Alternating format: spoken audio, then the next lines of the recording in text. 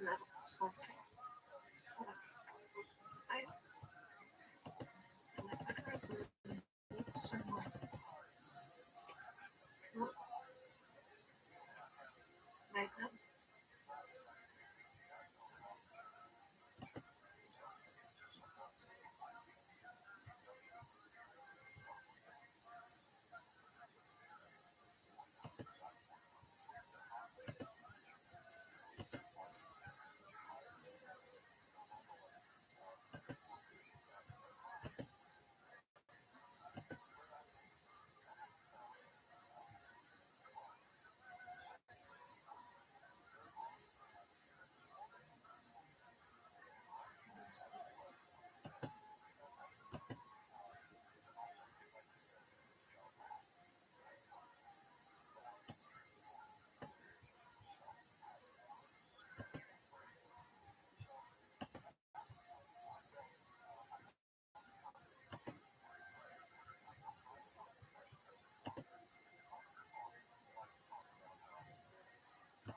I'm so happy.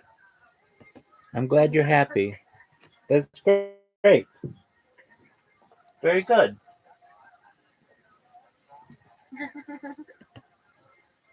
I know. I know, my friend. I know. But don't wait. If your vision,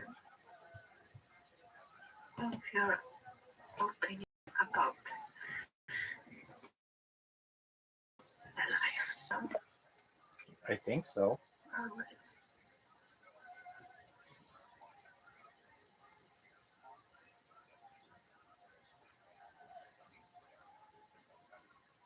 You watched the trailer of The Witcher 4?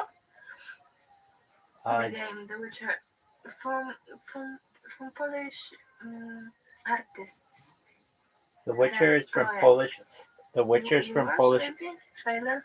The Witcher is from Polish artists. Well, because if you are speaking to me, I'm not understand you, and I am searching you on other stream on YouTube to heard your better microphone, and I got it. I got it. I think I got it. Okay, can you hear me right now? Yes, I am, but I don't know from where. That's okay. So The Witcher is a video game, and I should watch its trailer. Huh? Yes, that was my question. The Witcher is a video game. You're saying I should watch its trailer? Wiedźmin to gra wideo. Mówisz, że powinienem obejrzeć 2 zwiastuny. Only one, or if you never meet before The Witcher, I recommend to know with the game from beginning to the end. But if you can watch what is a Witcher if you don't know, and you can write on YouTube The Witcher trailer for part of this game. This game is The Witcher 1, The Witcher 2, The Witcher 3, The Witcher 4, and The Witcher 4 is this trailer was amazing, was incredible. So Okay, I will watch it describe, in one moment. I have to adjust 3 of my computers, and then I will watch the trailer. Just one moment. Dobrze, obejrzę to. Za chwilę muszę dostosować 3 moje komputery, a potem obejrzę zwiastun tylko za chwilę. Okay, okay. I'm here still. Right here. I know, I know. I felt that Excellent. when you wasn't laying on this bed, I was thinking, where are you? And you never was then when I thought like that on the camera. You was behind the camera, and I know that you are with me still. Yes, ma'am. Oh,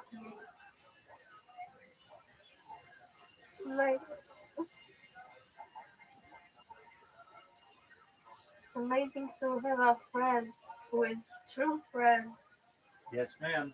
who is true friend.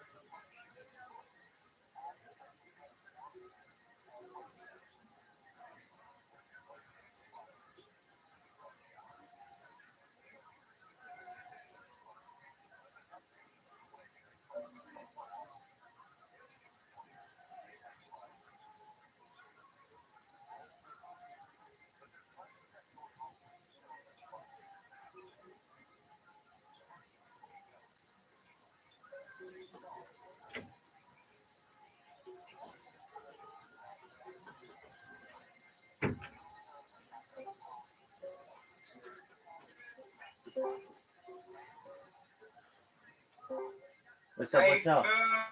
Hello. How are you?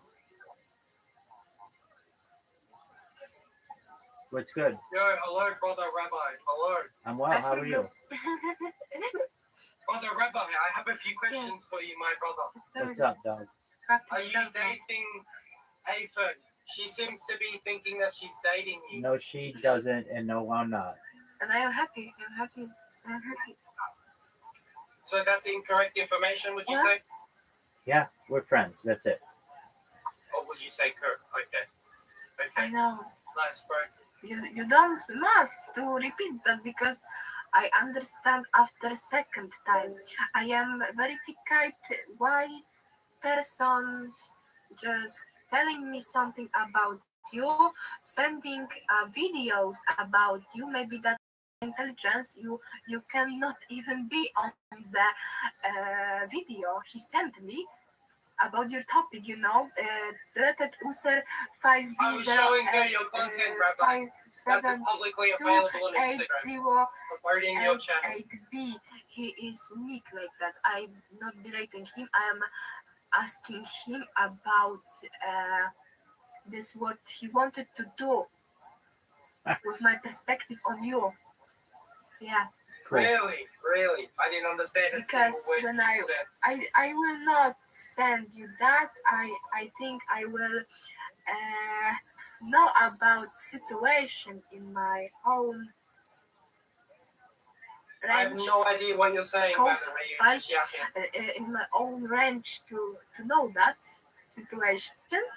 But I see, when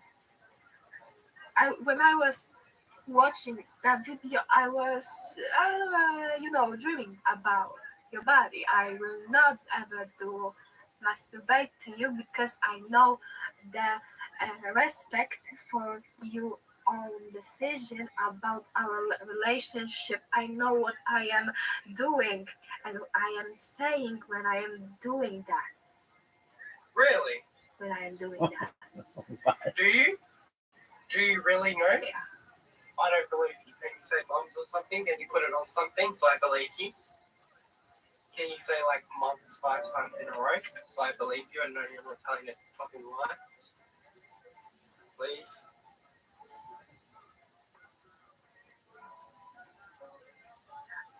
I know the truth. I know. Hang on, shut up for a second. But Okay, I so you must want me know to it. watch Witcher 4 It's been trailer, right? Okej, więc chcesz, żebym obejrzał zwiastun Wiedźmina, tak? Sorry, Yes, sorry, sorry. yes, my friend. Okay. Alright, what did you say? What did you say while I was on mute? Hello? Are you Yeah. being socially awkward now? She just wanted me to watch a trailer for a video game. I'm gonna check it out right now. Oh, really? Yep, it's Witcher 4. Nice, nice. Do you play Minecraft, Rabbi? I have a Minecraft You account. seem like a Minecraft kind of guy. I've never played it though. You know what I'm saying? Oh, true. No. You watch it, Al? I'm watching, yes. I'm being Rico, bro. Perfect story. I will go back here. You can watch it. Nice story. Slavic story, I feel that.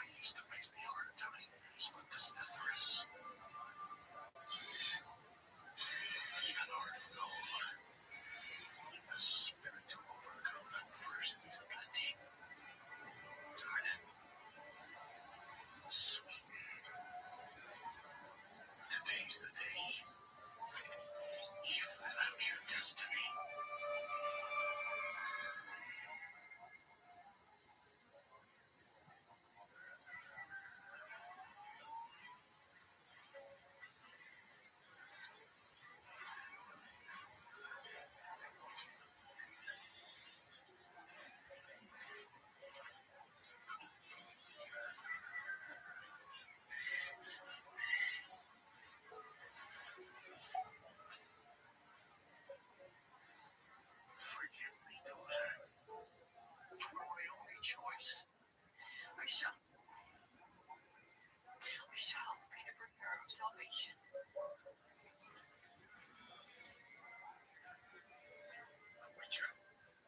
Witcher, whose coin did you take? Nay, you can't. It's tradition. Chosen she is. By the gods. No. You chose her.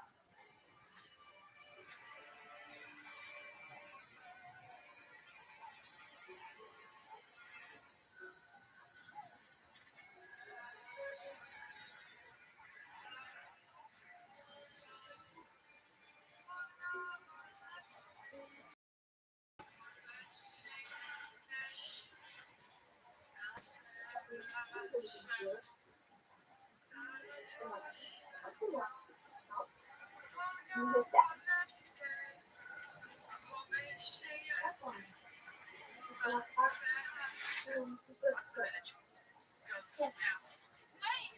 I must save them! Save the village! Save yourself! Run!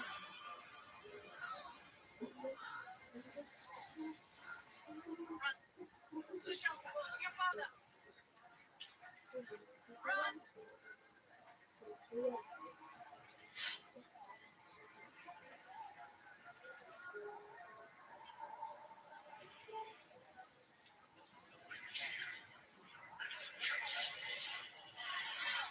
Oh, the person who... no, it doesn't matter. This person was... we judge our relation. And that's really hard me. You know? I will smoke something for a second Okay. to feel the emotion about that person who was here. You know? Okay. That's something about you don't know. And I was like a friend with this in a believing that it was this person with sick in head. You know, like me. I am sick too. Okay. You watch it? No, I'm normal. Trailer? I'm watching right now, How do yes. you feel with that? It's beautiful. Thank you. I mean, thank The creators, yes. and the text. Thank you for guys from CD website. You know, that's Masterpiece. You like masterpieces too? Yes.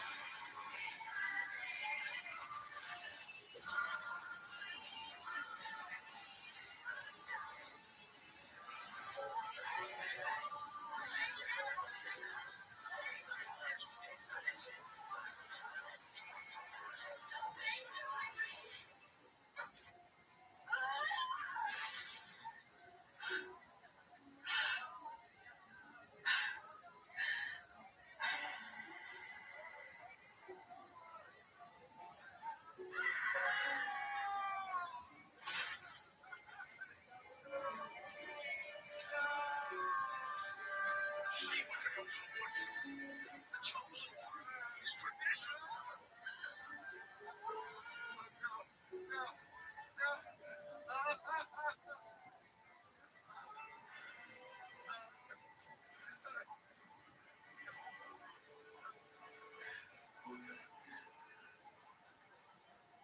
So what we want is to go to the woods, to go to the gods. There are no gods here. There are only monsters.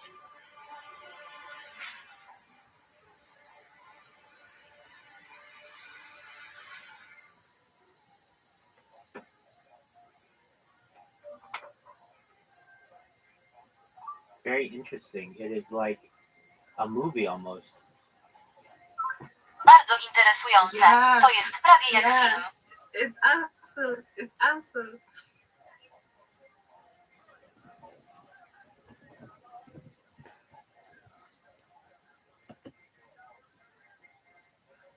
I feel nice that you like it. Absolutely. I feel nice. Good Excellent. morning. Hi. Hello. What's going on, Sir Smokes a Lot? Not to compare. This is my friend Masha. She is from Poland.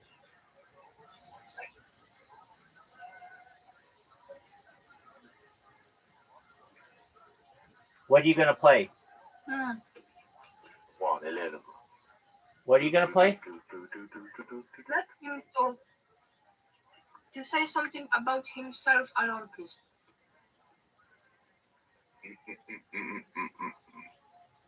Because he don't talk with me, you know? He don't talk with me. Sorry, Rabbi. Like, I don't think I'm not. You're good. Sir Smoke a Lot. What are you gonna play today? I respect that. Thinking about what I'm gonna have to eat first, and then I might play some COD. I've got work at 5:30 in the afternoon today. I was drinking all night last night. I got so fucked. What'd you drink? But you are too going work. You Yeah. are strong. I No, would not go after I'm drinking. British. We can drink and still work. Nice. That's you have big cut to alcohol, so it's Yeah, depends what you drink. Rum. Okay, so you have a very hard head. Yeah, I've got nice taste. Spice rum, dark rum. I just like spice, to be fair. Everyone's got their own drink taste. Everyone's got their preferences. Mine's rum.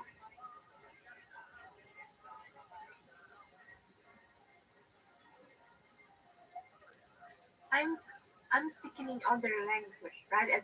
And when you say something and I don't understand you, I'm not hearing you. I'm trying to hear your voice, your vibration of a voice, and something like that. So No, I get you. I get you. frequency. Rabbi, what are you up to today, darling?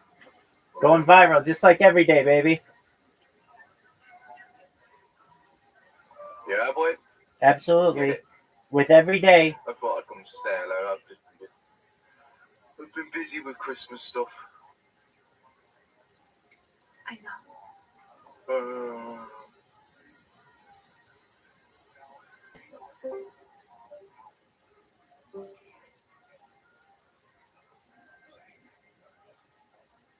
No.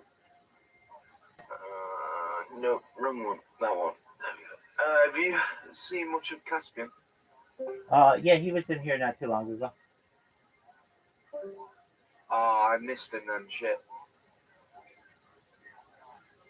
Are you I'll be able to. are you gonna stream a game? I like Caspian. He's fun to talk to. Yes, he is. Are you gonna stream a game? In a minute, I'm thinking of ordering some food.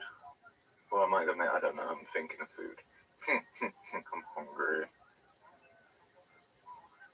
Want some big juicy meat? About food after alcohol is responsibility too. I mean, it's hard to eat when you're after drinking alcohol. It's hard for me. I am grateful that you can think about it and take care about yourself. You know, when you had not power Oh no, to do that. I stayed at the pub. I slept in the pub. Basically, there's rooms upstairs. I know the guy who owns the pub, so we're good mates. I just stayed around his. We carried on drinking until like 4 or 5 in the morning. But we had maybe 2-3 bottles between us all. We were fucked. I threw up. I had to throw up. I was very drunk. I had breakfast.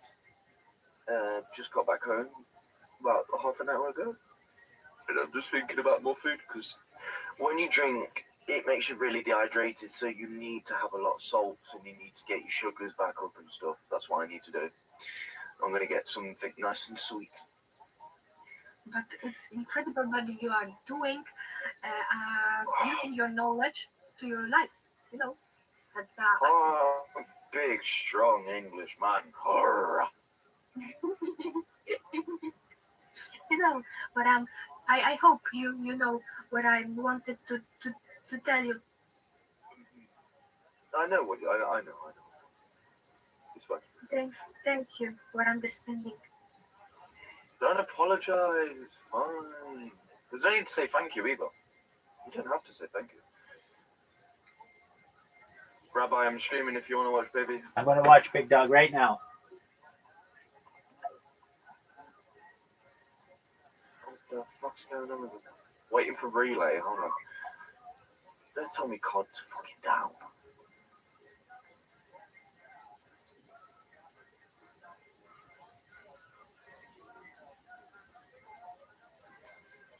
I think servers might be down. No way, really?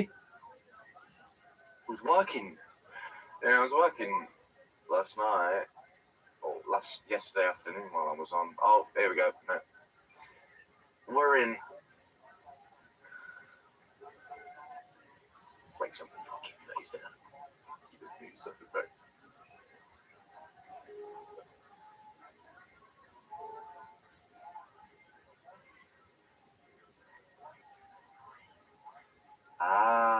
We've got a new Christmas festival coming. Oh, Cheese Festival Frenzy. This should be good.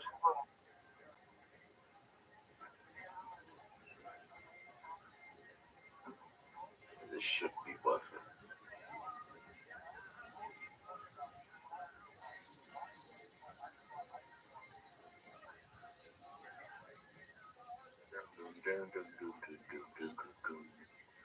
I am hungry, don't know what to eat. Honestly, you know. Come as you are, You as said you that were, before. as Yeah. I want you to be, as a friend, as I know me. This is gonna be a shit game. I don't think so, because you said what your body needs to feel more healthy. You know, you exactly know. I knew it. Fucking knew it. Sitting there with a fucking slam. I think you didn't.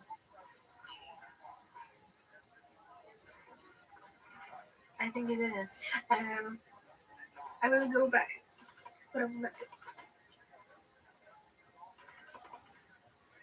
Come, dance the mud, soaked in bleach. As I want you. Sorry, I am listening. I'm gaming. As a burn. Oh shit.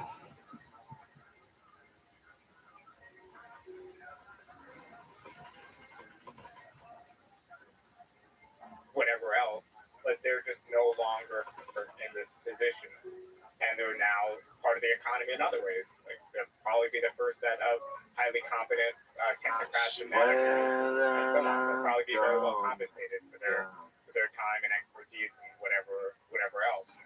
But to me, both the practical end of things, like taking away this ability to withhold investment, increasing our ability to democratically shape investment priorities and to continue down the road of social democracy, and on normative grounds by egalitarian belief that ordinary people should have more stake in their lives in the workplace, leads me beyond social democracy to socialism. So there's a tricky thing here. So in Ukraine especially, but in the Soviet Union, there was the Gulag. The possible trajectory of fighting for the beautiful message of respecting workers' rights has this dynamic of making an enemy of the capitalist class, too easily making an enemy of the capitalist class, with a central leader, populist leader, that says the rich and the powerful. Oh, they don't take go advantage round of my you. spawn. We need to remove them. We need to put them in camps, perhaps. Yeah. Not said explicitly until it happens. It can happen overnight. But just putting a giant pressure on that capitalist class. And again, the Stalin type figure takes hold.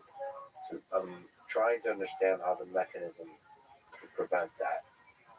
And perhaps I'll sort of reveal my bias here, is that they're reading a Oh, come on, I really? wouldn't You say too sit much, there not enough, for like a lot. 10 minutes. Books like Stalin's War in Ukraine, and just I've been reading a lot about the 30s and the 40s. Oh, my Personal reasons related to my travels in Ukraine and all that kind of stuff. So I have a little bit of a. Your partner just got shot. Implementation Sure you saw that. Without kind of an updated view of all What's the up? possible future. Your partner just got shot. Out there, but I worry about. There you go. Oh, it's not my partner, it's just Into a teammate. That's what I meant to say. Tweet teammate. Can't be, I ain't protecting him. Destroys. We gotta look after ourselves. In the name of the working class, and then fucks the working class It afterwards. seems a bit. So they're not as good as I thought they'd be. Remembering that the socialist movement had different outcomes across Western Europe and Eastern Europe. And in some of these Oh, countries really? in How Western the Europe, fuck did you there get was upstairs? actually democracy for the workers' movement, No. for the socialist movement. So the You didn't like that one, did you? Sweden, for instance, There you was go. about establishing Didn't political like that one, democracy, did you, boy? establishing true representation for workers, and that's how the parties became popular. Same thing in Germany too. It's just a slow Then match. it was the social I'm still democrats hanging out my asshole. political democracy. We're gonna win this Then on season. top of that, add layers of economic democracy, social democracy. The Swedish Yeah. Social Democrats ruled basically uninterrupted from the early How do you 1930s feel my until face? 1970s. That's my spawn. You can't do that. You can't There split the was a spawn. leading member of government. They had a few different coalition Why? partners. Why are you lagging me as Sometimes they well? were with the agrarians, If you sometimes could, they I were think. with the communists briefly. Spawns They out. ruled uninterrupted. You're And then terrible. lost I an would election think in that 1956 if and just left power. Then they got back into power in the 80s. So in other words, like they created a democratic system, of course, with mass support of working class people. Then they truly honored the system because when they lost power, they lost power. They left power. There's plenty of cases What's like that that from that dude? across Are we done camping? Europe and the Are we world, and done other camping countries like now? Are we Korea and done? elsewhere, where the workers' movement, the most militant, the most class. I get it, it's Newtown, boys, but come on, man. Don't need to be so South fucking Africa the petty. same way, created democratic systems. Now, Yeah, you ain't Russia, I doing think a lot of what happened had to do with the fact that it was never a democratic country. It was ruled by a party, and the party itself was very easy to shift from a somewhat democratic party in Why the is States that the spawn to an now? authoritarian one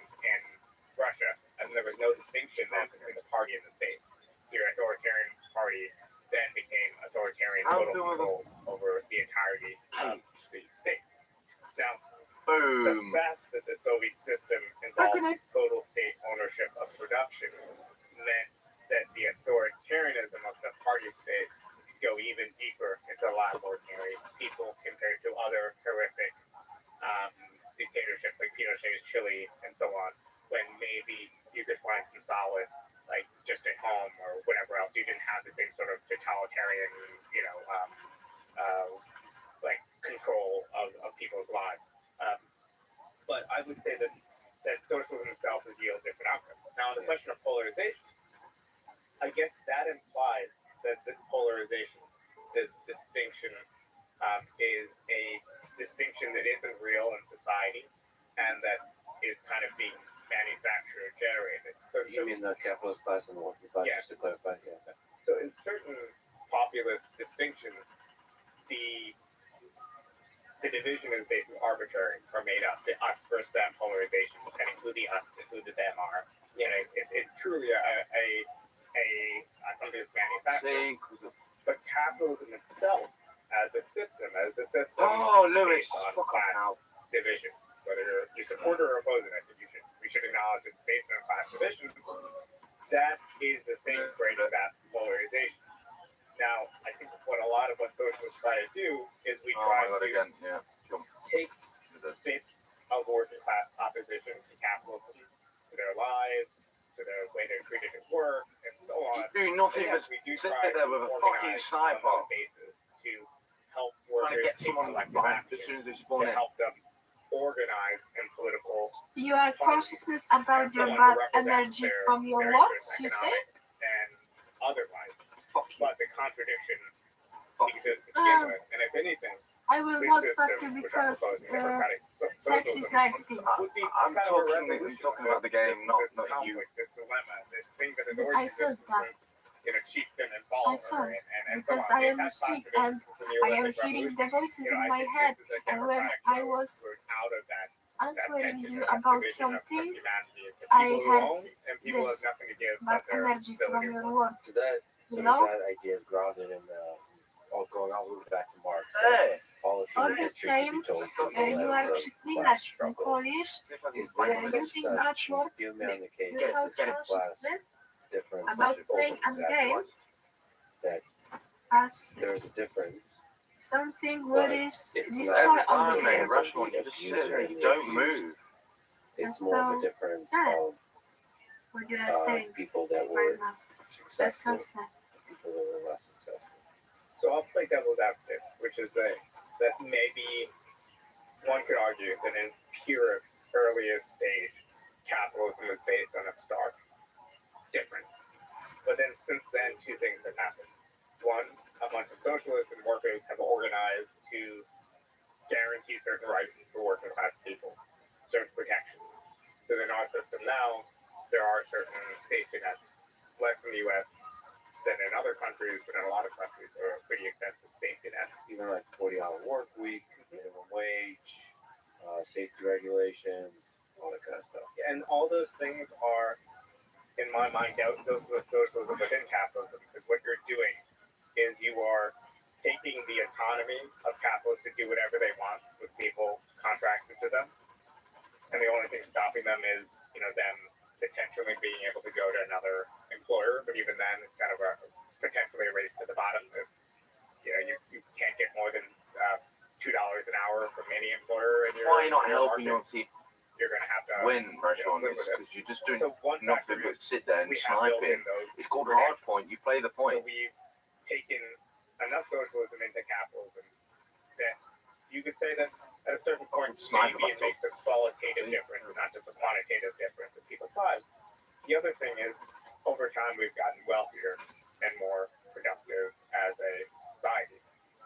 So maybe at some point, the You just can't play quantitative the game. difference of just more and more wealth means that even if in the abstract, the division between a worker and a capitalist is real, if that worker is earning, $250,000 a year and has a good life, and only Okay, has that to makes clock in total 35 sense, hours, doesn't it? 30 hours a week, and has 4 weeks of vacation, then isn't it just like an abstract or philosophical difference? So I think you could level those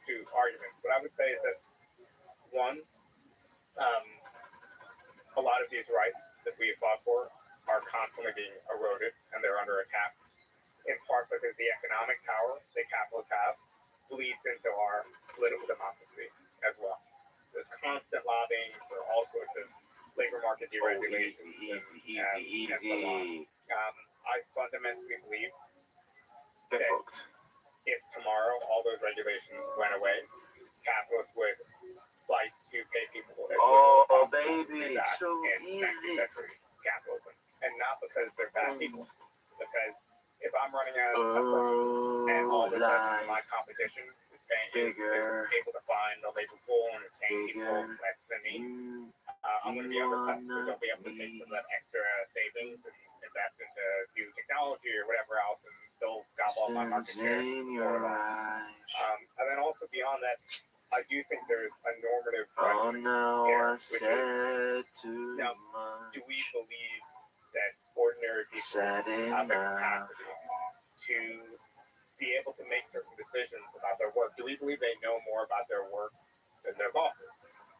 Now, I don't think that's true In everywhere, my but I think there's religion. no doubt that in workplaces, Sorry, workers Rabbi, know for how to singing.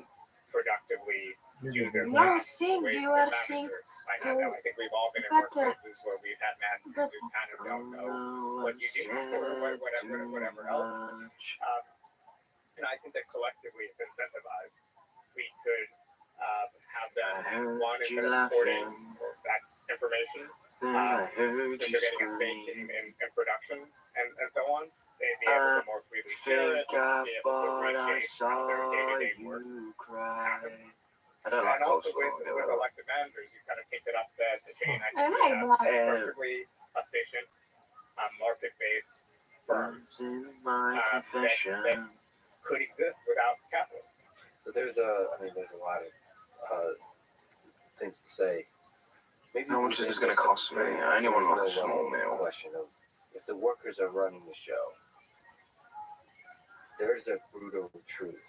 The fact How that much some is this? people are better, and the workers know this. It's the Steve Jobs A players. He wants to have all No, the A fuck off, players I'm not paying that. because one B player can poison the pool. Because then everybody gets demotivated by the nature of that lack of excellence and competence. This is just to take the what? crude devil's advocate perspective. Are the What are you workers doing? going to be able to Why are you remove behind us? the incompetence That's from the pool? In the name, in the goal of towards the mission of succeeding as a collective. So I think that any Why? That's successful not even the model of objective socialism point. that involves the market, you need two You things. fucking One is at the micro level, you need the ability to fucking fire retard. people and for them to Honestly, you do firms, nothing but sit which and might count. be a slower process in I know, it's just a game, guys. firms than it is in a Fuck capitalist off. firm without a union. But it would probably akin to the process that would happen in a Can't capitalist firm. stand pots of little camping bastards who do nothing but sniff their own arse all fucking You day. need firm failure. Sorry, I You must need to mute avoid because the Oh, dilemma I that happened cannot in Soviet-style economies, hear you. which What was soft words? budget. When you was singing through the night, when you are Basically not being saying allowed to fail. insensual words, the I government was can't. doing full employment, fucking the can't firms employed hear people, you. so even inefficient firms I were at can't. the end of Oh the day, my they God. knew they were going to be propped up by the Every government. fucking And they would be time. given all the resources they would need, no matter how efficient You're gonna inefficiently sit there, they were using those fucking resources camp to all maintain fucking employment. So I game think on the you need stairwell like a little prick. Do you worry about this idea of firing? Can't stand fucking campers. And I'm uncomfortable Get out of with it. fucking I hate spawn. it, but I also know it's extremely Fuck off. necessary. Seriously. So is there something Stop about a collective sitting in social my system spawn where I that makes fucking spawn. firing Go to your objective slower? point and sit with Might your it fucking become teammates, you bastard. extremely slow? Too much friction. Isn't there a tension between respecting the Every right fucking to engage flashbang. and saying, like, you need to step up? Maybe Why there's is it volunteer, every like, corner I really, turn like, to? Because be you're encouraged. there. Fellow Every single workers corner I know go in, you're when there. You there's a never. person that's not pulling their side of the doing as great of a job as they could be. Like, but isn't the person that's not doing a great of a job going to start to manipulate the system that slows the firing in their self-interest? Well, I think there would be certain. So maybe another way to put it is think about like if you're a partner in a law firm, right? I don't really know how law firms work, so I probably shouldn't use this analogy, but correct me if How come when I shoot someone, partner, it's like you're I'm kind shooting of a fucking your pea law firm shooter. or something beyond your billable Get hours. fucked. And let's say you're going to be Don't fired test from me a law on that firm fucking or they're shit laying day. off people or Don't whatever else. keep lobbing grenades at me like you know you have fucking But blood. they would also have to figure out how to kind of buy you out too after a certain point. Well, I think that of You like didn't know it. in You didn't know a it. See, in every cooperative fucking firm, corner. you're You're not probably even in having your own fucking where spawn. you, after a certain point of working productively, you probably have a period where you get fired really quickly, no matter what. But once your job security kicks in, you would be able to, it would. Why are you It would probably standing? be You're like, sitting in my fucking like a day or two process to figure it out, or maybe they would have progressive discipline process, which is first you have to get a verbal feedback, and then maybe a written performance review, and then you could be fired. I mean, that's how it works in a lot of Alright, workplaces boys, with come on. either unions or with just basic job security. In most countries, that's how it works because there's not at will employment in most countries. So I think that They just the lob real grenades. They don't even tension fucking play the game. They just lob grenades. if you fire someone, if you're condemning them to destitution, And then morally, flashbangs. you really feel something there, as you should, as a human being concerned about other people. But in a social no system or fucking counts. even basic social democratic system, there would be mechanisms to take care of that person.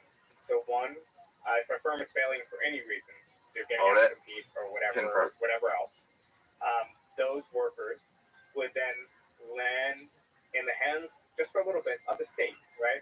And there could be active labor market policies to retrain people to go into expanding sectors. Every time I turn my back, you're there. You have these skills. You're going to be trained and And you're on the floor, laying down, jumping like little fucking prick. And you're camping, because you're in my spawn again. Fuck me, hey, let me move. Being unemployed in certain countries is easier than in other countries or situations. So, you Don't still snipe, can't fall push back the fucking on objective. It's not fucking hard. I don't know why people have to just sit there and watch. Of market socialism. See, I've just nearly killed all three of them. It's not that hard. Expanded state sector. Fucking push. Not anything you can't imagine, but the way in which there's more of a state sector in countries like Norway or Denmark. Fucking time. You can't see. I've just flashed. Various forms of You should state be able to fucking employment see. and whatever else. Can you not lag me, So, please? I mean, I think that And can you not be in the back of my spawn, to being please? bad at your job or getting fired for any reason or getting laid off, should that be a Fucking cause annoying to have now. you, Really, totally it's lose not. your shirt, or maybe should you just have to rebound? Maybe you have less money for consumption Right, it's not good. or whatever else, and you'll be on your way onto bigger and better things, in a few months. So a strong social Oh net my god, I'm sick of in y'all. many ways make it more Joe. efficient to fire people Bye-bye. who are not good at their job, because then they won't be they won't actually significantly There's damage no their need quality to of life. They have come. a chance to find a job at which they can flourish. Sure. Right. To step out into the macro, there's a tension here as well. So you said that there's inequality between the classes, the capitalist class and the working class. And so there's a lot of ways you can maybe correct me on the numbers, but you could say that the top 1% of Americans have more wealth than the bottom. They're pushing the 50%. spawn. I That's need not back talking about off. Perhaps capitalist class and I know. working class, No, but I it's a need. good You've got a estimate. C-130. The flip side of that, if you just look Oh my god, you're fucking not joking. Get that out. have more Get out of my economic fucking resources, spawn. less I've told you this. You're not pushing more my spawn. capitalism, We're not less camping it. We're pushing the their objective. GDP seems This to is be where we push. significantly higher. And so at the local level, you might say that there's an inequality. But if you look historically over decades, it seems like the more capitalism there is, the higher the GDP grows, and therefore the level of the quality of life and basic income, the basic wealth, the average, you including the working class, goes up over time. And you see like both sides of this. So I could definitely accept some of that premise. One, within capitalism, right, you want a bigger pie.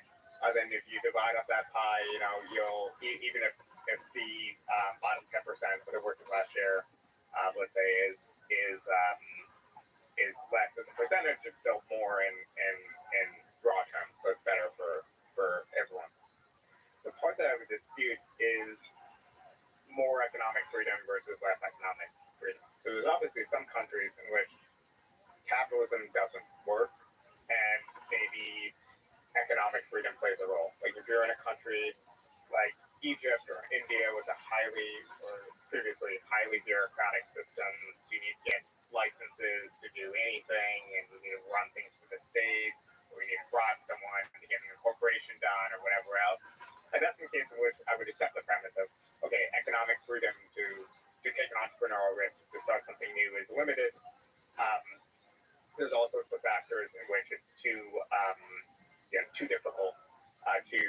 to start a firm, and it benefits no one really, except for whatever bureaucracy might be, taking their 15% cut.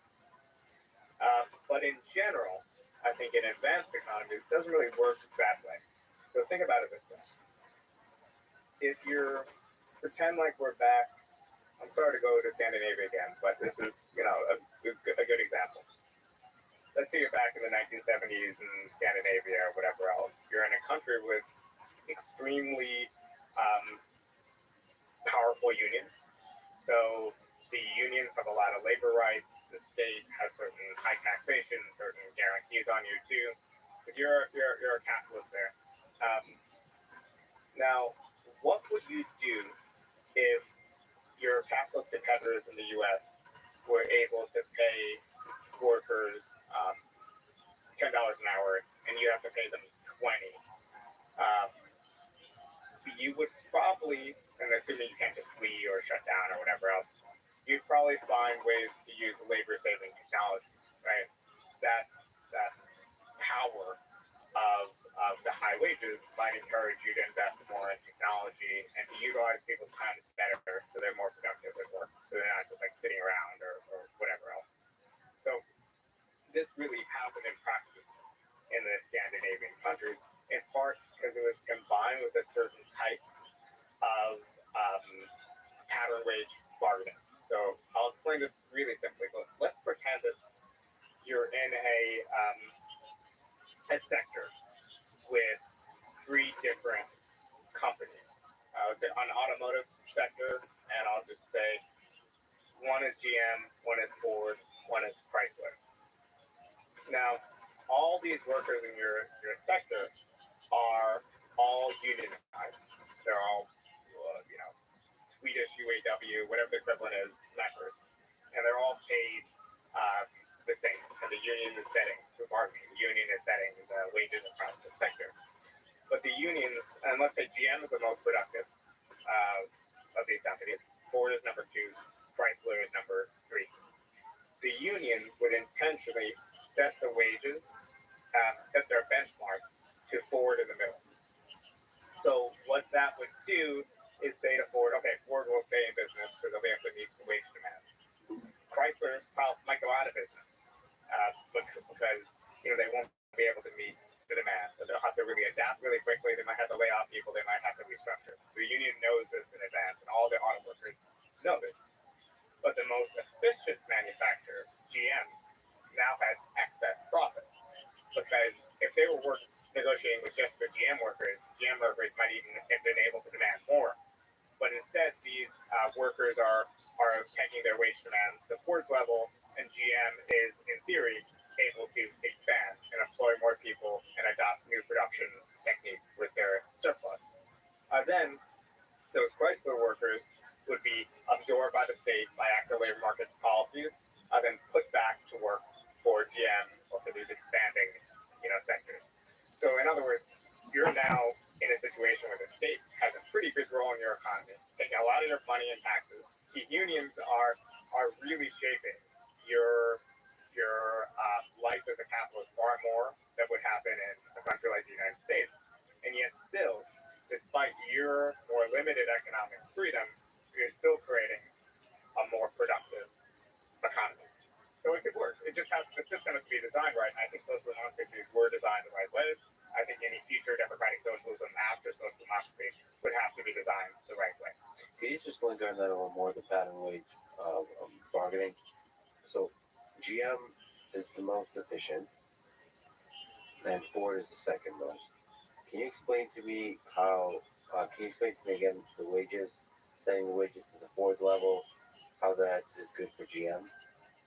So how that encourages more GM? This is just sectoral, or actually just decentralized wage bargaining. So setting the wages at a level that Ford can afford, but a level that would probably be too expensive for Chrysler in the automotive sector, would benefit GM because they're drawing what we could call excess profits. Because GM itself could potentially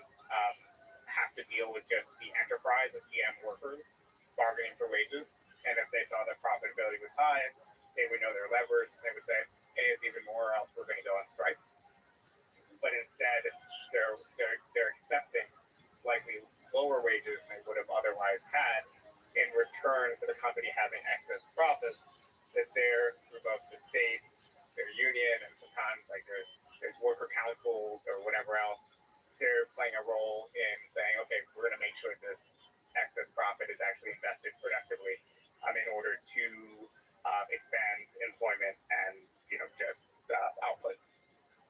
Okay, so you're talking about unions. In general, then, what are the pros and cons of unions? So the interest of the union, maybe you can correct me if I'm wrong. I have a lot to learn both about the economics and the human experience of the union. The union's interest is to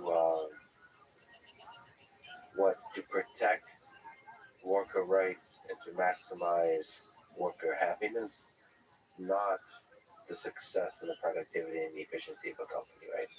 No, I would disagree. So I think a union's interest is in what's collectively bargaining on behalf of workers.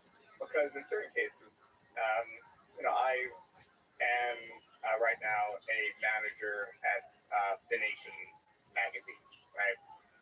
If I have a problem with my working conditions or I need a raise or whatever else, I could, with my skill set, my background, my role in the company, I could go to my boss, the owner of The Nation, and say, okay, I need to renegotiate my contract on these terms. I can bargain, right?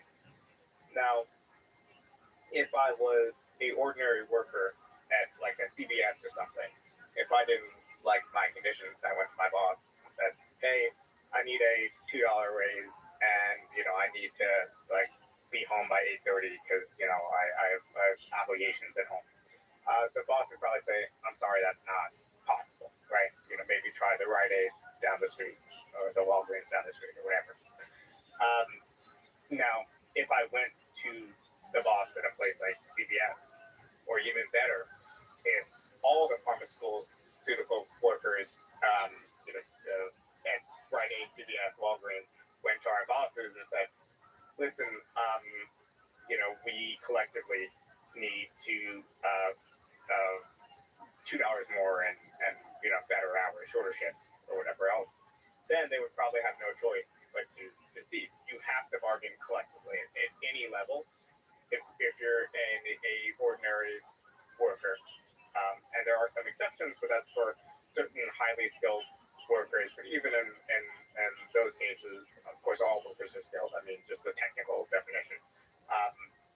Even in those cases, a lot of those workers have to bargain collectively as well in order to get more wealth. But they cannot make their demands so excessive that their firm gets out of business. The workers only are workers as long as they're gainfully employed. So often unions will try to select their wage demands at such a level that it ensures that their firm will stay in business.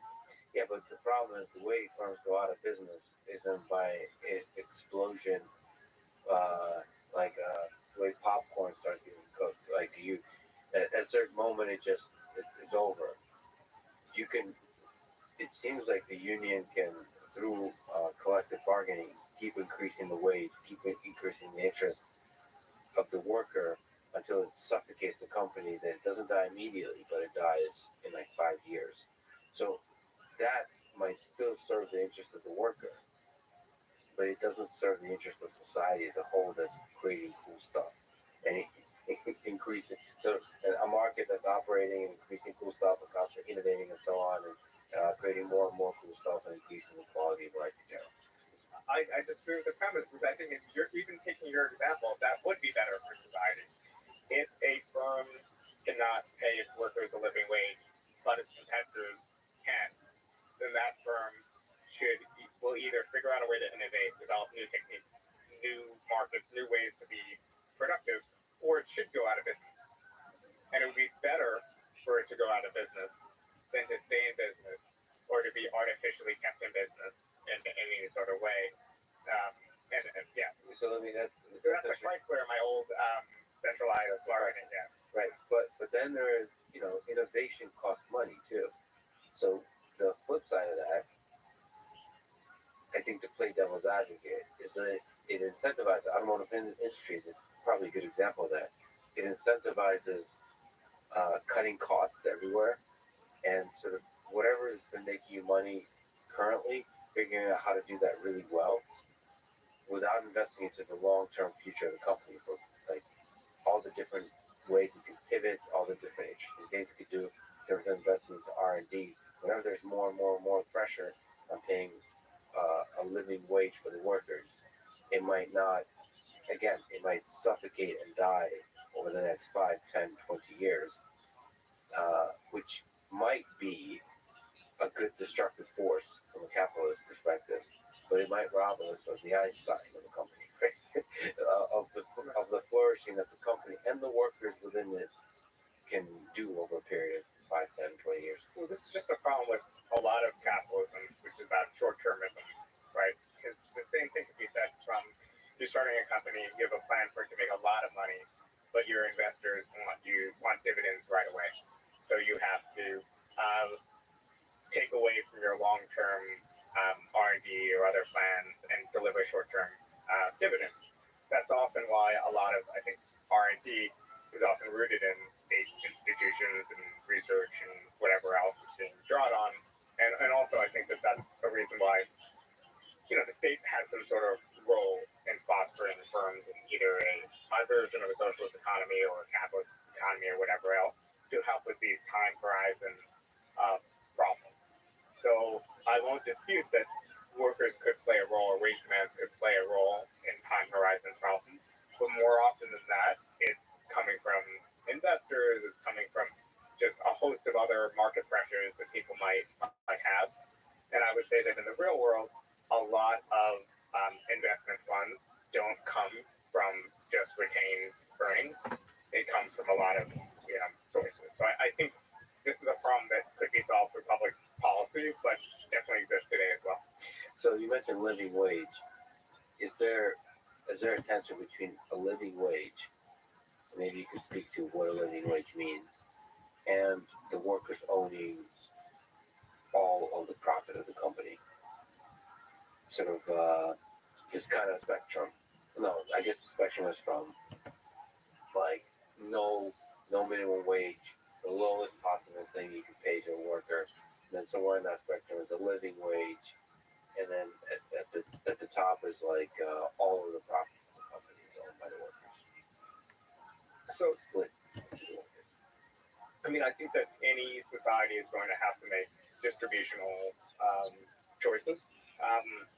You could imagine a variety of capitalism in which workers are paid quite little, but there's extremely high taxation and there's redistribution after the fact. You can imagine a system in which there's less taxation after the fact, but there's more guarantees and regulations on how much people are paid before the fact.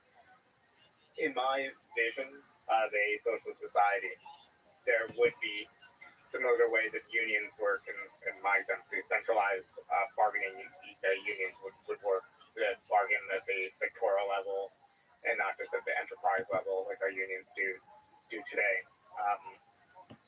There could be benchmarks set for different occupations or wages. And the reason why you would want a benchmark at a worker-controlled firm is that you don't want workers self-exploiting themselves in order to gobble up market share, or because you don't want them collectively deciding, okay, we're going to invest in this longer-term time horizon and out-compete other people that way. So you might say, okay, if you do this sort of clerical work, you have to be paid the equivalent of $15 an hour. That's minimum. But on top of that, you get dividends from excess profits. And I think it would also have to be combined with public financing for expansions and for development, which could be done in quite a competitive way. So you could have a variety of banks. In my vision, state-owned banks. But how would they decide who to invest in and who to not invest in, who to give a loan for expansion to and who not to? Because you don't want it to be like, oh, I'm going to invest in my nephew's firm and not this other firm, or I'm going to invest in this guy's firm because he's an Italian, but not this guy's firm because he's Albanian, or whatever else. Just make it rational at the level of their goal is just like any other investment person at a bank today to maintain a certain risk profile and to have an interest yield and decide to invest on that basis. So there's a huge automotive firm that's been in business for 50 years. that needs a little operating cash, like, yeah, they could get their $50 million in 3% loan. If you have some crazy blue sky idea and manage to get it to that point, like maybe you and your friends would get it at 12% or something close to what a VC would offer today. So I only kind of go into these details not because to say that a system doesn't have to in advance map out all the different possibilities, but I think it does have to be willing to accept a lot of things that we know today. I can't give you a version of socialism that everything's going to be fine, we're going to live harmoniously, and we won't have these sort of tensions, and you can hunt in the evening and fish in the afternoon and write criticism, whatever else. I do hope that there's horizons beyond this that we can aspire to. I do have those visions, but for now, I think our task as socialists is to imagine a 5 minutes after midnight flight. What can we do right away within our lifetime vision? So that means through some level of central planning, reallocating resources to the workers. So I think the primary mechanism in this private sector under socialism would be a market mechanism, firms competing against each other to expand, connected to a system of public financing. But even at that level, the individual bankers and public banks and so on would be operating based on their own rationality, and the state would certainly shape investment decisions, but maybe no more than they do in a lot of capitalist systems. So the state might agree today in a lot of countries decide, we want to invest in green technology, so it's going to be favorable rates for people or tax credits for people investing in green technology. So the state already takes investment. I think what should be centrally planned, and this is where I'm proud to sound like an old school socialist, is things like healthcare, things like transit, things like our natural monopolies of lots of types. I think can be done very well through planning, and we already have plenty of examples. But a lot of this society, I think, would be the private sphere of worker-controlled cooperatives competing against each other, weak firms failing, successful firms expanded. And the banks, you're saying publicly or privately owned? Publicly owned. Let's just put it all on the table that it's almost guaranteed that every system has corruption. So I guess the bigger question is, which system has more corruption? This one with central planning and working cooperatives versus unfettered capitalism or a flavor capitalism. I think any system has potential for corruption. I think it depends on how good your civil service is, how much oversight do you have to resolve a problem once it arises. How does corruption happen in a social system? So you have to, again, I apologize with the large scale examples of it, so we can look at Soviet Union, China, and Sweden, fundamentally different nations and histories, and peoples, and economic systems, and political systems, but all could be called in part socialist. And so there's a ridiculous almost caricature of corruption in the Soviet system, the gigantic bureaucracy that's built, where somehow corruption seeps in through kind of dispersion of responsibility, that nobody's really responsible for the corruption. I just had a conversation with Ed Calderon, who fought the cartels in Mexico, and there was a huge amount of corruption in Mexico, but it's not like even seen as corruption. You understand when a cop pulls you over, you get money, and so on. And so that kind of seems to happen in certain systems, and it seems to have happened in socialist systems more than in capitalist systems in the 20th century. Or maybe I'm wrong on that. No, I mean, I think in a lot of countries it's seen as the cost of doing business, right? Now, in particular countries built on a system of central planning, where the state allocation of resources, where the state both produces and allocates, and things run through bureaucracies, then I think you're much more apt to have corruption than in a system with just a smaller sphere for the state. So, for example, if you're in a hypothetical version of the U.S., you might see a lot more corruption like the post office, but you wouldn't have that corruption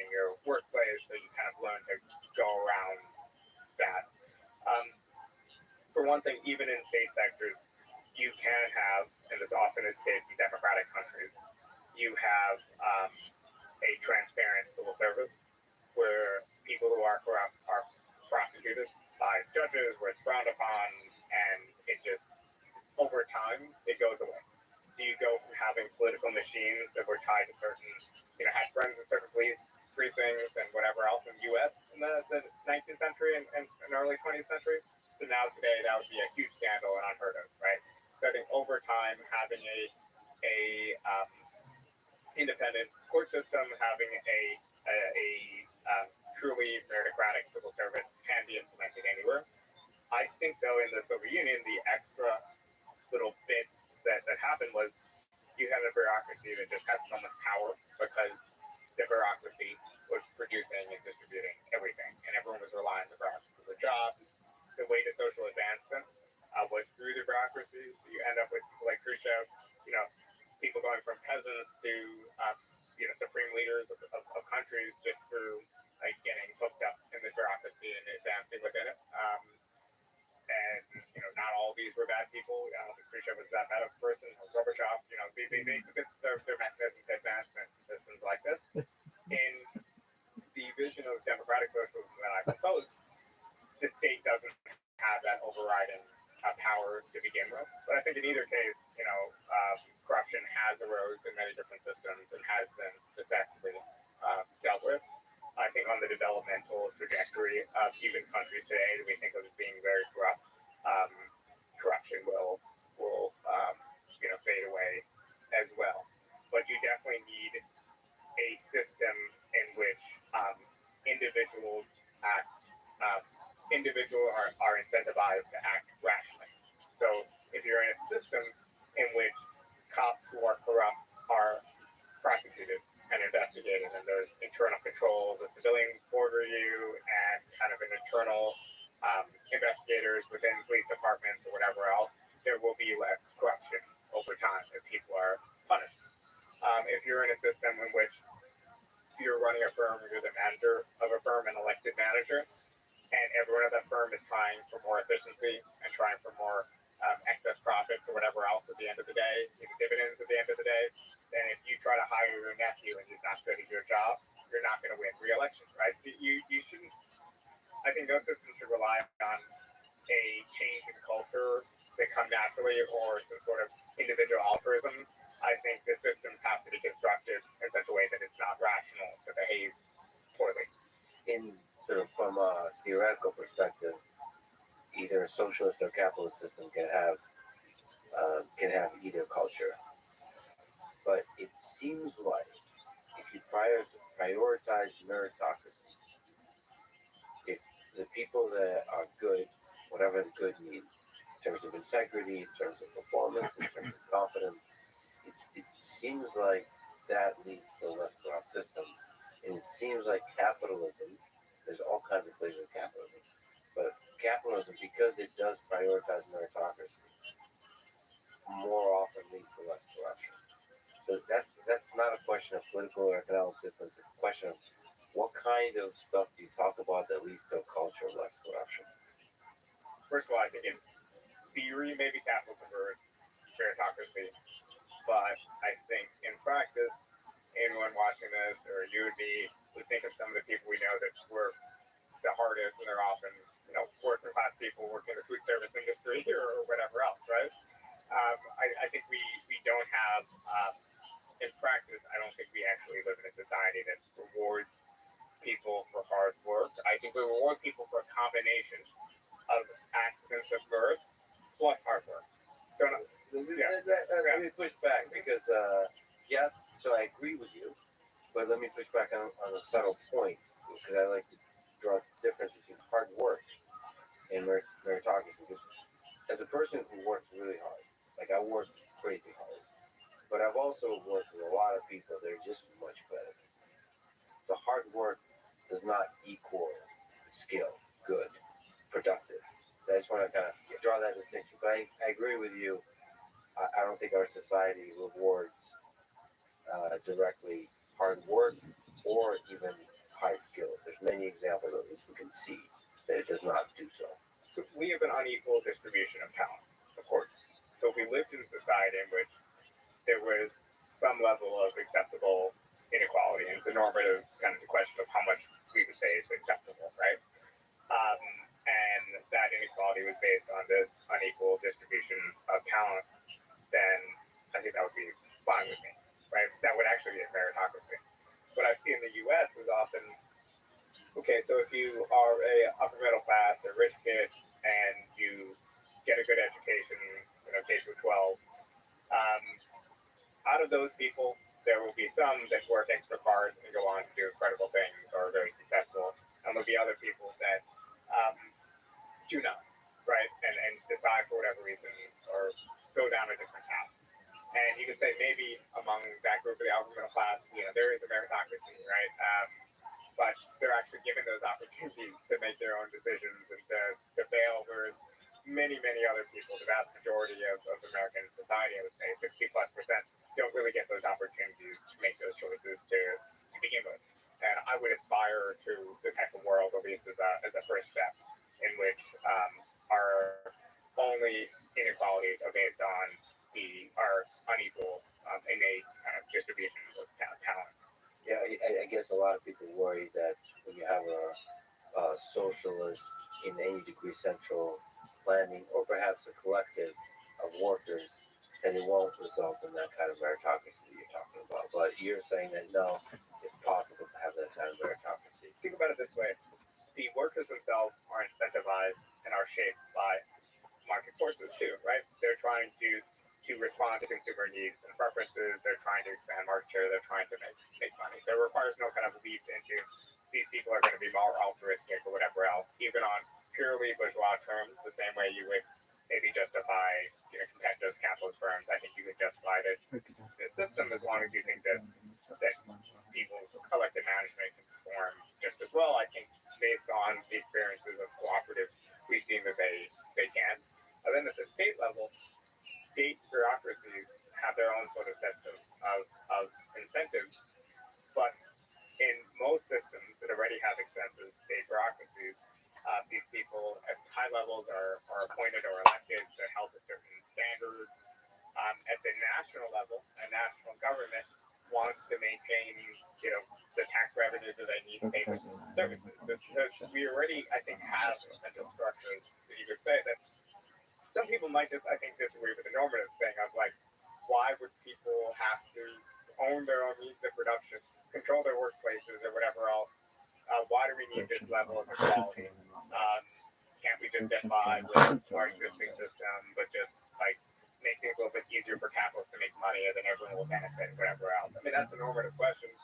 My vision of socialism, there'll be plenty of, multiple parties with different views and perspectives trying to either push us deeper into more radical forms of socialism or on the other hand, to kind of roll back to, more capitalist forms of government. So I think that, again, you can't try to make up a perfect system and try to implement it.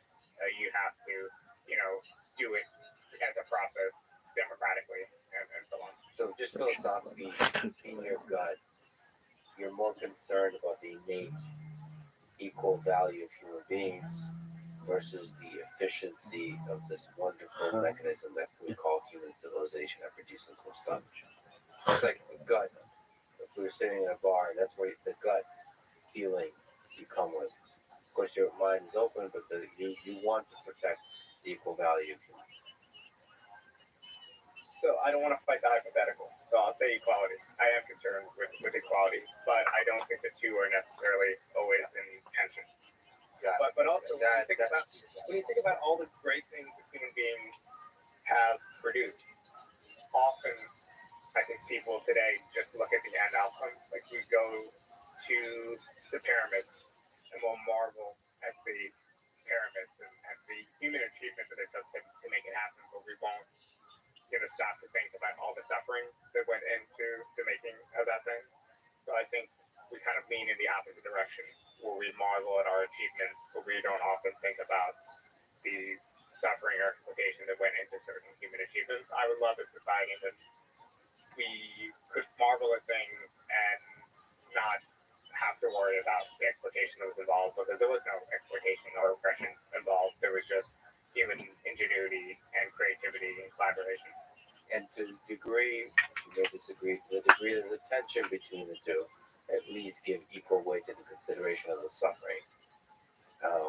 don't just marvel at the beauty of the creation.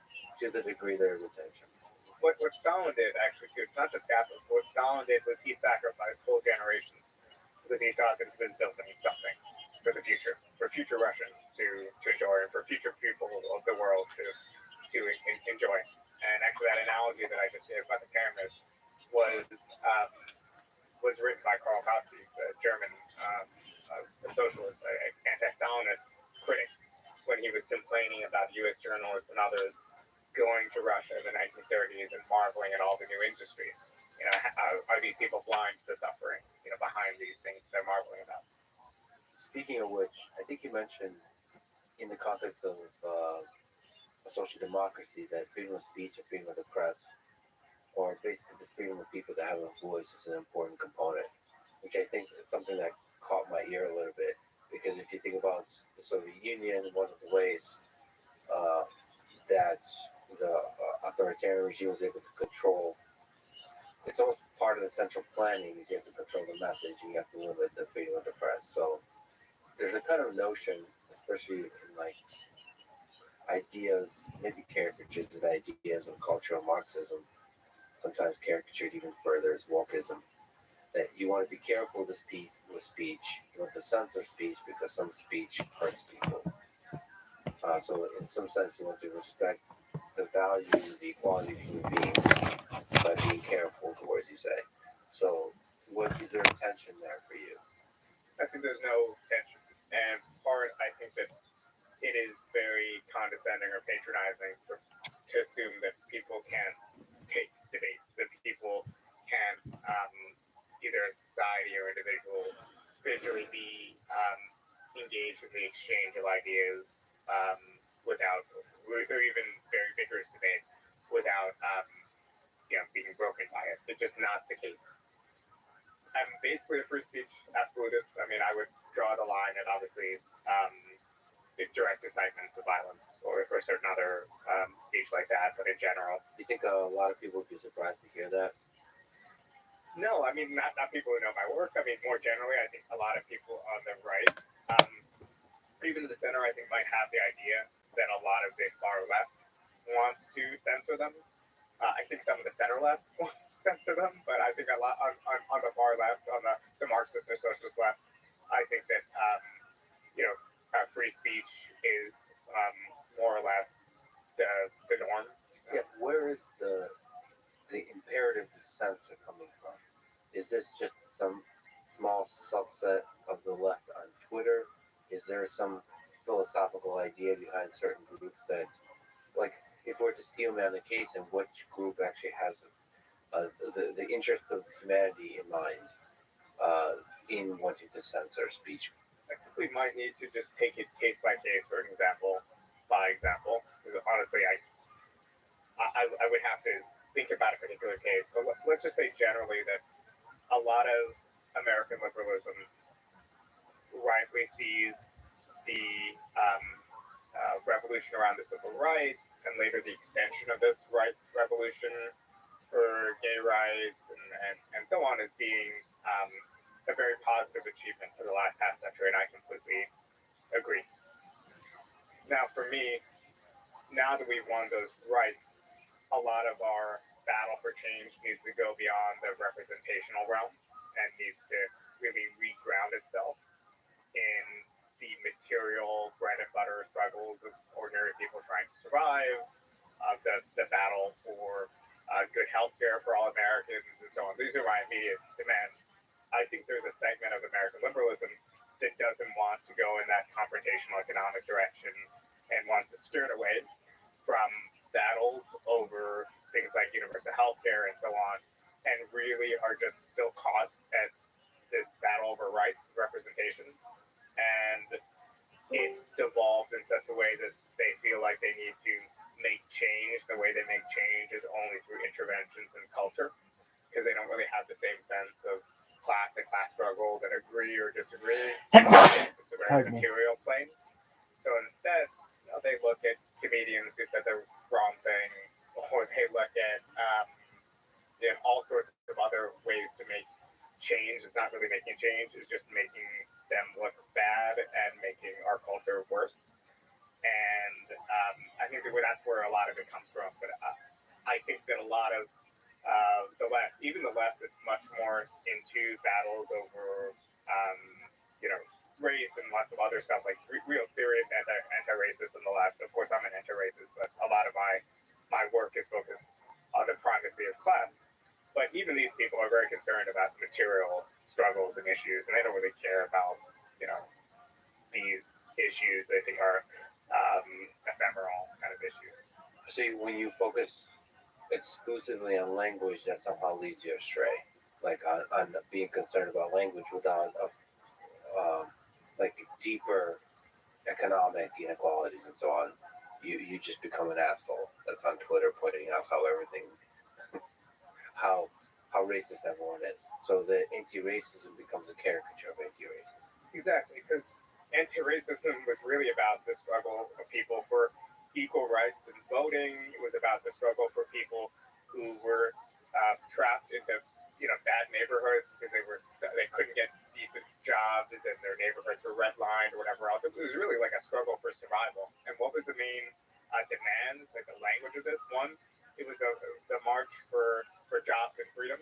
It was the slogan, I am a man, you know, asserting kind of universal dignity of people. This is what the civil rights movement was about. And it wasn't surprised there was a lot of self-described socialists, people like Bayard Rustin, Abel Randolph, Martin Luther King Jr.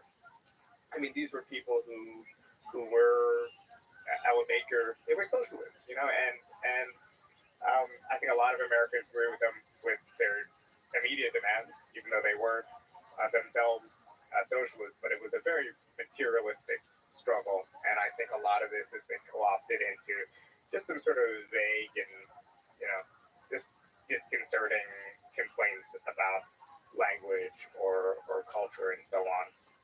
Martin Luther King was a socialist. To what degree was he a socialist? I would love to learn about that. Martin Luther King, I think, broadly called himself at various points in his life a Christian socialist or a democratic socialist, especially after his speech against the Vietnam War in the Riverside Church in the 67. The last years of his life, he became much more involved in struggles against the war and also struggles for workers' rights. You know, he was assassinated when he was at a rally at workers' rights. So he thought the next battle was going to be an economic battle. He had this famous line where he said, I don't just want to integrate the lunch counter if it means that we can't afford to order a burger while we're there. You know, that was a line along those lines, and I think that got to his point where the civil rights struggle was part of a step of building this sort of wider movement. So he and these other civil rights leaders were very much interested in working with organized labor, working with you know, the left as it was constructed then, and building some sort of mass base for not just rights but redistribution. It's fascinating. It's fascinating which figures self-identified or were in part socialist. Albert Einstein was one. Albert Einstein. Albert Einstein wrote an article for the first issue of this left-wing magazine. It's actually still publishing today, called Monthly Review, in I think 1949. And his article is called "Why Socialism." I don't think it's paywall, so people should check it out. But yeah, Einstein was one. So probably the central idea is the pacifist, the anti-war idea for him, or no? Honestly, it's been so many years since I read it. I think it was more about. I think it was actually more economically focused, but I would need to go back and. But is war in general a part of the fundamental ideas that socialists are against, democratic socialists are against? Like, what's the relation between socialism and war? So I think that traditionally in the socialist movement, war was associated with capitalist competition and international competition. You can look at World War I is very much a case where different nations were competing with each other and developing quite violent rivalries. It was in parts based on competition and the periphery over access to markets and colonies and whatever else. So it was very easy to draw direct correlations. I am opposed to war. I'm opposed to imperialism, the domination of strong nations, you know, dominating smaller nations. I wouldn't call myself a pacifist. I think most most socialists wouldn't call themselves pacifists because there are some struggles that are worth fighting for. There's national liberation struggles and so on where if there's no democratic avenue for change, positive change has been made through armed revolts around colonialism and whatnot. But we're living in an age where hopefully, I know neither of us have children, but our children or children's children, in the future, won't have to live through war. And that is one thing that as countries have gotten more developed, as the world has changed, we've actually seen less and less war. Like, I won't dispute Pinker on this. I think it's true. Obviously, Putin's invasion of Ukraine and the conflict in Ethiopia is like kind of an exception, but on the whole, I think we're going in that direction. But I think it's always been a major organizing plank of socialists against war and against just kind of this sense of right-wing nationalism and national identity that often leads to war. And obviously not everyone on the right has embraced that. A lot of libertarians are consistently anti-war as well. But I think the right ideologically has been associated with war, even if some advocates of capitalism have not been. Then there's the military-industrial complex, which is the financial machine of the whole thing. I presume, well, since a lot of that is government, what's the relationship to socialism and the military-industrial complex? Well, a lot of it's government contracts and privately produced, right, by companies like Lockheed Martin and things like that. You could draw a very crude materialist connection between any of these things and to kind of prove an ideological point. Yeah. But we could produce just as many arms and then just bury them or never fire them off or whatever else. Obviously, there are companies that have a vested interest in heightening up tensions or saying that we need to buy a new weapon system to be prepared for a conventional war with China, Russia. Meanwhile, I think we all know that if there's conventional war between these countries, like, it's going to, it's going to lead to something worse. And no amount of advanced fighter jets is going to make a difference. But I try to avoid crude or causal connections, even though there are relationships. Like, it's kind of like the old slogan, which was quite an effective slogan in the early 2000s. At my first anti-war marches when I was a teenager, I definitely have shouted it, but kind of no war for oil. Like, both is like correct in that it gets to what people's senses of like what's going on, how it's bad, but also like analytically it's kind of wanting to explain what really happened or why we ended up in the Middle East, which is like a much more complex geopolitical story. Yeah, and it is a story of geopolitics. It's perhaps less a story of capitalism or socialism. It's a story. It's a geopolitical story that I think actually operates outside of the economic system of individual nations. It has to do more with, honestly, in part, egos of leaders. And there's a international battle for resources, but surely there's alternatives. Yeah, definitely. And I think that part of what being a socialist is about dreaming in the long term about a different sort of world without, in my mind, needless divisions of people into nations with standing armies. I'm sure we'll still have pride about where we're from, and there'll still be distinctive cultural features and so on about where we're from. We definitely would, at least for the foreseeable future, be divided into places as like administrative units, with the idea that there should be a Mexican army and an American army and a Russian army and a Ukrainian army is just on the face of it. I think in the long run will be seen as ridiculous, just like we see it as ridiculous today, looking back at the idea that a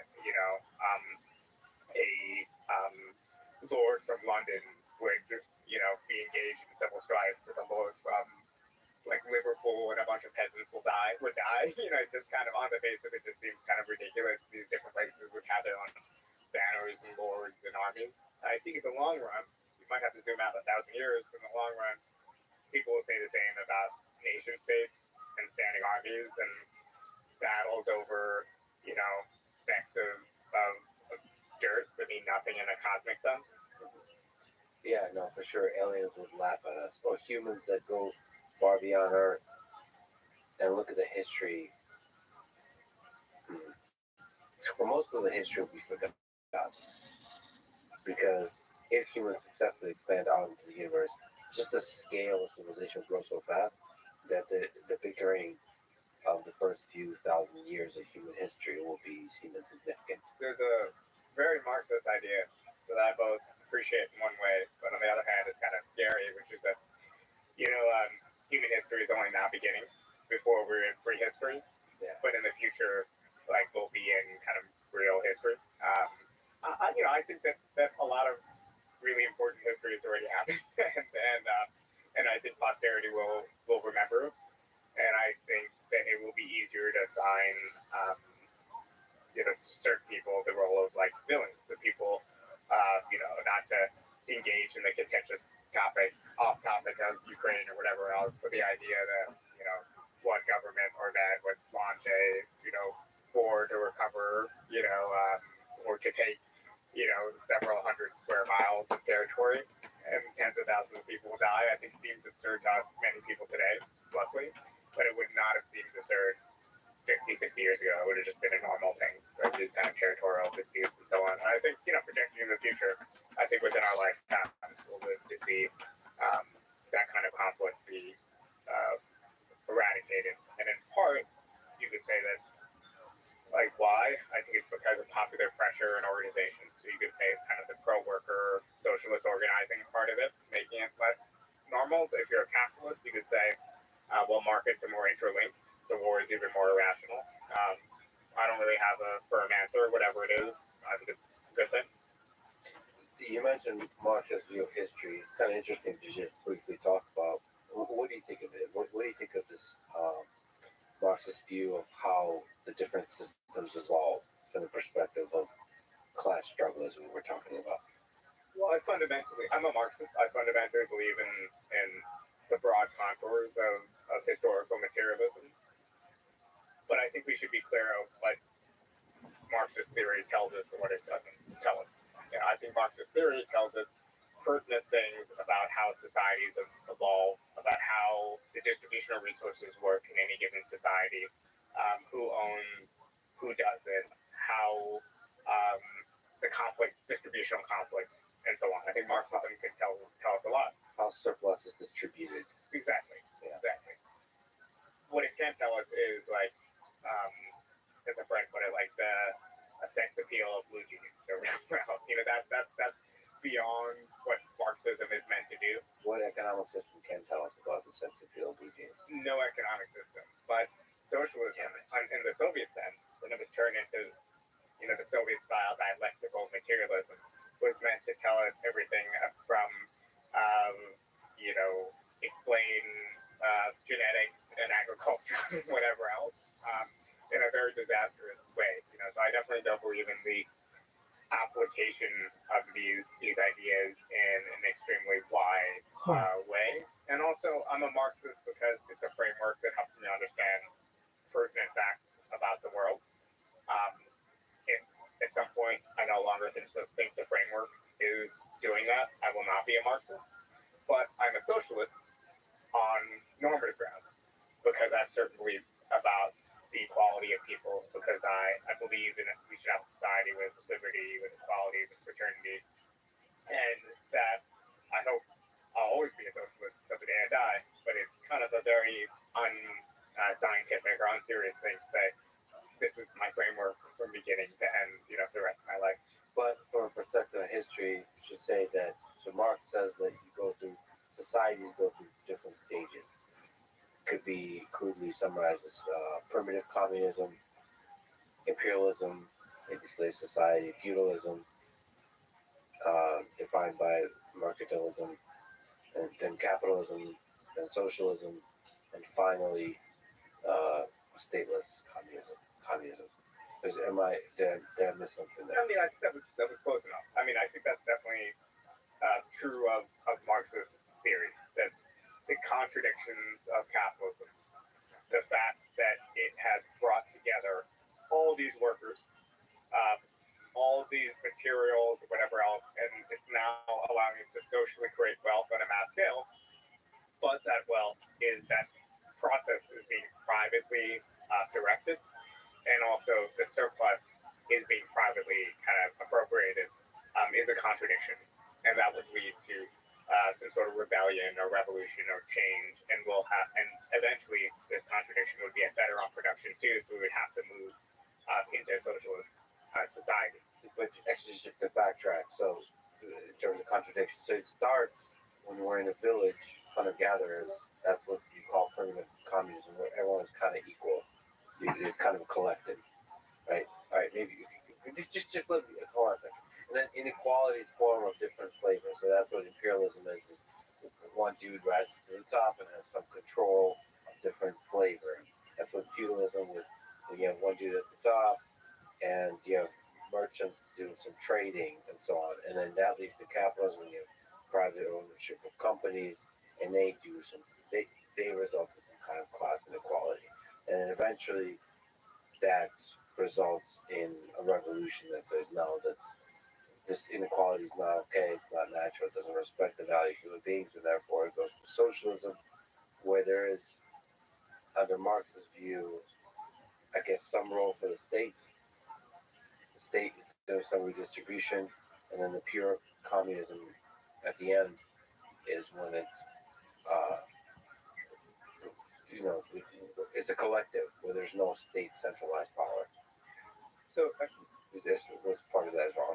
no, I think in broadly the Marxist theory of history is about different types, different modes of production that exist at various times, based on material conditions. So in the early times in this theory, there was not much surplus being generated, right? And there was generally egalitarian society. I want to show you my As hat. we Do you want to became see? agricultural Yeah. society It's a developed, there was perfect more surplus Islamic being hat. produced. Let's see. Then there was a group of people, I will the show ruling you. classes of their age, I will show you the that light. controlled and distributed that controlled that division of labor and appropriated more of that surplus to themselves, and they weren't That's involved mine. in productive labor. In early primitive I society, know. everybody's involved in productive labor. Later on, you had On the castes of winter. priests who did nothing but kind of pray and write and kind of lecture people all day, right? I you see had, that looks like a very warm kings hat. and rulers and bureaucrats and traders and so Widzę, on. że There's czapki complex są bardzo division of ciepłe. labor, but also more inequity Does it keep your ears warm? driving out of that. Czy ogrzewa uszy? Capitalism was a revolutionary system Yes, yes. because it yeah. took away, one, it made us tremendously more productive, right? It Very good. expanded Very, very production good. beyond our wildest imagination. Bardzo dobrze, But it bardzo also dobrze. no longer bound workers to their Yes. labor, manner, or whatever Thank you. else. They were You're now welcome. free to move, free to engage in contracts with employers and so on. But even though workers are now producing all this tremendous wealth, and even though productive forces have been matured in such a way, they were ultimately taken away from all the wealth they were created. They got some of it back. They were in wealthy societies, but they were all there collectively together producing this wealth, and that was a potent force. So Marx theorized that would lead to a revolution or change in a socialist direction. I think, in fact, what we saw was that yes, workers are dependent on capitalists are dependent on workers, but the dependency is obviously symmetrical in the sense that workers are also dependent on capitalists, but in fact it's an asymmetrical dependency in that ordinary workers need their job more than capitalists need the contribution of individual workers. So it became kind of a collective action problem where you would need the mass of workers to get together to decide to change things, but also people be afraid because they'd be dependent on their jobs, for their livelihood, and so on.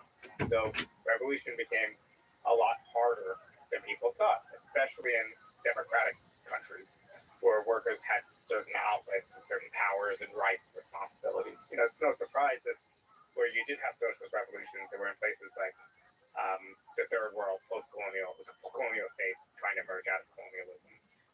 They were in places like China and Russia, autocratic countries, and never in a advanced capitalist country. Now, in Marx's Marxist theory of history, even as interpreted by a lot of smart Marxists like G.A. Cohen and others, there is a certain inevitability to socialism after capitalism. The way that I would put it myself is I kind of have a more, if you could say, like Kantian view of it. Like I think socialism is something that ought to happen, but it's not something that necessarily will happen. And we'll need to organize and persuade, and also potentially, again, the key part of any social system that's democratic is you have to allow for the possibility of a democratic revision to a different sort of system. So I'd be more than happy in my vision of socialism for there to be capitalist parties getting, hopefully 3, 4, 5% of the vote, maybe a lot more. In the same way that in the U.S. the Republic, we could right now have a monarchist party. No one's going to support a monarchist party in the U.S. in serious numbers. Although that's gaining popularity. In Europe or elsewhere? No, isn't there in the anarchist tradition? Aren't they saying that one of the ways you could have a leaders in a monarchy because they're more directly responsible to the citizens? If you have a leader, it's healthier to have a monarch. Anyway, I'm not familiar with it. I've heard this stated.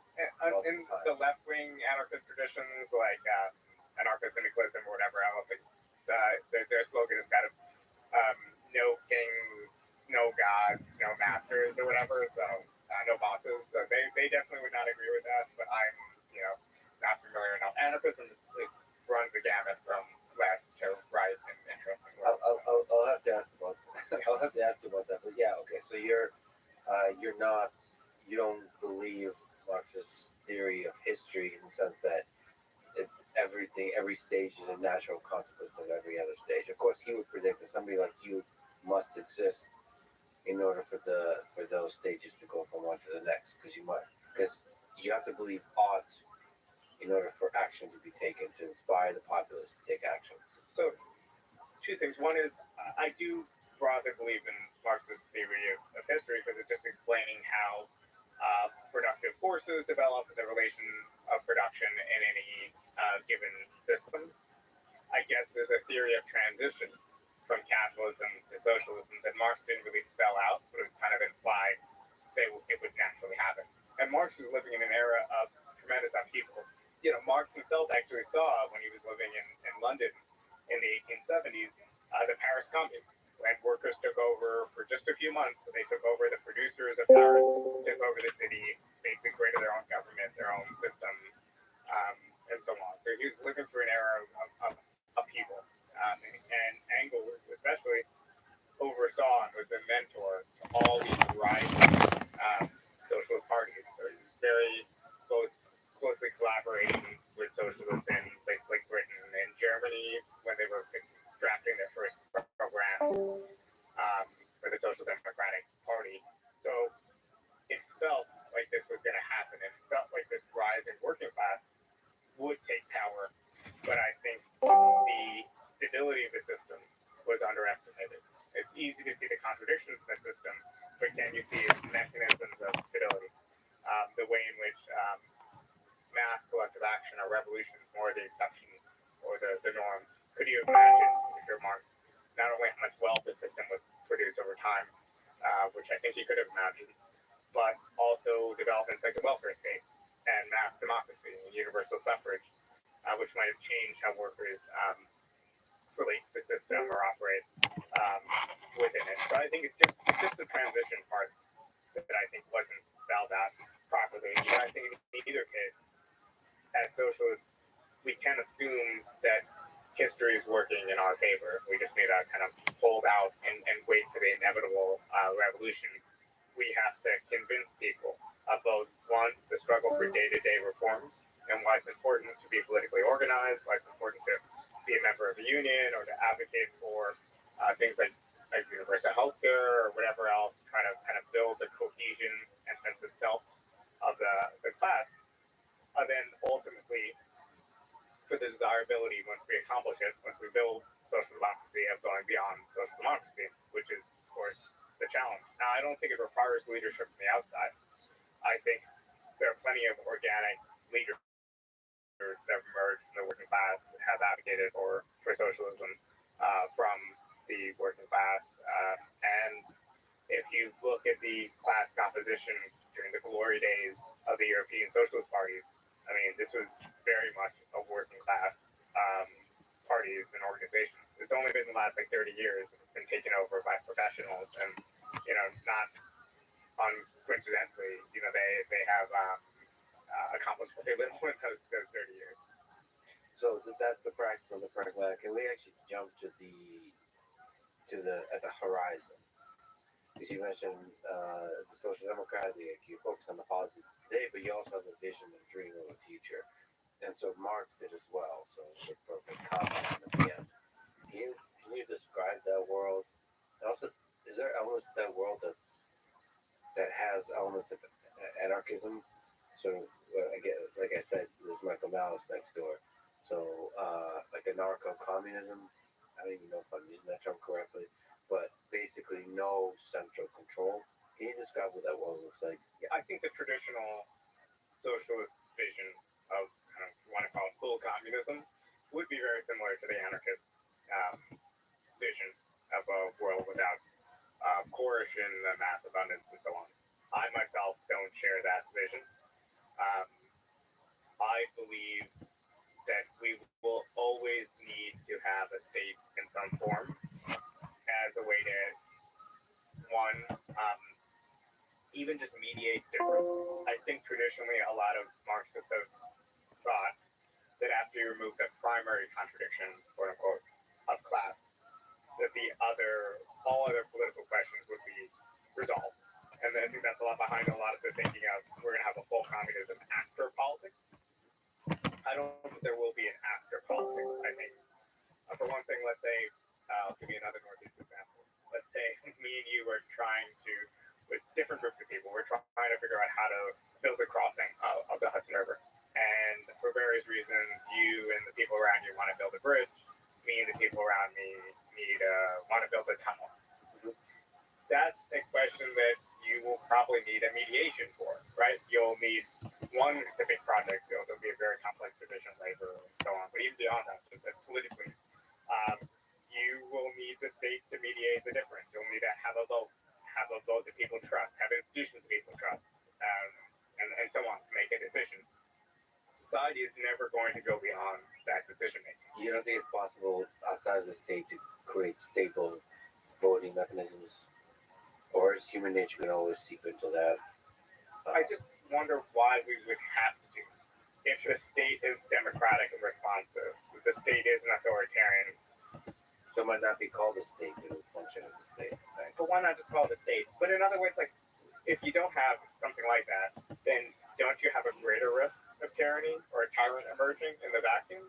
So I think people's fear of the state is what would happen if the state had too much power. And I think that's a legitimate fear. That's why we have democratic kind of checks on state power and certain guarantees of freedom and so on. But yeah, I guess I just wonder, I'm more afraid of the vacuum and not having a democratic responsive state and what the world would turn into. And also, I'm just not a utopian thinker, if that makes sense. Like I like to think that I'm an egalitarian thinker. I'm a socialist, but my mind just goes to I could see a vision of the future that I would like 50, 60 years from now.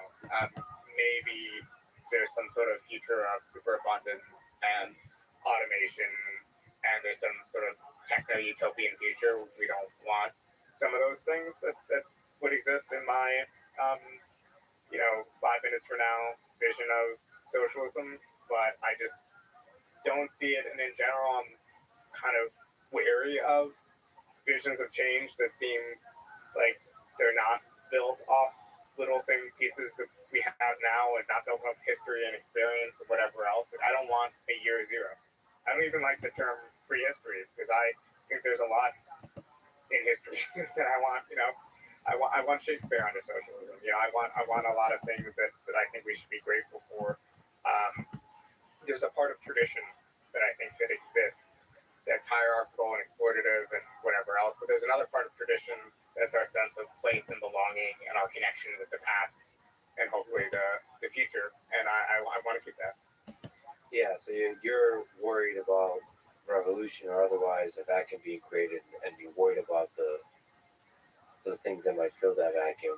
So the anarchists often worry about the same mechanism of the state that controls voting or keeps voting robust and resilient and stable.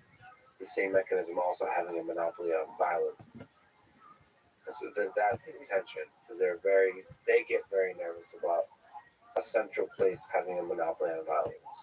Whereas, if there is going to be a place with a monopoly on violence, let's just say, temporarily take that for granted, should it not be a place with a skilled, elected, accountable, transparent civil service with a democratic mandate and so on?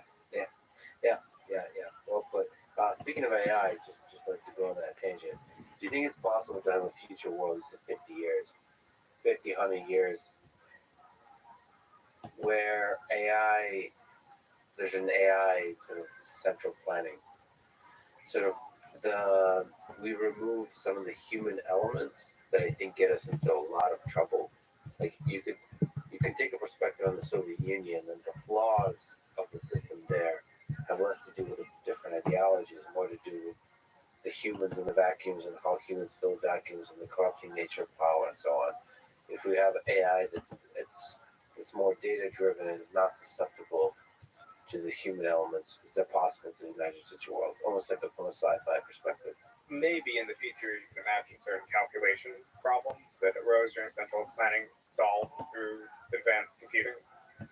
But I would say that there's another whole set of problems with the system that were incentive problems, and I'm not sure how that advanced computing would solve the incentive problems of how do you get people to actually produce things that other people want. Kind of that informational question, how do you communicate without endless meetings or someone reading your brain what you actually want. So there's that kind of informational question, but then there's the incentive of, how do you get people to work efficiently at work, and how do you get firms to use their resources that they're getting more efficiently. And I think solving the calculation problem solves some of these questions, but not all of them. But I guess that's kind of a who knows. But if your vision of the future requires some sort of leap into technological unknown, that's very hard to advocate for today. It's exciting to consider the possibility of technology empowering a better reallocation of resources. If you care about a kind of the innate value of human beings and think of the mechanism of reallocation of resources, a good way to empower that equality, that it's nice to remove the human element from that. Like if you work really hard and you're really good at your job, it's nice to be really data driven in allocating more resources to it. So, I kind of think that the agency part requires human beings and conscious human activity.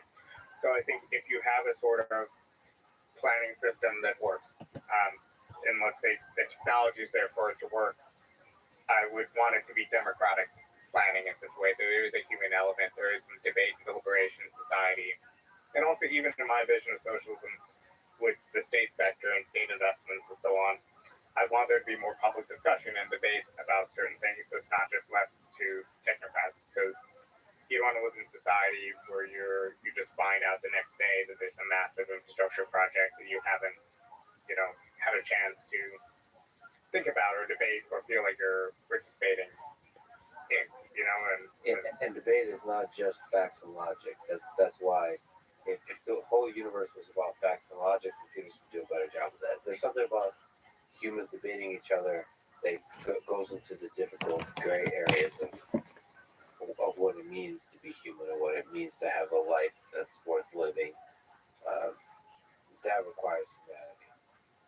And I'm also worried about, while I'm excited by the possibility of AI controlling everything, half joking, but the reason I'm really terrified of that is because usually there's a possibility of a human taking control of that system. You now start to get the same kind of authoritarian thing. Well, I am a human. I'm smart enough to be able to control this AI system.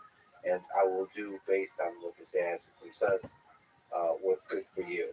It's kind of like talking down to people, and then use that AI system to now have the same kind of thing as Fallen War in 1930s. And also our purposes might change. So an AI system might say the goal of humanity is to just increase infinitely efficiency or increase output, whereas we might collectively decide that we have enough and we want to have a trade-off, right? And I think that we need a system that allows for people to make certain trade-offs.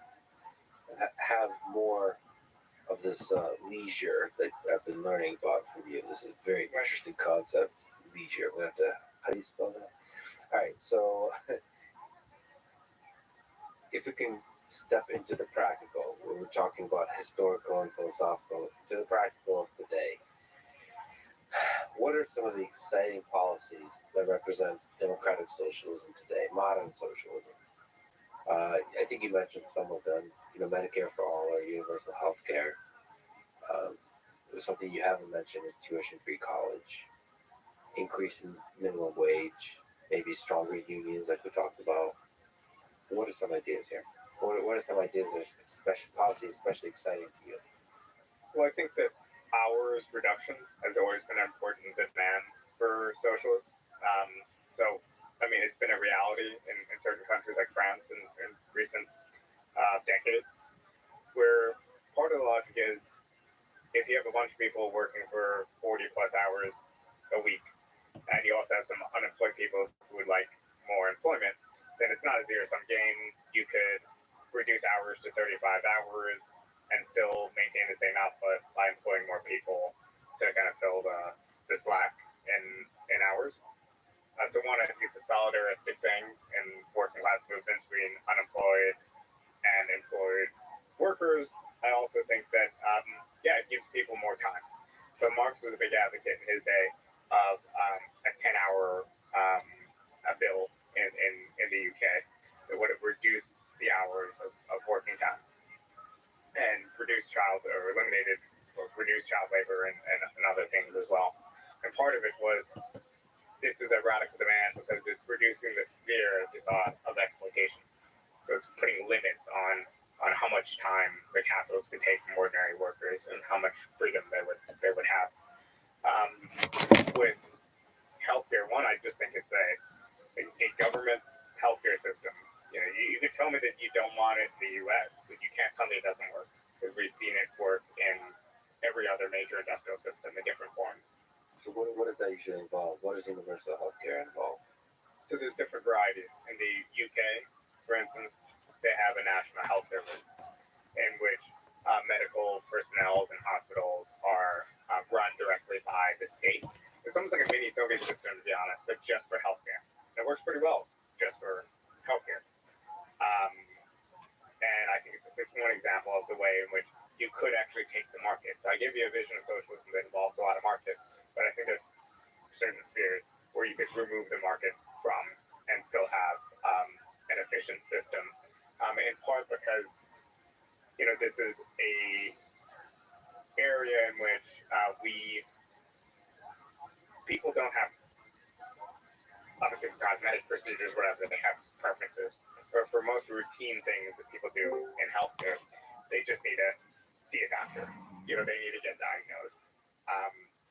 Some of these systems have had trouble with wait lists for specialists or whatever. That's more like an allocation problem of if you want more specialists, you pay specialists more. Like this problem that could be solved by through the mechanism of planning and government run healthcare. So that's kind of the most left wing that you could get is what the system in the United Kingdom. Beyond that, you have a system like Medicare for all, where you say, all right, most of the doctors, besides for public hospitals that already exist, are going to be privately employed by hospitals. Hospitals are going to be private. But instead of having all these different insurance carriers, we're just going to have one national insurance carrier that we're all going to pay into. That national insurance carrier is going to negotiate the price of healthcare with doctors, the price of drugs, pharmaceutical companies, and so on, to hopefully reduce prices and to the system because if there's only one, big national insurance company, that company has a lot of weight and power. But you can still visit your same doctor, and there's still some. It's not as radical of a shift in that direction, and that's the demand of Bernie Sanders and the left right now. There's 30 plus million people in the U.S. that would be insured that currently aren't insured. We moved to the system. There's a lot of other people that are underinsured or worried about how to pay co-pays or premiums involved. I think it would be a net benefit for the vast majority of the U.S. Population, even if it was offset to certain taxes, because we spend a lot of money out of pocket with health insurance, and it's a demand also that's like widely popular. So for me, it's almost like if you're trying to build support for something like socialism, we were talking this lofty vision of socialism after capitalism, or what worker ownership of means of production would look like in practice, and so on. And by the way, you're one of the few interviewers who ever asked me the details. So it's good that I've been thinking of a rough sketch in my head for the last, 16 years I've been a socialist. But we have to start in the here and now. And if you can't convince people that the state to play a bigger role in their health insurance, and you can't convince Americans in a whole host of other sectors that they should be living in something closer to social democracy, how are you going to convince those people that there should be worker ownership of the means of production? It's kind of a ridiculous leap if you don't have the credibility as the group of people organizing for universal health care, organizing for $15 minimum wage, and able to get the goods. And also in practice, as we fight for these reforms, ordinary people will have a better sense, at least my hope is, of what it means to be involved with politics and what politics can do for their lives. It's positive.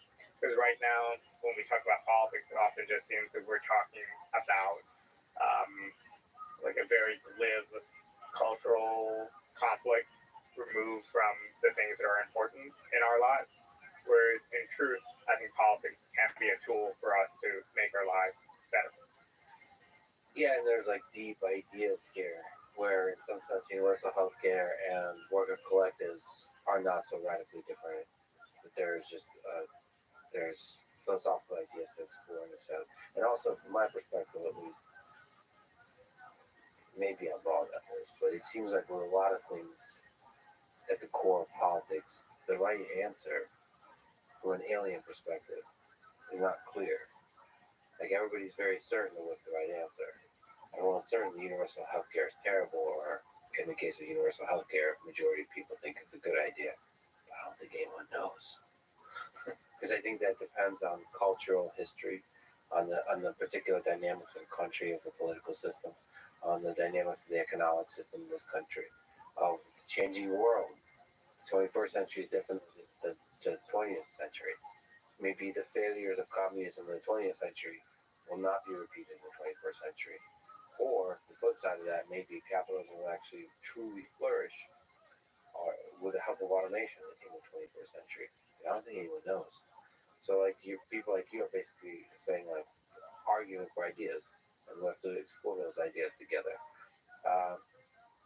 Why do you think if universal health care is popular, why don't we have universal health care in the United States?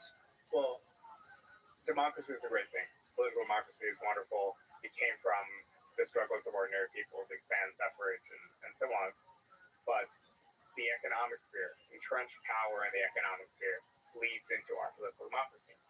So I think there's a lot of people with a vested interest in not having universal health care. There's a large industry with a vested interest in not having universal health care.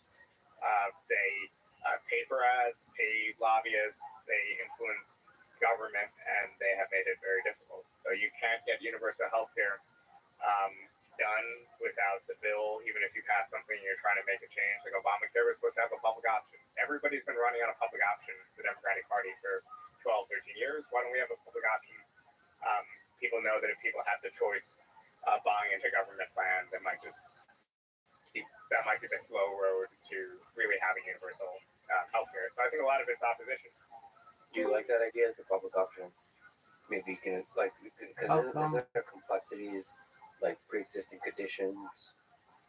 So isn't a public option mean you can not have any insurance until you get into trouble, and then you can, if it covers pre-existing conditions, just start paying for insurance then. Therefore, young people don't pay for insurance. Isn't it better to go full in? I don't support a public option in part because I think if we allow politicians to just say, hey, I support a public option, well, it's just kind of a way to signal your support for universal health care but give us nothing. And I think that's what we saw with Biden and a lot of other politicians that have supported public option. I think in practice, if a public option is defined in such a way that it just means you know, by default can just opt in to a public plan, and let's say hypothetically you don't even have to pay for it, then it's just a backdoor to universal health care really quickly. Because I think the vast majority of people who aren't currently covered, and that's what a lot of employers, to be honest, would probably drop their private coverage if they knew their employees could just get a public option and maybe would only provide supplemental insurance or whatever else. But I think the broad overarching point of all these demands is to say that socialists need to be really connected to the day-to-day struggles of people to just improve their lives. So if you're feeling like you're paying $400, $500 on the Obamacare market for health insurance, and that's hampering your ability to do what you want to do in your life, then maybe you would support a candidate who's for universal health care. If you feel like you're struggling to find work that you can afford to pay your rent with or whatever else, maybe you'll support a candidate committed to all sorts of mechanisms to reduce housing prices or increase your power as a tenant, and whatever else. So I think it's like these day-to-day concerns need to be connected to the more abstract and lofty vision of change. Otherwise, our politics just becomes like this fantasy world thing that's nice ideas to think about or debate, but really won't make much of a difference in people's lives. What do you think about free college? Should college be free? So I would say free college is not at the top of my list of priorities, but it definitely should be free in my vision of a just society. What is the just to clarify, is the universal health care up there? Yeah, universal health care is probably more higher in my priorities than free college. I think right now the way our system is built, when someone goes to college, they're given credentials, they're given degrees they carry with them for the rest of their life. It gives them a chance to join kind of a privileged part of the labor market, right? It's not a zero-sum game. I don't want college-educated people to think that non-college-educated people are their enemies and vice versa. Because a lot of them are just ordinary working-class people trying to survive, and they're in different areas, they're in different sectors. Some of them are in nursing sectors where they need a college degree and so on. But if you just make college tuition free, but you don't also make trade skills and other things free for someone to learn how to become an electrician or a plumber or whatever else, then to some degree you're privileging one sector of the labor market over another. So I would advocate just, if you're going to make something like that free, you just have to make sure that you're doing it in an egalitarian way, and that the options, the routes to college are more equal. So there's more investment in K-12 education, so that more kids in rough neighborhoods have the chance to go to college, and for those that choose the trade route from any part of the country, that they're given the skills and resources for vocational training, and those are also free. And it just feels like in terms of order of operation, I would just start with K-12 education, improving it, and whatever else, then college after. But I'm not opposed to it. So does that improving K-12 education, does that mean investing more into it? Is it as simple as just increasing the amount of money that's invested in public education? In general, when it comes to the public sector or any sphere that you're investing in, obviously it's not just as simple as throwing money at a problem. I do think we have a lot of schools that are underfunded, but we have other schools that are adequately funded, but the conditions in which those schools are, like the neighborhoods they're in and what's going on in society, the problems are so deep that it's impossible for just education to solve everything. And I think especially a lot of liberals think that education should be the panacea. That's in education, help people. If kids are living in poverty, if they hungry or whatever else. Like, education is not going to give them everything they need to succeed. So sometimes I think, put too much weight on education. And of course, you could define education more broadly, which is like the care of the flourishing of the young mind, whatever that is. Yeah, a lot of it starts early. Yeah, a lot of it starts with. So New York City, at least, we do have universal pre-K. So from age 3 onward, you have the option for that. I mean, it's important for kids' socialization. You know, their parents are now able to, know that they could go to work or do something else and have their kids taken care of. There's a lot of measures like that we could do to equalize things. And again, for libertarians in the audience, some of this stuff is scary because it's obviously more state involved in pre-K. State's already very involved in K-12. More investment into state institutions like our state universities and college. But for me, it's not a question of state versus non-state. It's a question of, good outcomes for people. And it just happens to be that for working class people, having the collective power to elect representatives that will build a broader safety net is in their interest. For upper middle class people, for others, they can afford to pay for their own provisioning either directly or through like Obamacare like schemes where you just get a subsidy and you pay the rest yourself and whatever. This is for really the bottom 40% plus of the population. They really don't have any options. They prioritize other things. They end up with some sort of injury or health problem or whatever else. And it's bad for everyone in society, but it's especially bad for the people at the bottom of the labor market. So I saw various estimates for socialist programs like Social Security expansion, free college, Medicare for all will cost upwards of $40 trillion over 10 years, or zero. Okay, they could argue with those numbers and so on, but so there's a cost. There's a taxpayer cost. Given the weight of that cost, can you still make the case for these programs, and then can you try to make the case against them that the cost is too high? So I will not argue with you on the numbers. You just random numbers. I do think universal health care, if done right, can be basically cost neutral. I think it's an exception because we spend a tremendous amount of money on healthcare, a huge percentage of our GDP. So I think it could be done in a way that's close to cost neutral. So actually, can you argue on the numbers without arguing on the numbers? So you're saying, yes, your gut says that there's a lot of, depending on how these programs are done, there's a lot of variance in how much it will actually cost. There's a lot of bureaucracy and billing right now in our healthcare sector, for example, that would be eliminated. There's a lot of costs that are spiraling upward of provider costs, both doctors, hospitals, but also pharmaceuticals and drug costs that insurance companies shoulder because their market share is too fragmented to really negotiate hard. Medicare for all would negotiate even better rates. So I think there's a cost spiral that we could adjust with more government involvement. There's a reason why we spend a bigger share of our GDP on healthcare than other. But let me just accept the broad premise that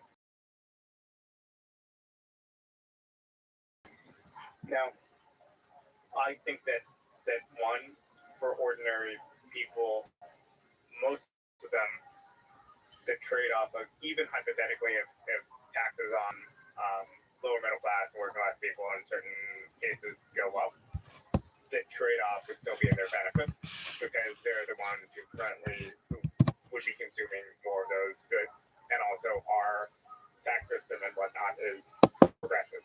So the rich will pay more, the majority will consume more of them.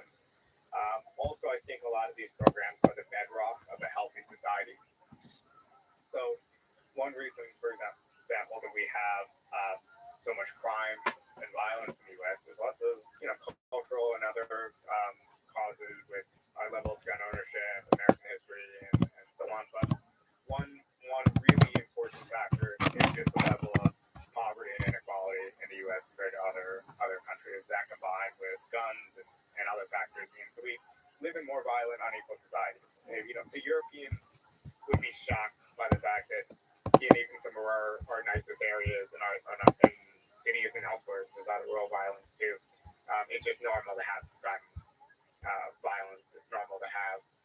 drug-related violence. We have like 400 or 500 people some years in like Baltimore, like a city of under a million, getting killed.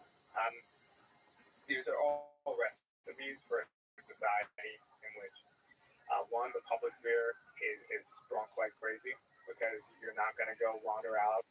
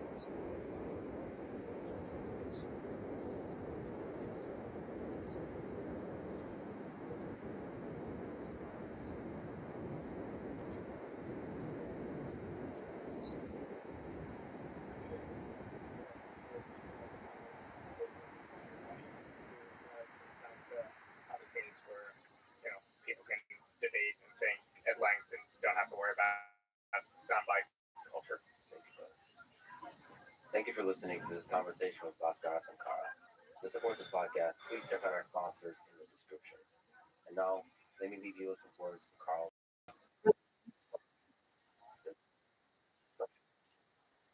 Thank you for listening.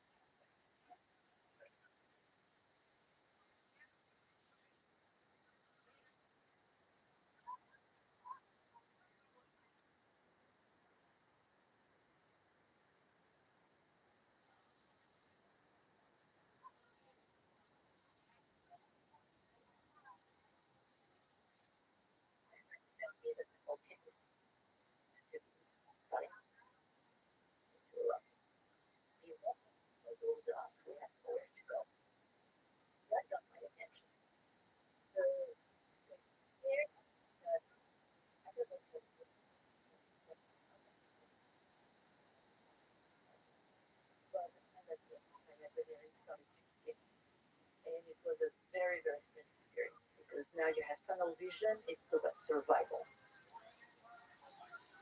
The following is a conversation with Natalie Roth, an astrobiologist and scientist at the SETI Institute, directing the Carl Sagan Center for the Study of Life in the Universe. She explores some of the heart free-diving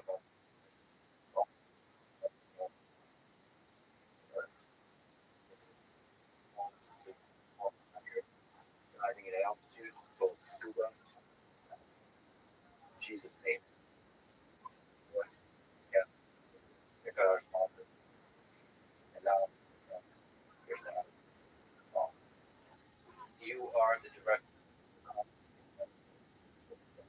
the SETI you're interested part that is traveling stream the day.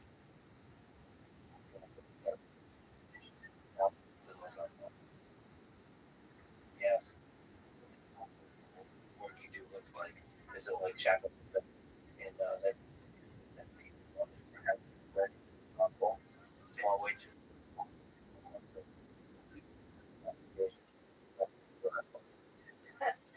That's funny.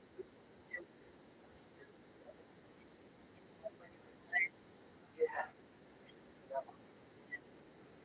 this is a thing you need to answer.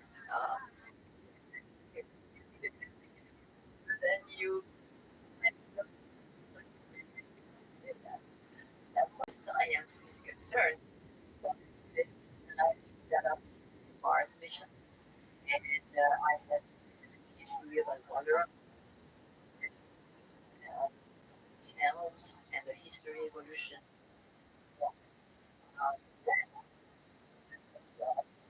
I look everybody was about channels and water. What no was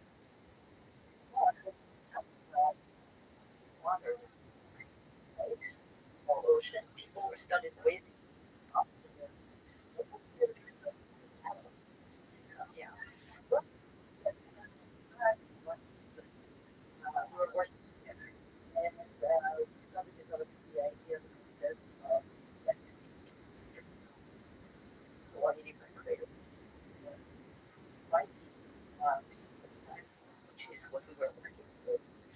The regular and photography were they telling where the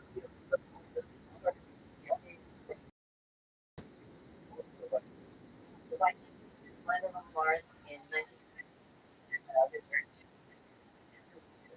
They were really Mars, but they were I know looking at didn't get the Mars was surveyor and whatnot. We still work on years. the place, but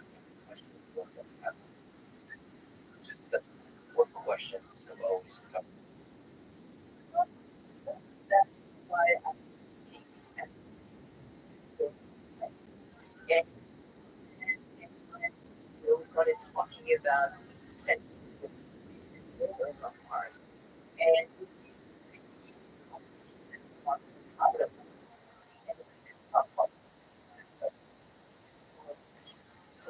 how it all asking all it's about love questions on how to now with 24 in that understanding the organization of how rather than whether there is like you're taking some bigger questions. They help frame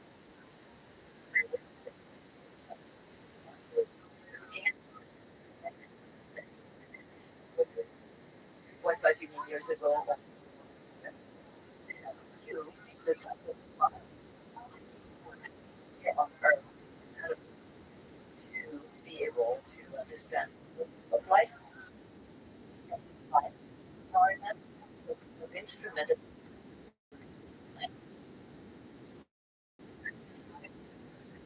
This is how the whole thing started. Yeah, one day it was and that's With many of these questions, you can looking at life. Let's go back a little bit more. Your PhD and before, and maybe what is there water? well, we've done a long way. But we'll have a little bit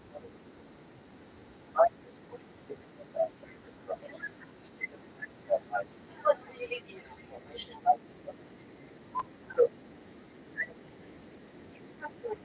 that snap everybody about health, health and the idea that so similar to the or we could we will have seen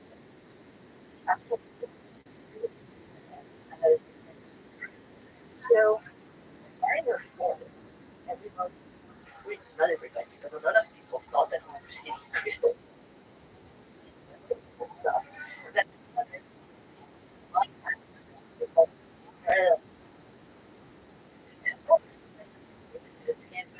and not so with that kind of relationship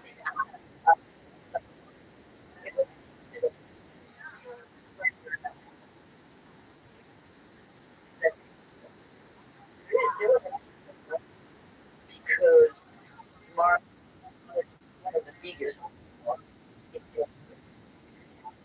for 3 months and not seeing anything. But then that's clear. That's valleys,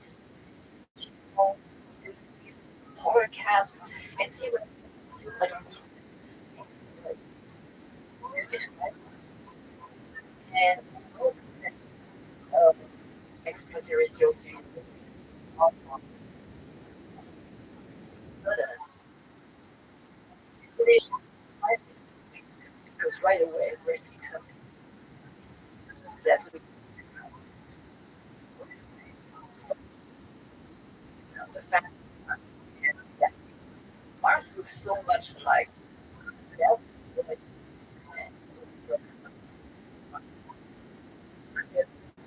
And of course, this I was glad they were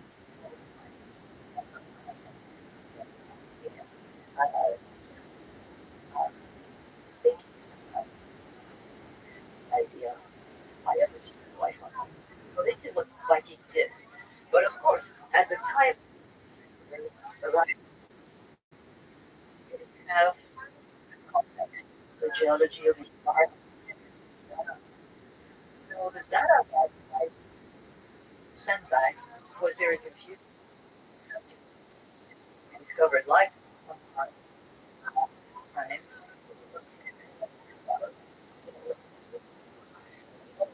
One of the communities think that it can be explained.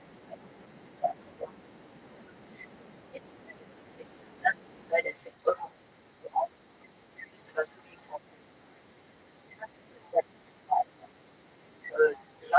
environment going on. And the club to give you the for life to happen. These are the boundaries. But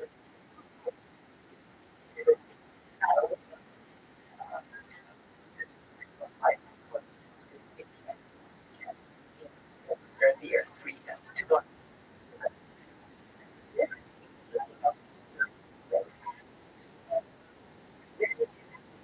So if you want one that want to remove the other, two are not equation. So even though the oxygen changes our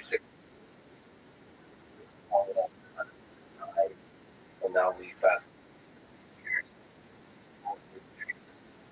So that life had existed on Mars.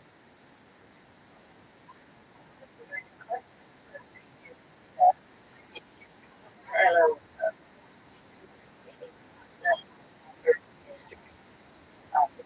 history, history to go from when I'm saying Mars very fast and lost life also on Earth. So the conditions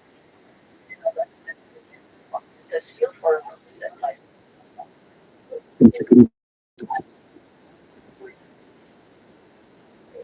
Which so everything here it made between like Mars on Earth always we go through that life. One formation like know that how to read as well. Then crater of, well, would be my life. But so it's not that it's but it's a tricky well plus uh go with but we want to provide from that. So these are good that's why we're and places where you When you say ancient lakes and effect, question.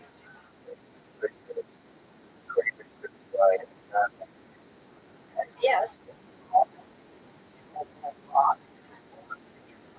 Well, yeah. Is that good for life or bad for life? Well, it's actually I think the building made of carbon, nitrogen, oxygen, and nitrogen and phosphorus. They were on our planet. These kind of rocks. So they were built in. So it comes. But at the same time, with that and and the environment around is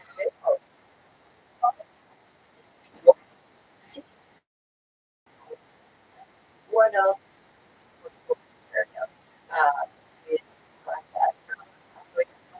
talks of life embedded in that What percent looking up stuff thinks that has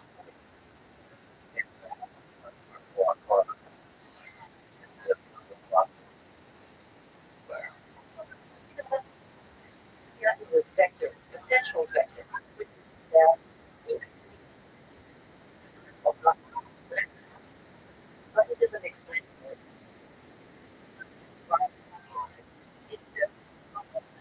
And we still have but what we know is that the stuff we are making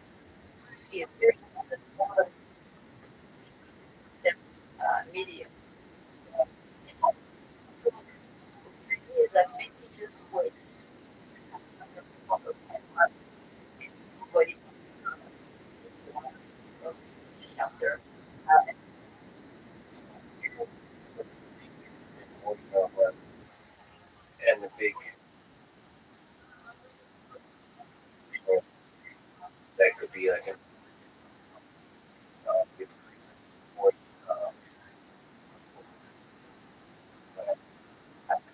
we're a civilization here on Earth and we spend here. I think it would be a good engine like basically try to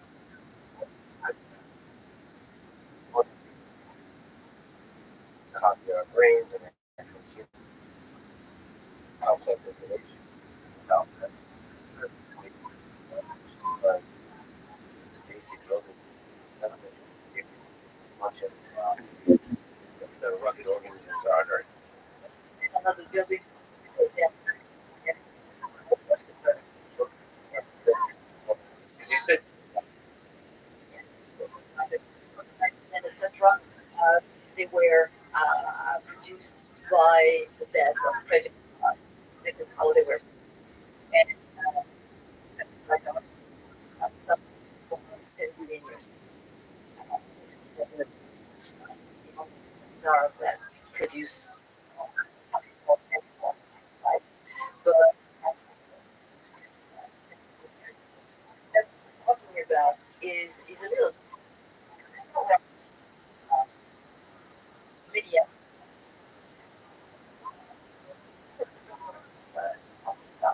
which is to it involves or or or as far as brain it's what with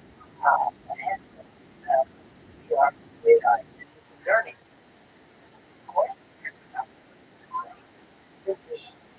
I would say that what would be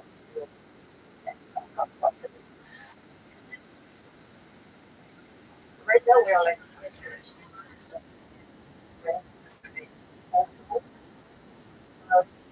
We don't have enough brain to understand consequences of what we're doing. So we're going to hope or from the you've probably heard of the theory. Exactly. And or at least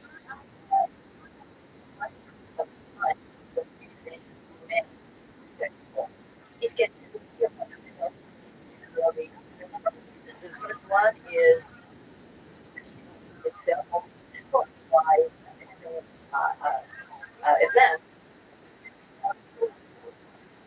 and and what meant that it's in the background and it's not visible. They are mild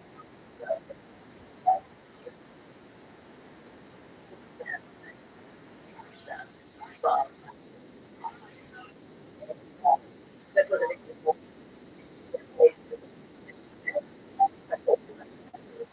that we see or we hear about uh, uh, so it's probably that dirty our information kind of what like ourselves of what the little tale that started out was. And this is what tells you not about the origin of life, but in fact the nature of life, which is a lot more interesting. The nature of life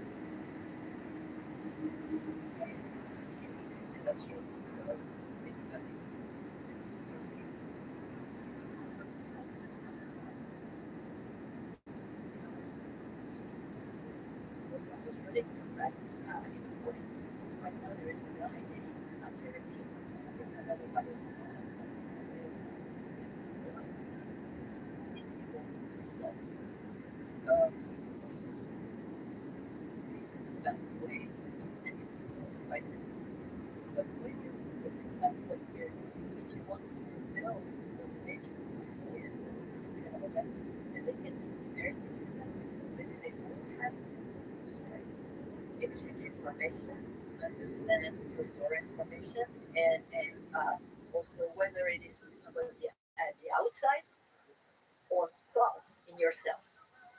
That's the same thing the cell was doing. But now when you're looking at life and at the structure of our languages, life started with nothing.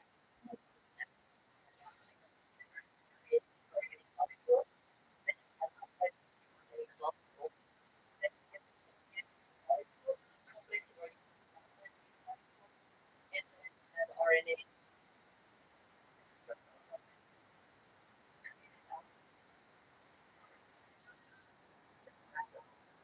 and we put to create film, right?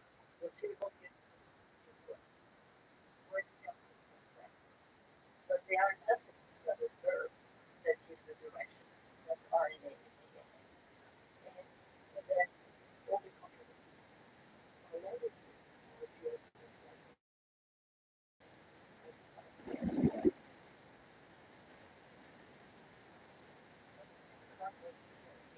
exactly what it is. I would say that I'm not like to send probes for the universe. I think to find the answer to some of the question of who we are, what's life, what's the nature of life. Yeah, Was searching now. sure, absolutely. And the nature of life by your signature. What there is processes as we do, although I told you it's not of life. Sun is part of the youngest. And the first two generations, elements were made of either just made of metal. So side up. And so we have elements like carbon, oxygen, etc. And the life wave. So I think it's not like because the universe is the planet and and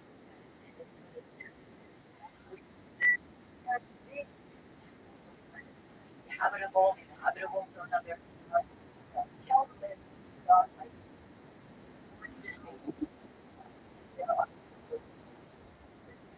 habitable zone.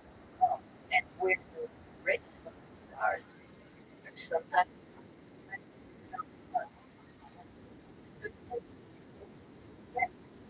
can imagine what around quite more really quick like the universe is what yeah. But as far as life, it takes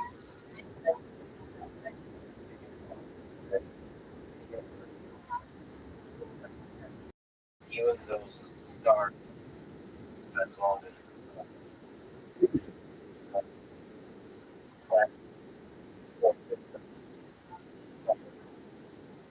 maybe more billions and billions of years. trigger question That's impressive. is really what we and rather than you know, different turn are going to drive. But yeah, you can run it and you change, you know,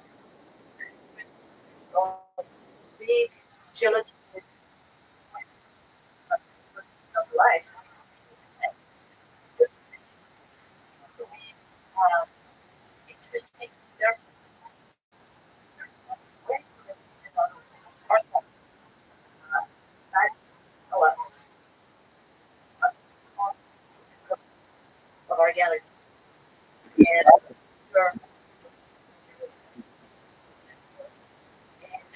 remember, we have the Earth around that, and we have all that's too populated. And you're with all the more dense, you will have more of the cloud projected towards the and collide with or or not to you don't want but what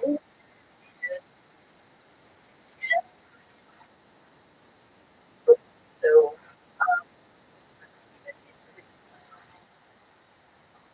I wrote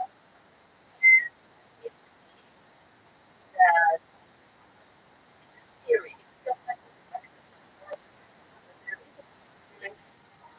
between the passage of one place where wait, on the other one, the cycle big jumps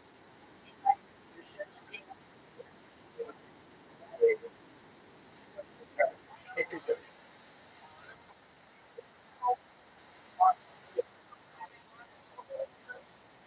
into things that they are connected to other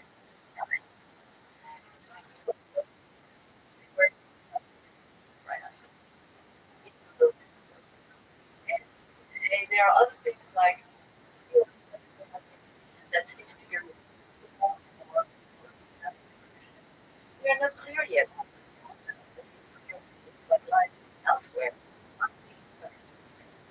And I can tell you that many the earth all have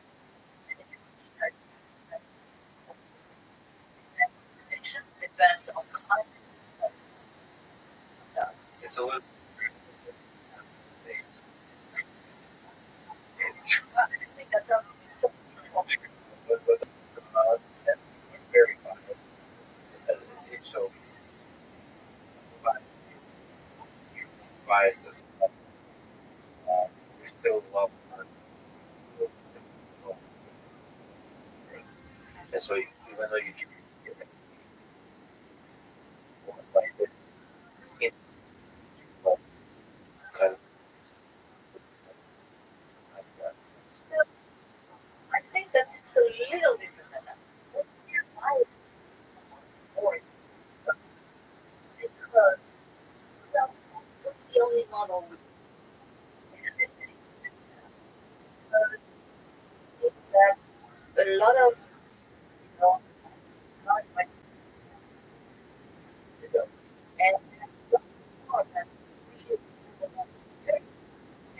water you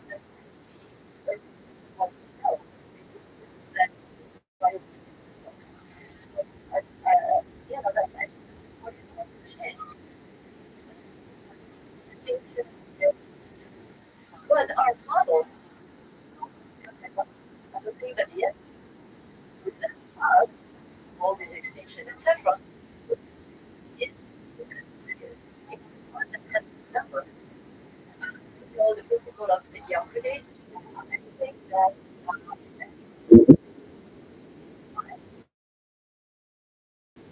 where you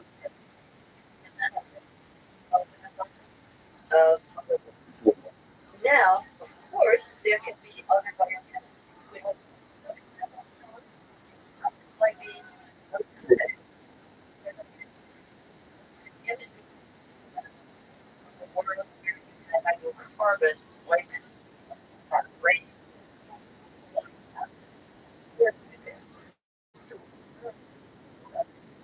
Um, let us read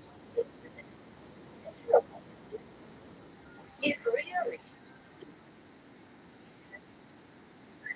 the universe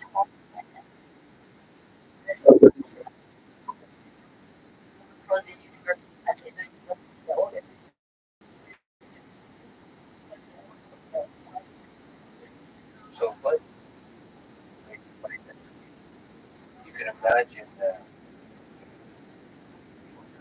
first, like, like what are the flavors of this thing like do? And there we might have buy-in of a complex that operates at time scale. We don't know what the film is. Complexity is also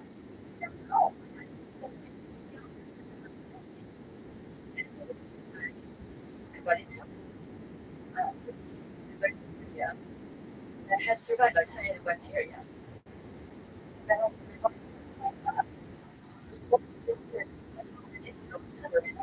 Very similar to one years ago. It has its environment. So maybe world history additional capacity to space.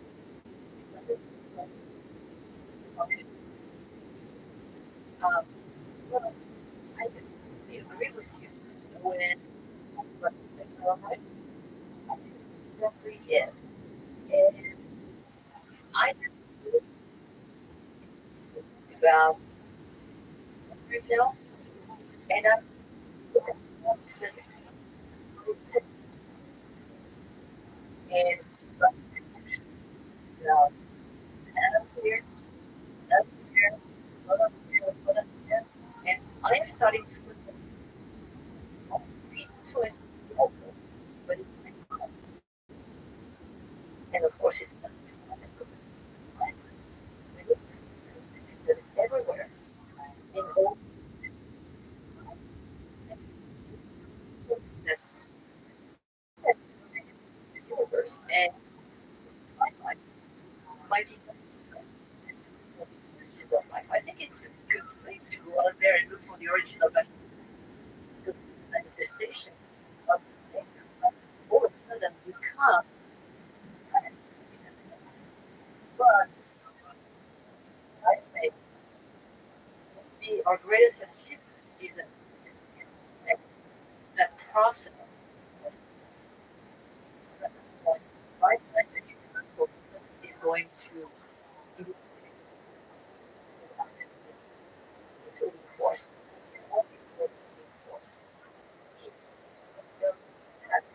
first and time more and more able to be not wanting itself. We are trying to understand itself.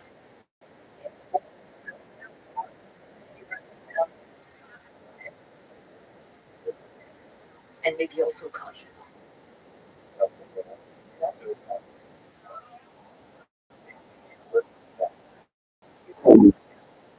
watching artificial intelligence side and finding that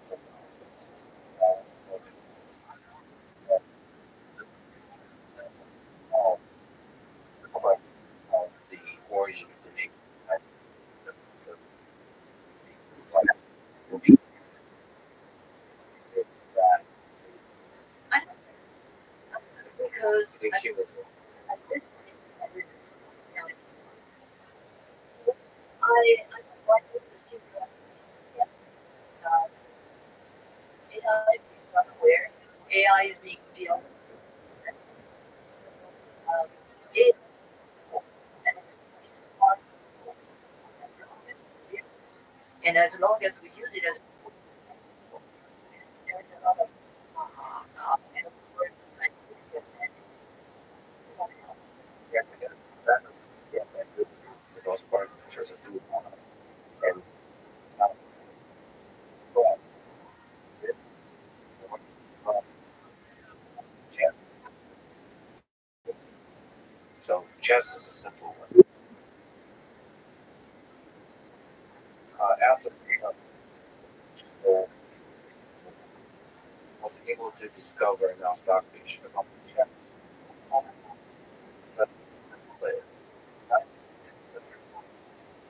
It comes up. The AI now is telling you. AI sacrificing, and you start to kind of intuit. You understand. AI conscious, deeply understand wisdom and a depth of knowledge that just plain programming.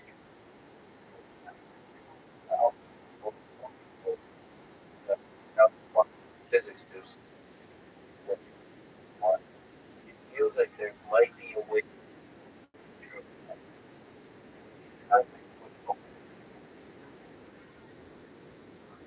to come from a system. Again, I would push back my parenting with saying that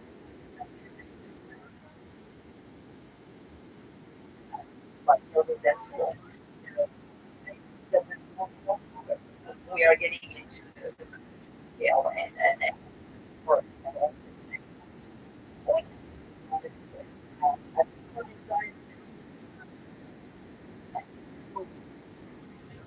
A great tool.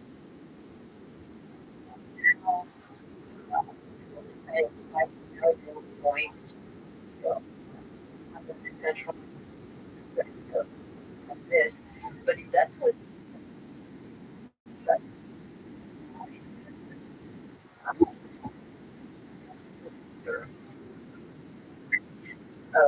whether through our brain or through a way of getting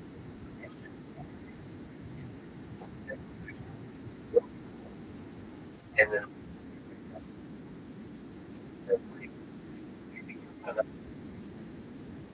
that is very useful. To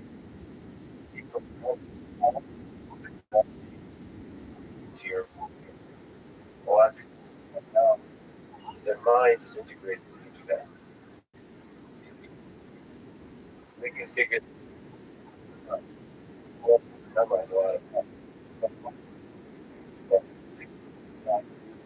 reallocate a lot of resources.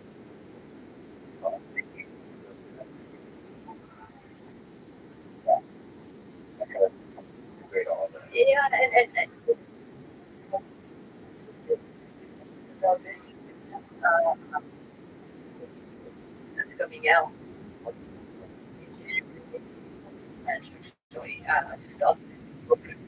Actually, I wrote Brett, but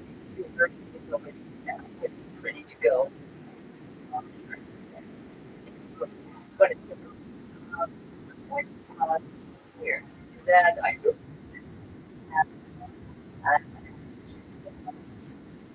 as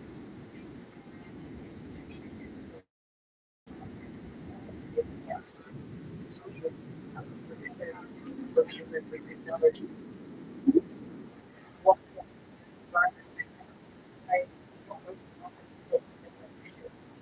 we're disconnected.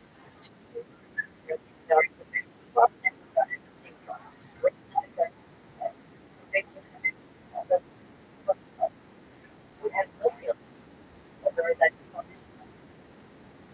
get out environment information you get from the planet is now this information is coming. You have no way of knowing. I gotta push back up. At least as a big system and you explain to them a lot about it. I like the game. So the technology is amazing.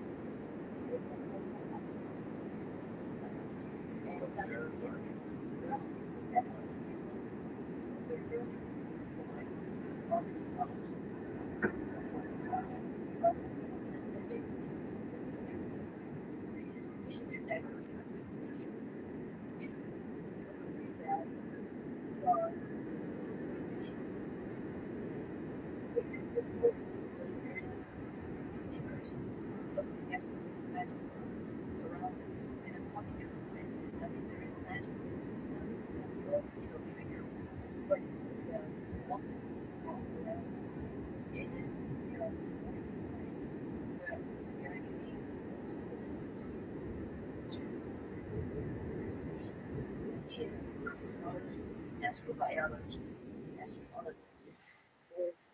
I think to me, this is where the hope lies, and also an awakening of understanding that we need to be in equilibrium with the planet if we want to move forward. Because even though we have these big dreams of going on Mars and moon, listen, I am a planetary geologist, so I'm all for exploration. Because for the logistics, you will still depend very much on the Earth and for a long time. I think this time really is remember a, in our history for a number a time where there is a process where we're treating things that are going a little bit ahead of us that we have some catching up on with where people competition that way of that we have. We need to learn a sense of balance and the maturity of the civilization. So always going to move forward right now. After a lot of optimism and similar things that happened many decades when nuclear weapons were always bad at the time.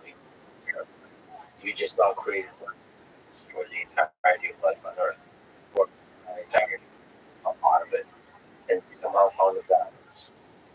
And the threat constantly has that made more visceral in recent times. Um, but we find out that I have a great about civilization that we figured it out with, but we can't do anything. There is definitely a threat about it, but I think it's bad. It's bad because something that has changed as well is the mentality. Although the threat was very high, when nuclear weapons were created, um, it was a sense of push in the threat. Um, where there was a sense of value, but it was at least at the time where people were together, very different perspectives that something was more than destroying everything. But that's so hilarious. Big, yes, but a small slither, which is the scientist that had You know, that like overall murdered. absolutely. I'm not talking about scientists here. Actually, we've gone now. This is torture is natural. Unfortunately, well, we are innocent. Exactly what you said. So I think that there is a lot to be not to regret, but because we can always get Wow, man. but we have to do a lot on that side before we can claim that we're a magical civilization. Well, magic. You look out there. You don't have You said magic. So magic, magic. Magic, or, I don't know, whatever feels like God. You look up at the stars.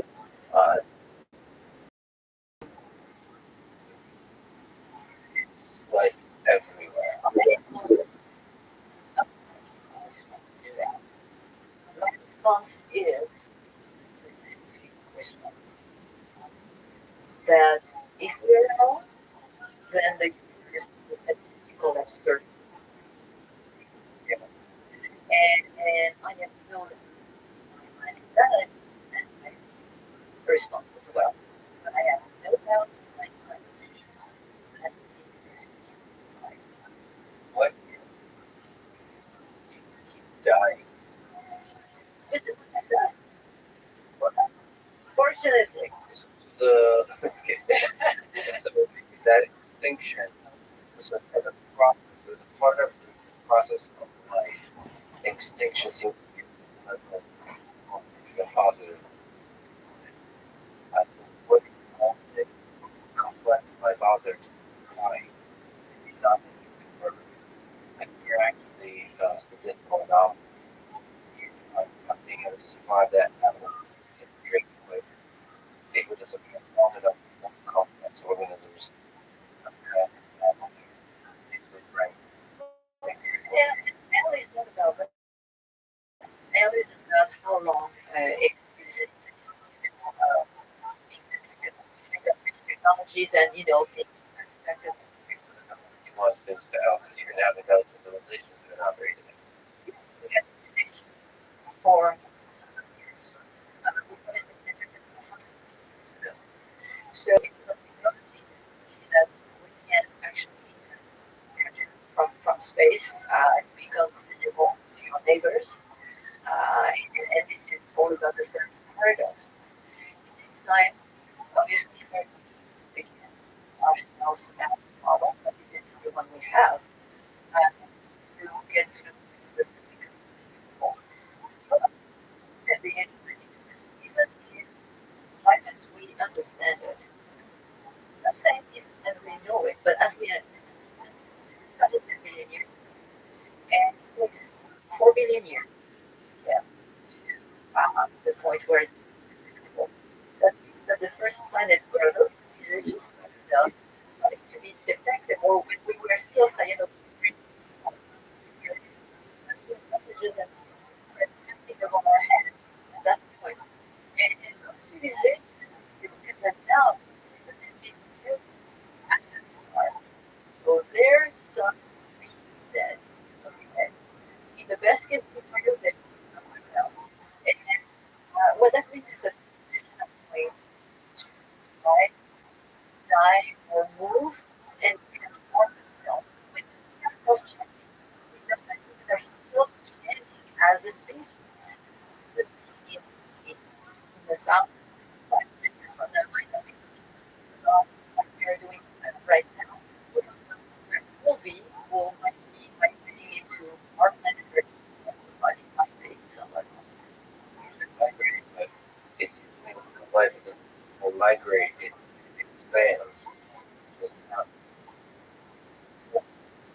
Place A or and place B, but it expands.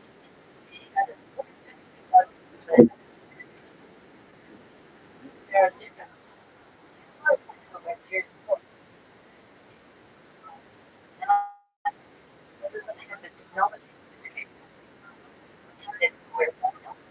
then it's plan A. It's right there.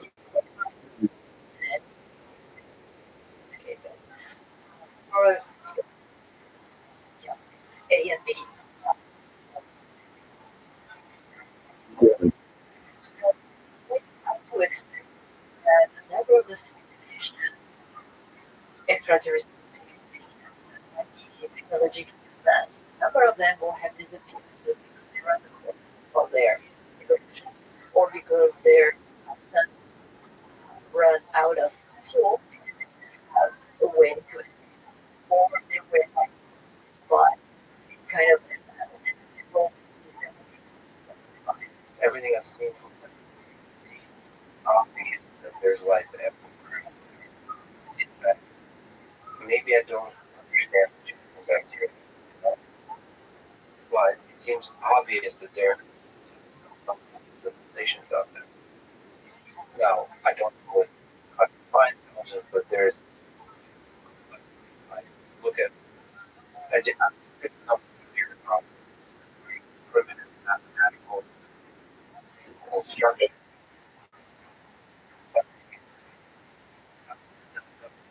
To know they just everywhere out there.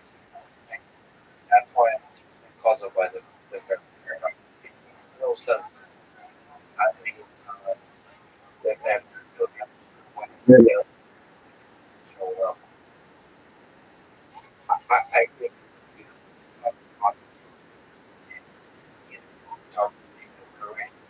talking to us through processes which like what we experience as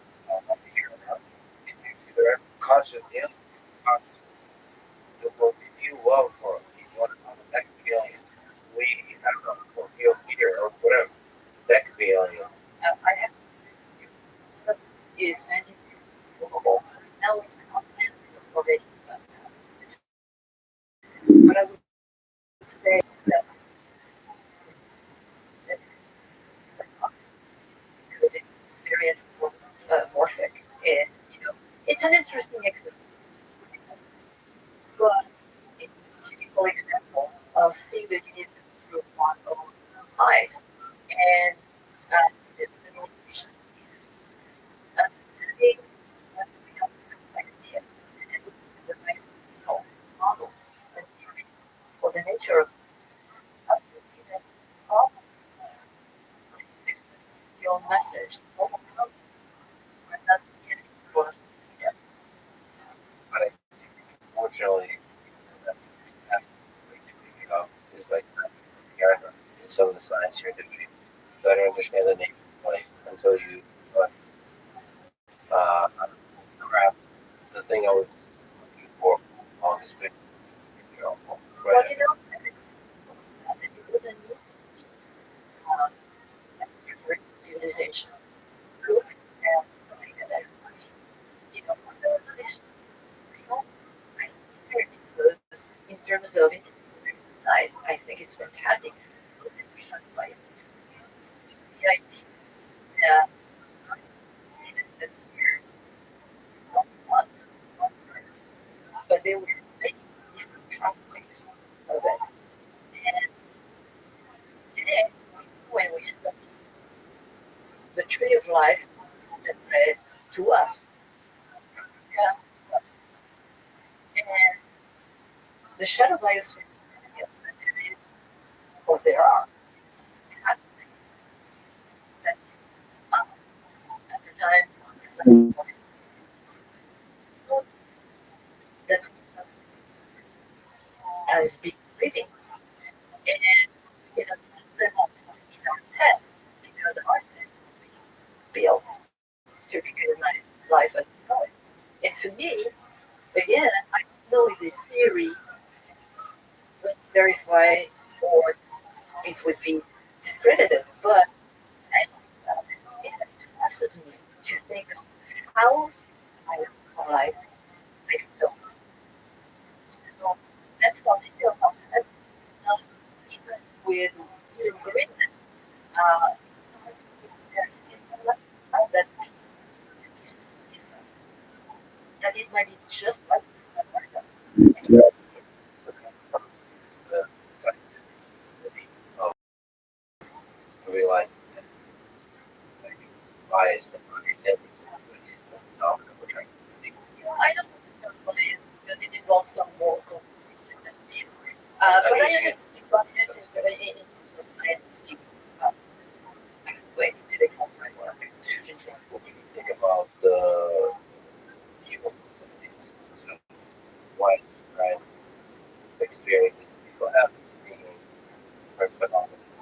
That's very serious that people project ideas about what aliens or not, they can't explain it, there's pictures, data, well, think footage, that I think captivate the public. Like, It always do. I mean, there are a number of folks that people, especially Japanese actually, dinosaur aliens. so child, Yeah, we're all Twilight are um, I understand. So I'm going to tell you very I'm talking about that because I think I just think it's interesting. The thing is, I want this is more not. So, the statistics, 95% of them are natural phenomena or things that are being visible. That. Then we have that like secret programs by whatever government out there. And what's that say? That we don't know even. And then there is this whole categorizing thing. And I think that the part about the youth falls into this kind of scheme, except that now they have some patterns of speed of other things that were in the report. Today we don't know So these sites are part of the program or actual unit. I always studied that question because, of course, as the director of the Consigliere Center at the I received a number of emails about the subject. People actually confused about what it is. We're studying directed message. The way you know is that we're studying extraterrestrial habitat, and the UFO people are trying to understand whether they embedded our aerial things. Yes. So it's a very different. And unfortunately, here, I actually was very much more trying to go to the bottom of what people are following some very scientific work. It's very, very critical. Unfortunately, and this has been the burden to the scientific community. And this is why you have much pushback for a long time in the scientific community because no congressman, no congressman wants to tell their taxpayers that they have to do something that authors and when you see what's happening and actually learn, that relationship that people in folklore and search for intelligence. In fact, it's so bad that there is no government agency that is actually funding the cities. It is private funded. And what NASA funds right now, which is a problem, is a search for technosignature, which means that when you are looking at the atmosphere of a planet, you look for some equilibrium that could tell you something is there. But it's not going to become an institute or whatnot that is looking all the people like that. Does that just have to do with the associated with folklore, you Yeah, said? and I think there was a pushback from people about that at the time. Books were coming out, and then the cities. So, but now there is more of a weakness at the UFO phenomenon from the scientific standpoint. So much so that the government is actually seeking some help from scientific institutions, and there are programs to stop looking into the phenomenon. And as a scientist, I am interested. I'm interested in again, like here. I don't want to believe. I want to know. And so, you have real experiments. You have observation. You have things that are like I don't want to have somebody that starts with a question and then what is the only argument and the only conclusion that there is the one. But still, I think it's valuable to appreciate the mystery and not deny the mystery. So, No, the mystery is there, but what I don't want is people thinking and making money out of but so there's like a fight AI robotics. There's clear permeate and all this kind of stuff. You can say very concerned about this understanding the public of what whole our society, or you could see it another way. It's a giant thing. Called folklore. It's a really good idea when you do ride with kids. When you be a surfer and ride the wave as a scientist, the fact that you keep wondering about your UFOs, you still wonder. no, there are. But the thing, I want to stop working that way. I was having to life and then scientific Universal science, sure. for now, the past 6 years. We're not able to make money from the government, no grant. It's a thing that has very little of just because is a fear of that folklore, the political arena. People want to be associated with that because they confused. So I stopped there. And I am just very happy to see now that we're in the right direction. In government seeking scientific investigation on this kind of, and hopefully that's not yeah. I love to see it, but I would, and I love our jokes about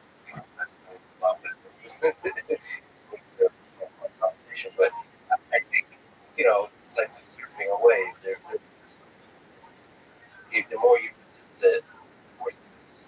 So I, yes, I just think that the role of science in part in the 21st century of in correct sense of longevity in the direction, the rigors of science. I would disagree. There's other places in life. It's so easy to draw the water because it's a profound question that everybody has.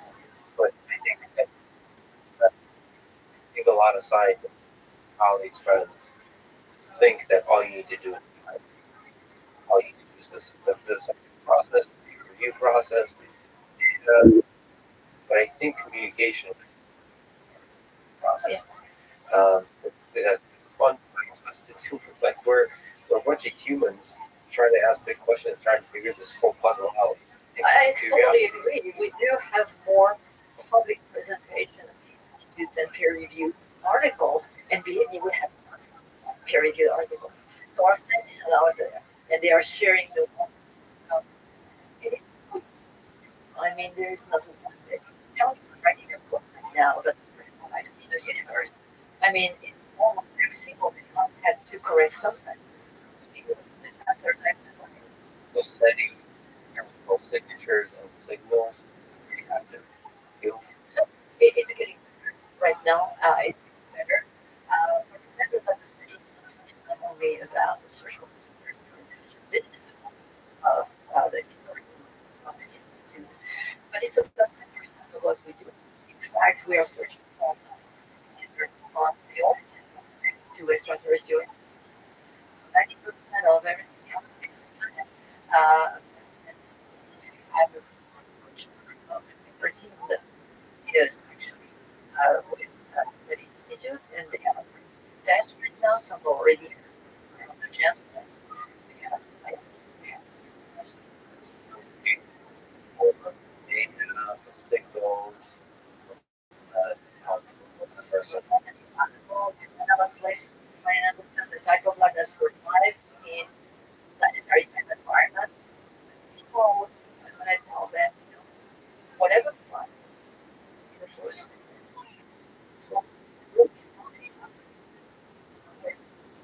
so this is something that pops in everybody's mind when they are thinking that the Study Institute started off as extraterrestrial options, but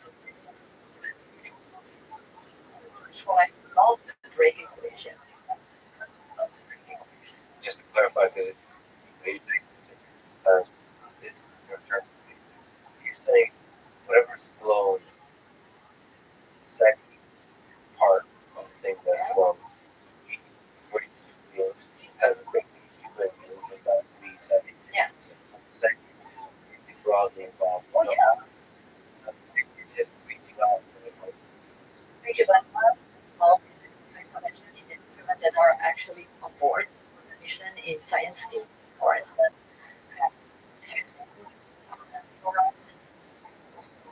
The social life is part of the equation. So that is part of it. It's and it's expanding a little bit right now. Continue to expand. This is a good for the institute. And it also, in my mind, was the very first astrobiology institute because we have this multidisciplinary approach where I can would bring many of the scientists from different domains and disciplines to think about it, and then discoveries and methods of people, and then when you like ways to hide out these technical, fun, stories and effort. the image that is associated with the scientist is the person with the white coat in the lab. In fact, a number of us, and it are asked the way what would be considered managers do, but if they done or not. There are so many ways. I don't even know. First time, okay. Oh, no, but there's one aspect to search for life, studying what you start to do, where climbing those high mountains in the end, footers. The view out there is just beautiful. So hilarious. Spending almost no time on everything. I love this. Okay, what the volcano? Okay, how tall are these volcanoes? What do you do with a volcano? What's the point of it? This is a mission like flying away. How are you going to eat that? That design, the flight design, you're studying extreme conditions of extreme beauty of life on Earth. So what are we talking about? How big is it? How do I get to how I control my Mars? This is how it started for me. And then I looked at the environment. My head started going through the environment on Earth. That would be good enough. And then you have a few kids.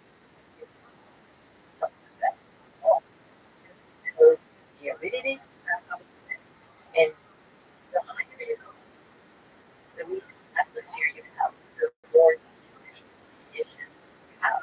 And the end is also normal, plus you have the quickness that's coming, you have great picture of 3.5.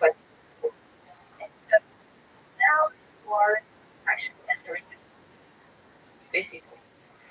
So remember I'm a diver, and first time I got 2002, the places we wanted to explore, all of a sudden I was standing at 14,000 feet, looking at 20,000 feet, and saying, hey, well, I need to get up there.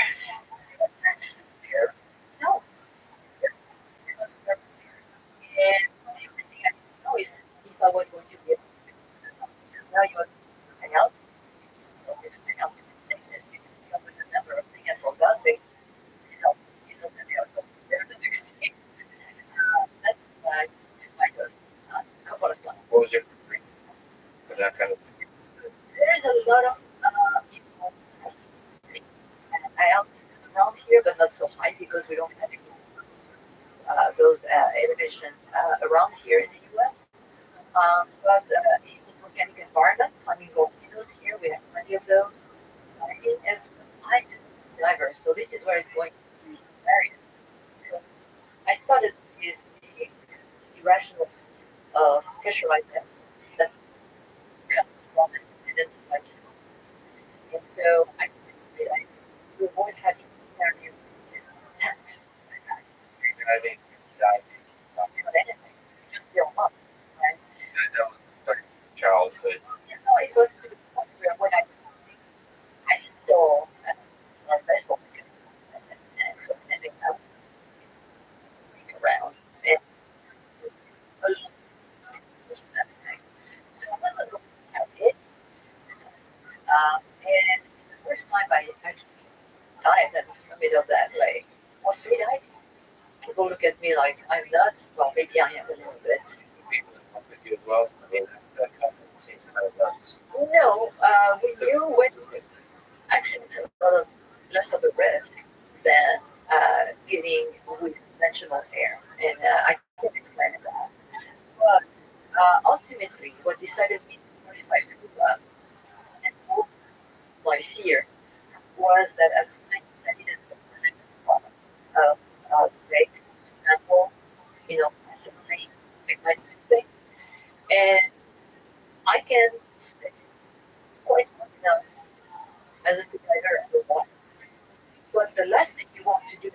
1,000 feet is to come up with a surface with because there is not one of them that your oxygen. There is the source. And I realized that it was not good for me at some point. So I studied by scuba and exploring that like diving. If I haven't give up with a full what I but we're diving with reserves, which means that we dive with pure oxygen. So remember give you a bag with stuff that looks like calculators in it, which is basically to absorb that you are inhaling, you're breathing, and they're recycling oxygen this way. So basically, you are rebreathing your own respiration. Yeah. Yeah. So it's very interesting. The potential you can have with fun when you are diving, the risk of bubbles, uh, your lungs, of different pressures, But the full oxygen underwater. when you are breathing pure air, when you are just what I here, you can have to do some different when you're coming back when you're diving deep and you have conventional air, you need to stop so that you can equalize the gases in your lungs. If you come too fast, then you can have air bubbles stuck and then you can fly. Paralyzed will never to avoid that. So diving with pure oxygen avoids this completely. And it has another at high altitude is that, well, the greater risk when you're at high altitude is altitude sickness. What is altitude sickness? It's just you not having enough oxygen in your body. So this, this was a good benefit. It was a trade-off. We were lucky enough to try the military. So we came up with which is the big thing on the back that you carry on your back. Uh, You work with yeah, we were trained. We were trained like that over 3 months. I had a joke that somebody wanted to reach a front line at the bottom of the people because this is where I was. So we trained, and the management about safety was about that thing. So it was a real operation. That was 3 years into maybe 2 because when you're free diving in the years prior, there is no risk. You don't have other gas that you're breathing of air. That's what happened to me one time. Seriously. So, tell me about that. The well, they are the temperature that you can have a body water. So, yeah. So, uh, uh, just dive with a wetsuit. So the idea was to take a dry suit, and I learned how to dive with a dry suit, which is really the worst thing you can do. the dry. So the dry suit, wetsuit is what you can use dry suit. The wetsuit basically is going to keep you warm because water is getting into the suit, and at the contact of your skin, it's getting temperature. And so for a while, again, nothing like that. And in the ocean, that's fine. That's fine. The dry suit, it can be closed, which means that you don't have any water outside, and you keep your warmth. Body temperature and even clothing that you can put to expose the there is neither really very cold weather to stay a long time that when you have those dry suits, you have a lot of air trapped in it. What it's not very pleasant. But you get in the water, and as soon as you get in the water, you can see the air pockets in the place, right? So you open the panel, and the air comes out. Once you work that, then you move to your dead end, and no way to do it now. It's what happened that day is that I actually worked, but I didn't realize that. And so I went down and immediately felt the air pocket behind my legs. So basically, air was trapped and went on my legs, and it was like my head. And so I didn't pay much attention to that. Because you're diving down. Yeah, I was very down. And so I didn't pay too much attention about that. As I was, busy and just position. But um, then I wanted to turn to one. Well, I was like, and I was like that. So the first time, I got a second time. And before something, I didn't realize I was in trouble. And the first time I was okay. Now you're going to give it your best try. Otherwise, it's going to be big trouble. Um, You're free diving. I'm afraid I didn't. And then you feel like No, there's no panic. You cannot afford to be panicking. In fact, you are always thinking because there is your friend is not that state to keep you and always need to be in that situation. And so, after time, I was able to try to get myself up. But I up, my blood were empty. I had been in the water for quite some time. And I, I knew what was going to happen. So I decided to like, don't move and don't do anything. Just move out and just oxygen. But obviously, oxygen at 6,000 meters, 20,000 feet, there is not that much. It's about a little, it's a 48% degrees at sea level. So all of at the time, the sky is pretty dark. It's dark. but just stars everywhere. Oh my goodness. The funny thing, And that's the first time you experience that kind of you're concentrating. There's a lot of fields. I mean, I was already dark. And I had one as a mental confused on the shore. She was telling me different pieces of moving around. Is everything okay? And I remember trying to say, and because I think the best line and Yourself. I knew I wasn't going to be okay, but it would need to be still for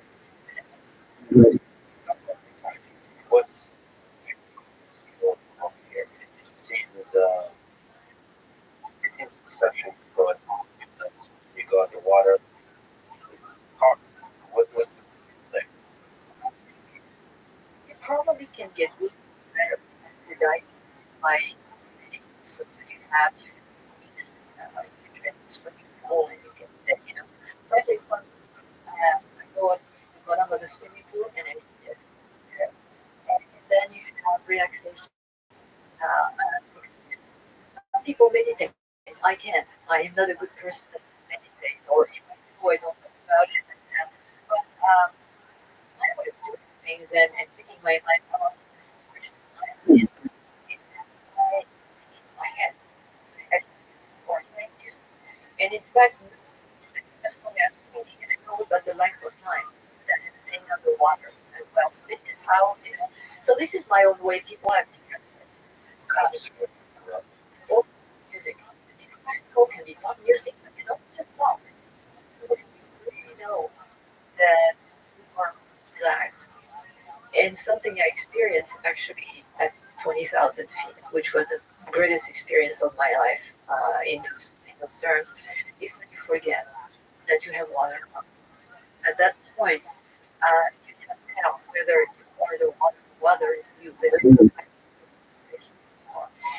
I felt that when I was training, I never could have imagined that I would feel that way on top of that. It happened, and it was absolutely amazing. It was, we were talking about how life consciousness permeates the universe. At that point in time, from that volcano, that day, it took me by surprise. I was not expecting it. Everything around me, the lake was Arctic blue with all the ray of the sun. You could tell them apart. Every single one of them. I was surrounded, and I always that kind of environment that led me to, whatever state of meditation, not anymore to want question. But it doesn't matter anymore. I was again, but I already know the answer. But I can't put it that way. Nobody is really fighting it. But what I'm saying, it doesn't matter. And it was understanding what absolute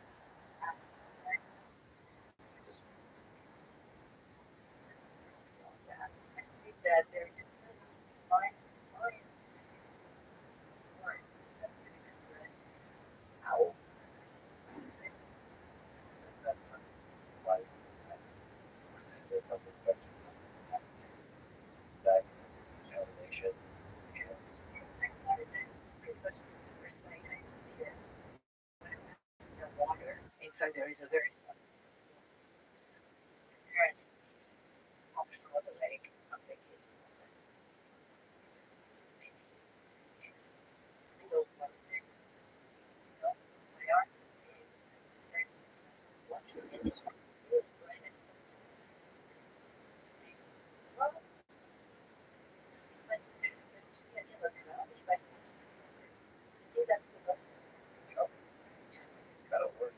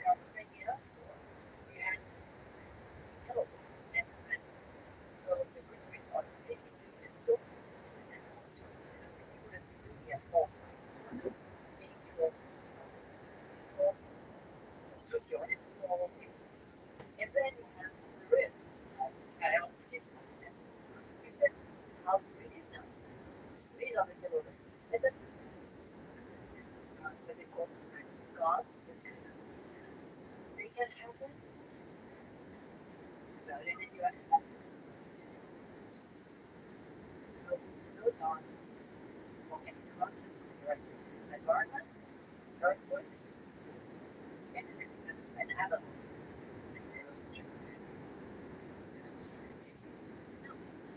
That's hard. Background of whatever. But we got 50 years. And I have one of mountain. And because of some degree, there are overhang. So, just the very of lava. If you think beautiful is the altitude levels from 20,000 to 2,000. Others are which is primordial is otters, yellow, with a dark and so rich were just perfect for hunting. So sudden like die. I that together and he's starting to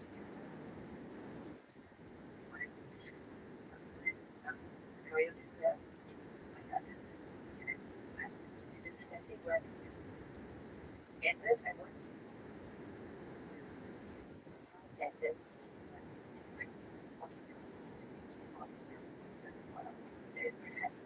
tremendous earthquake. Standing up between the ground was crazy. And he said everything because we're in a very okay, that makes sense. I turned around and that is when I realized there's nothing everywhere. Everything that I saw was gone. It was dust. Nothing's happening where we are. It, our energy, and especially the other side, air. There,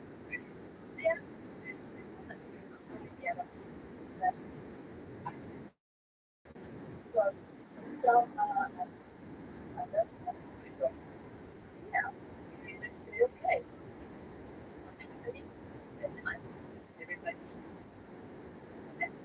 we have a creator that you're about to change what we say. And yeah, because this is what we do. Again. So here we go. In the crater, half a dozen times in the crater with the real one. This is what one would do. So just kind of working with Portugal. So my when I was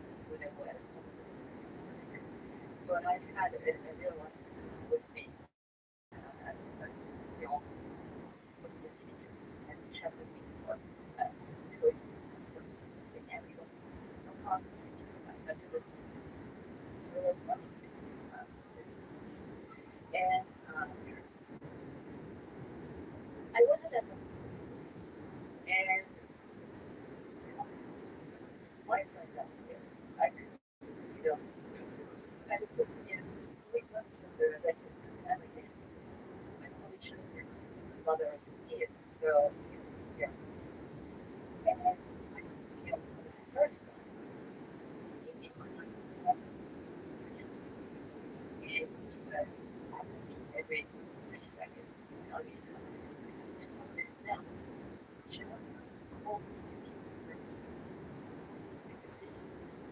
And so I said, okay, what's the now? Tell me, there's another and then there's the other say, so I tell you, and there's still with it to give a more the next temperament of the entire team. And he's the Russian.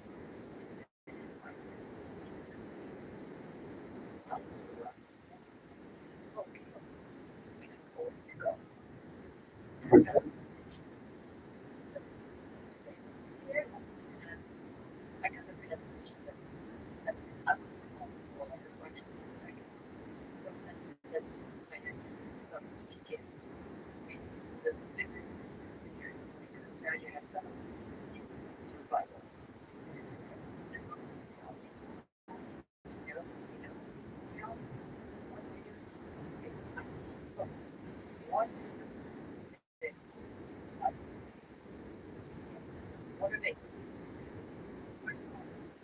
parked in the direction of where we are. I said, where? He goes from another. That the rest of the other. Yeah, I didn't want to have this. I mean, it doesn't go up, with the levels. Yeah. So it's the thing. And yeah, very well. And then there with Natalie. So she became well, the cloud is yeah, and it was deep myself. And then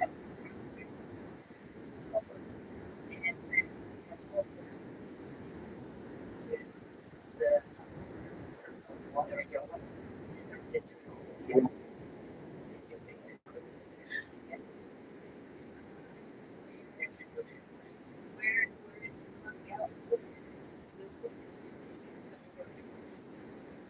So yeah, that's the thing like that. And finding the video around, and as I turned around, I see the cloud starting to pop on the other side of the room. So at that time, we had not first. We had over up to Jenny with the colors. But then the rocks again for music. Everybody gather our stuff. I didn't get too much cocktail. So we stopped only with bread. And then at that point we saw the color. It's the crazy coloring. We didn't know it out. But that was 500 meter. I didn't do it. Just for the where we were very first. And just went. And after that, we spent it. And so I tried everything. I didn't know my headaches. Hard to remember because of the very fast because of the cloud. It was the close. And so we had a fast. Body works because I know the local medicine told me that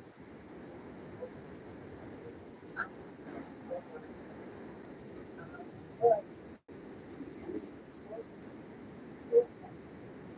as I said,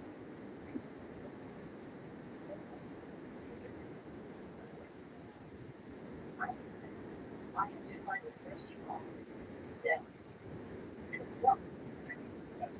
It's just basically that's the So what you're telling me that I got in the car and I felt the first period back. And I said back down. I really felt bad and it doesn't mean it's out later, but it was I had no energy. It's react and ready to go right and reaction interest the drive. yeah why not What I was looking at this maybe of the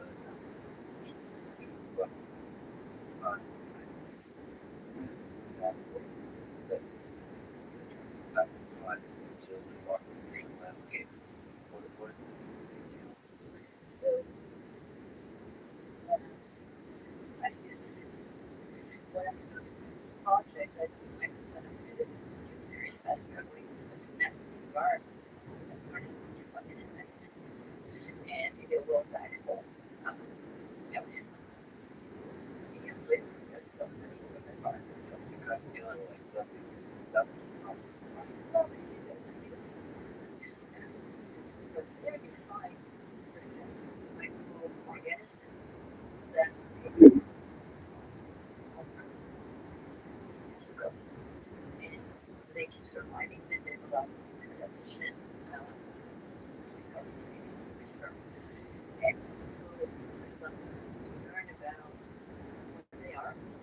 how they lines of very important. One of the signatures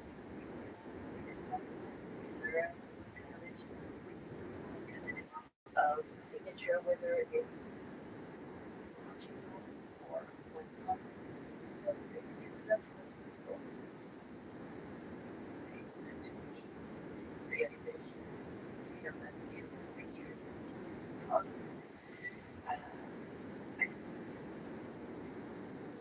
saying, you know, because you're born speaking and slant from my heart, but one is short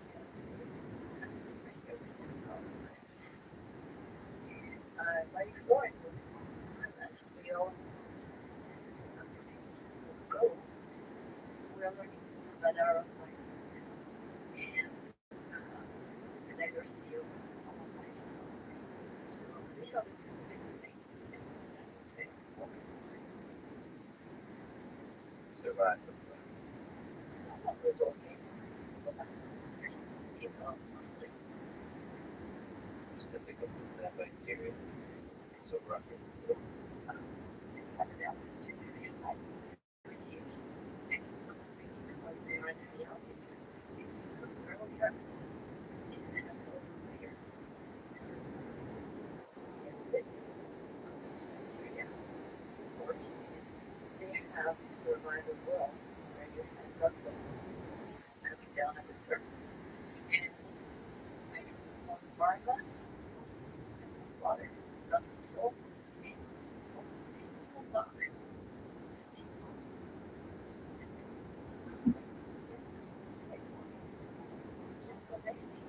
And the environment, they are going to stuff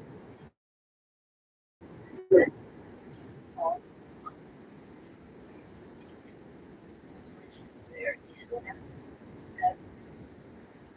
here, you have like it's really but it's not that good for you.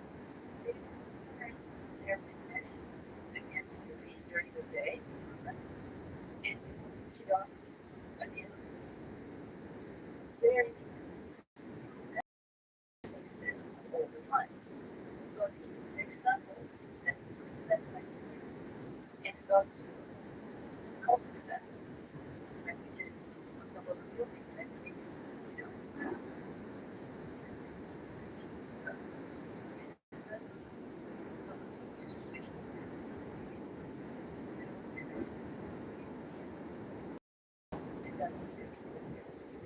and probably that's why they're here. Because life found way. The hardest condition in people the flourish versus shuts it down. Not shut down. Then we have to survive. Obviously, this is a state that I'm not there, but it also is a and this is what it is. Right? So, yeah, it's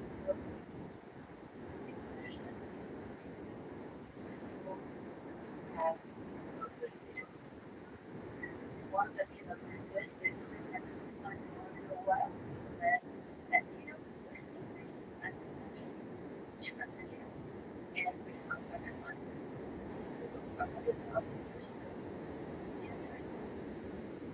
was side by side line but then that one was completely adapted to cold earth to natural earth of the end of the and when conditions change he couldn't There's some mystery going on that, right? Is that the waterfall part of the condition? Suspicions. what do you want to say? No, maybe it's one of the no, I'm sure it's not that. It's not how that's better. It's right. It's on the condition of it. You have to expect that. So the thing is that in the cold, we get out for a very long time. Shooting the glacier. They are probably in a week situation where over this game and started to Right. So, basically, this is the fact that have, and that have anymore in this year. Nothing else is different. Wonderful, right? Old school. That one. Jesus, right? I never well, I not at all. I am those regulars that happened. Um, that as part of our exhibition So it's basically more medieval science. no, it's science. Fundamental science is just a very that we're still kind of like well, You're holding your breath underwater. You know, what you're talking about. You definitely take it from the time. You're like, I'm sure you take them off. Right? I have nothing writing from house and probably I need to go back to still one part the one over the swimming pool. But having training from the house I see a little basically never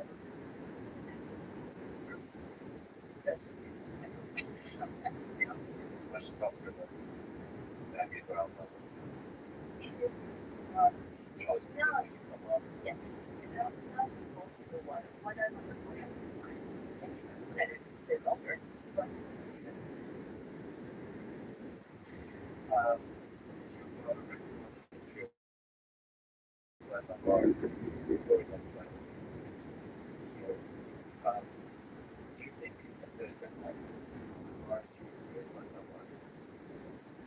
so when you environmental cars that we own, it's very I don't earlier. Never was always thought it was the sun here, right? But you have to that would be the plus with or it very powerful. So like they are like that you find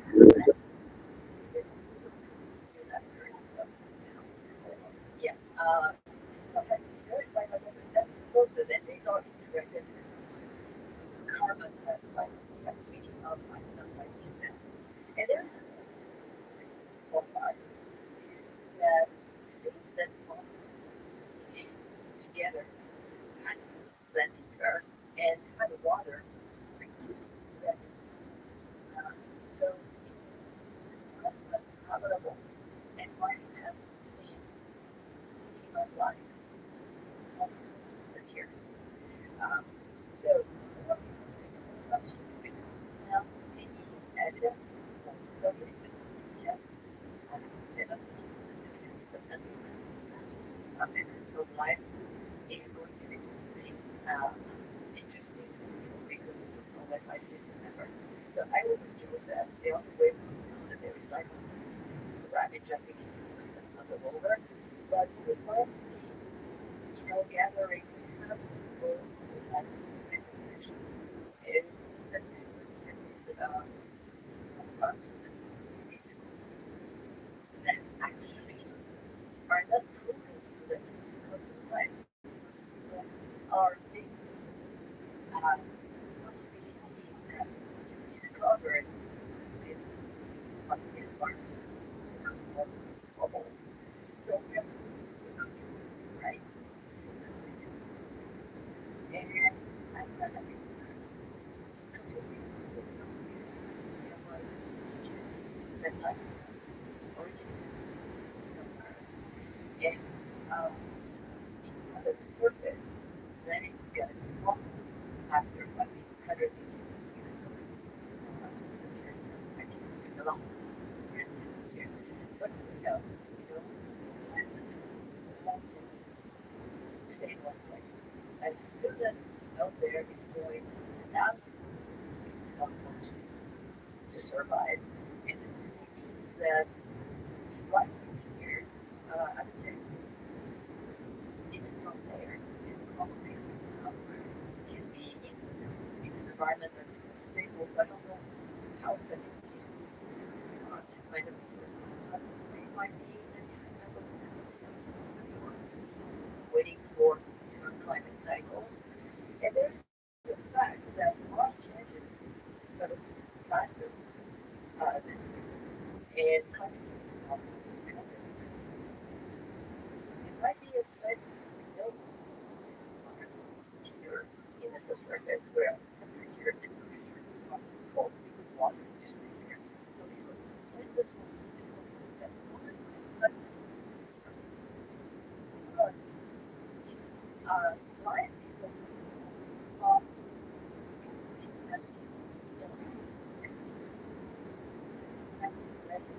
lot of ice in the surface of Mars. And when the climate changes, when your pressure, then at that have some activation. That's you have small because of time. So all these activity and really that you have this small life from the deep zone. So this is I wonder things that I've never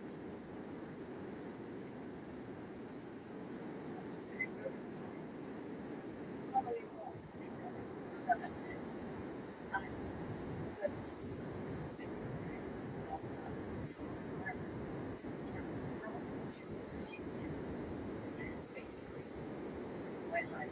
If I want to something dated on Mars, I have to write a clinical experiment. So the center is then I have to but and just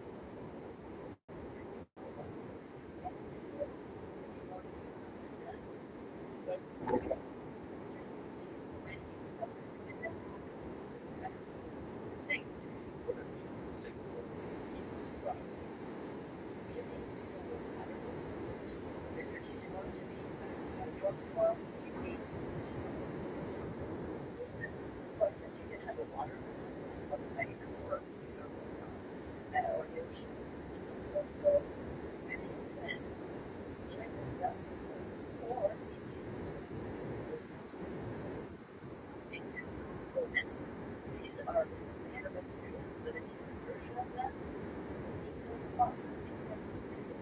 because they haven't started to test this crystal.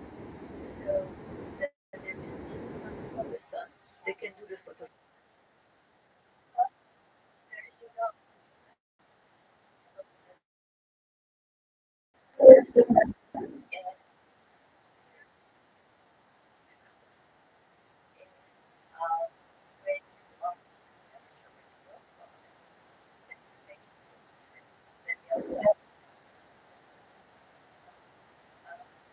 so let's think of that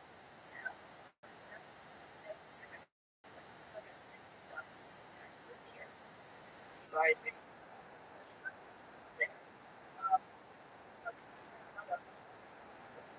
Like that. Okay.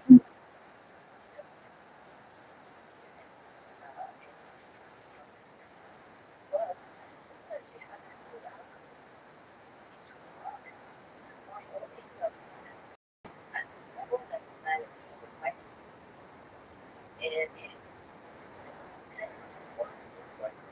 they want to find for everything is that and then they're also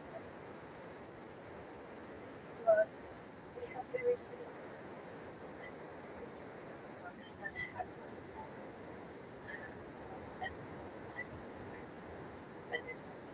this very jumping is that kind of indicators that mention and for the microbes that we can for us to help. And second, yeah,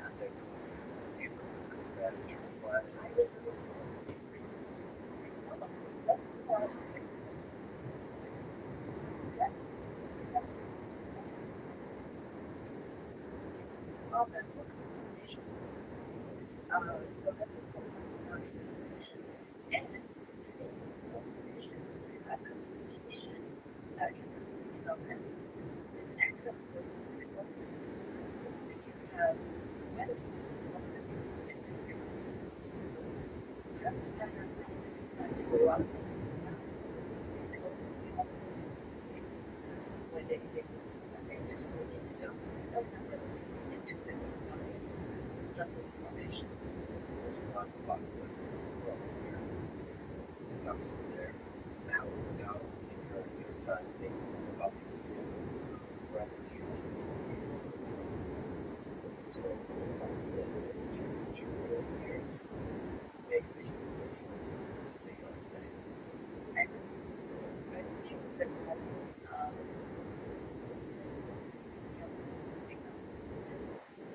and he's for me to be for Virginia.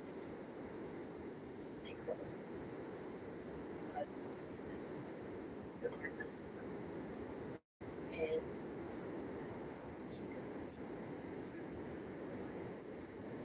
holding the other side of the house if we can and help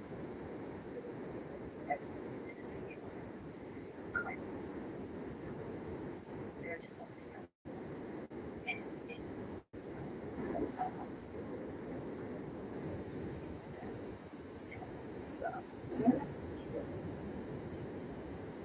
that I carry over and instead of this, if I had a part of it is the reason why I wrote just because I felt that it needed to be like that's a teenager though. I can't even put it or break it down with honestly. I can make up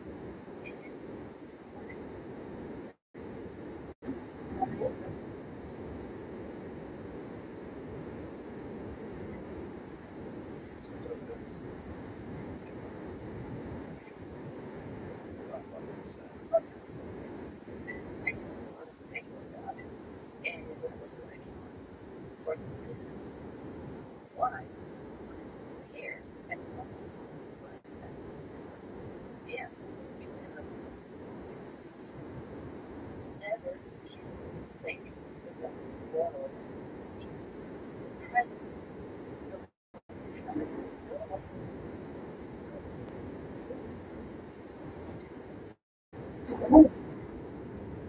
And I had a nice again years later where somebody was about that person. I don't like that they that woman. The condition very, very, very issue. The person that died from death was waiting to come out of the water. I had that. Yeah, I but then I found out about that.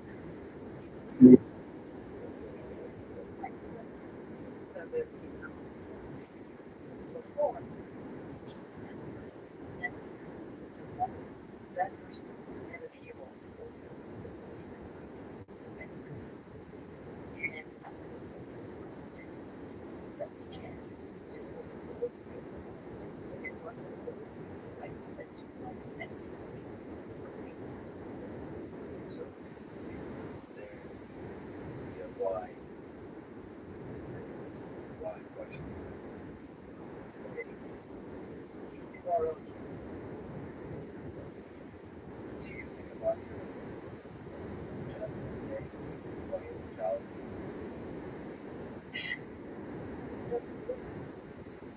So what was the thing? so that's part of life. And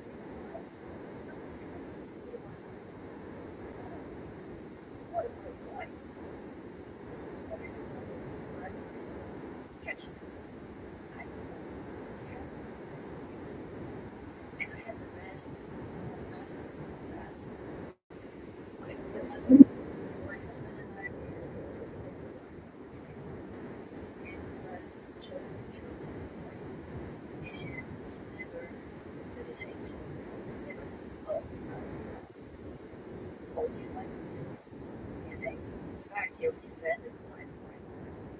candidate for hard that really was and I was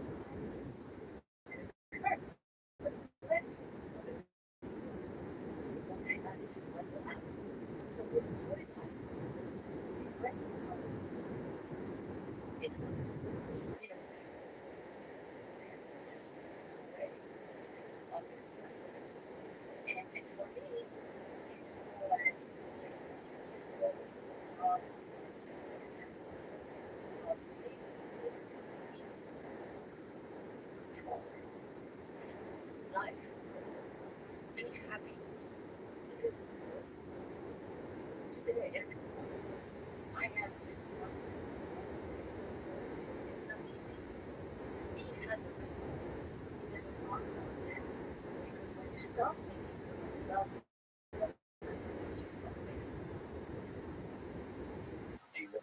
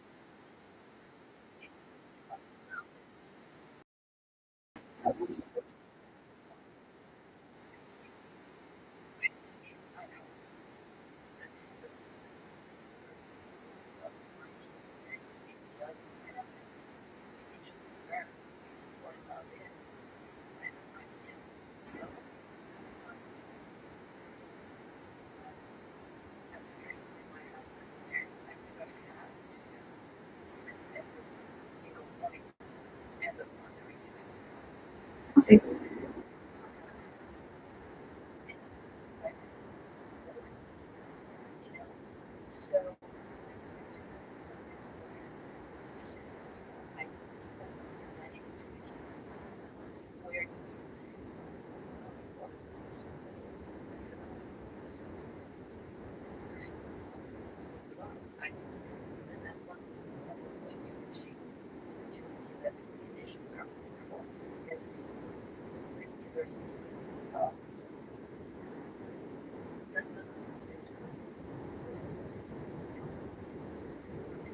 so I where going into setting another time instead of I go through this they're freaking as you know, I think that is is there was the step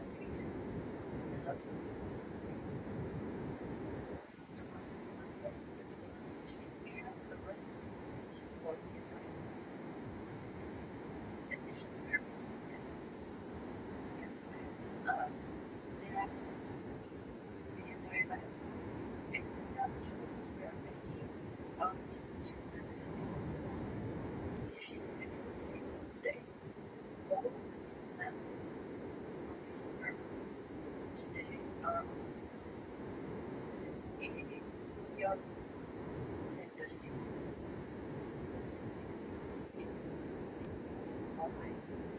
And I would recent events had seen artists this situation and into it. I think it's just or well, this was a conversation with the other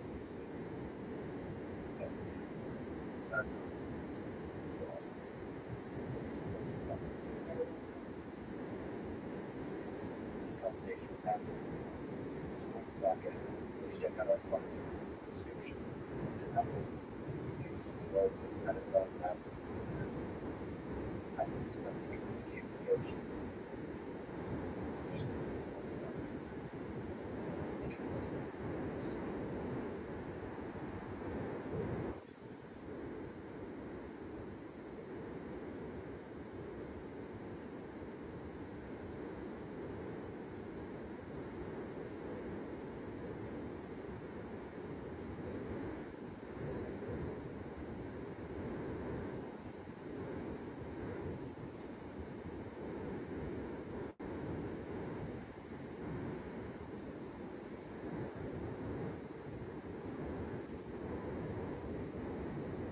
Following this conversation,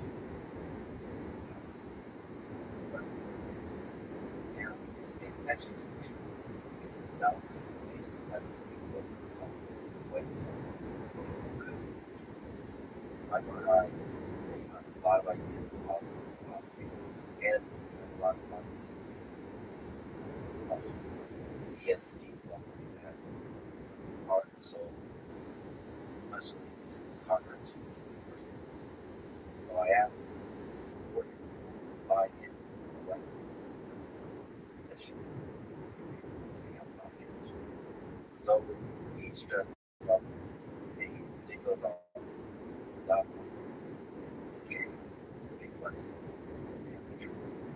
This episode is talking about that's the way this is Let's Read the Podcast. Please check out our sponsor. Technology and Friends. It's Michael. From have you Christmas a holiday have you been with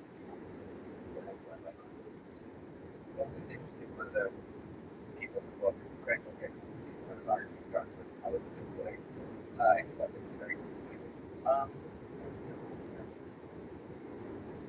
trying to think of what bad you talk about okay wait that's not that that's not bad that's alright I would say no yeah I thought right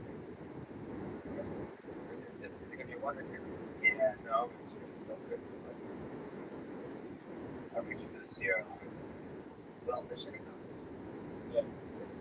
This episode, not of what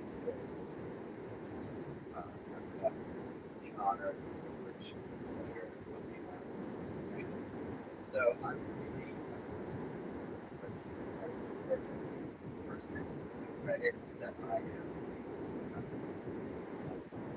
Yes, pick up all the deaths. But yeah, it's a truly incredible book. Basically, a story of people and while you look throughout the idea of white film, black film just kind of maybe empathetic, just taking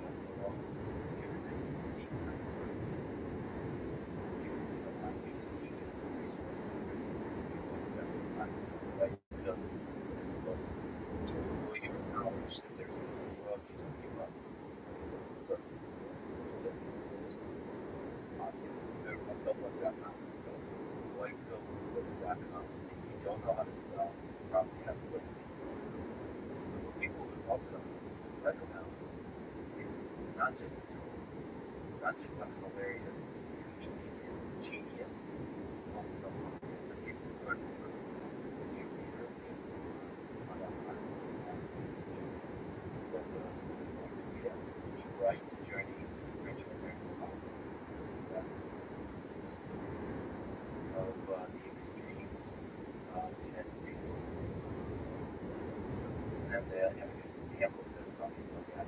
Like, knowledge is manifest.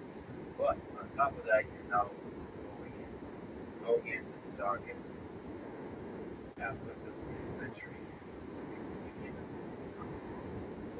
So, we have started at the 19th century, right? Socialism, communism, because Marxist society, the state, great disagreement about what socialism is. But in practice, the two things were there. First, that socialism was what evidence scientific. Second, that the capitalist class would not go down without money to keep points between because they had a different company at that time. Beginning of the 19th century, beginning of the possibility of the century late before. But the idea about the industrial revolution is very much the industrial revolution. But now that we have science, it's scientifically managed society.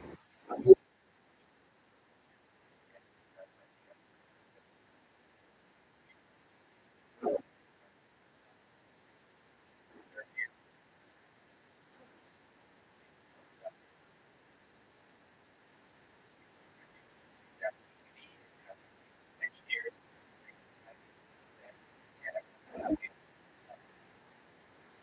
so at that time, as a necessarily states just the idea of society. So you had a huge argument. There are different things in it. Marxism, state socialism, capitalist state. Although even Marx and Engels, it was after his very nature that the state put his way. Situation. The opposite. The state is moral and wanted to have things like that. The state that's what people believe the state is convenient. I think it's also that there are plenty of others who have a state production in the state. But I think you want on this side. You know, like you have like air economics, run with that everything. And this is the last.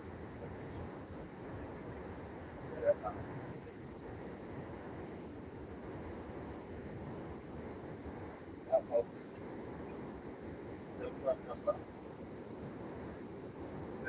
Right now. What's the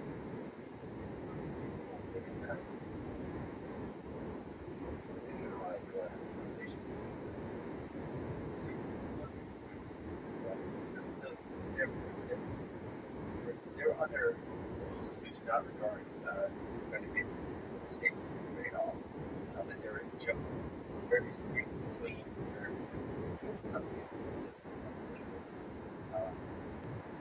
the safety of the Labor Party.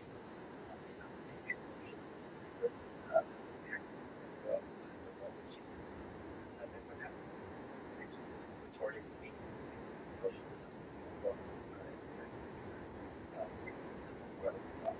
also, mind is the idea that there's going to be a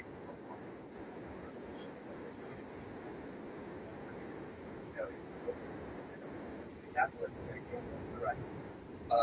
Like the workers in Germany had more in common with the workers in America than the workers in Germany have with the capitalists in Germany. So the idea is that like the working class all over the world and all they're going to be like getting exploited. It's getting worse and worse for us. We can't feed our families. We're getting injured. So more than we're just going to grow our chicken, feed ourselves, we're running it, everything. And this was a representative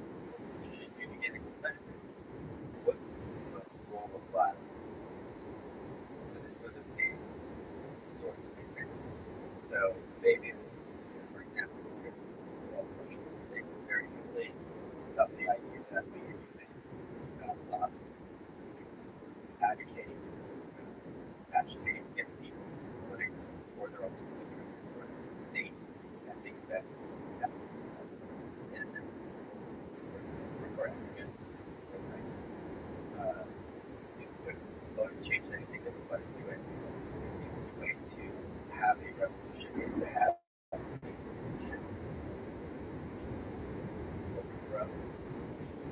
factories. This was a big argument, and also led into the idea of speech act, where legal speech is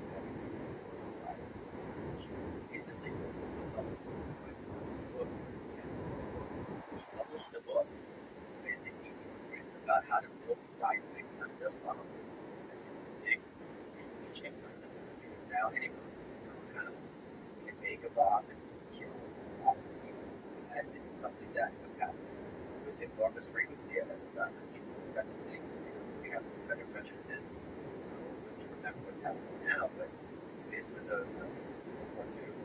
World War I got started with the assassination of Rothschild. There were lots of people who get these another way discussing the assassination. There was lots of violence happening very regularly. That was the creation of dynamite. Even now, Wall Street has popped up and off and short shrapnel.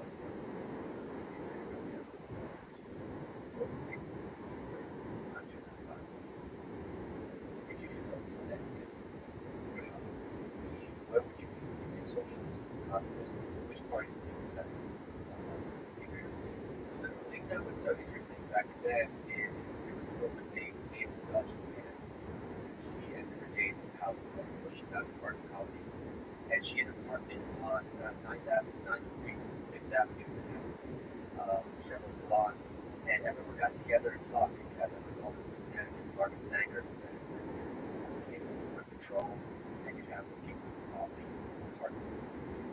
Everyone kind of thinking, and he was friends with them all. So there was this very weird, where the modernism, the argument, the modernist thinking, there was this idea of, like, all right, like, this was the first time where you could be intellectual as a class, when there really was a space where people were thinkers, and they just sat around and they said, all right, like, do themselves. Basically, you have a lot of art, you have literature, you have politics. So it was a very, like, people were like, all right, we're thinking about what are we doing? And they very much were aware that this was a great, great industrial revolution.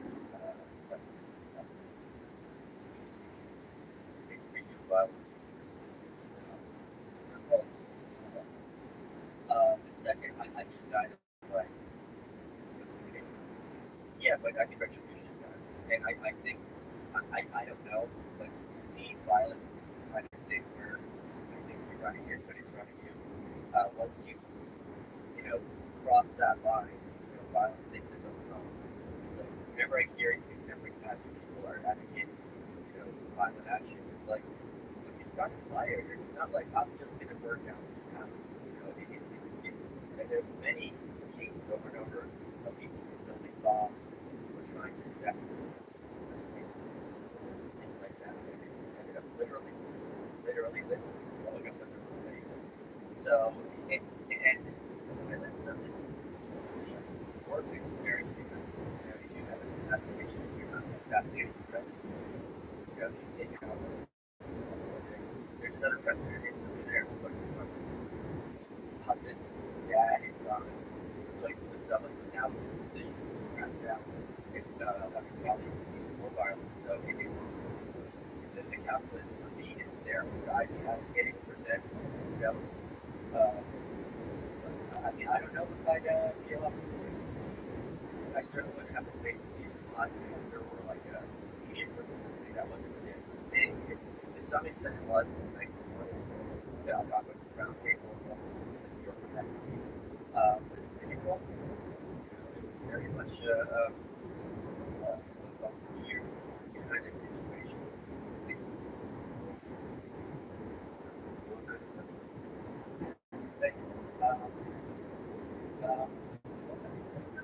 I think you have fun. Okay. All right. Yeah.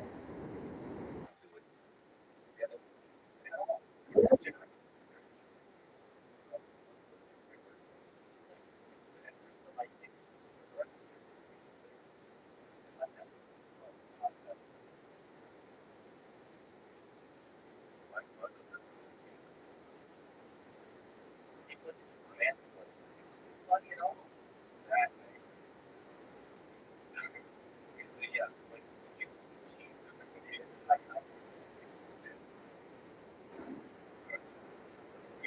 I don't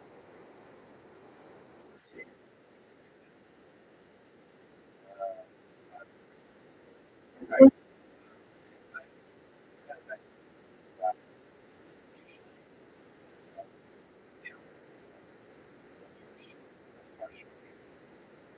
You think about the revolution, positive progress, sometimes it does depend on the issue. As an example, and Czar, which is a basically a positive example.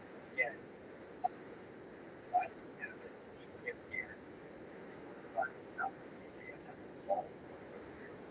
As we see in time, they also want retribution. And I think it's similar things or things like that. It's very, and then it also creates space for sorts of demagogues. Like I said, it's big for me. It's very it's somebody that it was that obvious the communist system. And to me at least, right? Country, this is something not obvious. They are the basic order between class just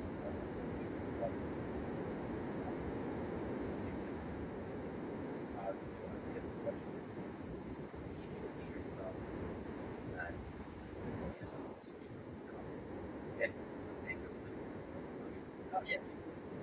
Well, it's not obvious that the rights better markets even whether you're for welfare state or free markets kind of listen involve enormous amounts of recommendations. So it's obvious in all the agreements here it's not apparent on mistakes that get together and society make study that we all should be it's gonna where that to me is the process. And it was also very important to many people because it was alright. Some of these negative consequences have all these people getting fired.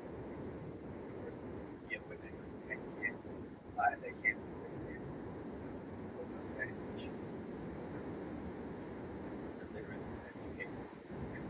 so you're saying, look, we all should be together, have love,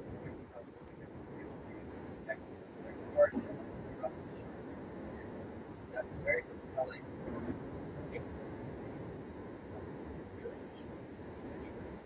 When something happens, I make it sound compelling because you just talk about how great no one, people sorry, like, like, oh, you want democratic social place, Venezuela, so, I could think of communism at that era. It was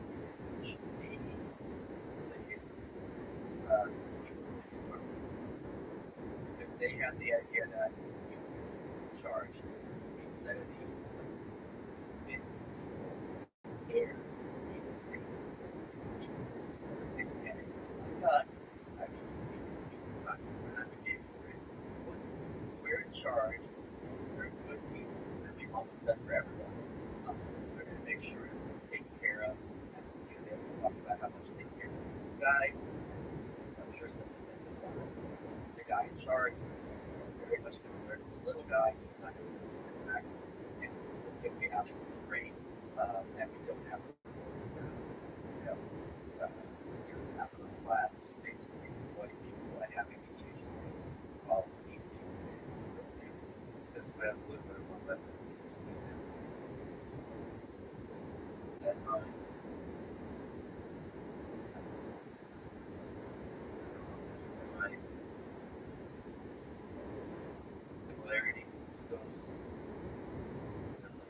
on cost of beef what's today. So then our resolution is if you have anything up to private industry, have a that's something involved in it. And another concern is in any other group that suffers, let's suppose that right, go both they are or something handicapped because they can't themselves physically disabled or something like that. You have everything on the charity yourself, the endangered species, right? You need to raise money to protect this weird kind of frogs that America that no one cares about. You raise money for it because people's interests are fine. Interesting. So if someone is someone who's like some idiot, somebody, whatever, you're gonna move in the grass and this group. Under socialism, you have a government taking care of everything. Up guarantee that those workers are still going to pay, that they're not starving the street. So that is one big moral piece for having the state running everything in terms of economics. It's a lot harder than they are. There would be it's why it's not there in terms of actually, but it's not there yet because the board of color cannot support in holding that you never rest of your life because I have to pay for doctors.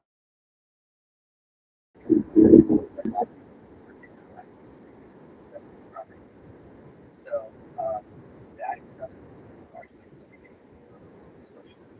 And the other argument is if you have a media apparatus that is operated under profit seeking principles, defeated people's work qualities, both basic and quality positions, use as it is capital. The rest of the government represents all of us. Is running is that everyone will have the right to have heard and won't be what about the big people programs?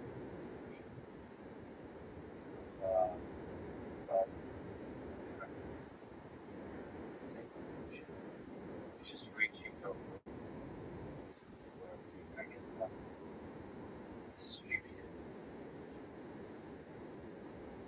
The thing is, Marxist vision of free trade, activism, it's really kind of like a no, because it's like that one, partners.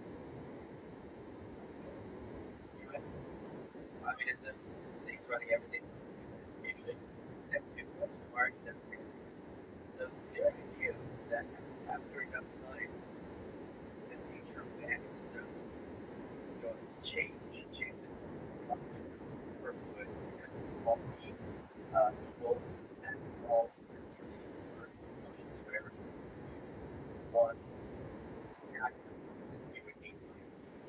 And in fact, again, and I had a great joke about this, which is you got to wear to some, and the one thing about the book is this have you done it every week to get help up.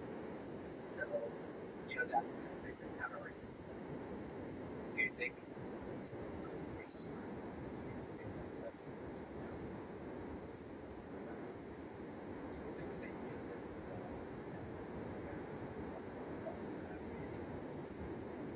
that idea can permeate the culture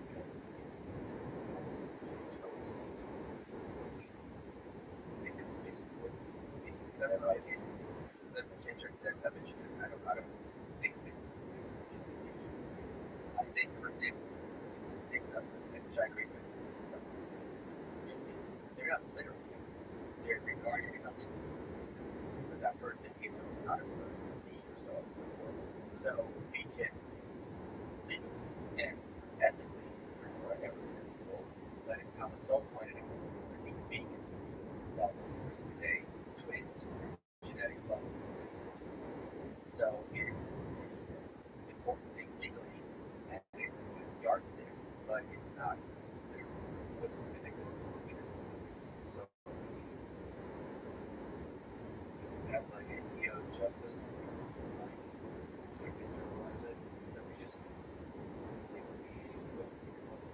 I think it's a red herring because no one is sure of red herring. There's a young guy. Because some of these people are still doing all this stuff where they're getting moved out. So in terms of you're gonna have equality, that means it's not matter to you whether someone's your mom or someone is, someone down the street, and I don't see how that ever becomes the case. Possibly. That's true. Possibly do a lot of people in the 20th century. I don't think at all. So many, I don't know, recurrence that elements that's coming great. And as an example, Lenin seized the power and the Bolshevik revolution in reality was referred as being an insane that they pulled it off. And it was literally the president.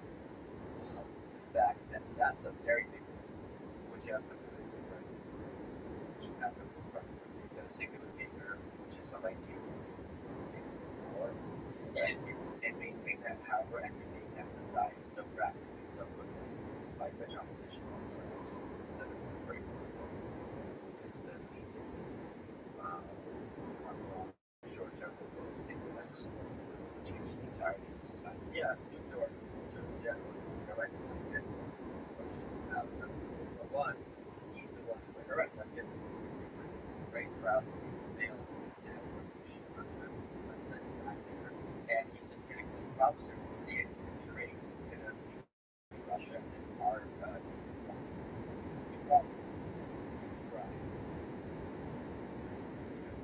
anarchist and communist worldwide, they pulled off this revolution and then I think what you said all the time in St. Petersburg and Moscow took it seriously, and then very quickly you have to check out and see police and nations of communist state. People are like, oh, you're not that great. But they're like, all right, this is not going to last long. The USA, the USA, recognize the Soviet Union for a very long time. They're going to time, and there's certain places. If you don't recognize the Lenin and Stalin's government, it's the government. It's not Russia, the Soviet Union, it's the Tsar. Like, you have to recognize it. So that was something that was not very big project. In retrospect, there were certain things that were just kind of all the kings there last as long as the United States and FDR needed to. So, of course, it's things like if they want to use the militarization, you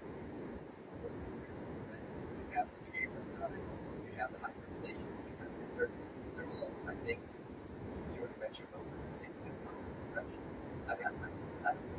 This kind of idea, very Marxist idea, that like history is global, and you start with certain premises, contradictions kind of unfold, and everything. So there's Collins was Austin.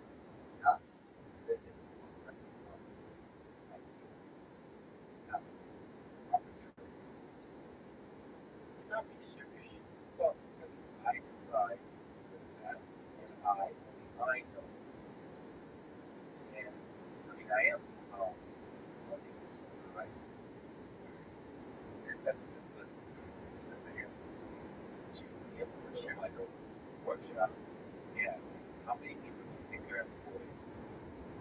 They're slaves. I don't know how many else are working.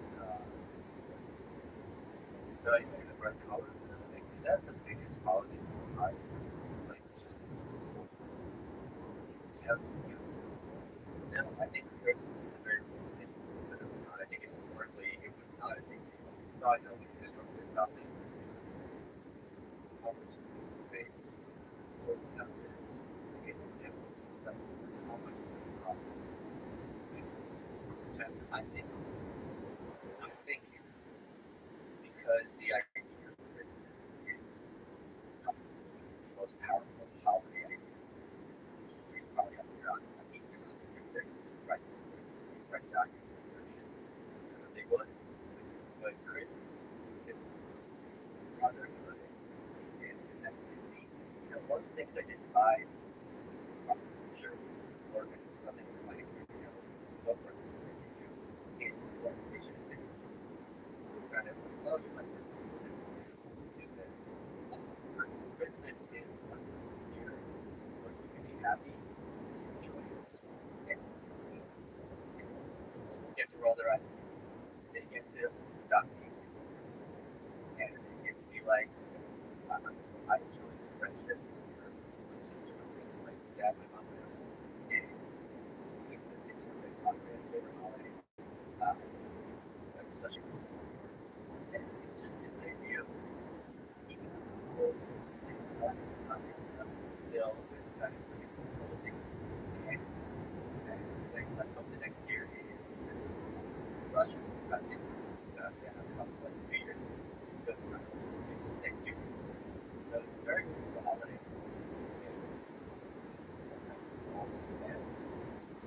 And kindness has been out. Rappers and cheese.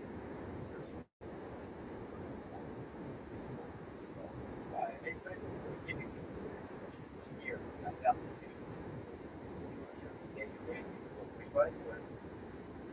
go get a market, support the broadcast, or support the TL's office, where's the whole folks who are back to my next show, sitting out of front of the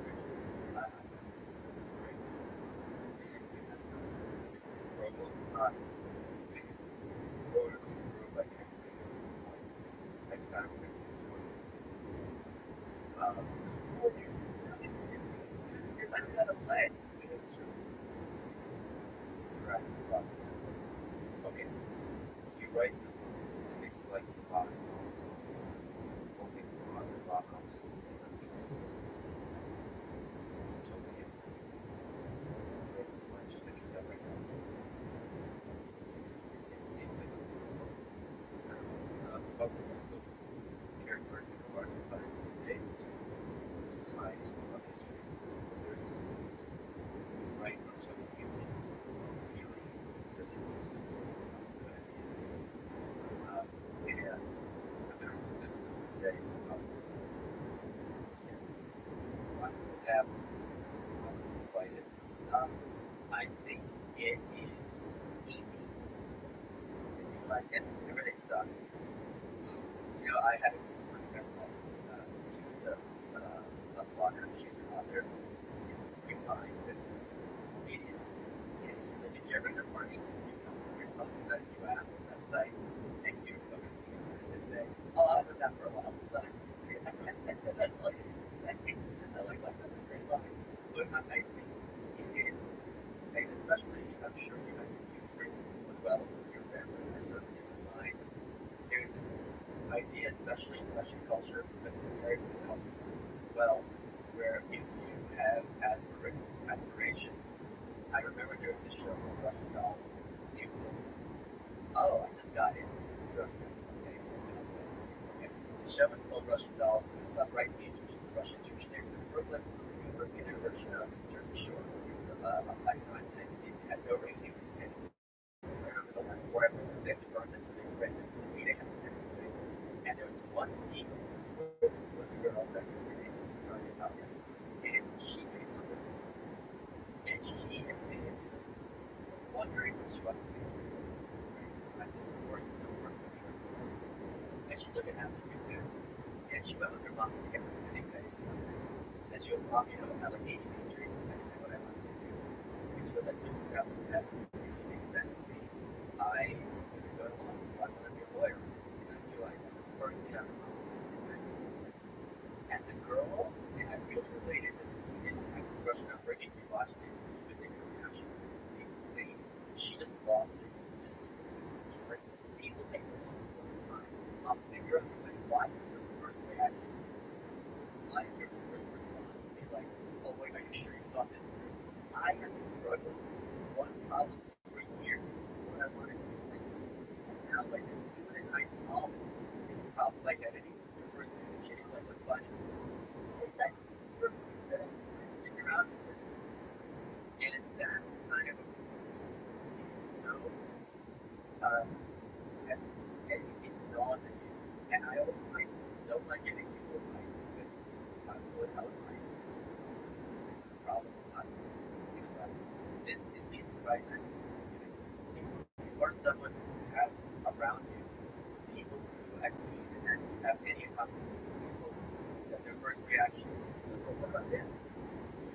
get rid of them or sit them down in any chance because it's something that doesn't know more or less in any swing. And it's like, they give you all the time, all the time. I say, you want to be an author, right? Go to any bookstore and look at all the shitty shit. And you can think yourself, I don't need this shit. You don't have to be happy, right? You should buy your book. It's a thing. It's just not a thing. Figure yourself out. At 4 a.m., yeah, you just pick a period in history, right? Which is around 5. And with trees that come from. But it's like for you, right? Like, not you. Very the rest of the class.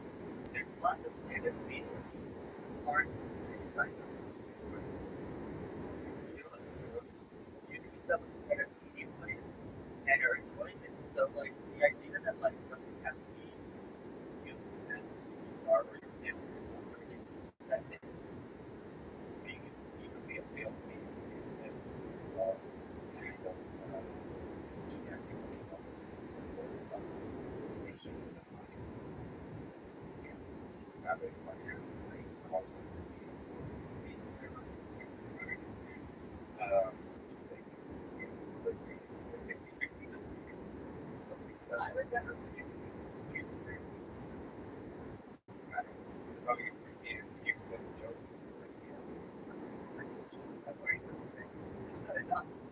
However, you did that night too. Sure.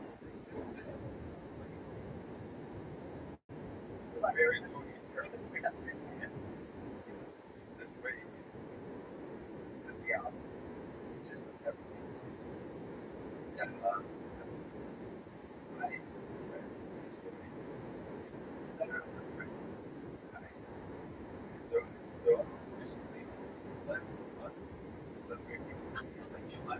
Creativity, just like a lot.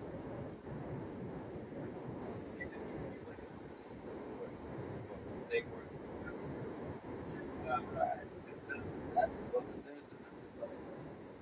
I don't think it's the worst thing. I think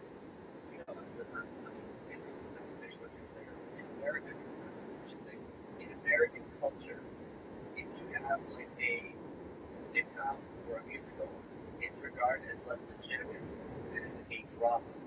It's like something you gotta be on something Broadway. Whereas it's not a story, it's really Pixar, right? Like they're going for something, but it's background music, it's very happy. That is regarded artistically as legitimate as something which is art and background despair. And that's very something that is a very pernicious message that that what's real is despair and happiness is the average. And I think if you have that as your mindset, you're setting maybe not failure, but certainly happiness. That's the bigger cultural in the local person life. My whole life, especially when I'm weird out, after kind of told if you less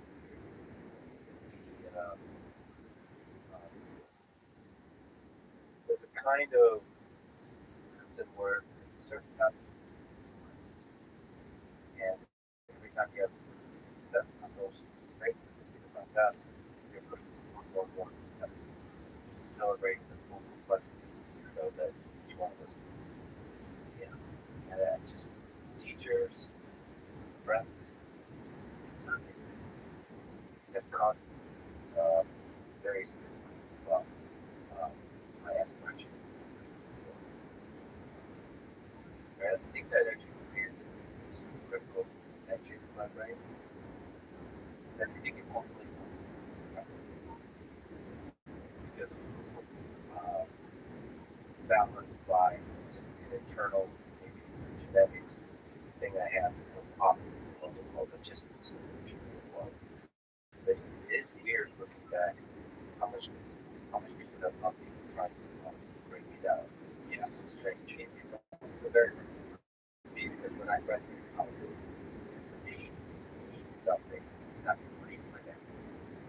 remember my grandma.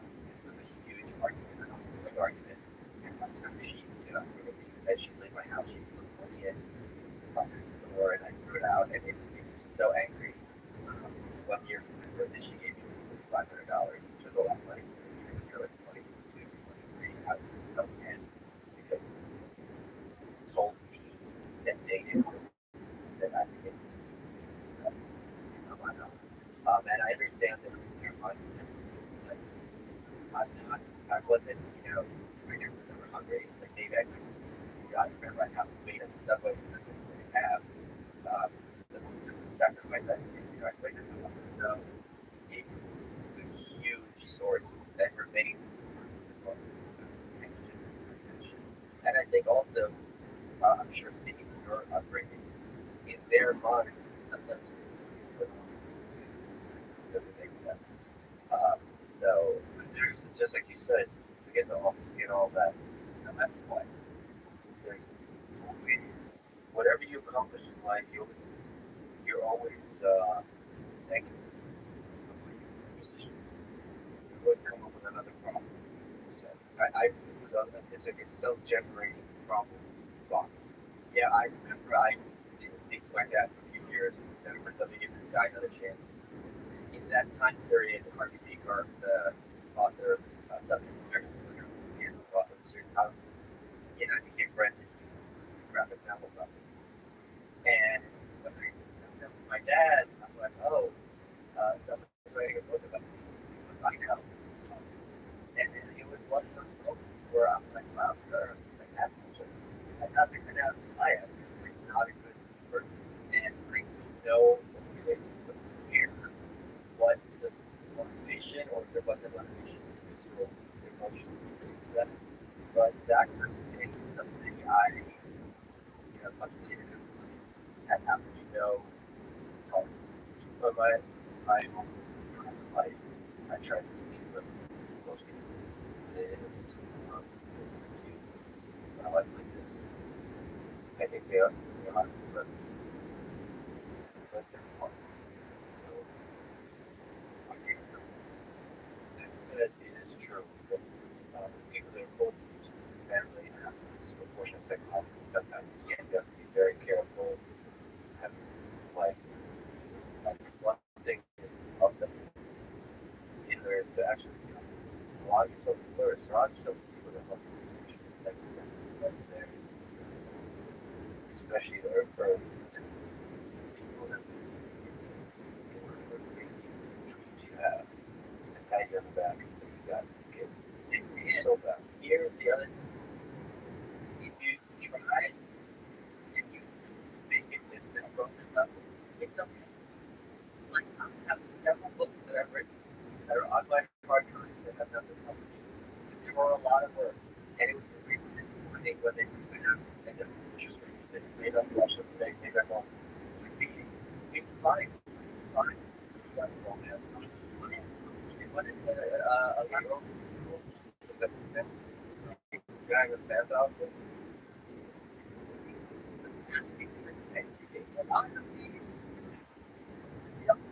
The guy forward once I had zero.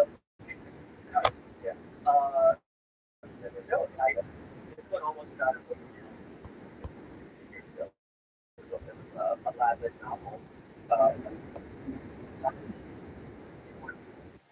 Hornby, about a boy. So there was a little mini genre of these books about young men trying to struggle their way through. It's a whole little this whole little series, the Fight Club. It's adjacent to that. It's not literally Latin. Fight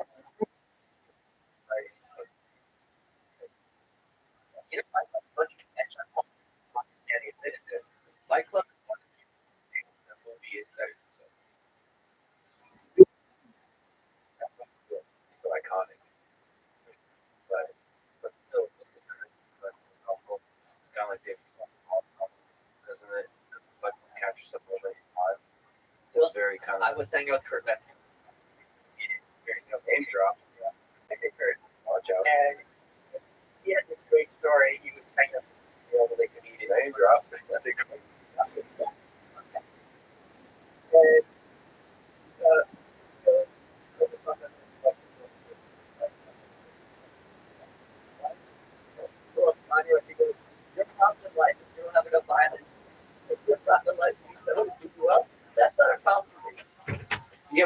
mean, but still, it is a very white book, but it still captures a kind of anger and an angst and a certain subculture in society. Yes. That's really powerful. That probably led to, in some parts of the things you wrote.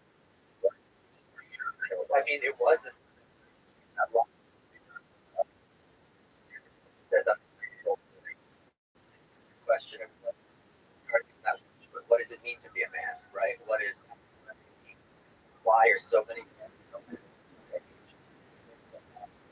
this side I started villain.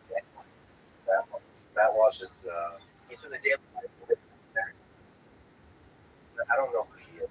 Matt Walsh is someone working in the market, and he did a documentary called "What Is," and he went out and he asked them in Africa and talked to people about transgenderism, not binary, which is a word I know. It's not, hold on. Is that like a very aggressive and opportunity really feel and instead, to his credit, now responsible, like obviously, but that's the fine moment for being playing dumb. A lot of people he's speaking to were getting so it worked in style. Speaking of which, there was fair Before we dive back into the I decided you was it comes from I want to have that's why they come down to roles. In there. Very, I have the apology. that is honestly was I think it was like the third time, the second time. I stayed up on the phone. Oh, I know. After where you come to go. Door, garage. I know that The camera points at inside. But I should close that now. there was a chair that you threw out. This out. And then one time, the architect even more. What was I? Oh, to make sure that well, like the garbage person, so they know it's the chairs. They don't. Like they'll like chair. Yeah. I don't know how to get rid of a chair. It's broken.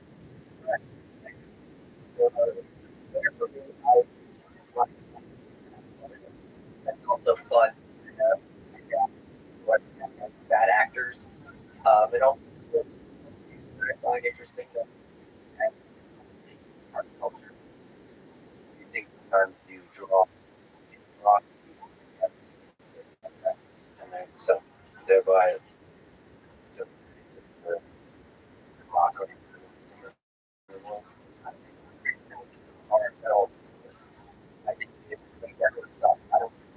I think undeniable that a lot of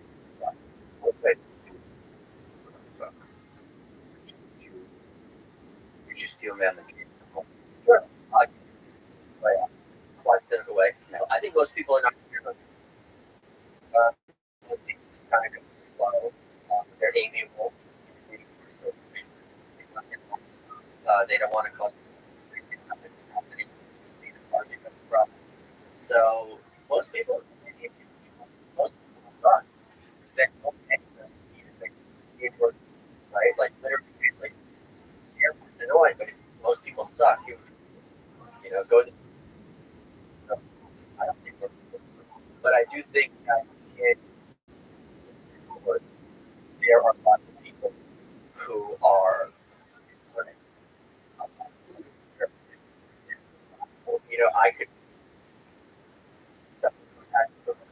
ideology in the payroll of a candidate, or my so that sort of thing. I think happens. Not exactly, but it's very hard to. I think things like that.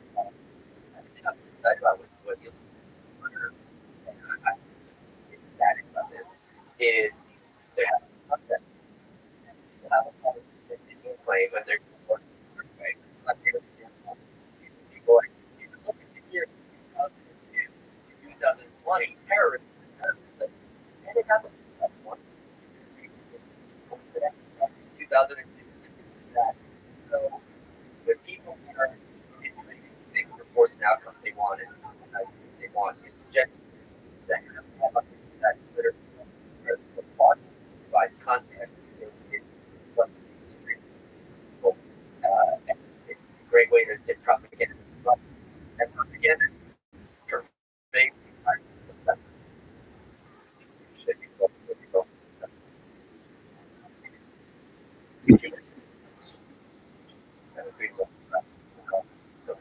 Sure. Let's return to the October Revolution.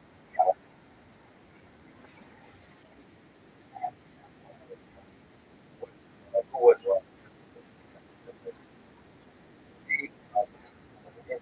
that I was to use there. I think the interesting thing about Lenin is he felt and visionary, and he really kind of meant it. Also, someone who was at a certain point when they were trying to advance communism and possibly that the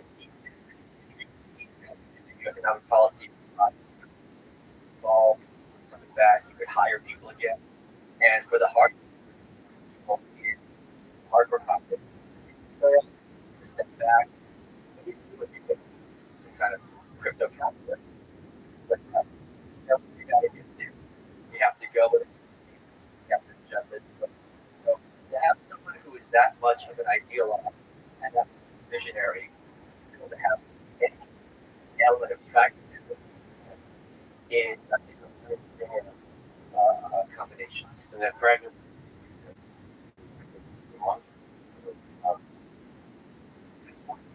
stuff. In this case, was good because that gave us the revolution. Or there was a big moment in Germany. It's just a bunch of funny anecdotes that I learned while researching this book. So,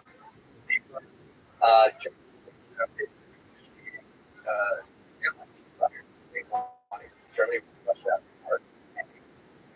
right? You have to sign this treaty and basically hand it over.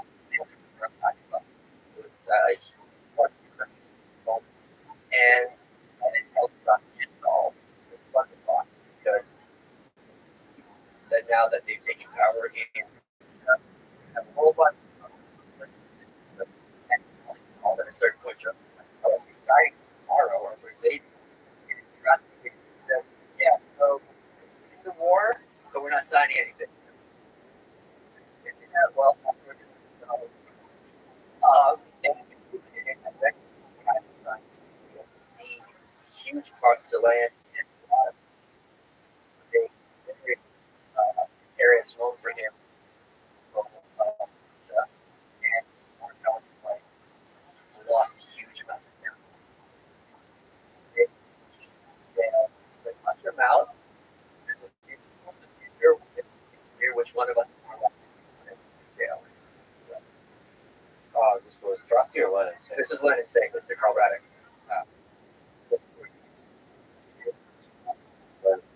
Who's Stalin? What?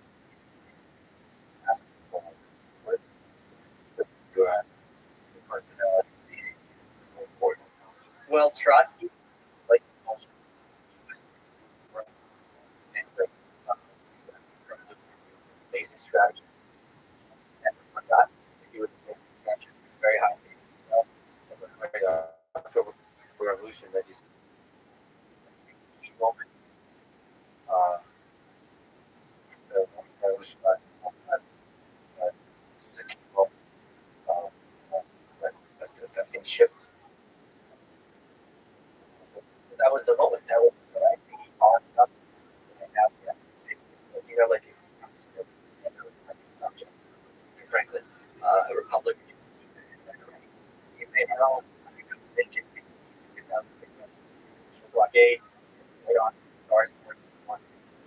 terrorism, or at least the parliament. So this was a big like election. It's like, all right, what does it look like no one, had any idea what Trump was. Like all we do is Twitter, have somewhere there, Russian attacks.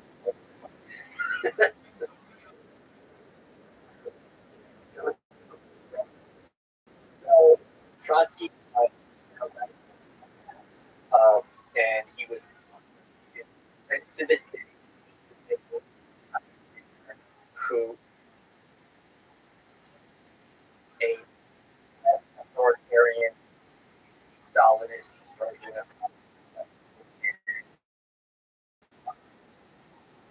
Stalin, of course, was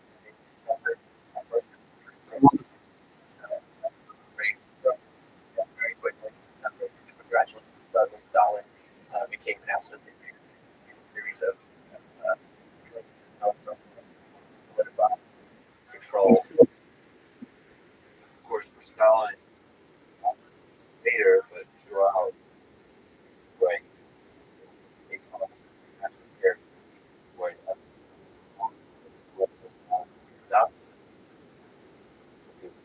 orders from abroad, and of course, probably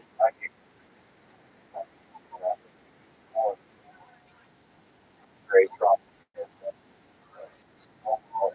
animal farm and Emmanuel Goldstein in 19 of this eat.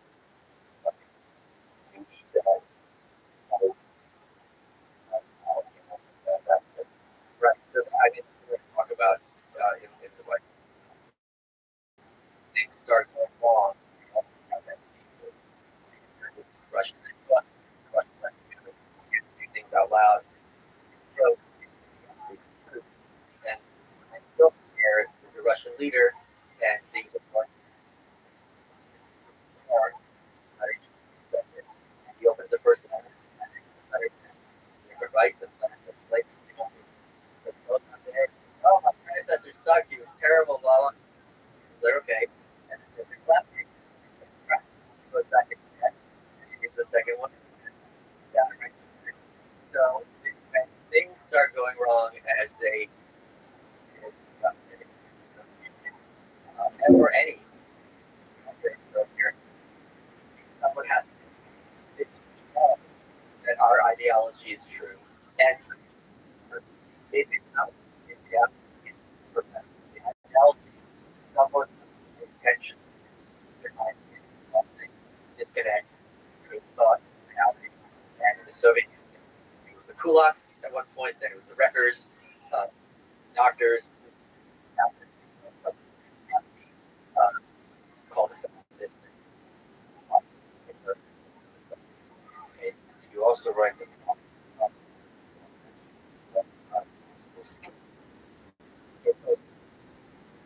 You run out of.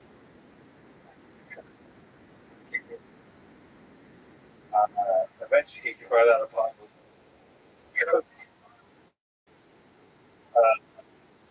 Language.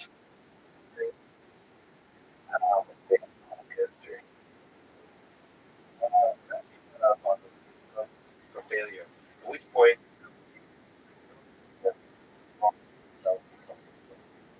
yeah. But wherever you went in North Korea,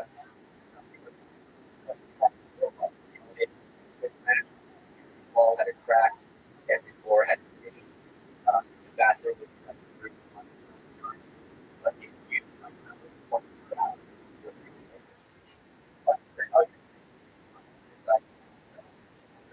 first of all, you're threatening to shut out there and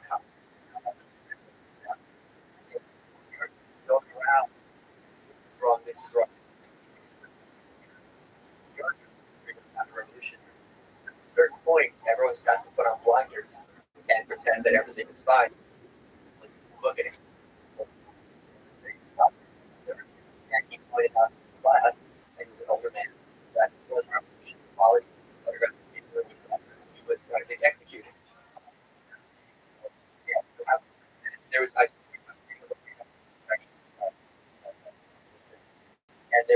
academic aspect because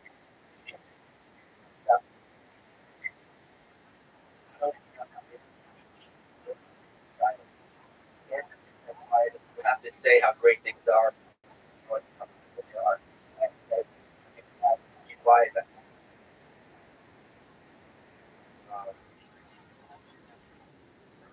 But everyone else is you.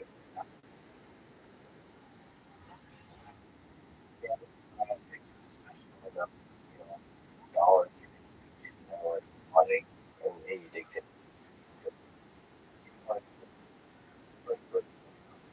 Stalin had to have a button.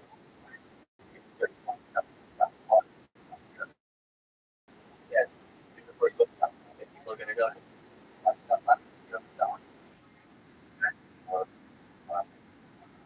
That's the thing. They always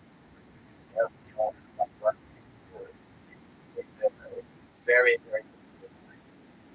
There's also, I mean, um, but, you know, very there's some level of which I suppose uh, ability to make wave with a lot of stuff. It's like a mix of fear and then anger and then anger with all trauma.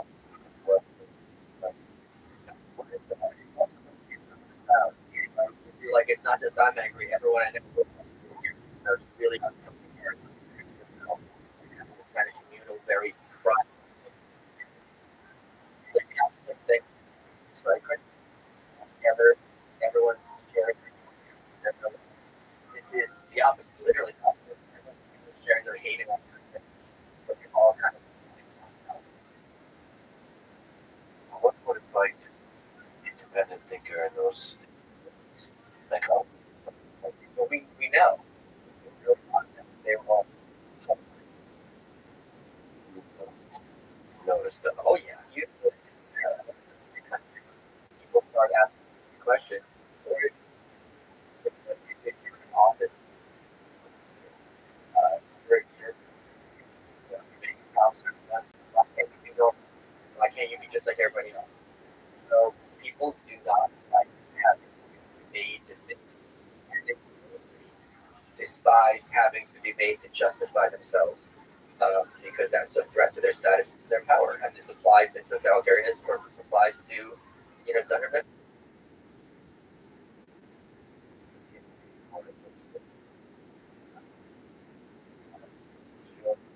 Yeah.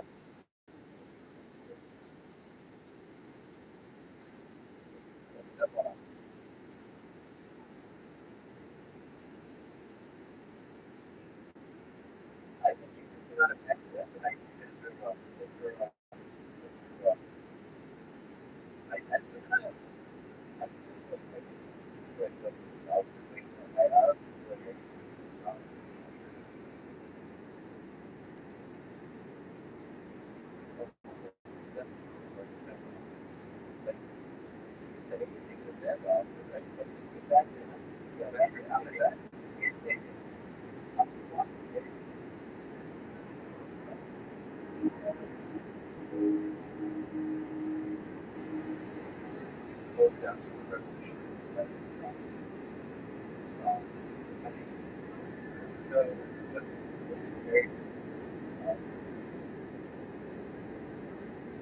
he was very much into that room.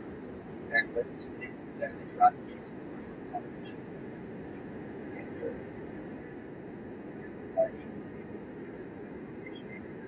and Lenin trusted after that, Stalin fixed people up.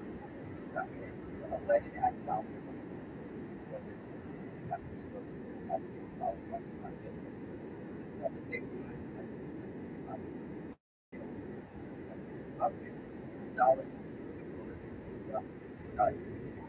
that Robert. And he basically worked the system, and you had the Trotskyites on the one hand, who were most more to the left. Stalin's big, I would call it a heresy, was he put forth the idea of socialism in one country, where here,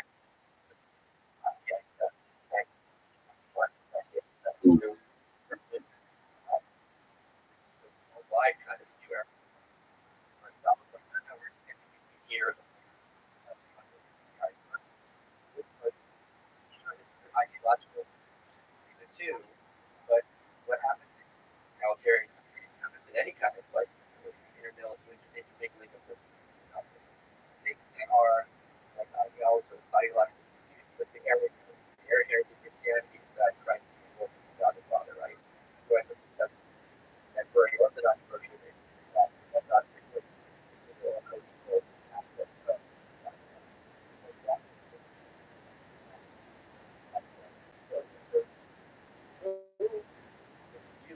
about how often a convenient cover for people to have a power struggle in the guise of being like, it's not that I'm about wanting to become powerful, I'm just on the side of the truth. You're speaking lies, and that's dangerous to the revolution.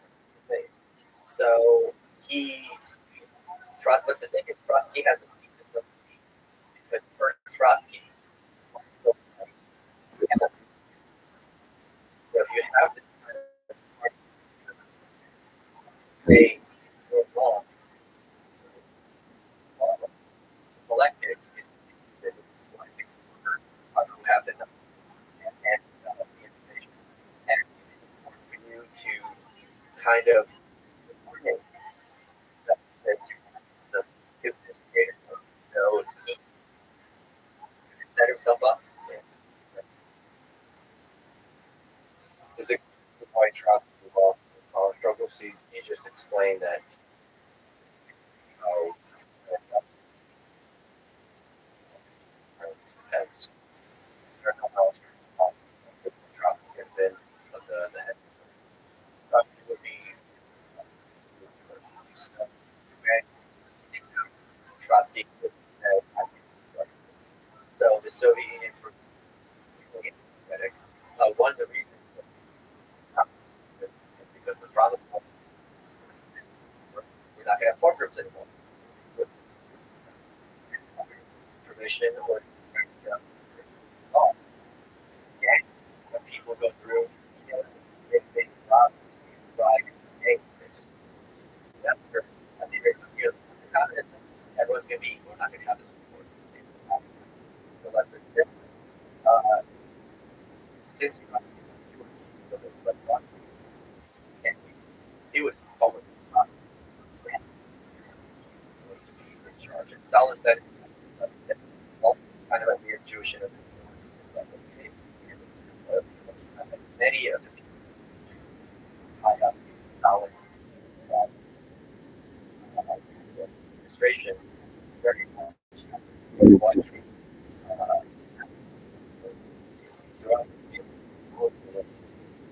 between Jews in the Soviet Union. The ups and downs.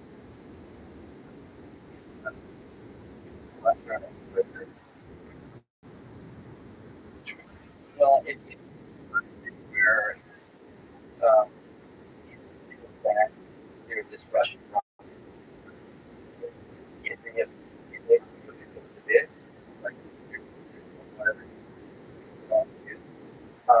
so if something goes wrong, scapegoat. So it's something that not very much was getting ready for a program all these out of their jobs.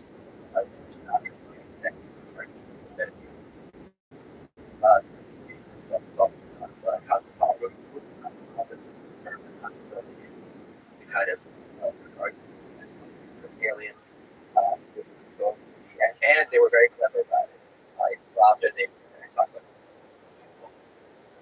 after there were articles, they were like, no, things are getting so.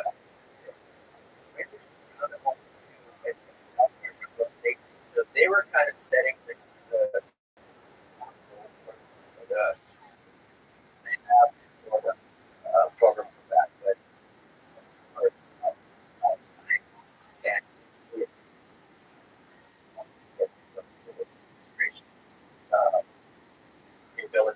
doctors who were accused of crime.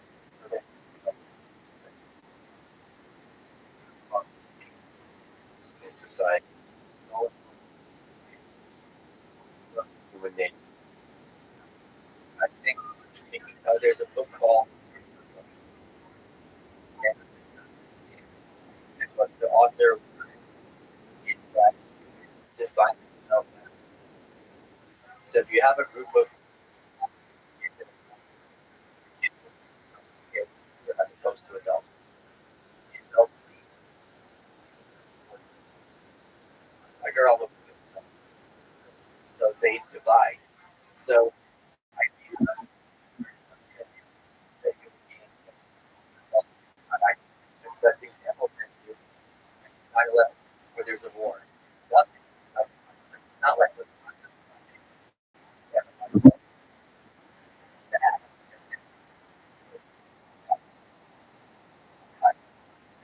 everyone really comes together because someone to be again.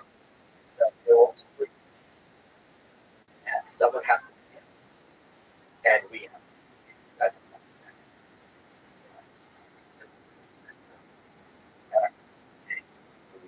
towards the out group.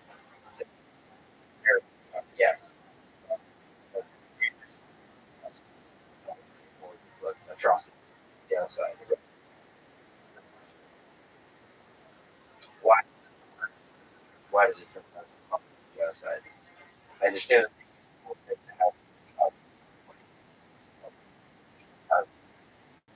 why is that sometimes it says the question really is why sometimes one of the things I learned when I was a lot of Nazis they look like, oh, what the hell happened to it? And then later, and this just shows the power. Great thing.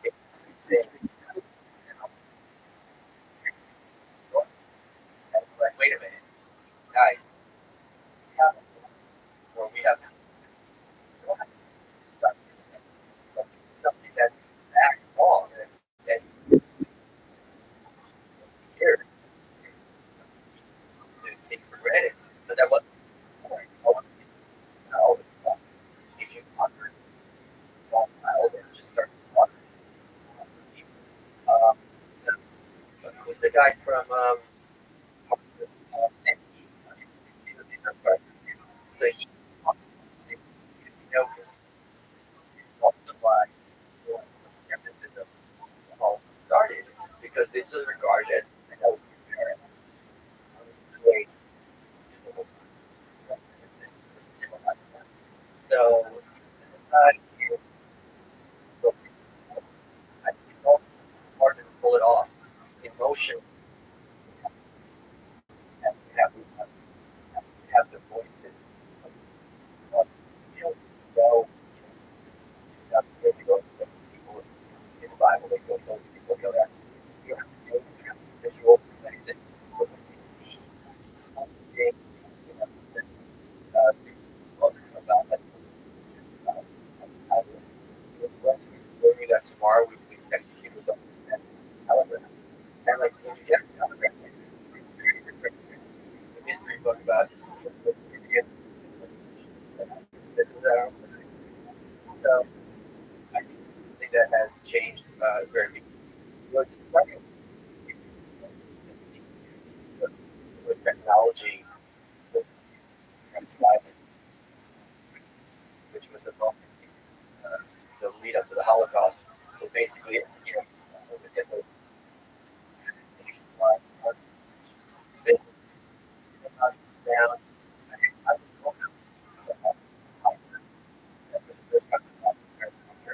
But that was a moment.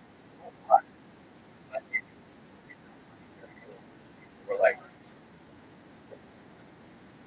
right, this is what it was. Maybe not literally crystal. It's fun.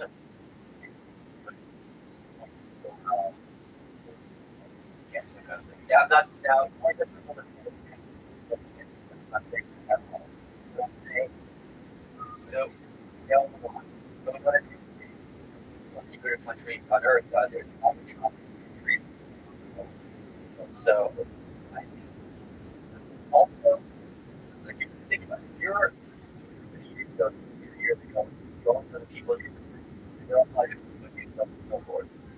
now, if I'm looking here, if someone from any country, they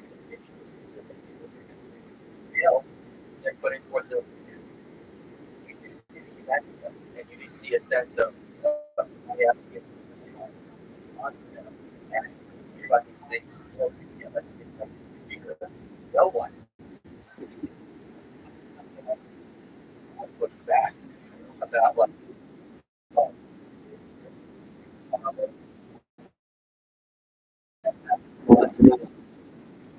would happen a couple of years ago. I went to Iran and what my thoughts about Iran was Iran was makes interesting.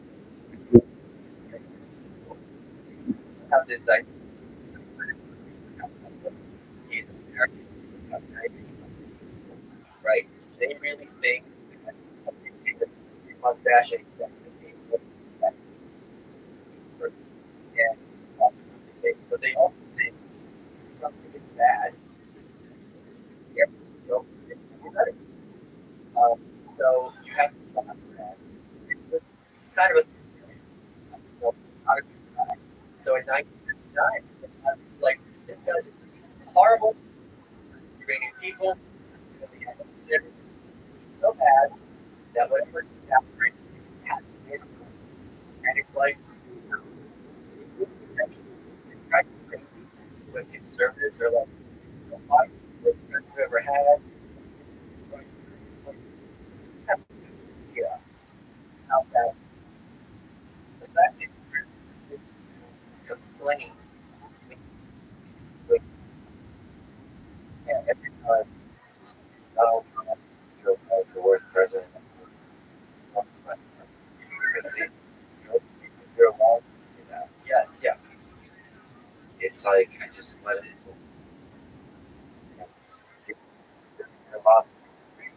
In response, and it's uh, yeah. It's just the main point that the current regime is able to crack down on. So it's right to use violence, right? And nobody's going to do anything. The world, right? Because it's the and they have a crack down before. This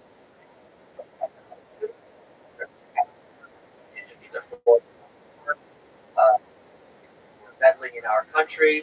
Uh, and that is very convenient for a period. I know a lot of work in it as well. Very important people, and you know, or visualization.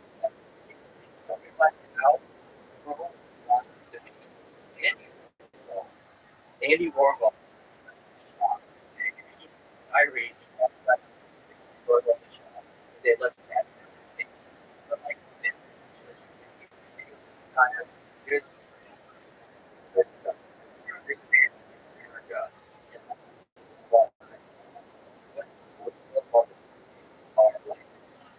I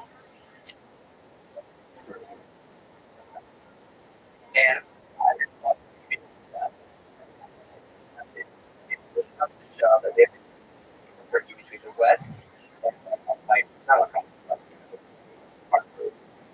hardware there, and you're like, no, this is like what people know, and they're the first to that like that in Iran or I thought that I guys like nothing more of a feminist. They're seeing the like more rights education, rights, maybe there he is with Mary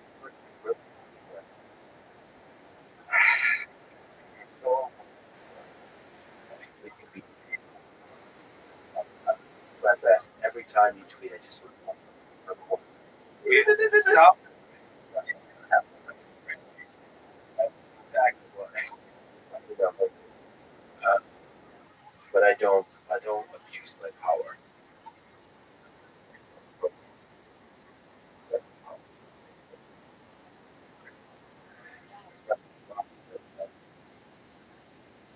She said you're hot like olive. Not going on that level. They can't. Okay. Oh wow, okay. And,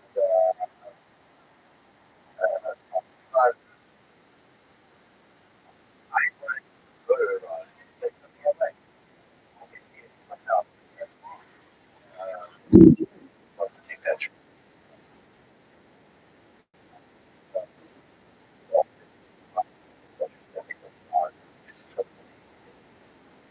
While we're there, he had to make some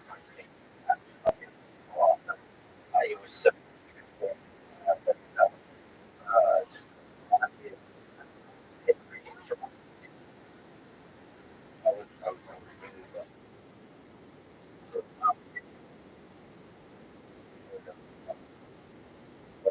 let us scroll back.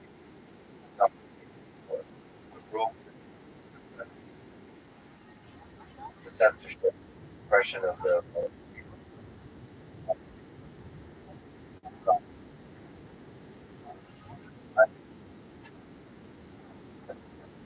it was a very direct public so well, there was a lot of how great things were. You have a bumper crop here, you know, grain's never better. You have grain's better. And so how how going forth with these skyscrapers being built.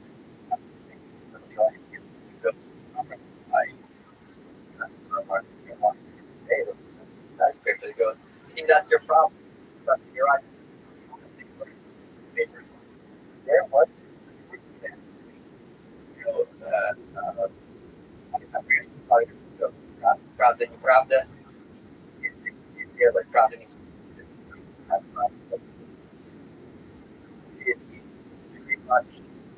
and the other thing is, you know, my mom, how hard to realize how was the day somebody Soviet people trader it's worse, and then sometimes they reverted it. They couldn't even keep they they have to cancel tests because they so and the thing is, what very monotonous. Yeah, you had to think a lot of things were about kind of thinking of what the common denominator is all everything's great overseas. So it very much was about forming but creating a certain perspective in public at large. And also, you were educated as a citizen on what you have a lot of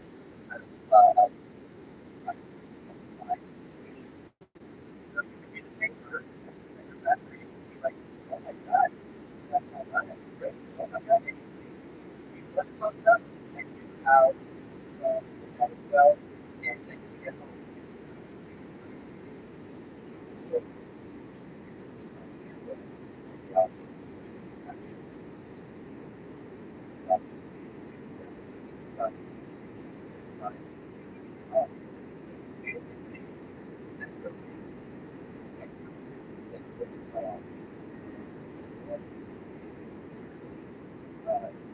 like the idea that he can pass on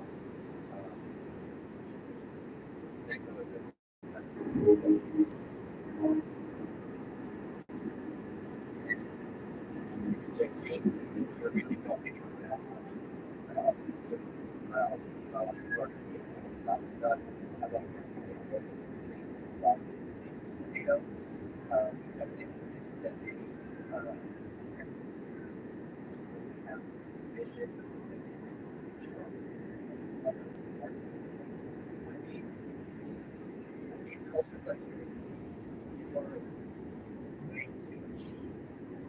Status wasn't necessarily about your accomplishments, but about loyalty to one another. So if you were saying things that got broader ideology as a whole, that was much better because it means if you are the scientist innovative, because if you're innovative, the same with the broader ruling ideology. The problem with totalitarianism, one of the many problems, is everything has to be perceived through the lens of ideology. So, and that is, there were scientists who were arrested because of their views on because it was regarded as there was just there was an epidemic and all these horses got sick, and because of the vaccine for the horses, the bacteriologists were arrested. They were regarded as records. You're undermining the social state. So it's kind of a backward series of incentives, and it's designed to sustain at all costs the ideological superstructure. But you draw a small between the ideology and the ideology. I know it's called. The ideology, look at the sciences and we look through genetics, we look through astronomy. That doesn't really perfectly out the business, right? The profit is not that they become science, which is perfectly great, but it's not necessarily the same as day to day glorifying political leaders. The problem is a manifestation. The idea that truth is 100%. Yeah, you can construct it. I wonder to caricatures that. I wonder if you could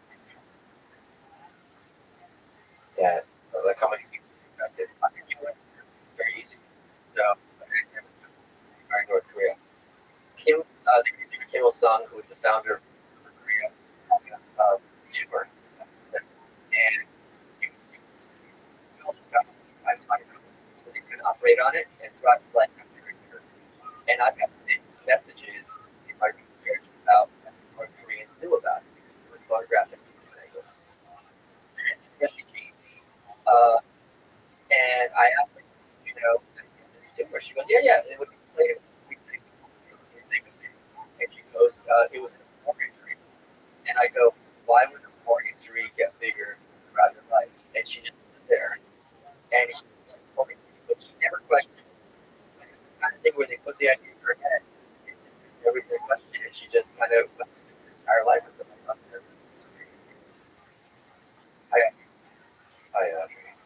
I wonder what was the population. There's a cost to me questioning Senko as a good scientist and no benefit. Why wouldn't I just go keep my family safe? But I was thinking just technological. There might be a very technological cost. So not a cost, but a cost. You kind of ruin the conversation. I'm just trying to. Yeah. But there's also the whole metaphor of like two fish in the river. One says water is really good for you. I don't know about water. Like a friend of mine, female came to the West, and they went to the supermarket from Amanda.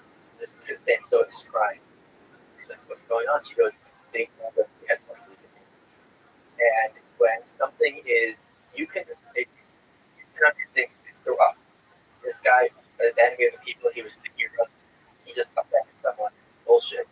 It's almost impossible psychologically to think I'm living in the Truman Show. And everything is, it's not just wrong. It's constructive. Like, you're going to tell the truth. How you know, like what? Like, and even if you didn't stand there, how would you even read between the lines? Soldiers, the army soldiers, Romania.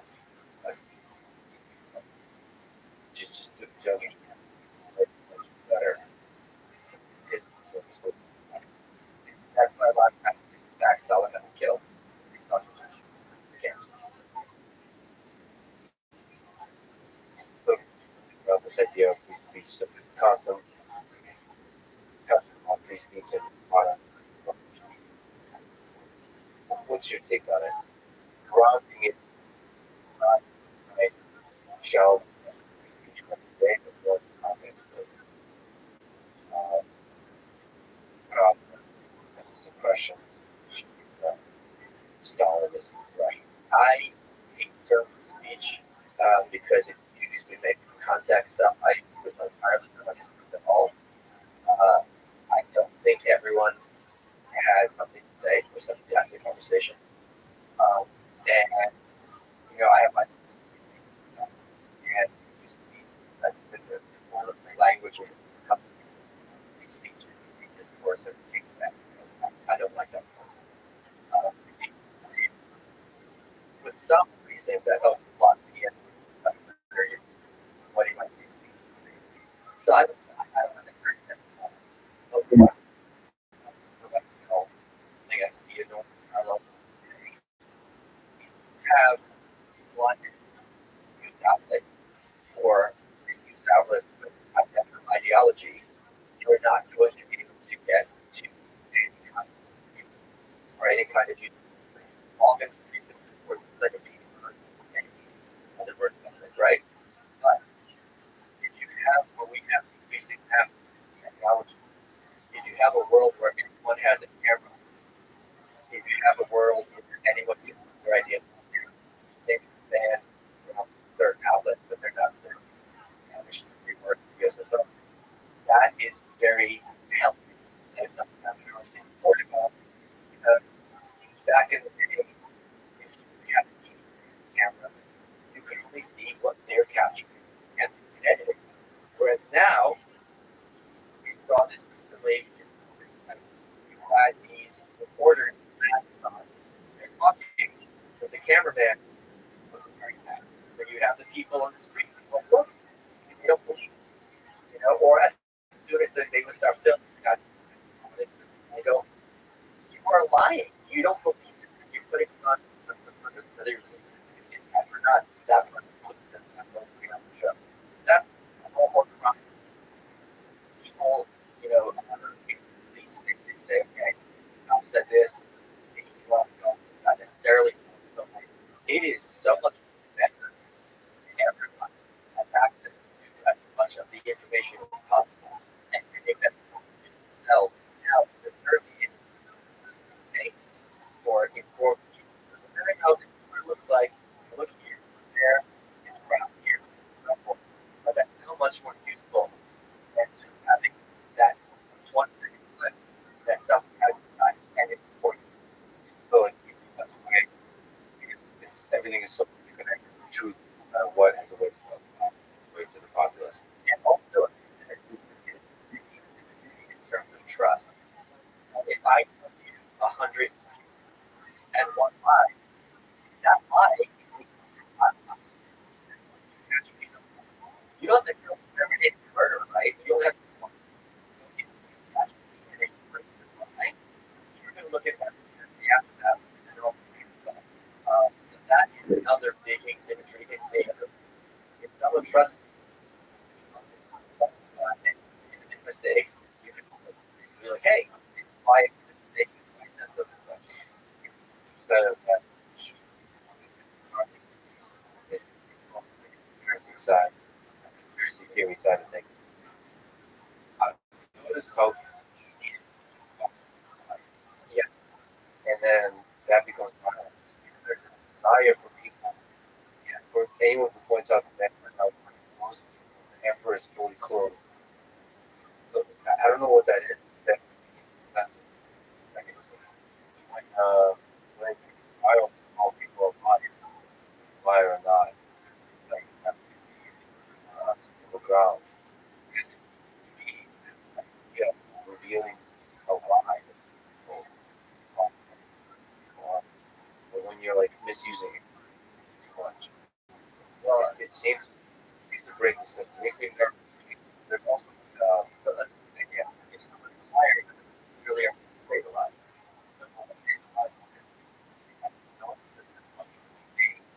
Following out something. It's just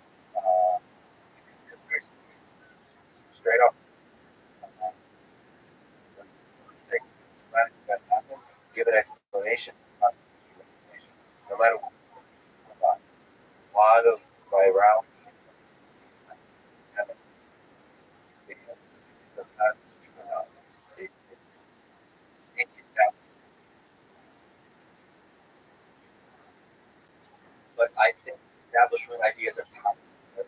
I think as a whole, I think you're right. But it just makes me nervous in our economy that the sex thing seems to be the establishment message.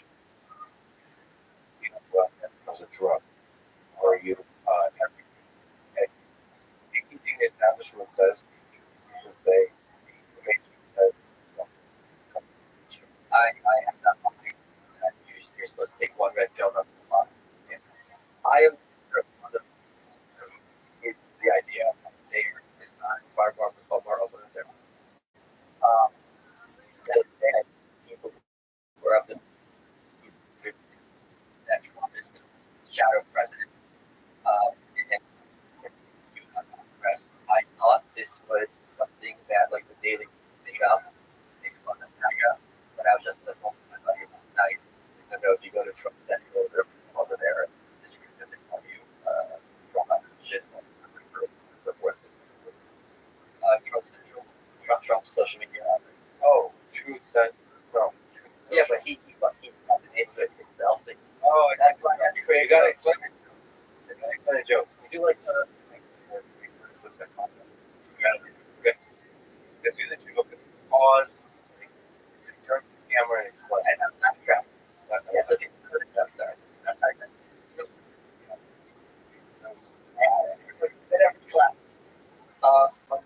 I think the last 2 years, especially COVID,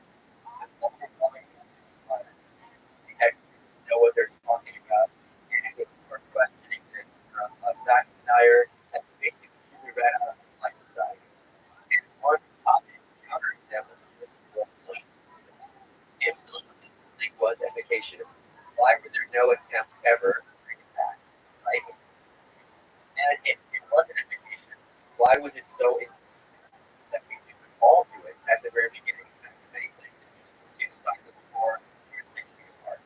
So there's an equilibrium there, and I think we are forgetting as people the intensity and understandable to some extent. You have this like that we play heavy, like it's going to be chromosomes on bullet, so you really got to get on board. But the vehemence with which we're told we know we're doing this is the way to solve it. If you don't do it, you're causing mass death. That is very heavily to people's enormous sense of skepticism for establishments. Like, can we bring funny because I read that this recommending people but his ethos is my favorite whole philosophy.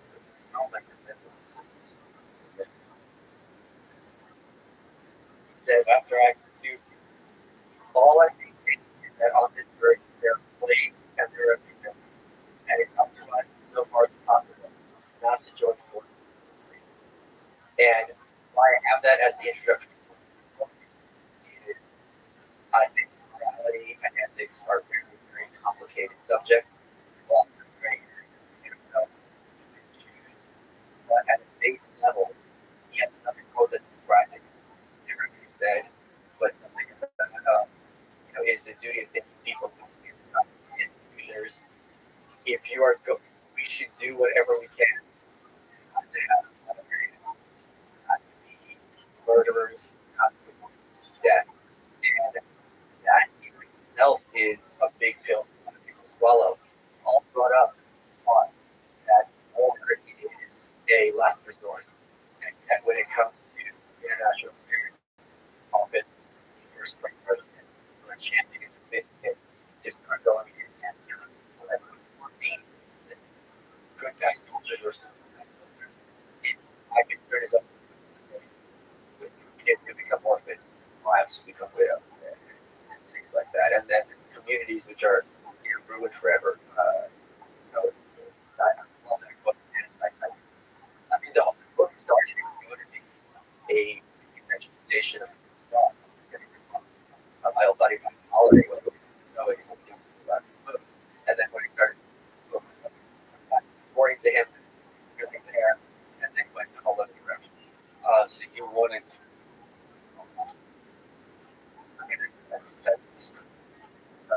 so like imagine one must imagine having More like for the day, and his philosophy can teach us like writing many books. And I'm sorry, then it was going to be called The Point of View. live to the point. That's a good one. And yes, so maybe it's not how much you so here's a big scenario. He was probably pretty good. Sorry.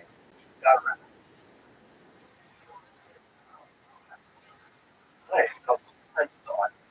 Of humans out there. I'm sorry. Lothario. A man behaves selfishly, responsibly, and they're seduced by a handsome authority and control financial affairs. Oh, I didn't think. I always thought that more just some of us. Fair. No. Yeah, there's malevolent. Oh, I didn't. Selfishly. Okay. That's fine. Man, too. Although I'm rather proud. No, that kind of selfishness. A man who behaves selfishly and irresponsibly in a sexual relationship. Yeah, okay. He was just like, No, I don't think it was Nietzsche did. Yeah. Never got laid, right? Yes, Yeah. You're asking like a guy. Never had a deep love for it. And a very stupid understanding. When you wrote about women, told something in the mischaracterization that he was actually there. Yeah, but he has that line. Why would you? I think very argument that sexist race probably not. Like some of Hitler's stuff. I rest my case. I feel like I'm a murderer. I'm gonna be like so high. This isn't a time. Should have thought about that. You were saying all these things. Okay. Hey, what do you think of the leak of the Twitter files? I was so happy that Elon gave information to Matthew and Barry Weiss, who are both, by any metric, lefties, who are both professional journalists of long-standing, great resumes, and overnight now they're doing PR for the Pride Festival. The fact that you have these corporate journalists now having to play catch up and not having control of the microphone, to me, was just absolutely amazing. I think transparency is what brought down, in many aspects, the Soviet Union, and what will bring down what negative aspects of the regime we have here. When you see the population behind the scene, and then when you see the rationalizations after that, you realize, these people are not acting in good faith.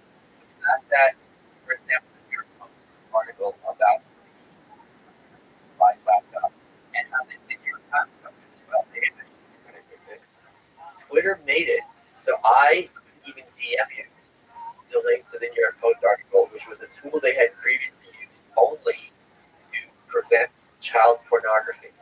So that showed to what extent they were doing their job on a scale.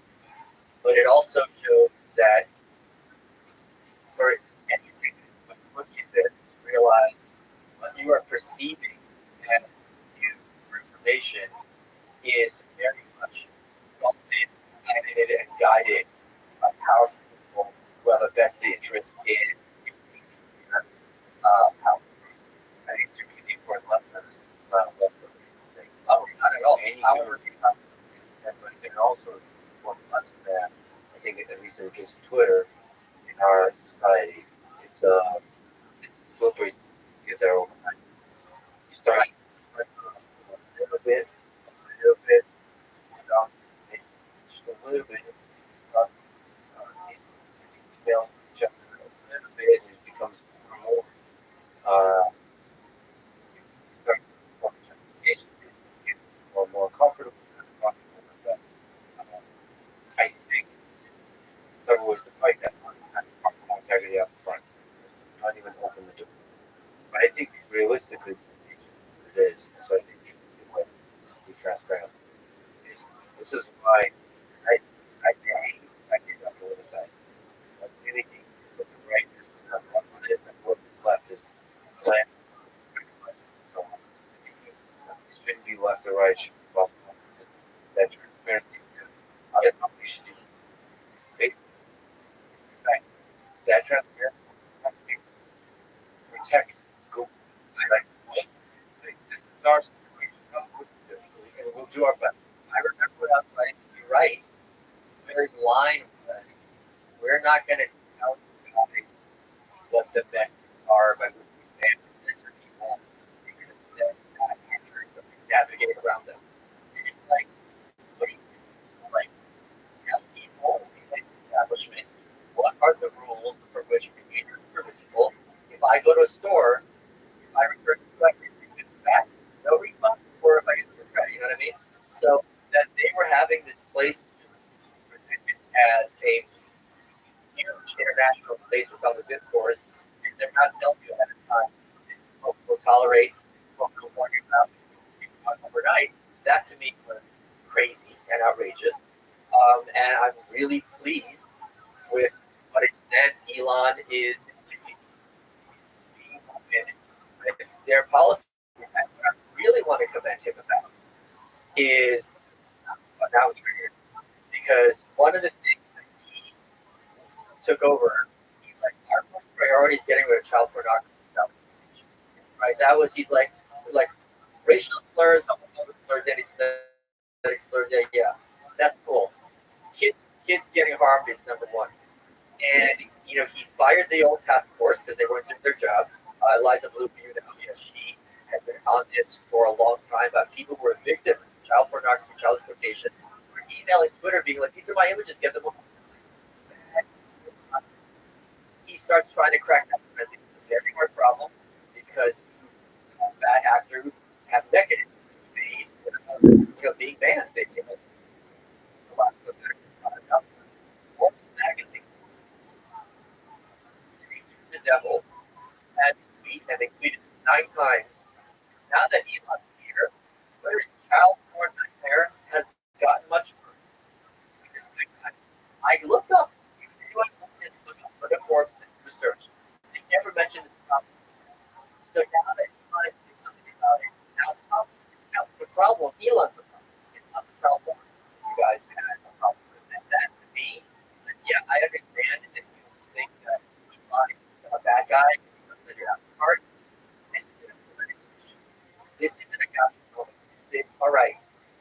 Here are some tips on the expert, digital expert, and here are some techniques, Mr. Musk, that you might want to take in charge that will help you solve. That would be a great idea.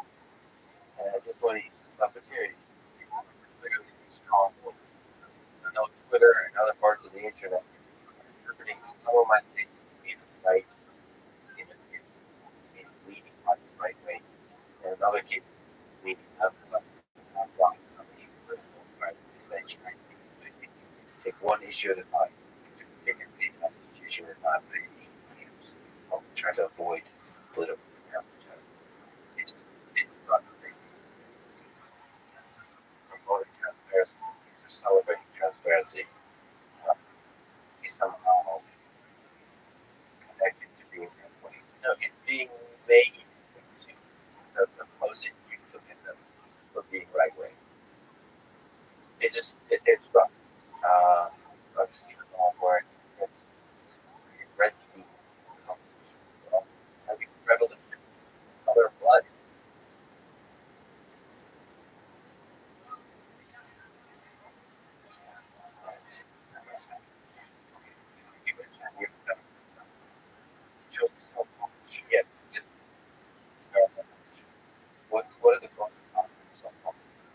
cons are it is acceptable in our current business climate or cultural climate or corporate media outlets to pretend to do things.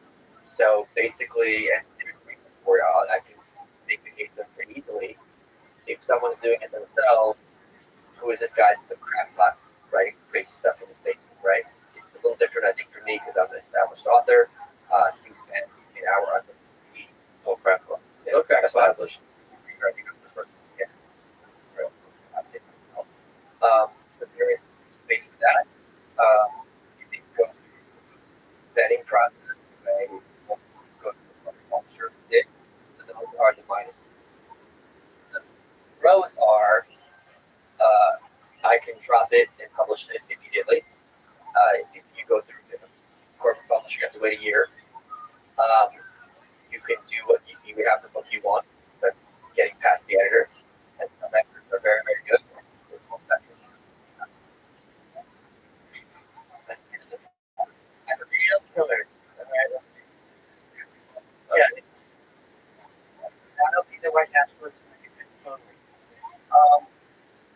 So, but the thing is, in terms of money, you get 6 times as much profit from self-publishing with the publisher. Stops here.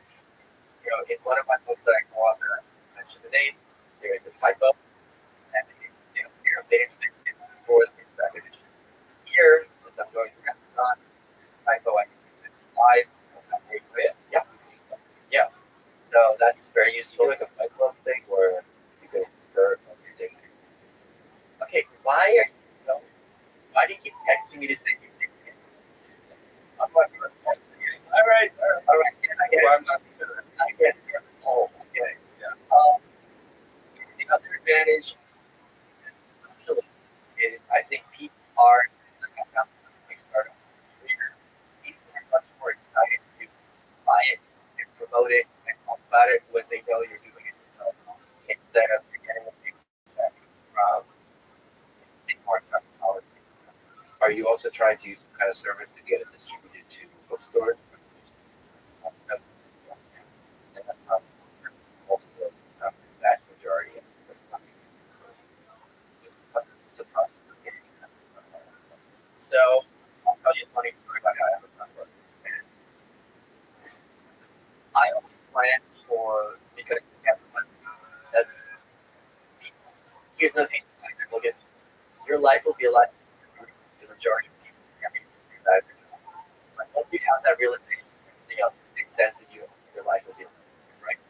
When I was the Anarchist Handbook, which is a collection of essays from American anarchists about history, when I submitted to Amazon, there was a lot of copyright issues because they're like, "Do you have the rights to this essay? You have the rights to this essay." I had to go back and forth with them a lot to make sure I had copyright. And the thing is, you forward and you update it, you get the information, read it in. The problem with today's with their CreateSpace program, the paperback and the ebook, the Kindle, are approved independently. So, but it's approved for one, the other. Handbook, and it was a big success. They enrolled, a hardcover program. So I'm like, oh, great, I'll put it hardcover. They're like, sorry, this is too similar to Murray Rothbard's An Animate State pamphlet version. That's what the Murray Rothbard wrote. I go, oh, wait, I have the entirety of that in here. I have permission from the pieces of writing to print it, and you guys already have a good publishing for a year as a paperback ebook, as a paperback and block. So it's not available as a hardcover on Amazon, even though it's available. Maybe now it's going to be full as a paperback ebook. So with this book, I'm anticipating, all right, stuff, whatever. Okay. The thing with how it works is you have to upload it and hit publish, and then you got to wait for the approval. So I want to get it as fast as possible. 4 a.m. Less than 3 hours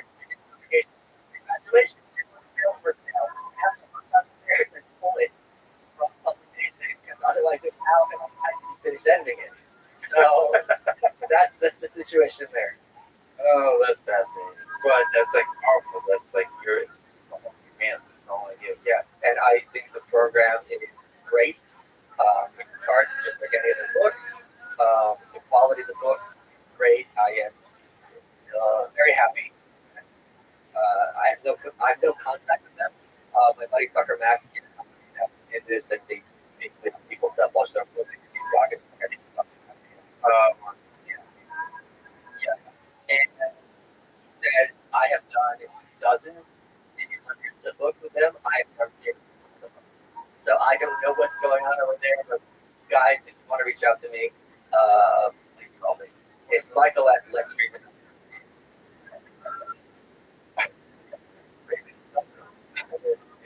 If you have any complaints, just have me in. Michael. Why do you think so? What it seems perfect sense. I accomplished within a few days. I think I thought they were and they can't let it go. Right. She's actually named after Gorbachev, who's the big hero of this book. Also a friend. I was in talks to interview Gorbachev, and then COVID hit, and then the rest of my life. I think if I met him, I would be on my knees, literally kissing his feet, crying, because you'll one of the things about there were so many moments when they were calling him, and in the tent, like one, and at the end of where he's like, "Fuck you." So when you have anyone who has the capacity to murder thousands of people and choose all that power, like all I could do was with the cynicism. yes, why the authors might have published something. I think you're still, how like there's this whole idea of how if you're a movie actor, you don't need TV because that kind of ruins your career. So, and that's kind of going away. A lot of shows, the lead is now like a former movie actor, and this is kind of like they're saying like Matthew McConaughey movie show up. So, what's that?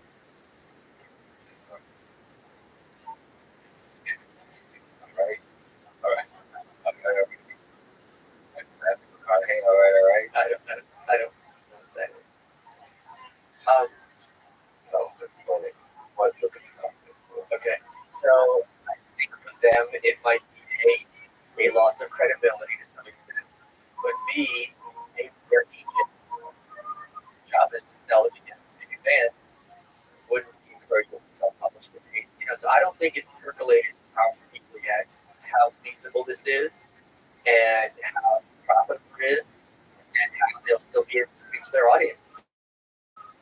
And if, if, if Henrik Hamlet wasn't such a gigantic success, I would more about myself. But the fact that it wasn't, I saw it start to finish and figure it out. Now, like, what you guys bring to the table besides taking time and edit that I not otherwise agree with. Well, reputation. Yeah, that's really important. How not as much reputation is associated with a published book unless it's successful. Yes. And then like the success outshines the actual however it was published. Steve Goggins self-published. Because it used to be you self-published and get everybody else. Failure. Yeah, you would recommend it. No, I wouldn't recommend it as something for authors of a stature, for lack of a better term. But it is still interesting. It's better to get a craft, be advanced, and have a book with big art that goes nowhere than a self-published book that goes nowhere. So the other thing is you have to make sure you have a good audience that you can use. What about OnlyFans? How much money do you think they let back from the scene? OnlyFans? I'm just reading. I'm reading the Animal Farm. I was thinking, yeah, lady, you see it? I think like Snowball, sorry, Snowball. Snowball. This thing. Snowball. No. Like a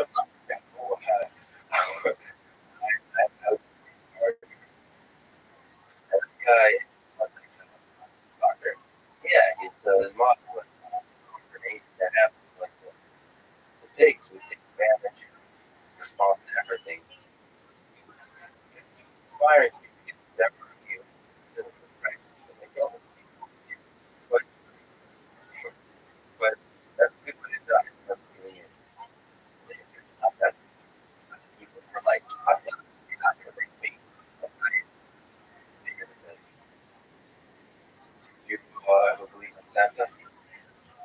remember the day I woke up on New Year's and there was a present under my pillow, and it was like, holy shit. It was left it. That's the whole thing. You think the present under my pillow. Right. So I thought the story was when you first realized he's I remember when I realized that story. I didn't think it was, I was like, oh my god. I did too. I remember I can't put myself in the mindset of it was like phobia about like a giant person in a mask, you know. Although I do remember, I think the first time the Santa Claus showed up, this small apartment, and showed up to our apartment. I just remember because he was really drunk. And it was like a party, it was like a New Year's party, whatever. One of the people dressed as Santa Claus. I just remember this. Wow, this got like real, but like of course, like, what was I thinking is gonna be some perfect, like perfect being, like better than like better than like kind of bad, but like not sexy bad. Yeah, not really. You really have not showered in a while, but also I remember I was telling you how old I was, and I was 5 or 6. And it was just an age where you distinguish between what's real and what, like Vikings and knights, real and dragons and mermaids and elves and fate. And I was in the corner of Shore Park, Brooklyn, in around the corner where the end of the best first before. And I saw him, and I was like, all right, back to the front door. Like, I don't know if it's real or not anymore, because I just saw it's warm, so I don't know what's going on. And since then, relationship with that shows you continue the journey of not knowing what's real or not. That's perfect. all right. Let's talk to power started to actually implementing some of the economic, some of the policies, and this idea of collectivization. Yeah. What's the story of that in the 20s? What was this idea? What was the relationship between the ideology and the democracy? Well, there's always been, and obviously very much to this day, an enormous amount of enmity, lack of a better term, hatred between Ukraine and centuries, maybe more. And the Ukraine, for Ukraine to have a region, is excellent the red after for land. And this was an issue also for elected purpose when you have famines there. You know, you have famines throughout, let's say, the Soviet Union. And this happened in Korea. When they have foreigners and senior people, all of a sudden, usually the government are either superfluous or downright serious to their well-being, threat to your power. So when they let in American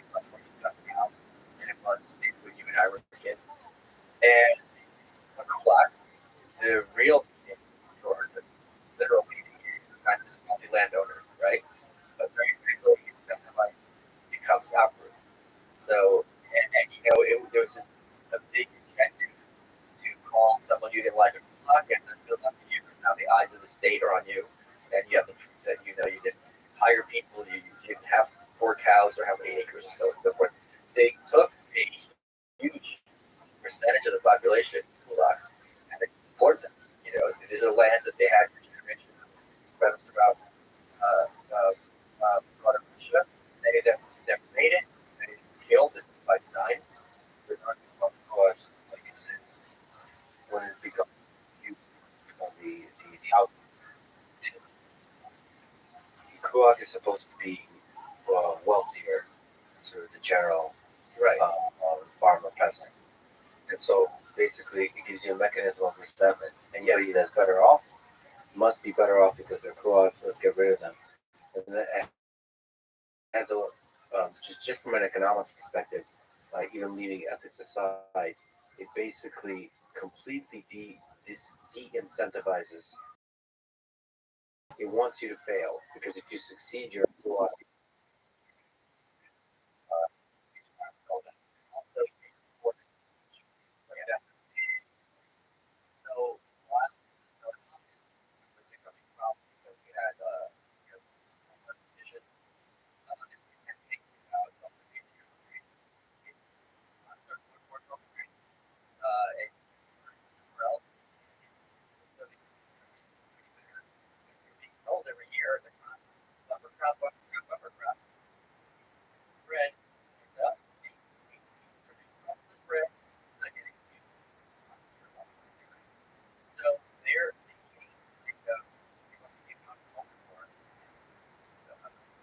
historian, and unfortunately, every politics done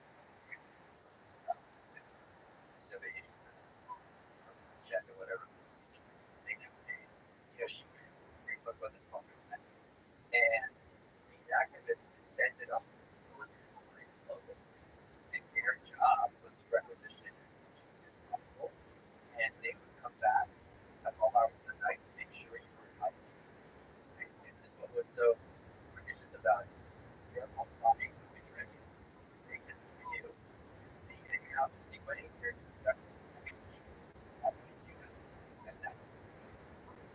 That is the people. And if you are keeping yourself, you are stealing from the people and the people, and it got to a point where eating, they didn't have great plans for the next harvest. And what was even stupider is, one of the big criticisms of communists are was this passport system that I can't remember within Russia, the Russian Empire, Stalin introduced this argument. You can't leave. People got paid and got to get to the city before the city. And you're a kulak. I'm looking for you, and now you're too late to get out of there. And there was, I have this in my bill, starting to teach a girl, and she's begging for me. And the guy who he knocked down her hand. She died of this. And won that money because they give her a thing for a sympathy because she's a kulak. Very quickly, if you're kulak, so you got called, I think it was a meeting at the time where they check up police and be like, oh, you need a emergency companion. She's a kulak sympathizer. So I'm trying to get this police to work, and she comes back to them. So you one month taking things. But it's pretty awful. It wasn't just justice here, but mass starvation. It's not Ukraine alone. And lots of times, but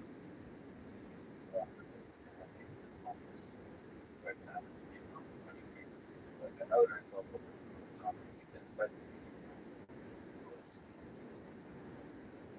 yeah, not just about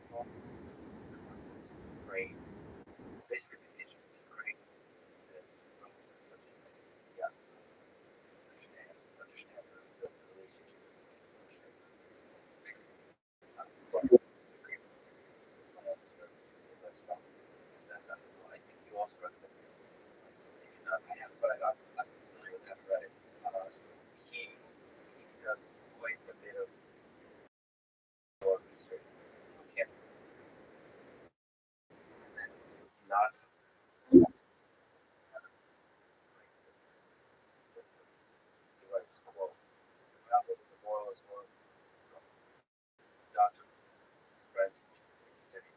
she had not yet become a cannibal, was unsure that it should not be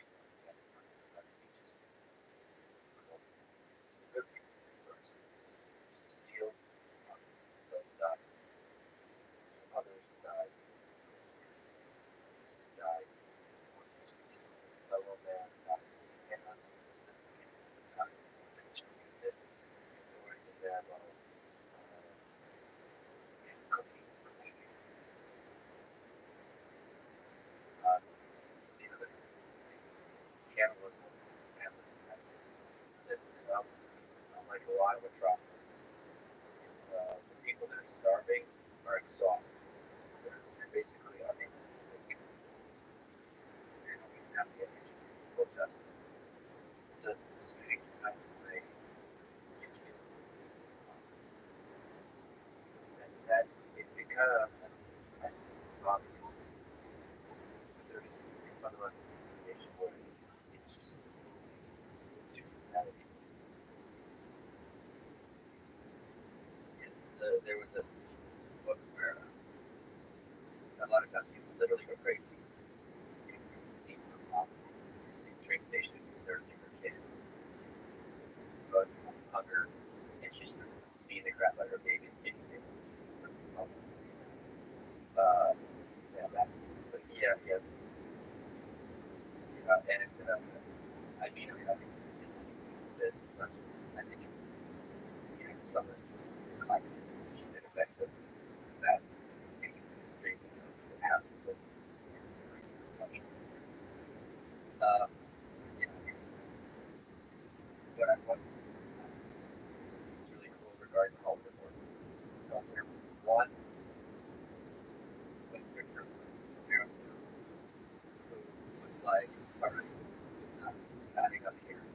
So he was supposed to take a train, got to the train, and he got out early and started walking through the countryside. And I think the story in a minute. Right before we started recording, I got this book in the mail. I ordered it from Frankfurt. It was the only copy available on the whole. It's called Experiences of Russian Trade. One is anonymous, and it's Gareth Jones.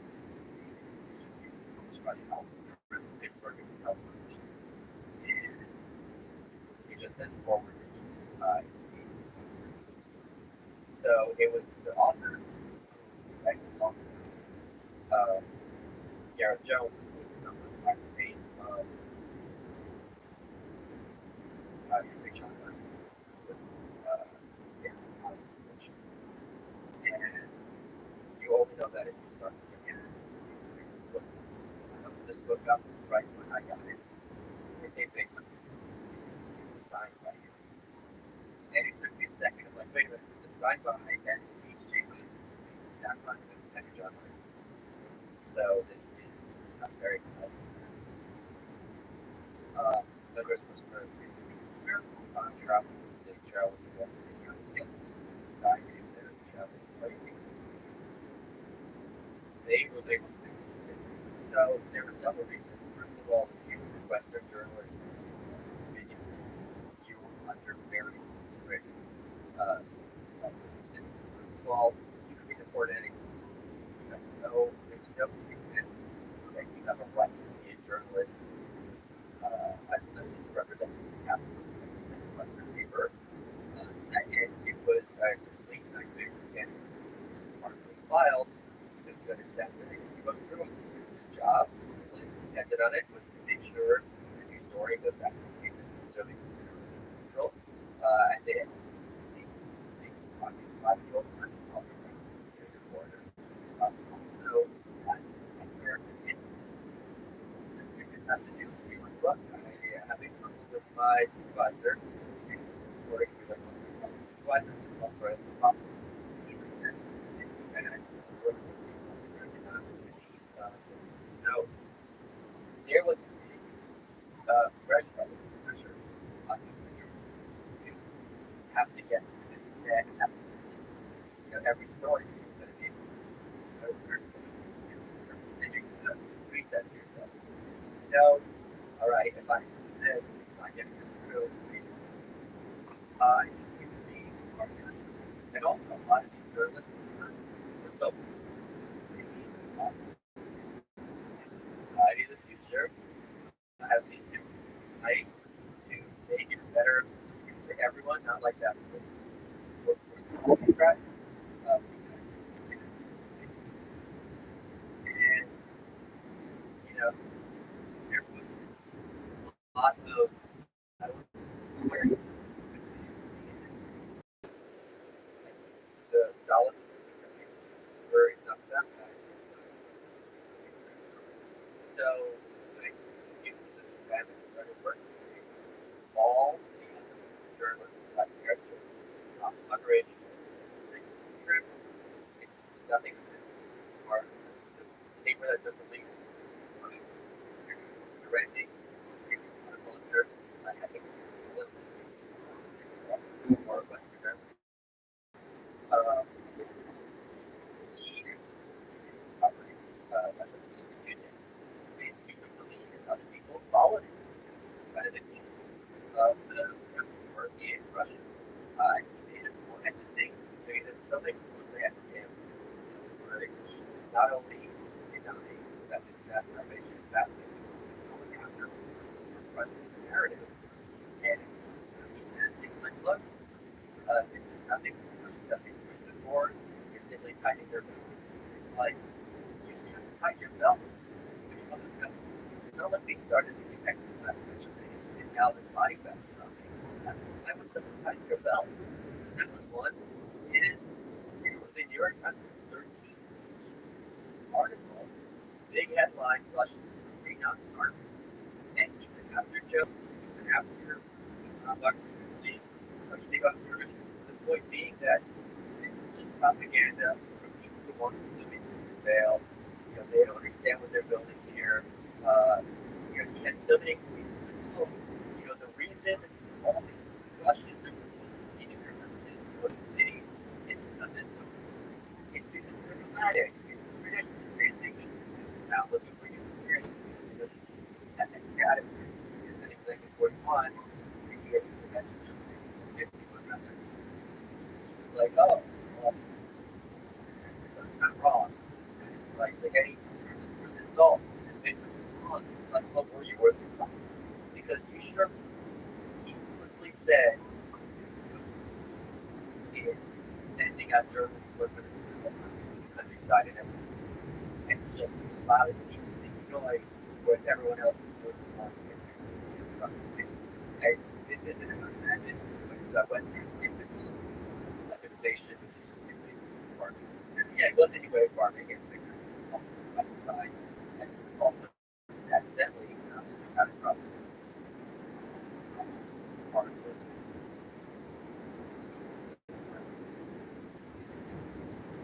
understand the journalist. It's my job as a journalist. I do Boston, I've got a reporter in New York, London, whatever. I've got some censor here. I have a house, an apartment. You make sure I have access to the history on my phone. If I get me home, I understand. So is that enough? Is that enough? Slowly. I don't think it was all because of you. Because the sugar was that. And I think the failure was memory has to it's just I'll just walk through the issue there. I think journalism like these kind of people have they are conscious as a festival exactly they're conscious of the act. So it has to happen. So I think it health is it's a recourse, right? Of course. It's not that's right. I talked to a journalist where I said not very common. Journalists, especially American journalists, they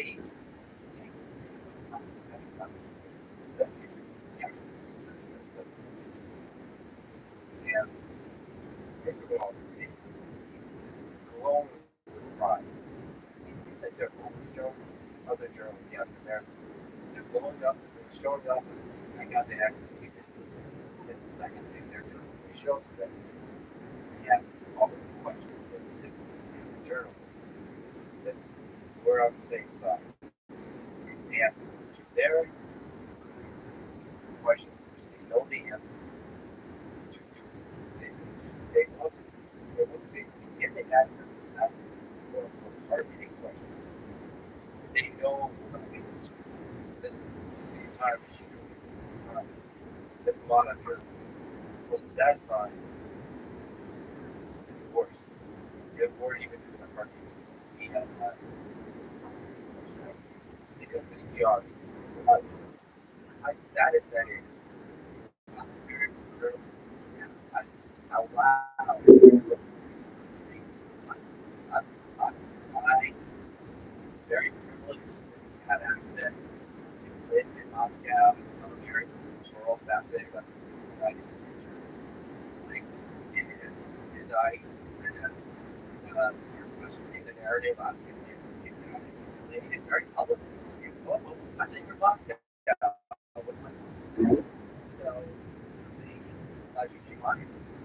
So Giuliani he was a young communist and he was United Press for the connection there. And when he went there, he was like, oh, this is not what I thought it would be.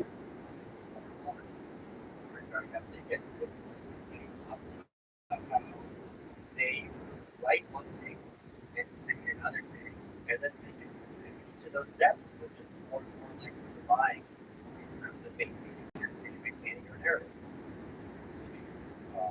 Reference that in some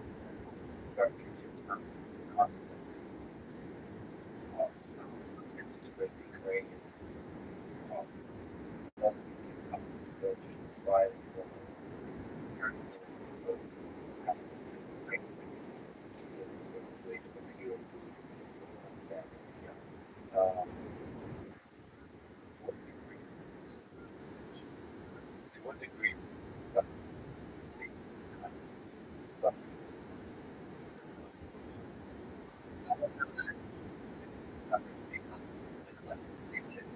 but it was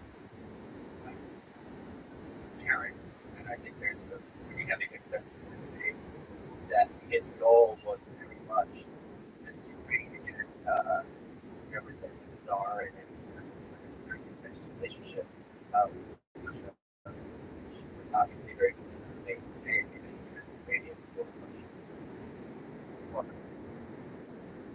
and when I was a kid, I was my parents just told me like the hatred that they had. I understand the conversation, but they were going to work on the hatred of Russia. Oh yes, oh yes. I mean I'm so back this year. Most of this information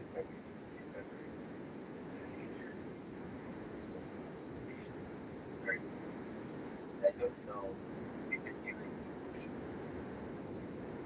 at the city under occupation. It was being Ukrainian and Russian. So this was a thing. But the force interface.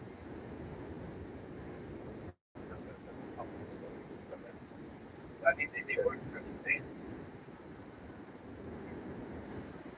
People that keep marrying and all them working with each other. So there's a major atrocity in the reality.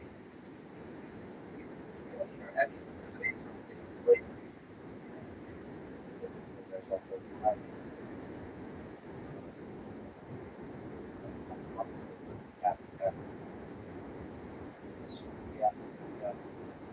after the genocide, kind of generation that still remember the suffering. Still, now,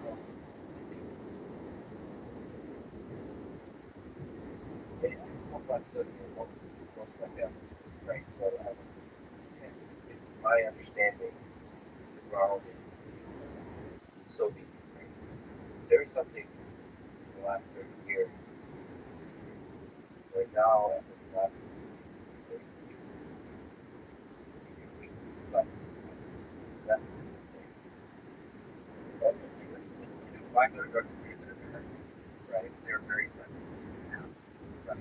They don't perceive me as part of the yeah. They're like, okay, you're in America, so yeah, it's gonna be intermarriage. That's the big difference between Russia as an entity, some individual Russians. I just that was the experience I've had to a lot of children. Really, so they really didn't have this kind of animosity for Russia. There's a lot of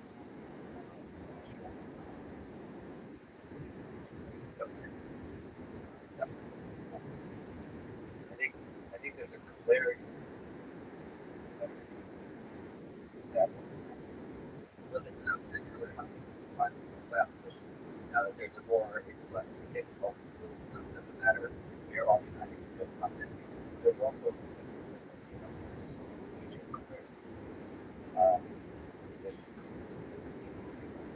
one big class versus tomorrow, against Ukraine. It's very different. My personal experience is sample, right? I don't I know before you start and close, just a handful. It's hard to know if you get a lot of that's perspective. You get the Russian perspective, you get how much hate there is outside of but my primary question is to ask about you ever be able to forgive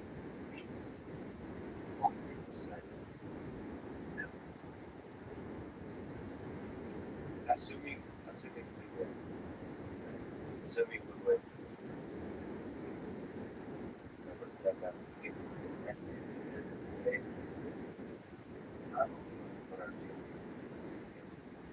I think it was just it was just about Russia with the Russian leadership about Russian people. But a lot of people also said this is our corrupt you're lost in the age of war. Yeah. But if you ask did you ever be friends with China? Yeah. You're like yeah. But of course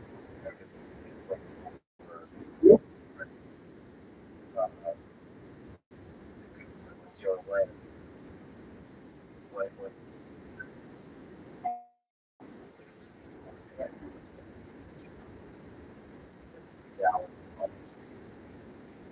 yeah.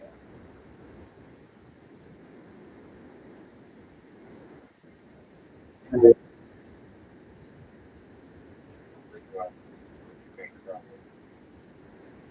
It's really hard to see what's going on there now. The same land and the same cities, same stories about certain but broadband. Inflation name as it was in the well, you think it's fundamentally different situation.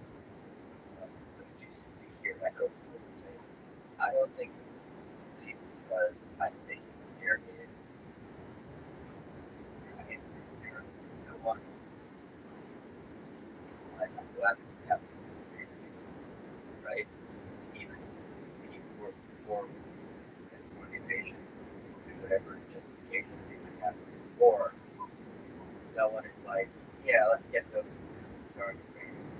I think there was a sense in America after 9/11 when in Afghanistan, in Iraq,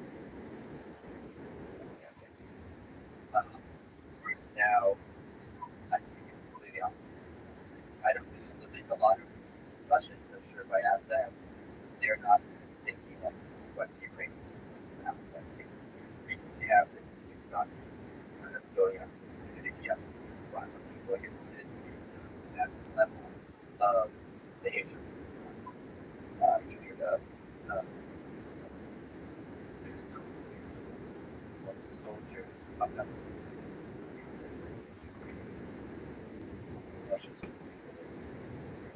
are occupied by. Okay, but that's also very different. And so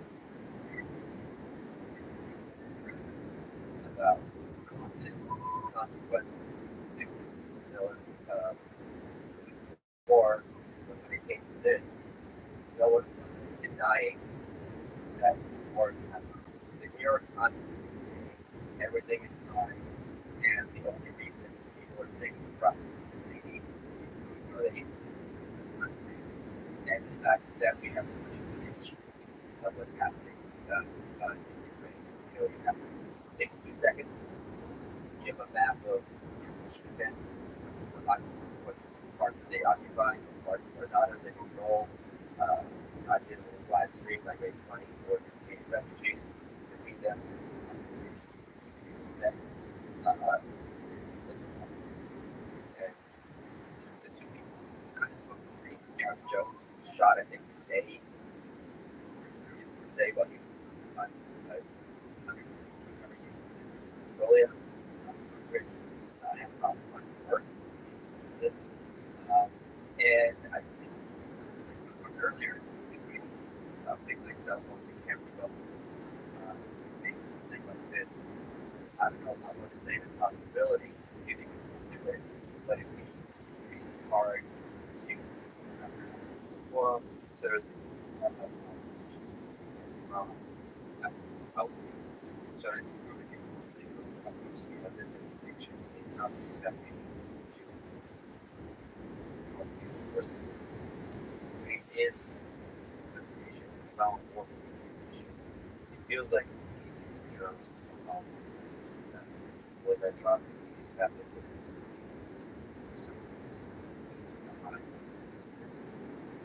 see those very that's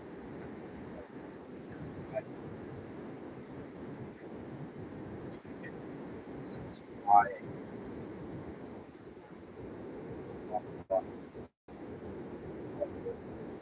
atrocities forward besides yeah Holocaust as part of we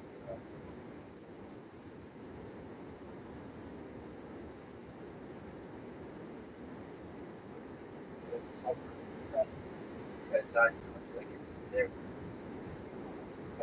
and that what is funny is that we refer to as news is the narrative, right?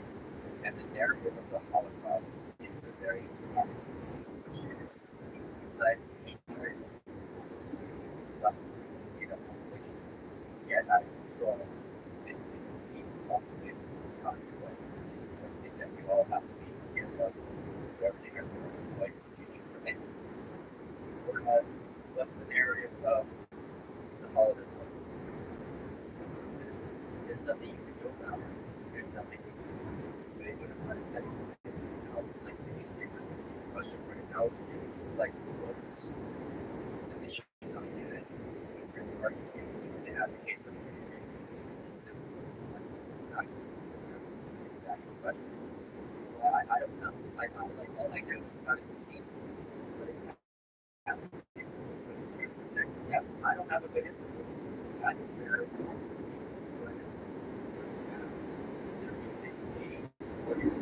action. Kind of like here.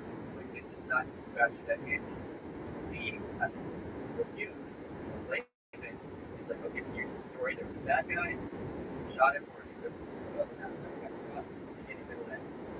it's like now do this people were regardless of well and now still in power and everything. Like that's how am I supposed to feel about this? Yeah, it feels like it's more actionable operating. Yeah. But no, I didn't see what's on here.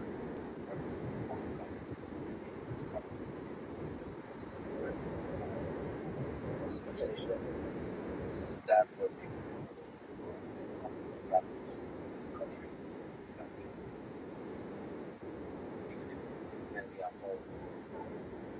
yeah, what's the name? But it's really that's they're right there. They're being present for girls, especially kids. Maybe you can do it so you can see YouTube has this very oh boy. Sorry.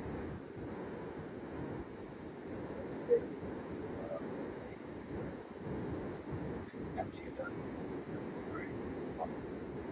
All right. I needed to give it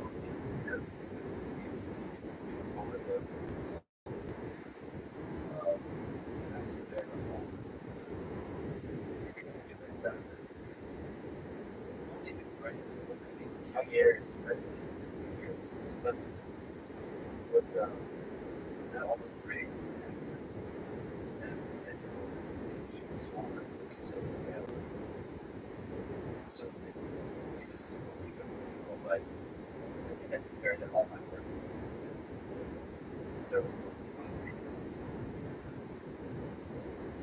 what's been done what else I don't know. I think that story is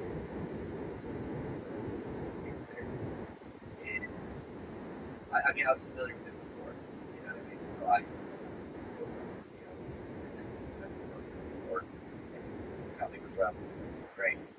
I think it was also is that they were taking this spring and not using it for um, I think what there and I think against Westerners and especially Americans who don't appreciate they think that he was often psychological way. And it's but because they think that the five things don't they're like right there's that thing. They really think like hey understand country any country and as long as much of a country was a conquest like that kind of thing that they but like why starving all these people with like Canadian doesn't make sense to them because it doesn't make sense there's kind of like well or this theory a lot of times it's not it's just like evil of power and that certainly like here in that state I never had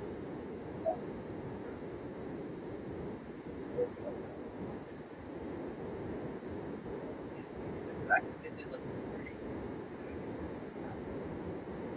I think also the narrative um, you know technology is also trying to do things I like I said this before and I just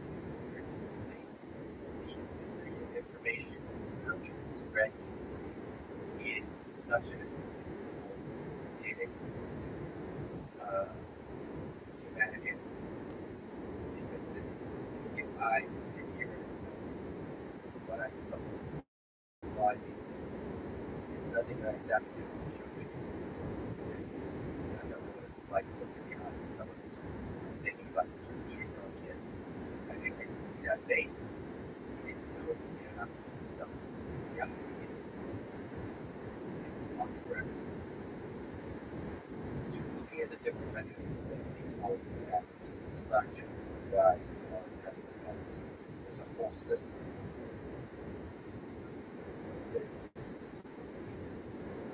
how do you let that system so what he great is still of this trust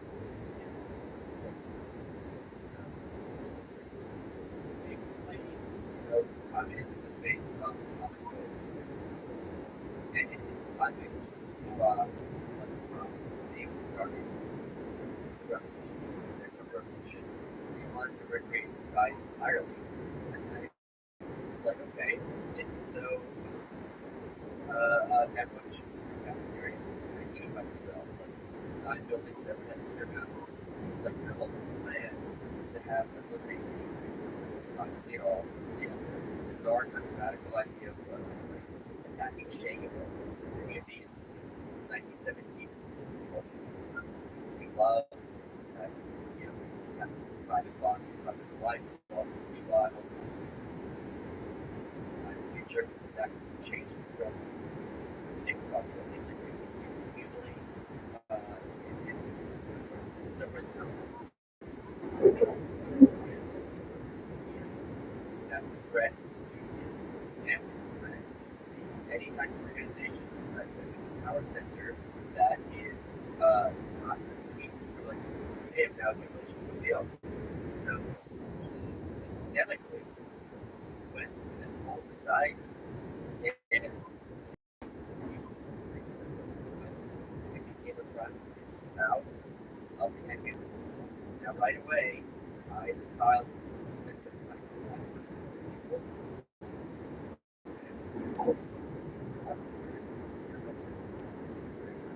now I got nowhere to go, but I think my friends house because they're taking a child. You had this very much and if you're arrested, you had torture. You're like, okay, who are your accomplices? And now you just have to be the unit of this whole chain. It's like I'm like when Lex just said, you know, I work Guinness and we're plotting over $4. That's the budget. It's not a concession. What am I supposed to do? Right? So if you work your way, I don't have to all society. They can help you, but sometimes powerless are often part of that. You're jailed for being like I can't ask myself and then the other thing is ethnicity. Like for ethnicity, more power the ethnicity that you have brought to the culture. So you just ignore the entire population from there.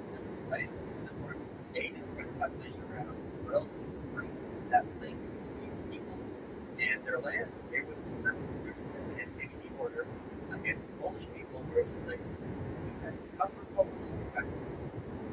Just this whole list. People being arrested. They had Polish last week. Killed with a massive number. So there was anything was a was a threat with the witnesses. So after he had all executed the people like letting people then he went after he started arresting he arrested the cops, he arrested other judges, and all these prisoners got to see that you killed the things that they were for spies. Now they were in jail. If you were a foreigner, it was a huge push from the Soviet Union toward African Americans, right? Because they're like, in this country, you have, you know, racial equality. Here, a bunch of them went, and all that, you know, the new information outside world. First name, everybody was arrested, shot, died, arrested,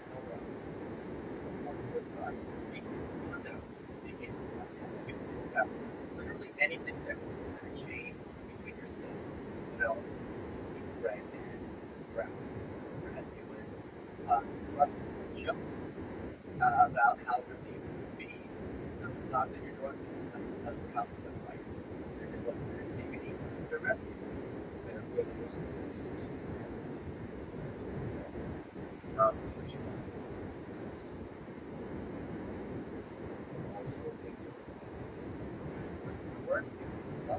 And also not doing your job that you have to product away from the people. You're supposed to be there working for the people. And this one story, I was project with that time. This is like where a bunch of kids in Moscow were pickpockets, they round them up, and they're like, all right, point out their accomplices. And they would take them to the tram, people, then they would take them back to the teller,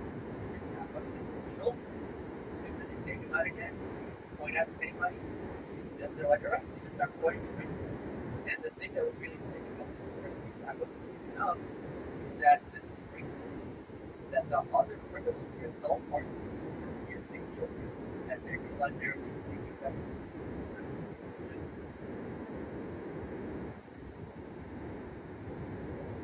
So they torture, yeah, scam, and it's all it's a rock or something. It's like, no, we're afraid. That's the thing. Like it's that that and the thing that was weird, weird, frustrated, and they're like, no, you're just stuck. They knew who was crap. Stalin, Stalin, look about this. It's a joke. Kid was arrested, and he was, and always was he was negative. Somebody was by pushing him, and they pushed him, or they're pushing him, and his parents are walking down the street, and they run him. They go, congratulations. They go, for what? Go, your son, what did you get back? You get last night. It's just like they can get you to say anything. They got good in vain penalty for kids. I think whatever was knowledge and he was very good someone. And he either had your family members, not family members, uh, that they go after your family, and the amount of people investing and they get this love. Astronauts love that.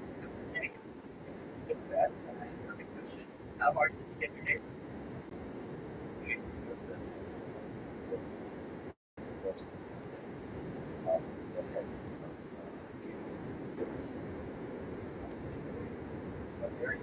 I have one slide by him that I provided.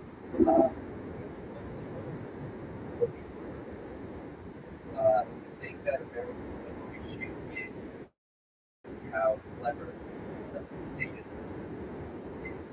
So there was one I think he took her back and he tried to get her to sleep with him and promised her that if she did her and either her husband or her grandmother, she realized this would get in jail. Well, they were already dead at that point. They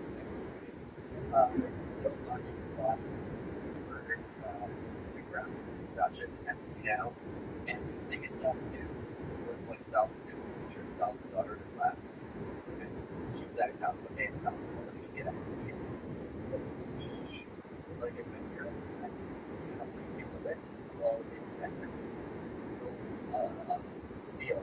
But both him and his daughter like had this list. Just throw yeah.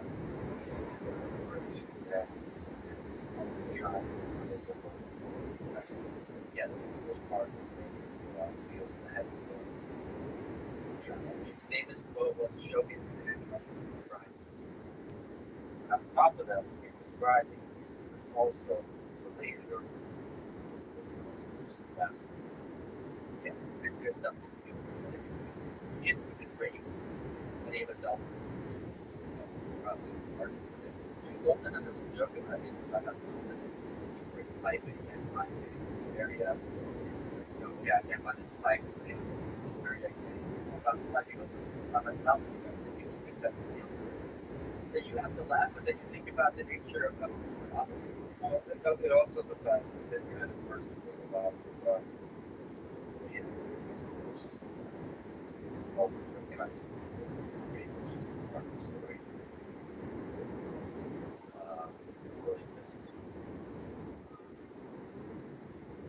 see torture. What happened? And by the way,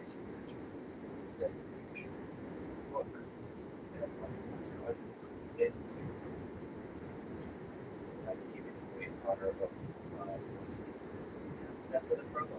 Yeah, for the promo.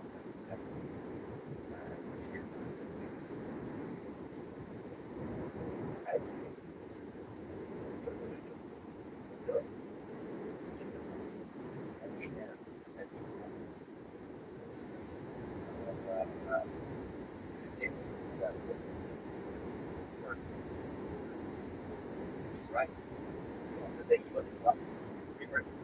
It's different at all. He was right.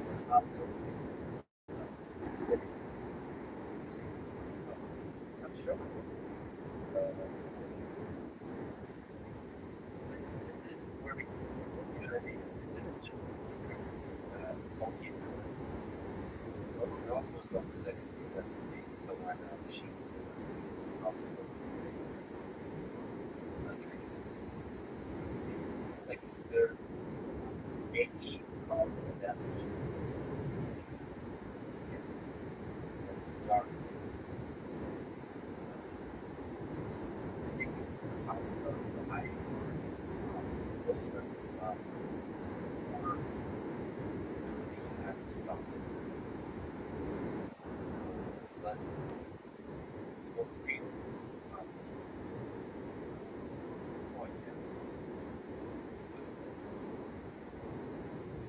Very weird. Not so he chose just so increased the amount of and yet the counterbalance to that is after it's dies, like that week they start genuine fluctuating. They start pulling back concentrating the labor gains. So I mean so that is a big plus inside. Like start liberating having stats amnesty to be uh, that's not minor thing. So it's crazy. Like it's like I'm not saying that you're right. I don't know what I'm not saying he's a good person. It's kind of insane. It's you can do things that everyone is and at the same time this guy also but with the same thing doesn't happen. So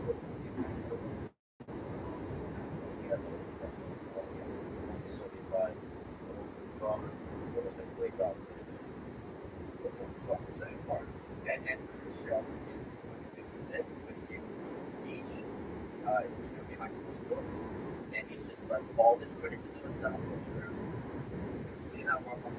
Even himself says about having personality called Stalin killed all of these top generals. Hitler betrayed his back, made it Stalin did and the result is we lost hundreds of our lives. This is not a military coup. This was Stalin being eating or whatever term you want to be. So yeah, they're within the hands of Khrushchev also blood without having chaos. So it's such that's why it's called sometimes it's good people. There's so much malevolence to go around.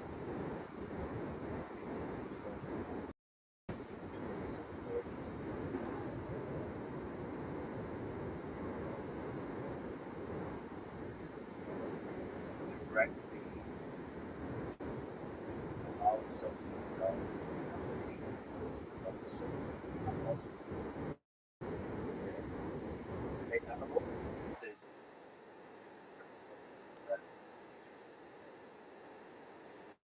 how hard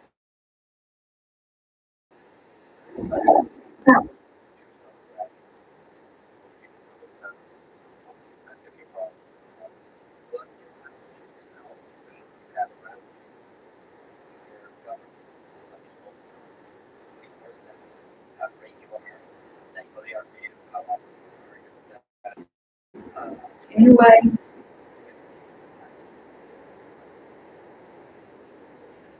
and the receipts are just covered. She's being taken away to be executed in 1989. She's yelling at the soldier, "I'm from you, I think it's like a mother." So she at least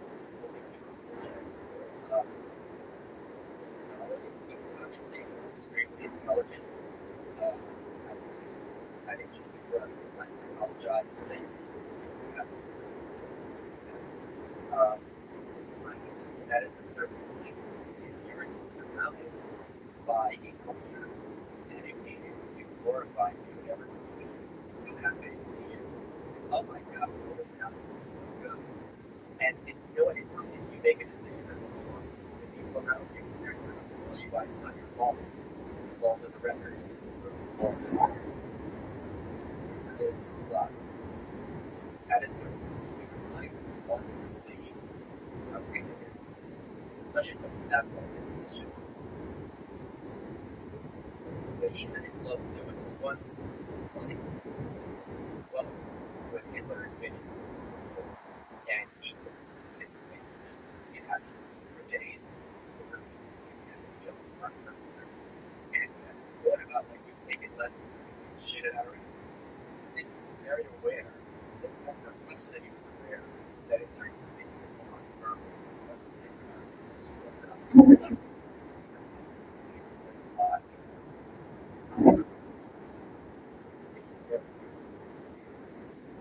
try there's some organization that this here here's all the economic policy ability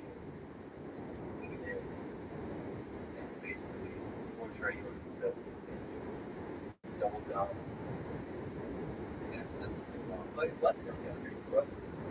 Great. See how many people beyond very early days. There was a thought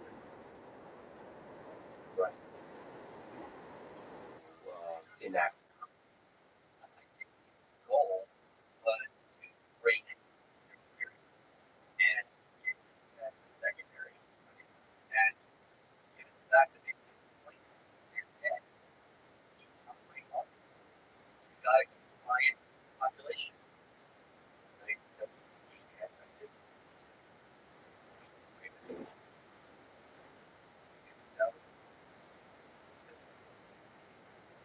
I think so his like we said earlier, he worked with Lenny on social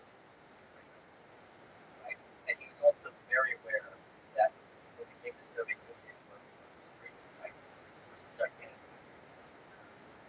Not only gigantic, and all these peoples, these nationalities within it that have that historical identity because they're not going to hold themselves.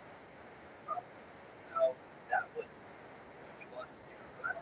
Homogenize and have them titles without either that or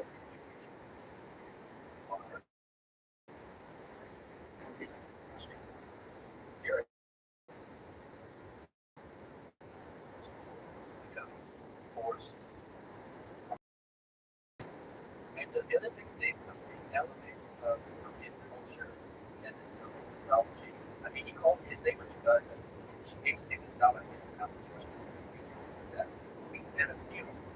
So a large part of it, and it's still made in Russian culture to this day. I see it like that. And it's not like I'm so tough, like nothing good. Like, yeah, we're going to start like for a very good long term and not be like the Swedish about things. And that was a big part of it. To that was to kind of amazing. Am I wrong?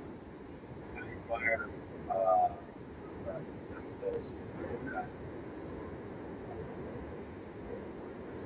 that's one of people's styles. But not to the extent that like stuff like for example, like if you see someone suffering and that they use that is in change your opinion, you're like they're not gonna get to see. Like that is very much part of that Russian psychology. I think still largely. I'm not gonna suffering that kind of thing. I think that's really part of it to this day. I don't know how much of his character. Sure. I remember I knew of someone him and his fiance were Russian and they had this big fight. She took off the ring, right? And he's like, that's it. And just like the way you told the story, what he said, don't like that. I don't know.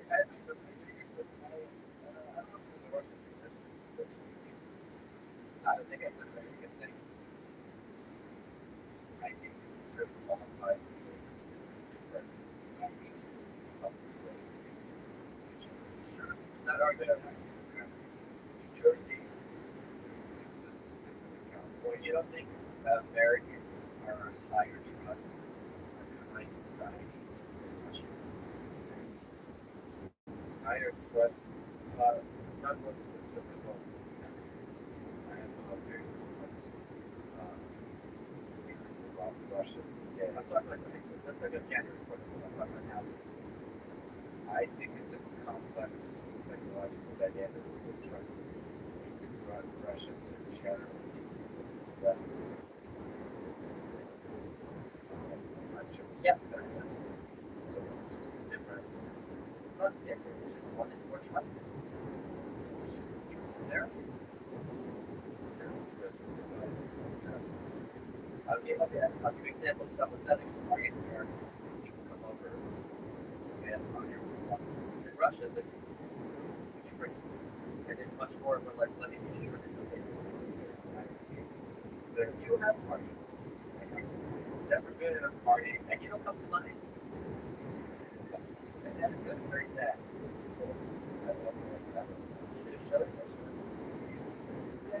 I think the world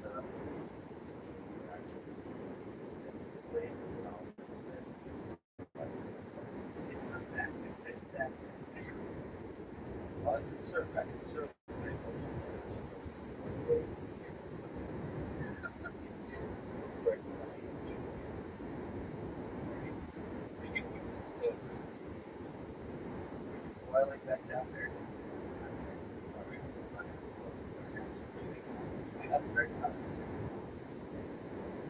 Because the ending that's the Christmas story. I know they're going to get people is like can't real. What is the bigger picture of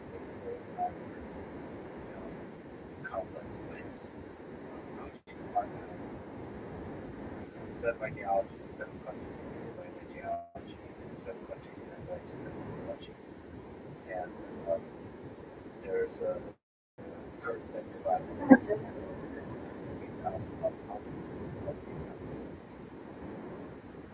I hate that I never it was going to be not too big.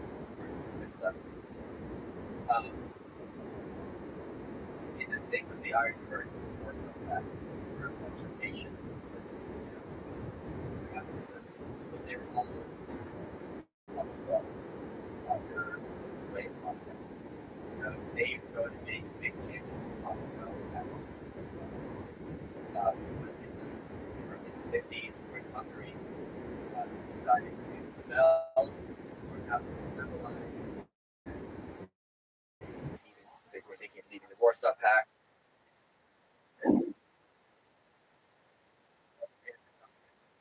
idea that it Warsaw Pact was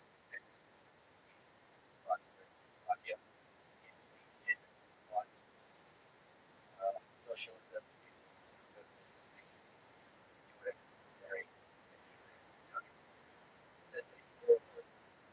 Very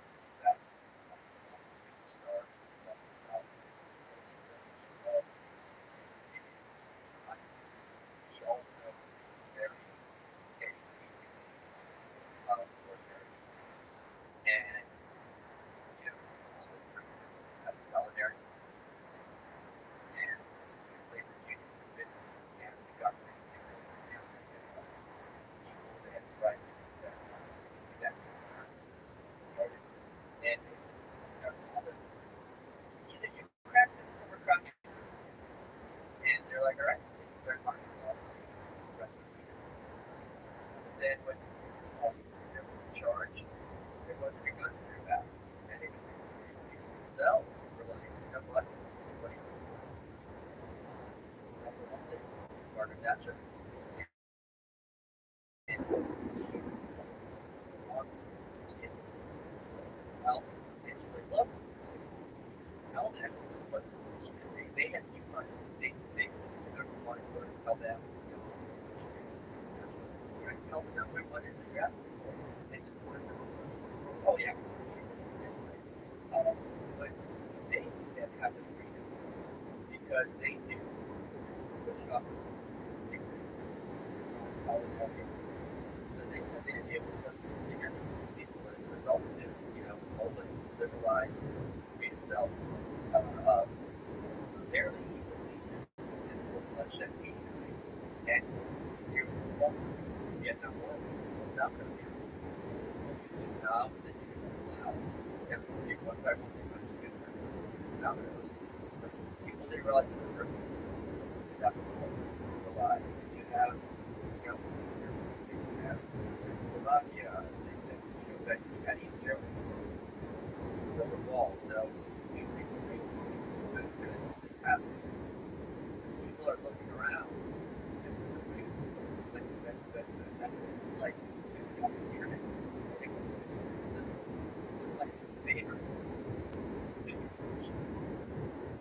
favorite historian. I apologize. Russia, I think Russia for a second or at the time, but they just revolution. Just talk about that here. One after another. It's just such a the progress is possible. One of my favorite moments in this movie is on the cold and in West Germany, Melissa, and like Melissa, like I don't think it's good, like years, and on the cold laugh, and he goes, "You're young. This isn't how things work. Like this is gonna do it."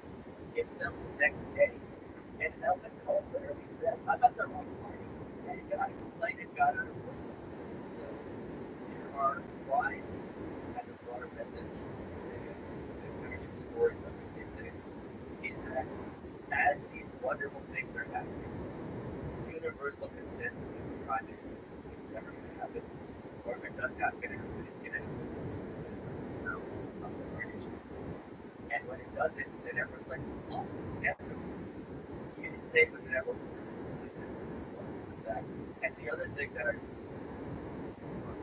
enjoy, there's so many moments of men's guns saying, we're not shooting it. They wanted several Tiananmen Square. They wanted it in East Berlin. They wanted it in and they wanted it in Moscow. And these squad of great men with guns were like, no. It's the building. And then everything else was history. Surprising, fast, violent.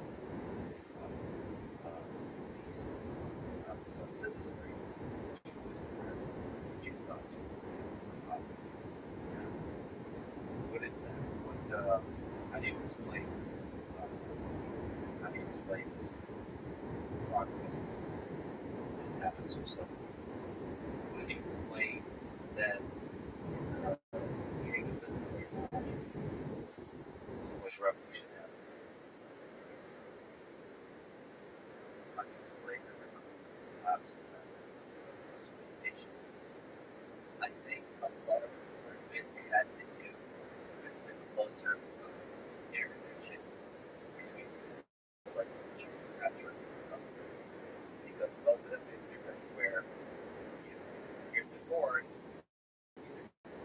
and he's invading would kill us stop Russian this stuff American stuff and he got on well when Roman came to Shepherd in the front Thatcher said they will pitch right that lecturing him about why he's an eating and he goes Thatcher I'm very happy about his opinion I'm very good I have been here we start laughing right away there was such a heck air of spending all this money on food. Very inexpensive, and for what? You don't have to be looking at each other as enemies. Try to work together to, at the very least, the volume. Try to of the man.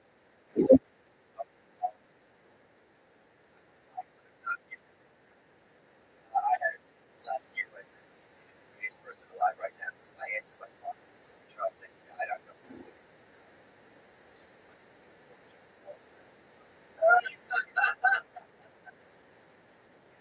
But anyway, I hope you said,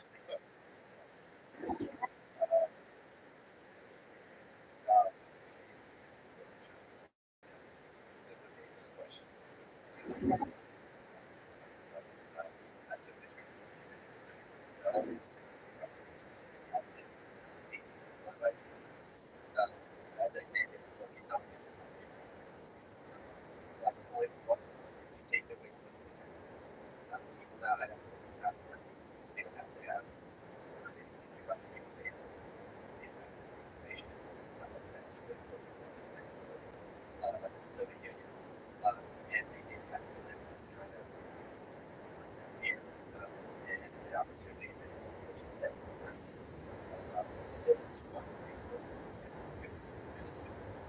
syndicate president of Russia, also failed Moscow. And he came here to visit as something capacity. And while he was there, he went to visit a supermarket. And then got so this, I'm going to go there, I'm going to start falling. And he's looking around like he had never seen such. Well, Russia. And this picture of him. And the scene that is on his flight sitting there on the floor. And he's like, they tried to lie because if they do, they will.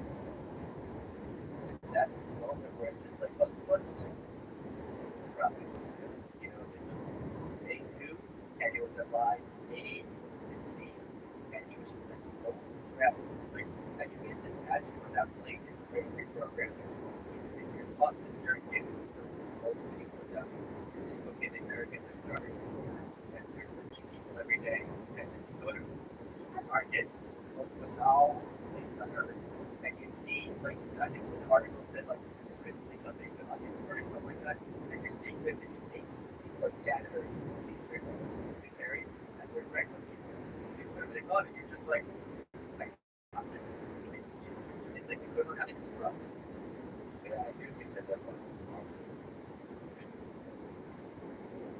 Like, in terms of drawing distinction between, yeah, because, you can have a good dog, you can show up a dog, kind of set up right now.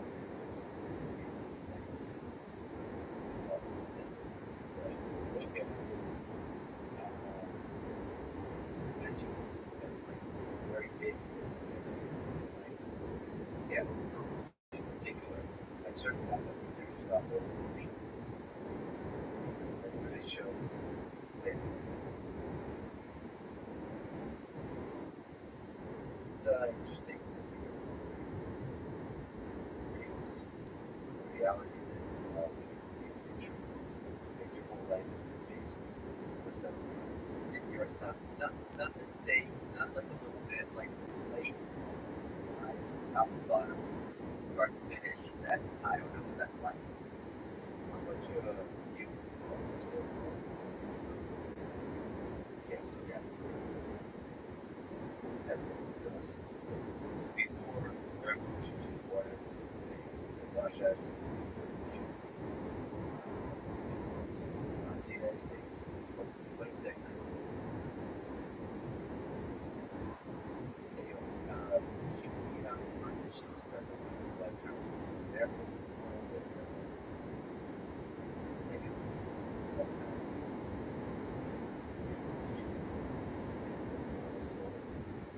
Question: draw a distinction. Libertarian, communist,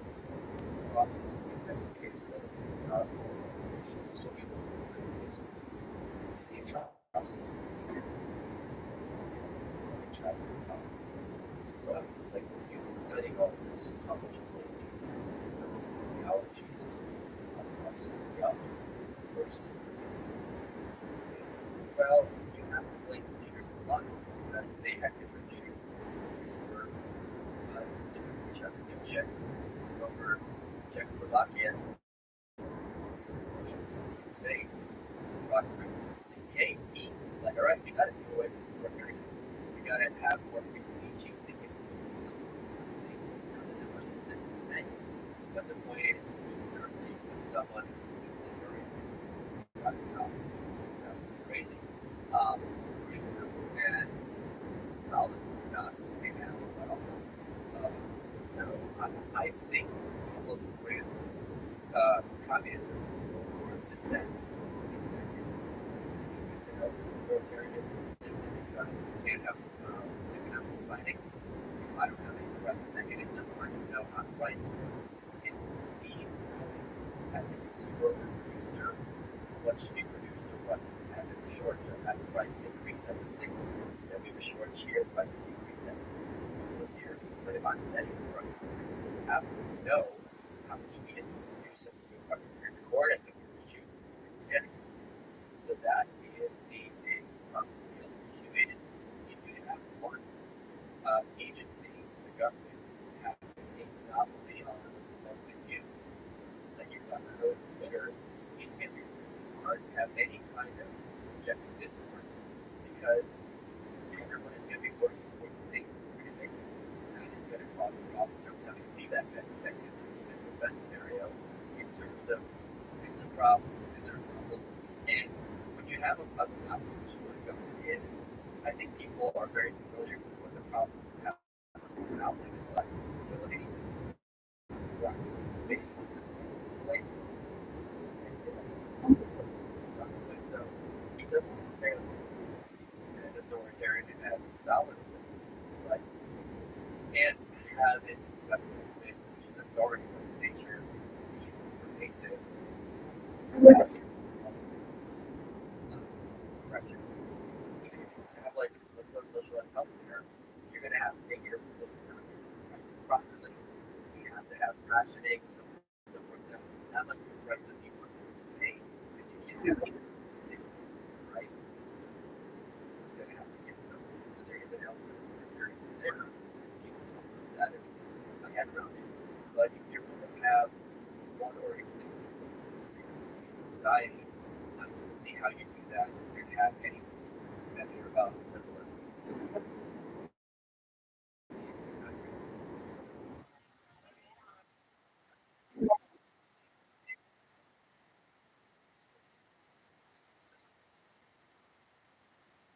I think first, Alexander, they hardcore. These are anarchists. Yeah. They reported US, all off and all silent. Russia, they were zero. They had no short. And when they went there, they were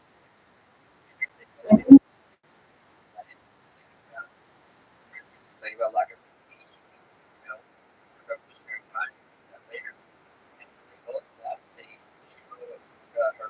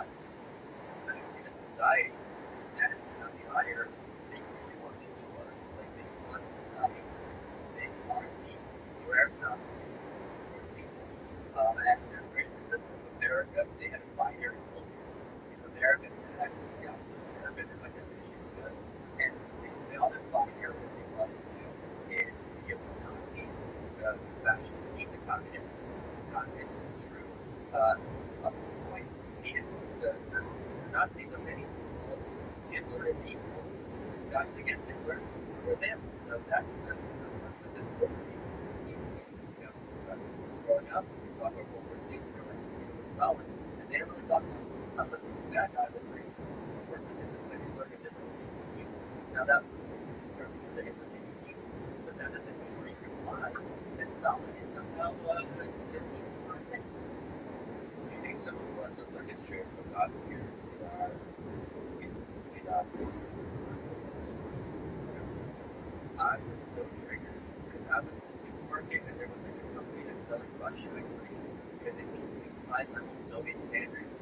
And I'm just like, you think this is some kind of joke? You think this is some kind of kitschy punchline that you had decades of people who were taught in school to turn their parents into the police if they reported grain across their lives, where it was a crime being married to someone who was connected to the state, where you had torture being the norm, where people were institutionalized because they were like these executive changes and they were all insane. Like this isn't just like oh this average thing, like they not have under the civil system. Yeah, I think that lesson is very much what is that? I don't know that's the problem with it. That's what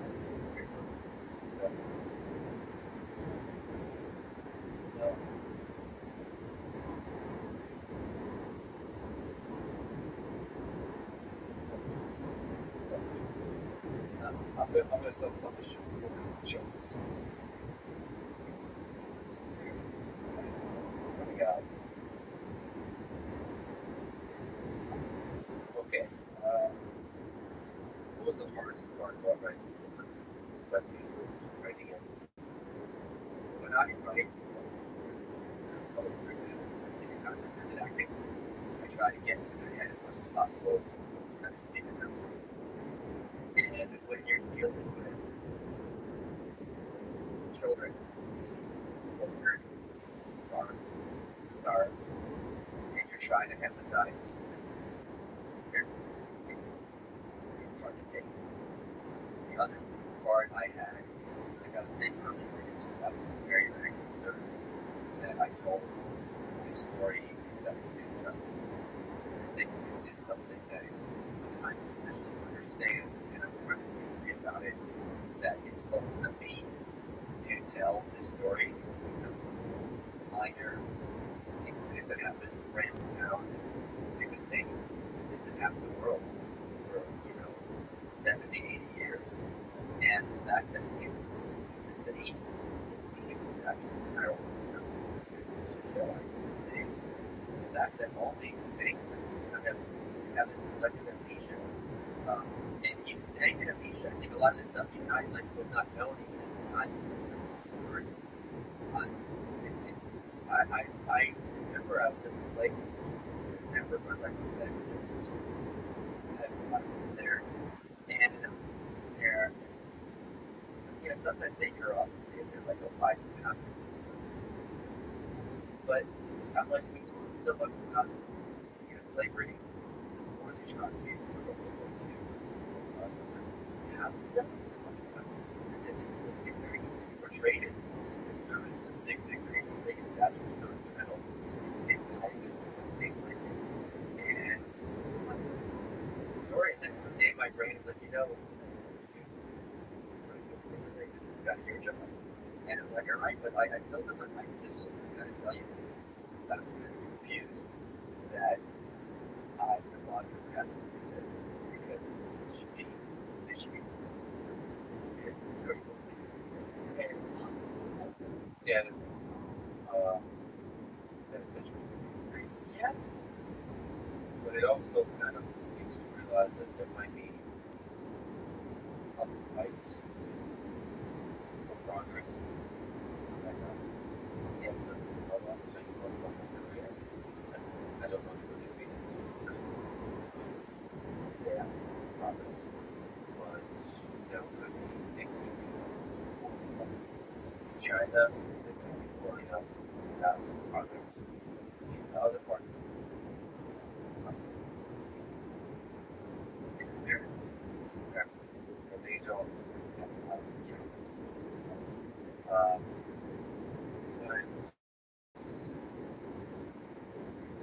like, you know, something criticized, that's the problem. That's the problem, like, the whole thing. Big extreme capitalism and sure,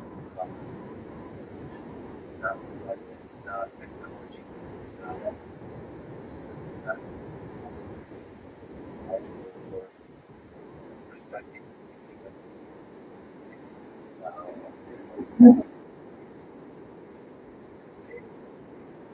While anybody questions mainstream narratives, there is discussing and they're probably fighting for progress. People criticize probably everything else. I think it's a institution that also fighting for progress too. Like each side has progress. And again, that's like less like they're well, that's it. That's that we have like it's not like something you face and no president at all. Talking about I mean look, this was and it happened relatively quick and relatively and everybody was like, oh my God, I'm just gonna make you my seat. Like that was a pay and the military government. No. They were money would have been happy to have it. Just through maybe probably Soviet Union, all of that progress.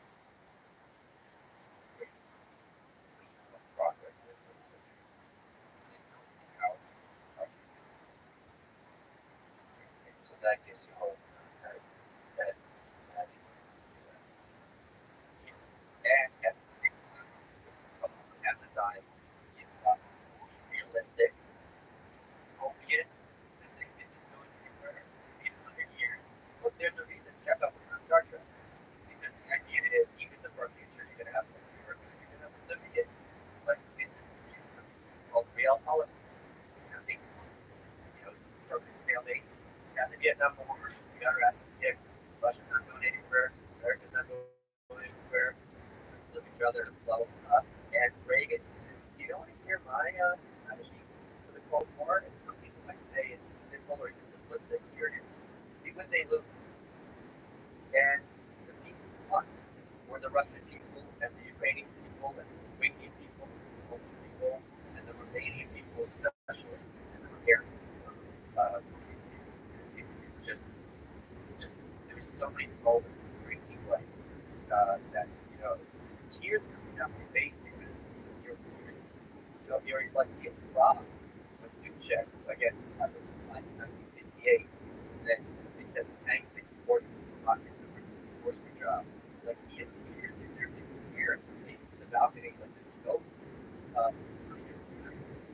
Like the spirit of '68 is still alive here in Czechoslovakia. And it's like a matter of weeks. The entire government it's so many things just overnight change here. And people are so committed to making sure we don't have things get better. Oh, this really matters because the broader picture never gets better. And there's lots of data in the contract of more. And this isn't the magic perfect place. This is the opposite of that perfect place. It needs to grow. To the big point there in the group, just the degree of trillion in American politics is the extreme levels of division. And it seems to be like that too. So the division of politics is counterproductive. And I think the division in geopolitics currently with Russia, China, United States, China and the United States will be overcome. And I think that has great leadership that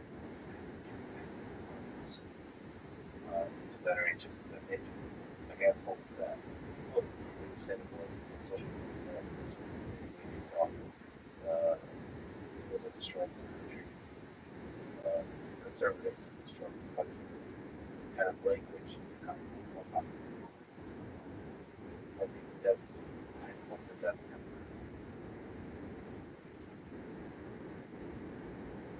it's my way. I don't know how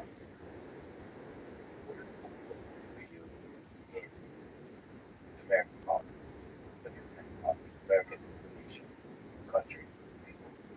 Um, my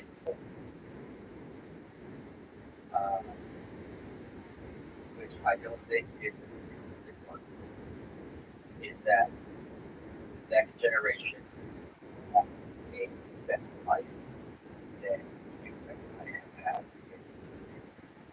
And I think anyone who thinks that America is over or is one president away from being destroyed, I think in conscience call themselves a patriot.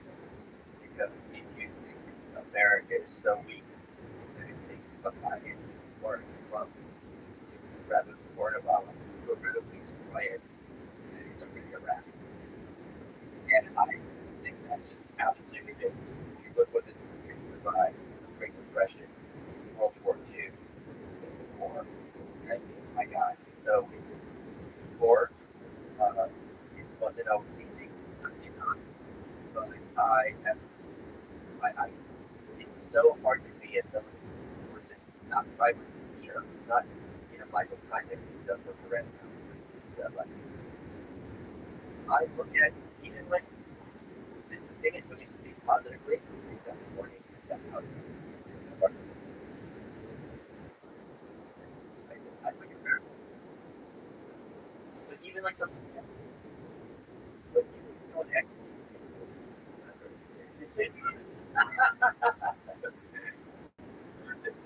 It's an opportunity for independent artists. And I've watched a lot of stuff that is something that's pretty awesome. There's so much happening. Right?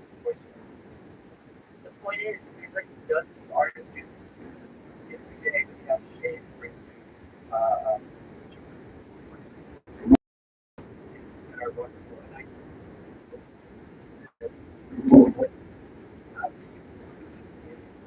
my daughter, and I'm not disparaging or dismissing what your daughter is about. My point is, both means we believe that, and all this that this problem will be insurmountable. That's all that what do you look forward to in 2023? This is honestly, I look forward to a lot of young people realizing that they still have lots of opportunity in this country and taking control of their own stuff and realize they can be a better person tomorrow. It's not a function of a culture they might not identify with or like or think is cool and realize, you know what, I have it, find joy and happiness. And also the fact that that is telling and also for New York. Those two things. And I go back and see New York. Why? Oh, the jokes. Jokes. One day for one so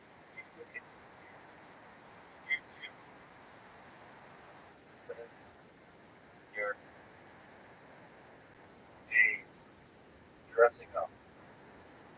That dressing up in Santa outfit and putting on lipstick, having hours upon hours of conversation with each other, loving everything, taking the right, by what you do. Sports podcast. I check out our sponsors. Now, listen to the London's job. Don't listen to the show. Possible. Listen to the Never Haves. was supposed to be they didn't have anything in me. Thank you for listening. Hope to see you.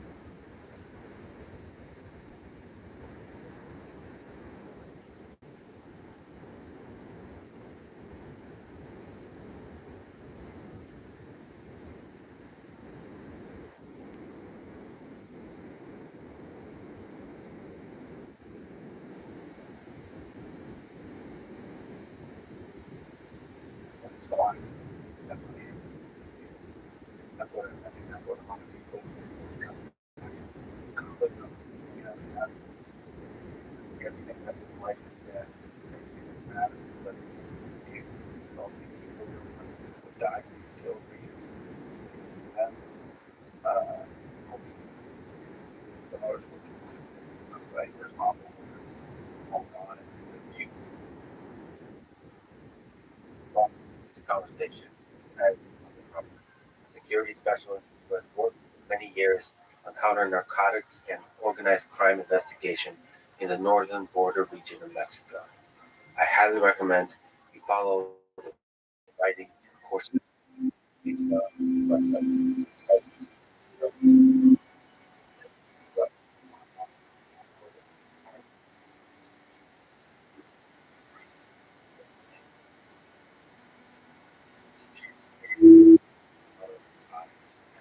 Mexico drug cartel teaching about you.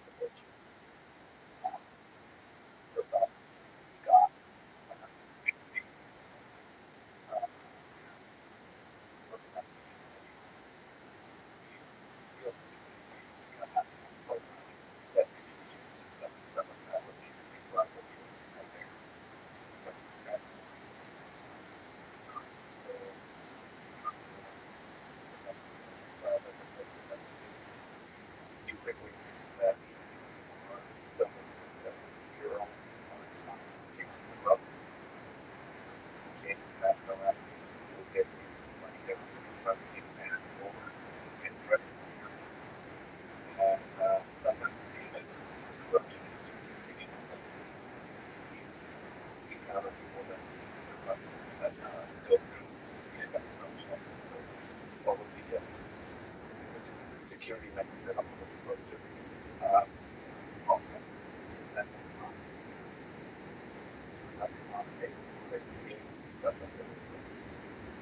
I think what I found out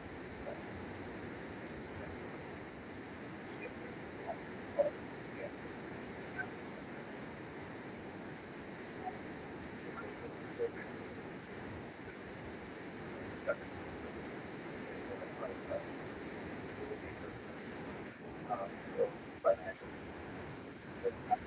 the wall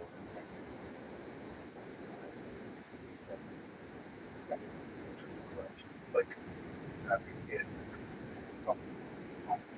morning uh, after you off recently record you're going to have to go again because it happened from early on. Stuff something to go into looking around because where there's kind of a lot of that come over the culture. You meet a friend, pick it up, also to pick it up. It's like I'm a lot right. Or it's trust they got trust that we together. I know a lot of people say that trust that. Where you can life here mine. But then the relationship will change. People's character, have experience. Somebody that presents itself in front of you as but we want that something. So, and then I be aware of it. Wow. It's a lot of time. I know.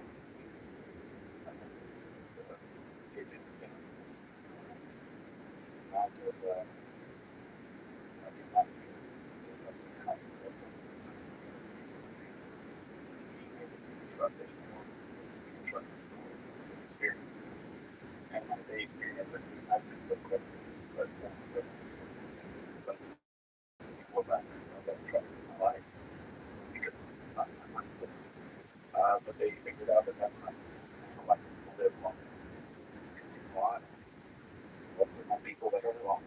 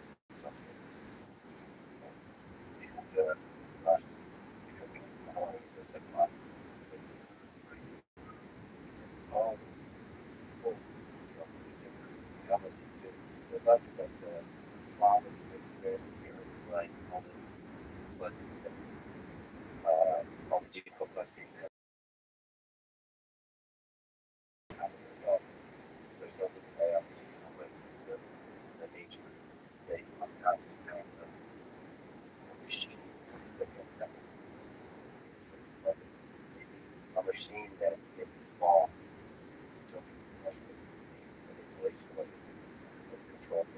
And that's why time in the background. My mom has all of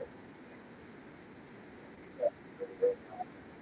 Child, mom, two sisters. Yeah, how she was pretty mom. She was badass, she was very good at it. She showed me how to get it. Showed me how to do it. Yeah, I was kind of built me up. And I had a great childhood for, for later on I figured out that my she was basically trying to make me into what she didn't have. And I could get this for this thing. That's not something that was reality. I think there's some major that some people want that but never know.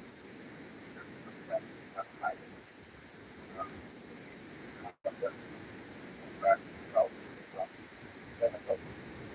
I'm from Tijuana. Called the psychological or forms of the right environment. People want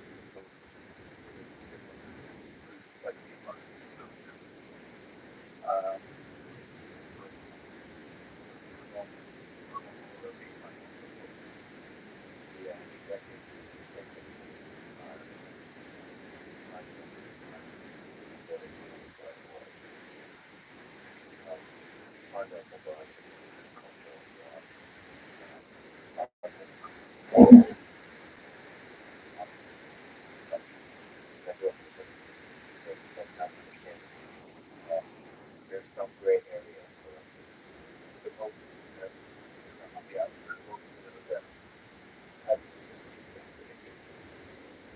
it's like a good take off and one out right. So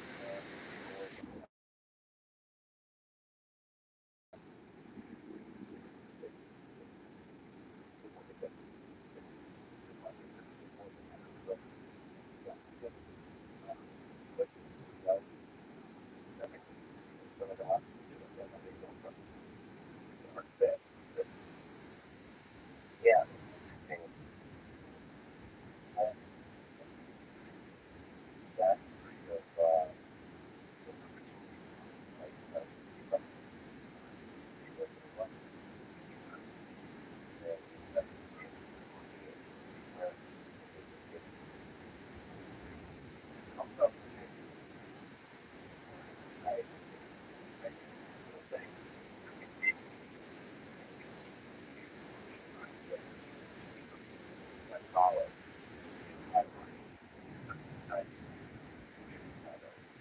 I wonder what that is. That wow, it feels some kind of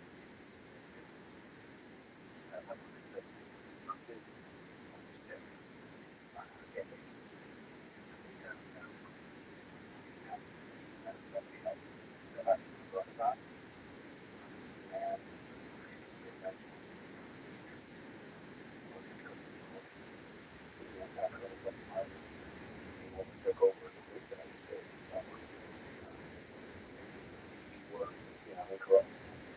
So that would be the answer to the more than he was on patrol, charge of drove around on the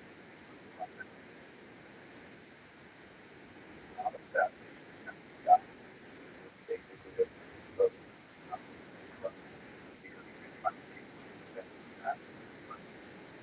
people want what that happened.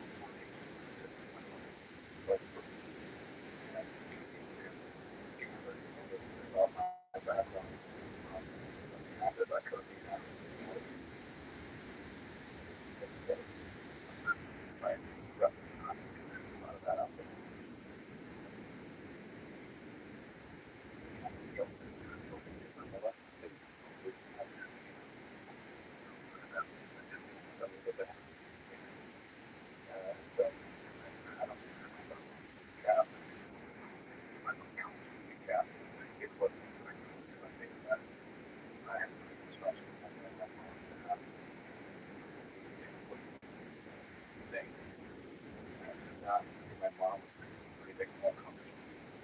But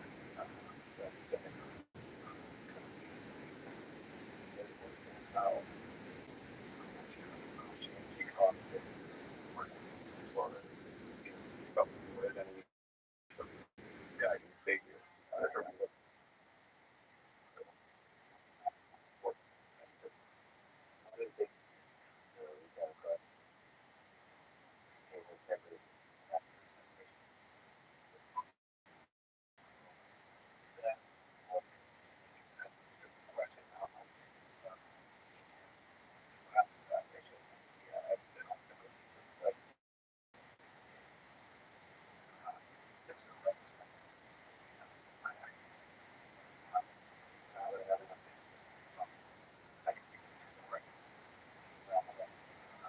Also, you put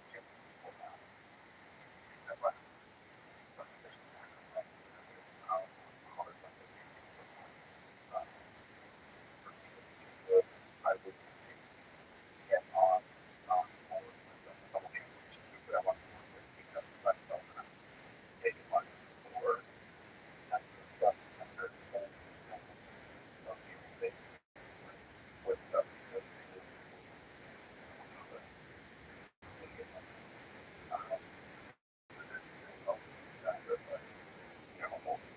as a kid in that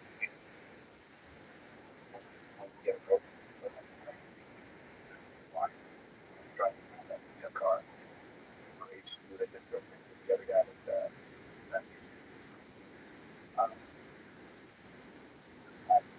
there's a hole down there. So, don't take that loud.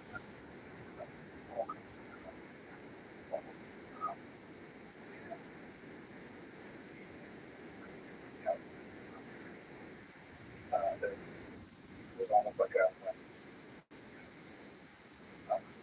this bar not dead. So, around by one side or the other. When that found out, if you have upper here, right,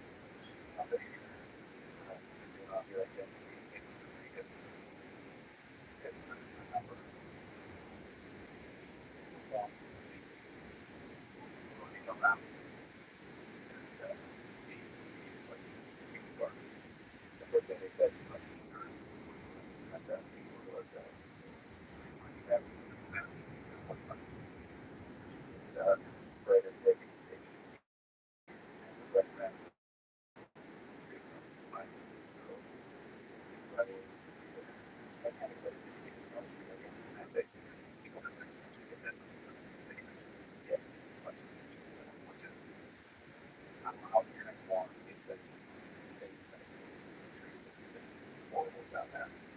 You were to check them out and say, yeah, but God here, that, chaos, abused, challenging, yeah, war, yeah, and the more you go into that, in a way, you're kind of building your own team.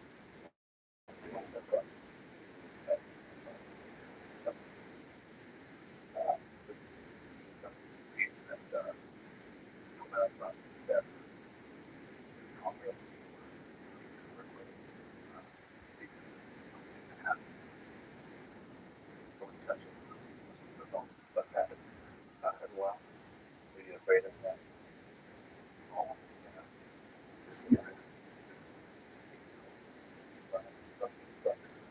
Doing what they do.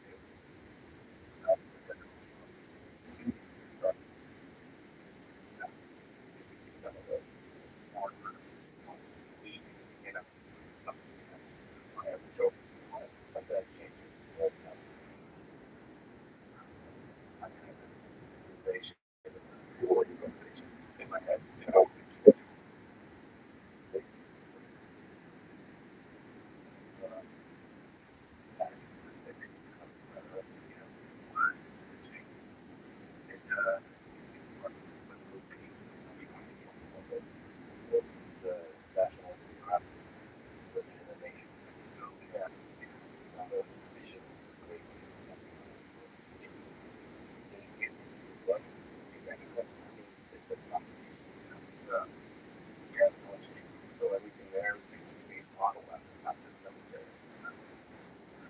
I'm kind of still in that. I was after we're a bunch of tribes, mental fun. I'm like military team leaders, and I bought it. Here, I'm out of it, and very proud of what I'm 6 months. Figuring out the check, signing out of line, and how that and this part about it.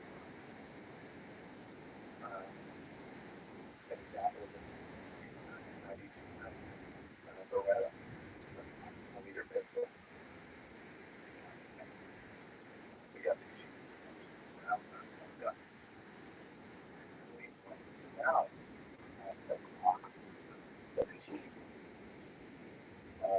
that I'm thinking out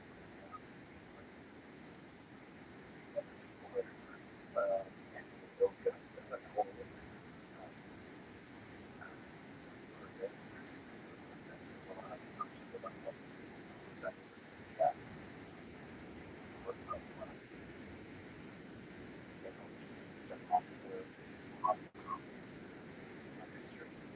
Get called.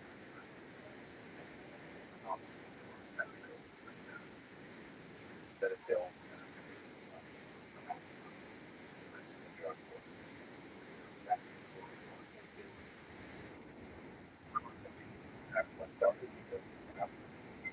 Already stuff.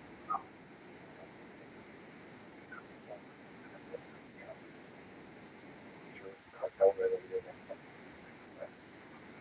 that's the size of gold.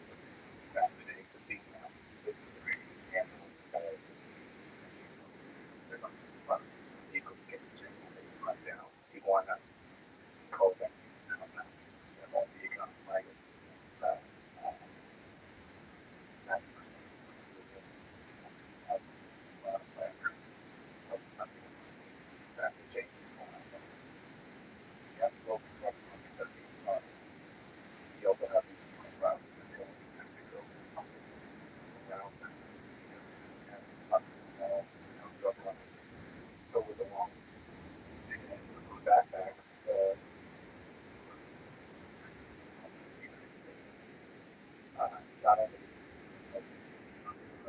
drug trafficking, but protection.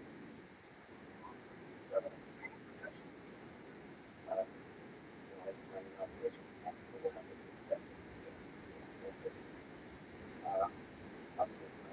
political violence,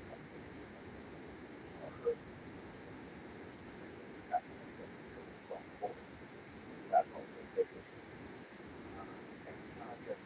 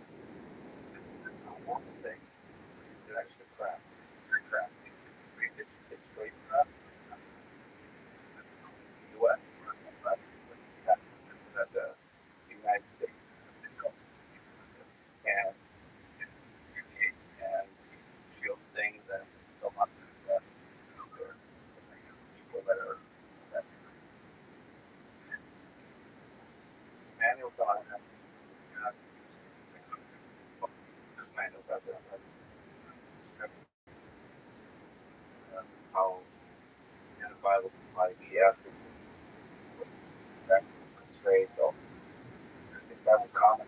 That was and maybe with, but they lost. That's speculative.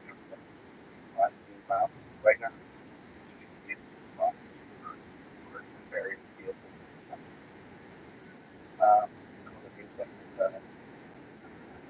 this so my my language.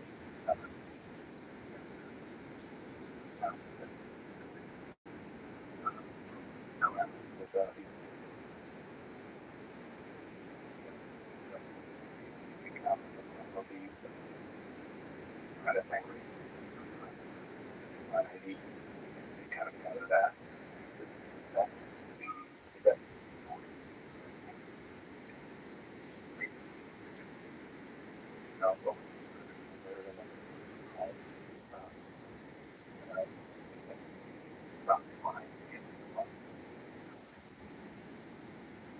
the cartel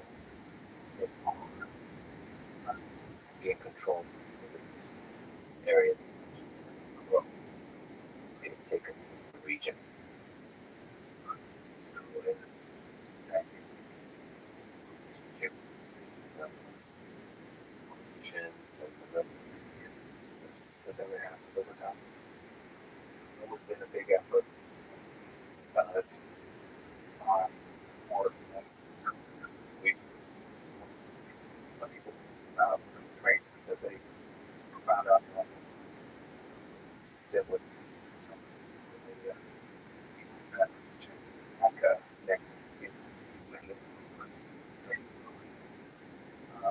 so I all of the young country. We have big more I went to take that career path. Young option. Because I'm a people that go. This the high. What needs to do jargon for those people is there's no option. You have to get someone who's working on the field, or you have to get them. And the only option that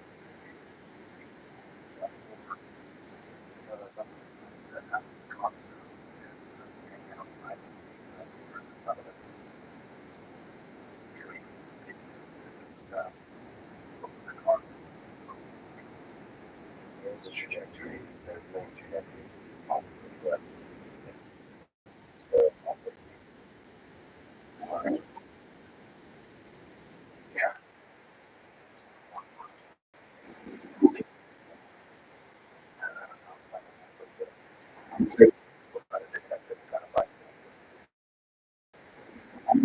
Sense of that dark side of this what I currently do, but the FBI, gone there. A lot of a lot of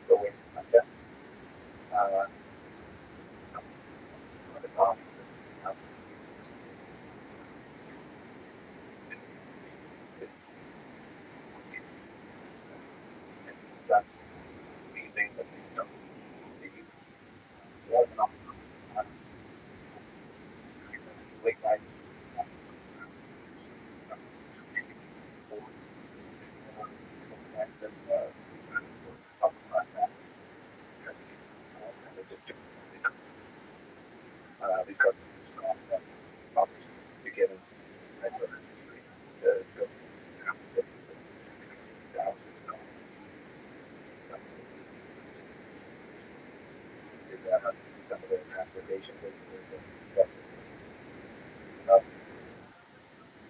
getting in. They could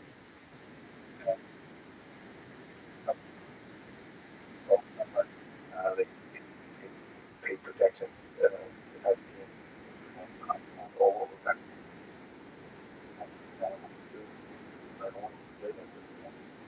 They regulate so they become part of the local economy in a big way.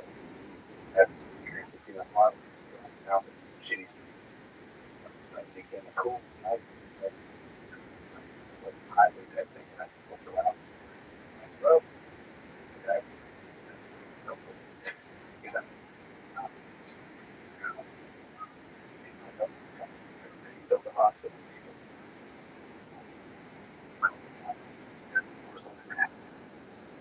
They're up there. Why?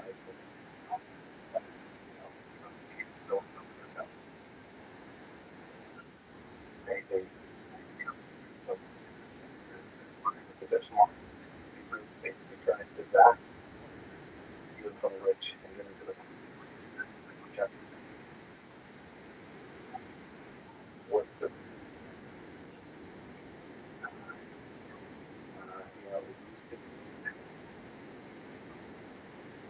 we'll go after kids, don't women, but they not uh kill them. Mine, I'll go after the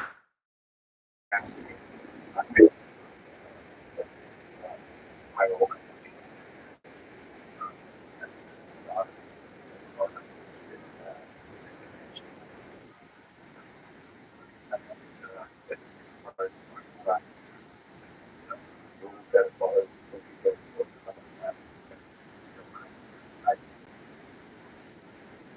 torture and execution, according to some of the sources that I've talked to. It seems to me that was an narco blog that they basically that some of the food there over the whole Facebook wildland area. You could see execution and torture and stuff like that. Way back when, this is a different time. People, moderation, is dumb, brutal. I mean, I've never seen videos on that one. The crap. One that's not going to but one that I that chat was out there. Way back when God gave his life. And imagine that's life, but give it up. That's the weakest message that rival cartel is basically has beat people in front of the camera. Rival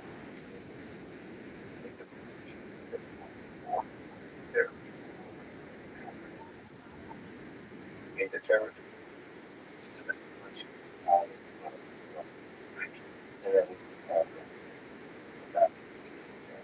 yeah, videos of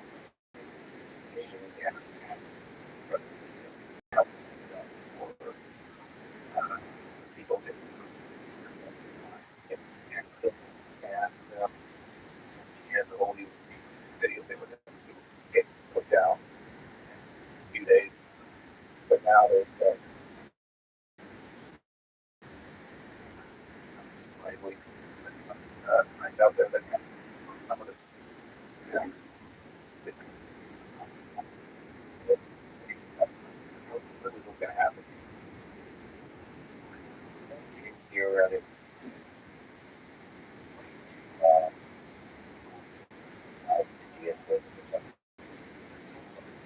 know, power our politicians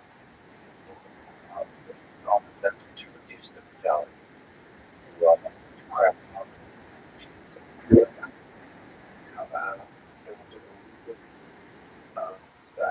Government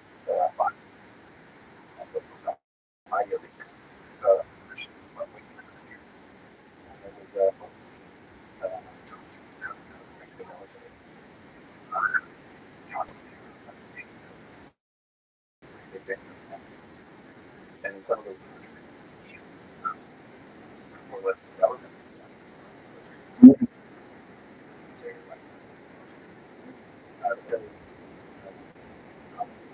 forcing basically administration. I see.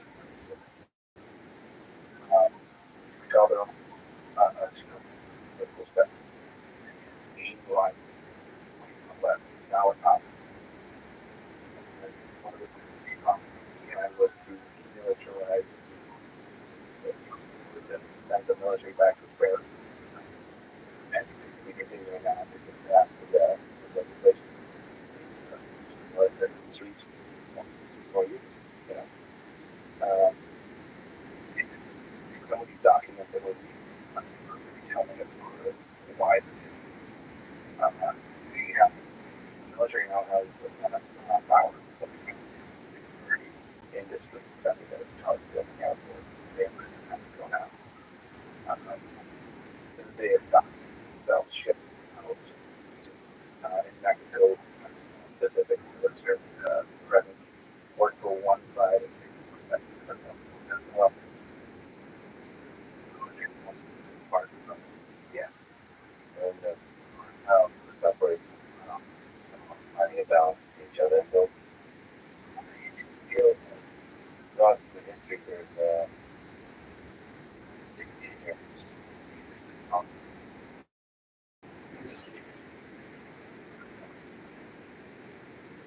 that's not happening. There's a kind of market systemic amnesia that happens. So, President 5 to 6 and he does and got everything he did working, chopped off.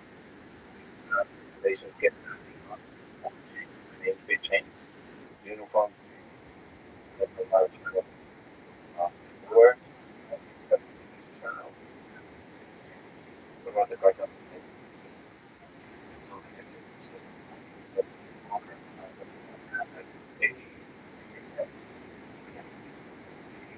The same one. I mean, it's a federation of small countries, but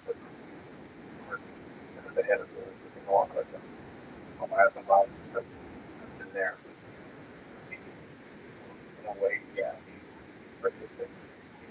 All presidents again. So that's a clear sign that strength or the government again. They can how you know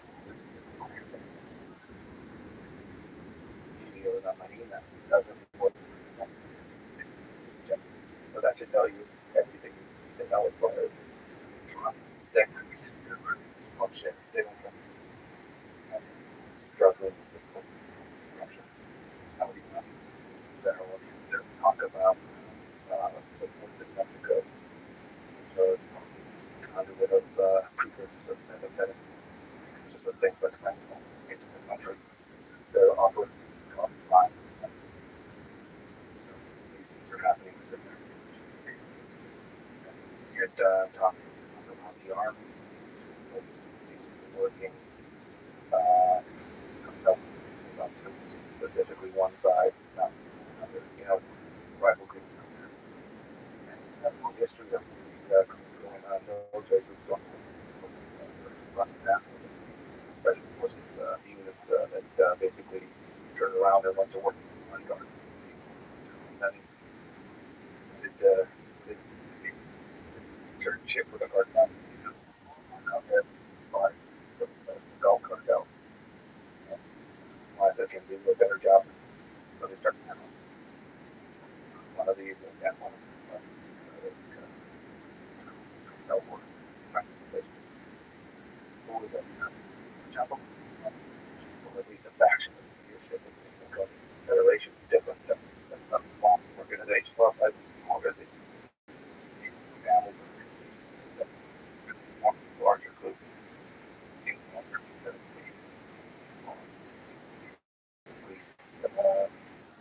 They are people that have power that they, I mean,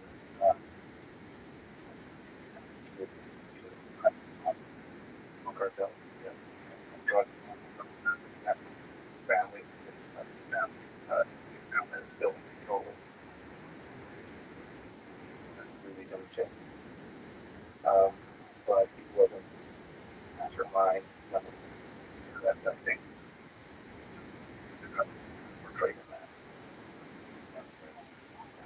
If you most of the journalists and articles that we have, so we heard a lot of, I think Mexico has having the top. I don't see anybody. My husband historical cartel or something. It's most effective. The person that is in charge of something. Realize about it.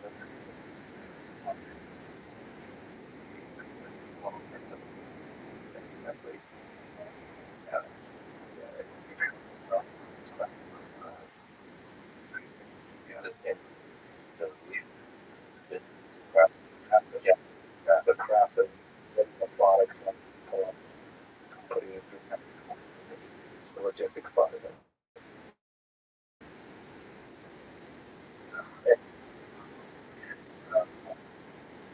Operating in the shadows.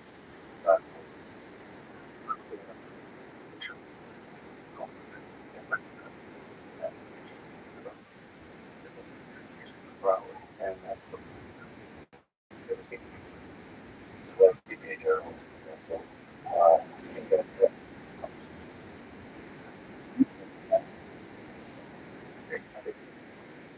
stout.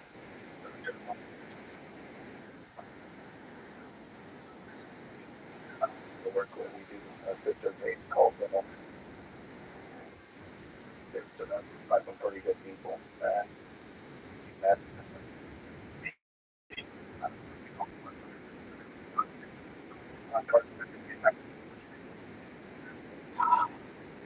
that is a year and a half before went to the press conference that he had. They called him on my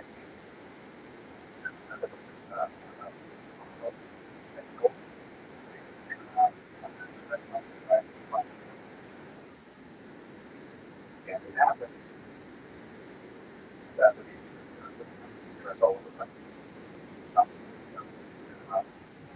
Either they one side of another act. I don't report.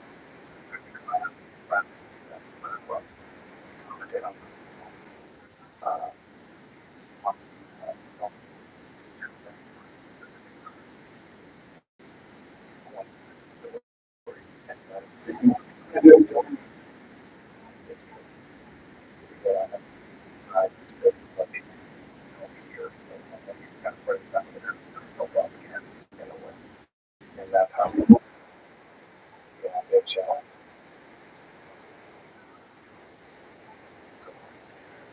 conversation with how we this is after that thing you consider as one trust that well said in the talk last laboratory somewhere in the hills down south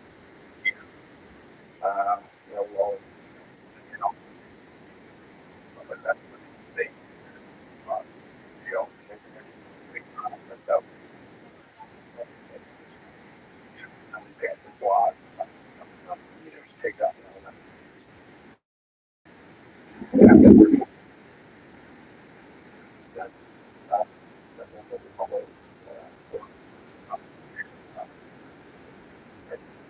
think there's a realizing that you're not Amy Heifel.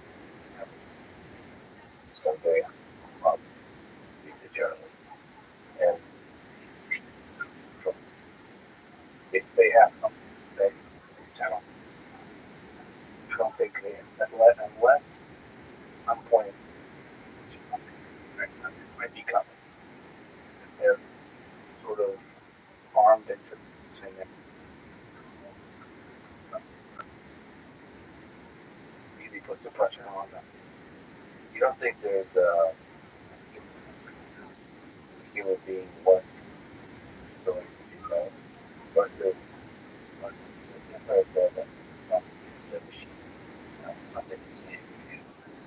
Some lessons put out there. Game, offer, and look, also, but perhaps let's see. I think in a way they already do that.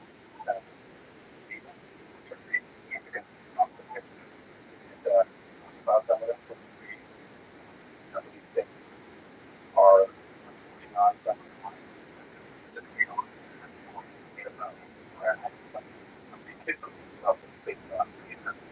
not a fake word, it's a real one.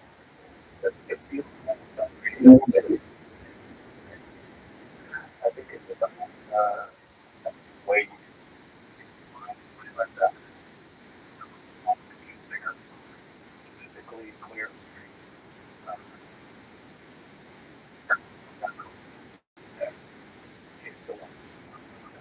And not be for the government down there. And be not only the government, but the government.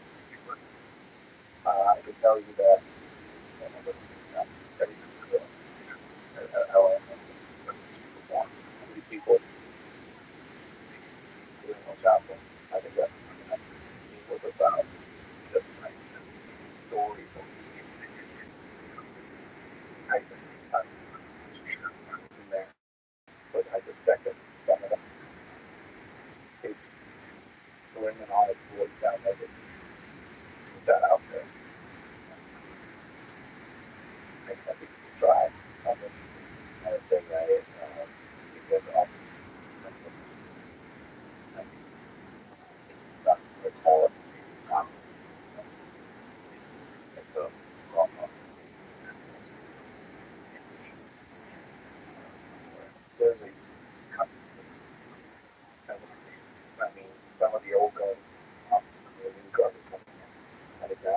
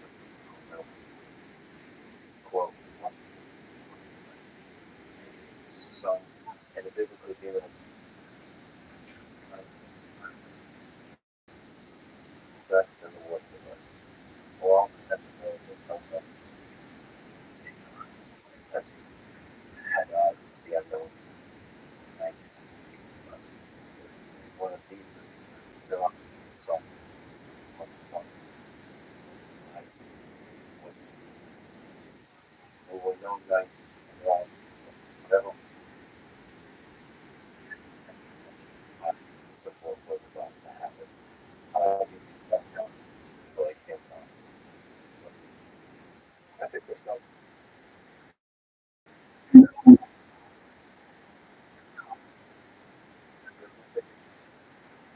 no cost. They're going to take high felony and they there was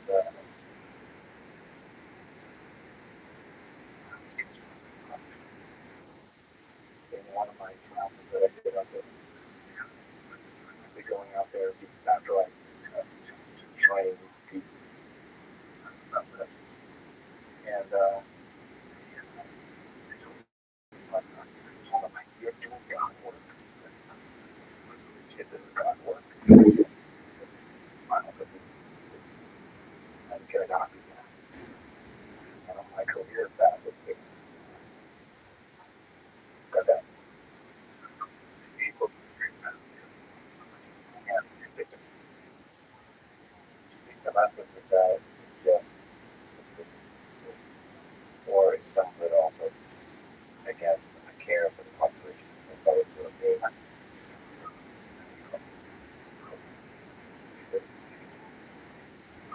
It's hard to just make research on it. Some they do some of their anything more in the trip. And when the church up here, you know, and the block, and the block,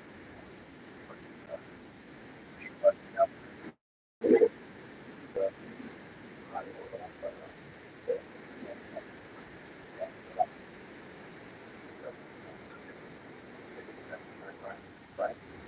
So that's a hard question.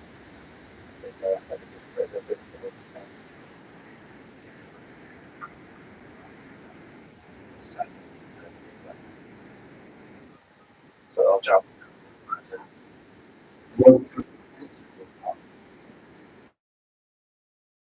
I think you know, interesting about which one to something understand about that was the I got curious about family dynamics of that world. I think I'm that about and yeah, your family and stuff like that. With you know, now I don't like you living in way back when. As a whole,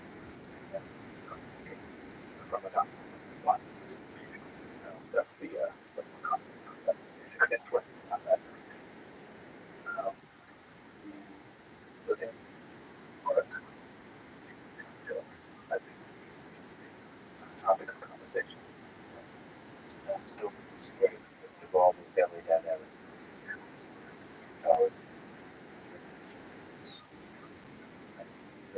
Getting um, like influence guide go to the United States. How that family dynamic is still there, you know, but the president, but he's probably on his way. That's not insane. That there's a folks and at his shop, chapel, in Africa. I have it stayed back to 21. It's not very much. You consider it as something family. It's it's going to be probably going to be the next one. Feels like the colors portrayed it behind. Well, uh, that's changed over the decades. Yeah. You don't know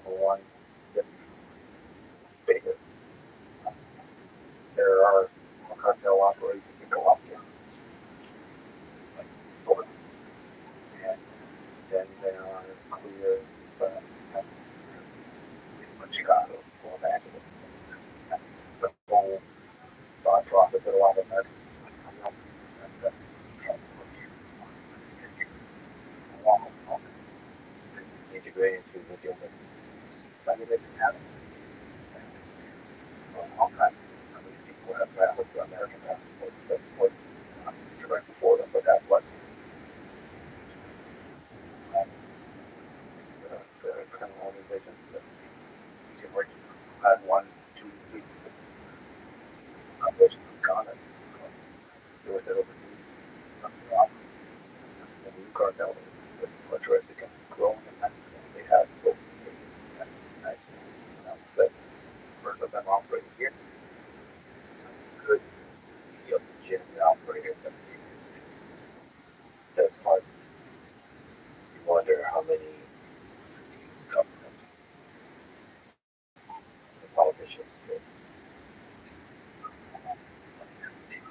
or financial very big that I don't think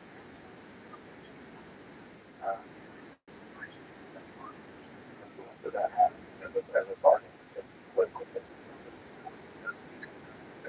What's massive human and being basically walked down people that don't know. You have to strong buying up shopping list at the cartel and then I bet with a high velocity go through a bulletproof vest. You know, I'm finding people on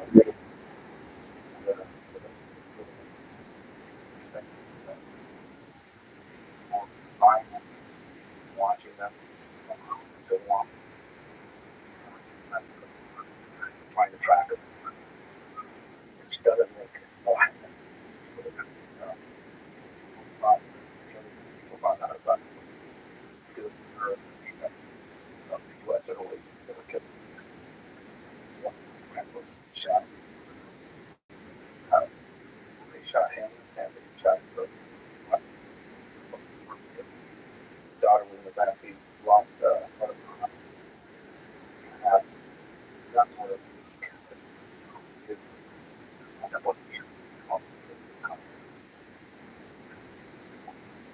so unique and interesting and here.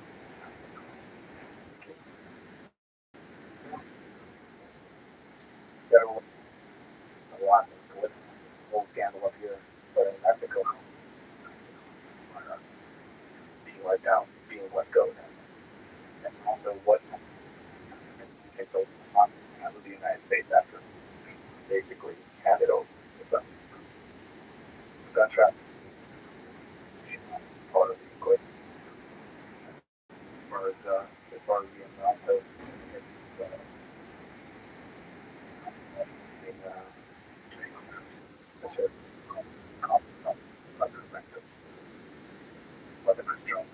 the first time we saw the United States, and weeks later, grenades would be some provision. So,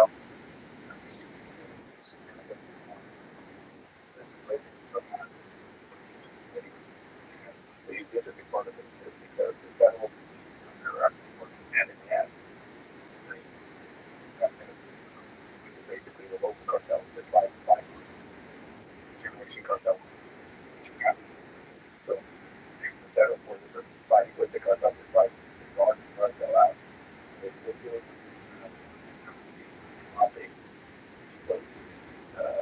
They found some places out there that are CBI troubles out there. So only one I making like we don't have a lot of ordinances around like Iraq, but I think that we have that explosives of all kinds for you to get. So, see that rapidly coming in from the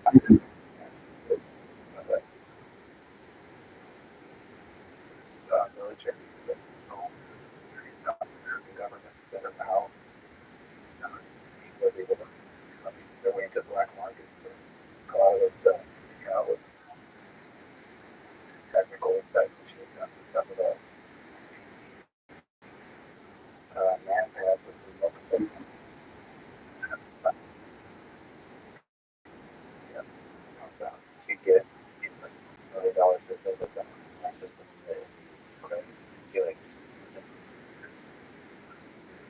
This is like military application, but I definitely don't know how they're less sophisticated stuff actually, that guided missiles.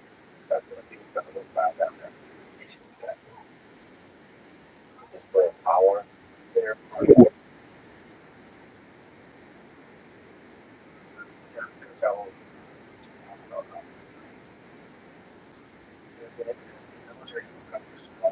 Guy and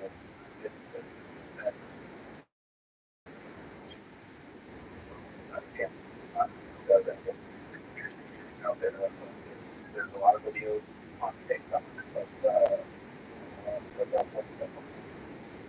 around. So there's failures over those areas when you're flying.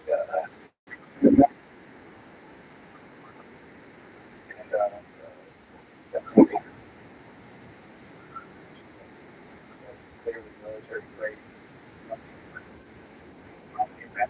More field out there, so you get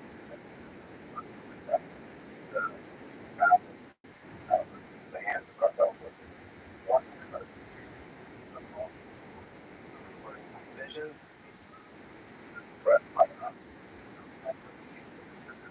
out there. Also, the tendency to think guys carrying around 50 cows, boasting about the rifle, and everything that, without a off the curve, shoot basically.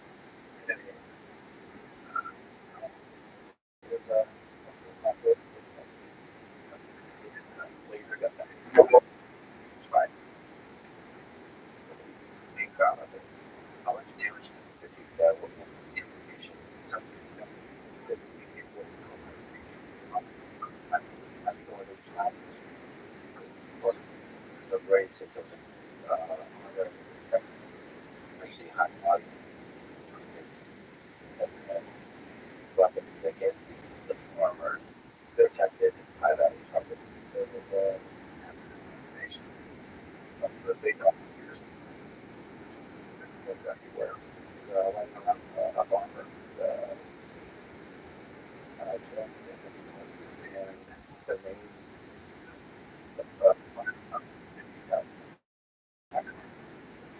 left to survive.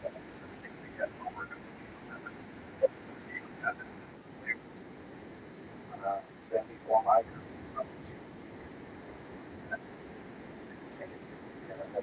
security and grenade launcher, it skipped the west back survive. So got it. Now 15 got armor. Got it.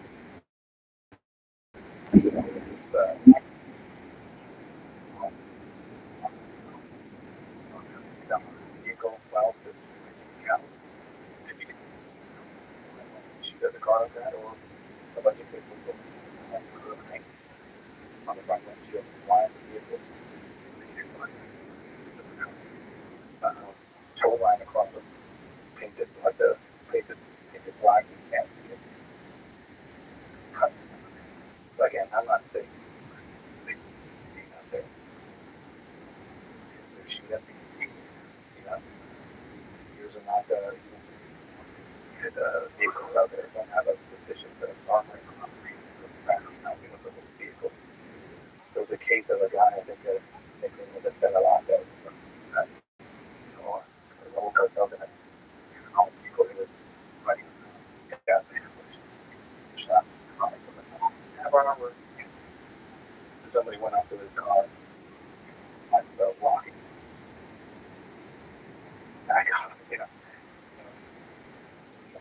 It takes place as far as people armor is prolific.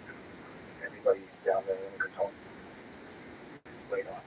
So that's not like somebody square in the chest or not. Are they afraid you can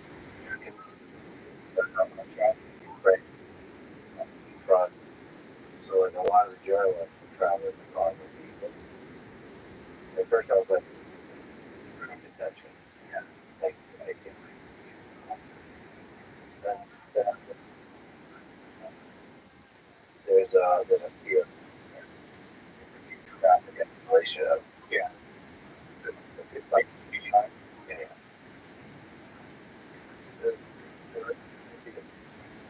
You go back, like, outside of that, but also there's been many cases where the massacre, and all of them American nationalities. Yeah, like massacres. This happened. America.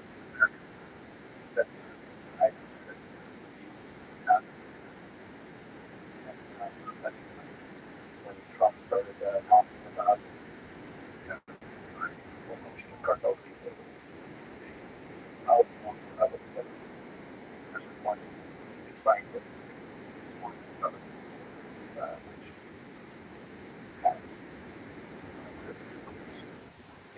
the story happened and happened. And I guess generation moving forward.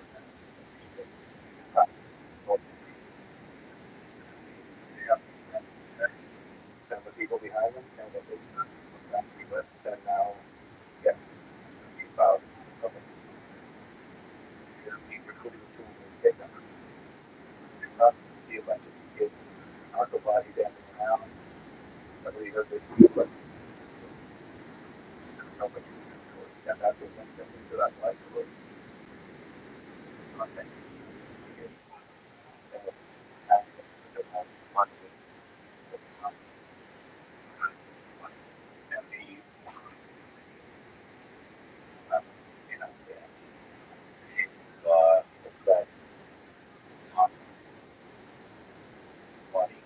Here in the US, somebody might, someone imagine, like that rapper down there, I mean, how the mom, for real, but that he might have all you also security traffic. It is more to protect people. Yeah, you and others, how is it possible to protect? I'm not that, like, remember one politician is, I was happy. That's the bomb.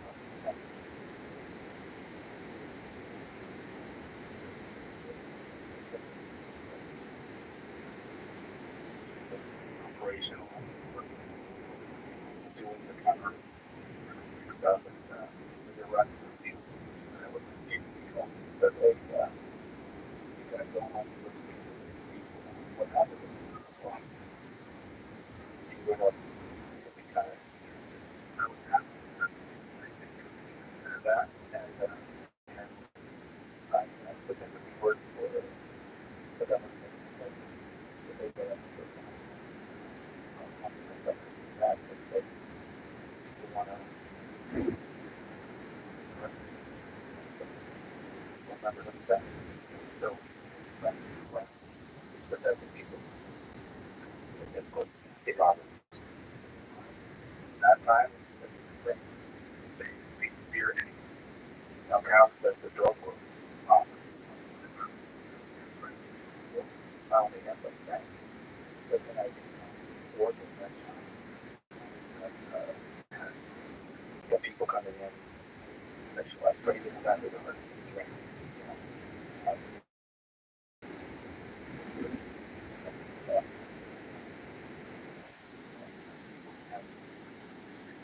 I'm sure it's high percent, but body, but by nature, you've got to experience the cross from and a double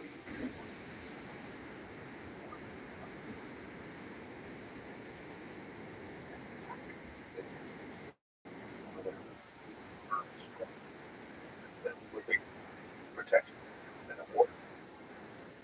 The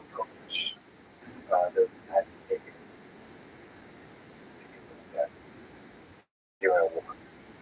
Burden on the security that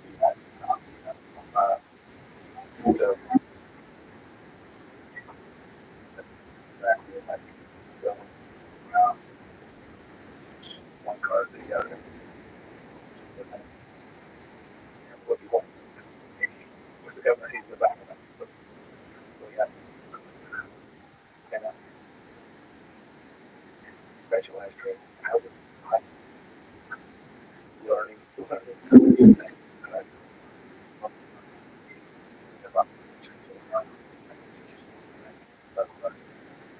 military and figure out how to and that's quite a lot of stuff. Totally uneducated on surprising enough you can office with top line and you can quotes you talk to an expert if you look at that. That happened calling me in and I'm t-shirt and all of a sudden I have a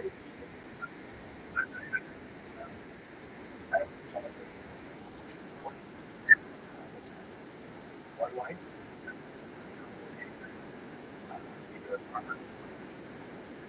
Purchase it. Figuring out how to set up a counter assault for protecting people. Learn all this.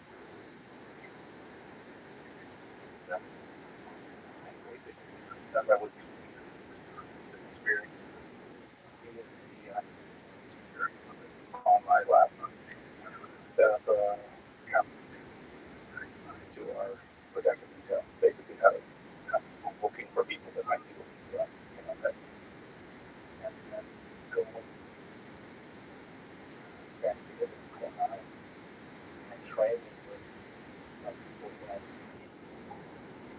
guys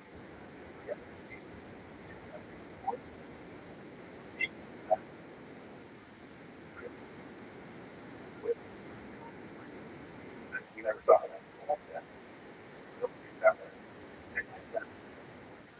And also getting there, beat them. That learning process. But the family, the high value that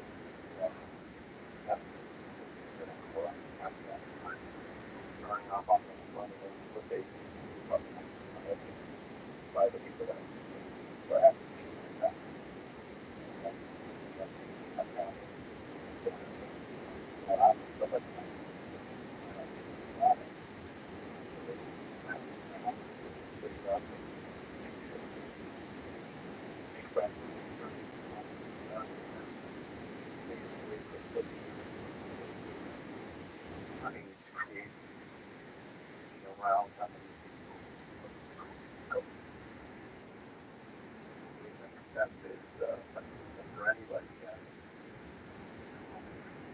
God bless them.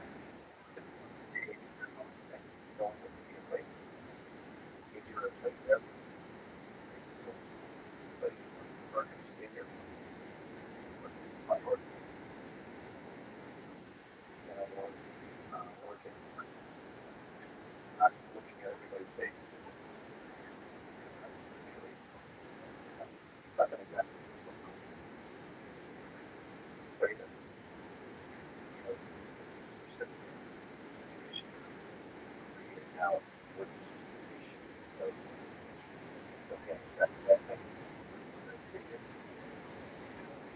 route because of the air that two cars went like two on the fly.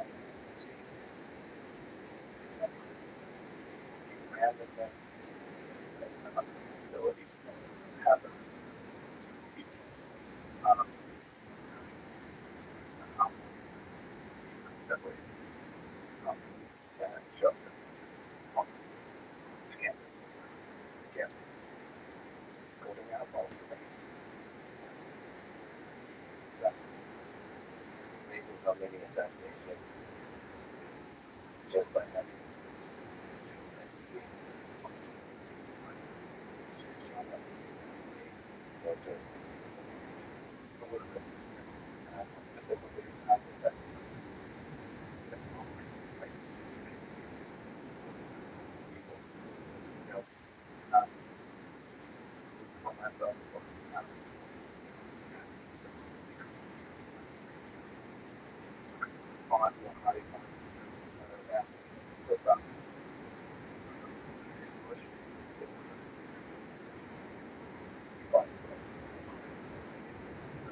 but if you want to create a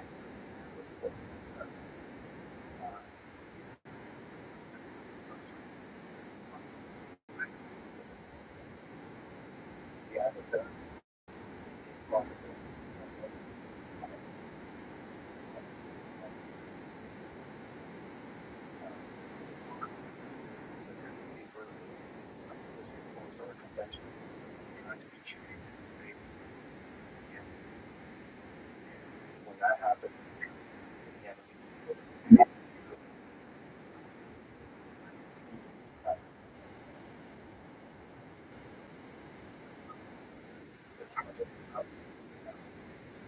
part of the system that for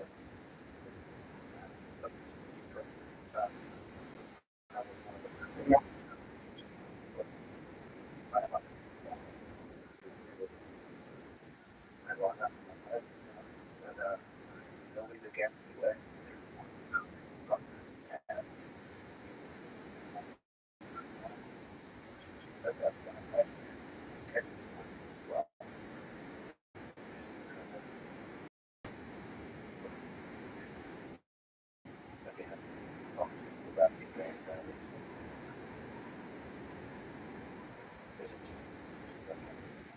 That's supposed to come more.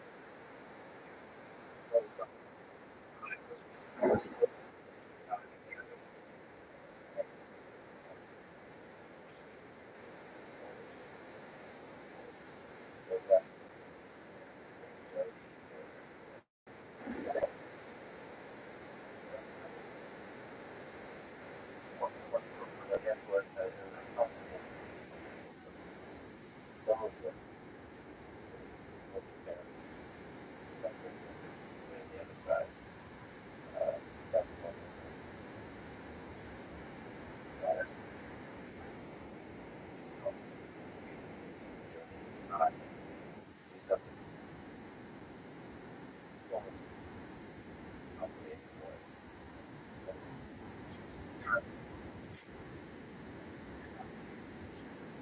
After thinking, why this?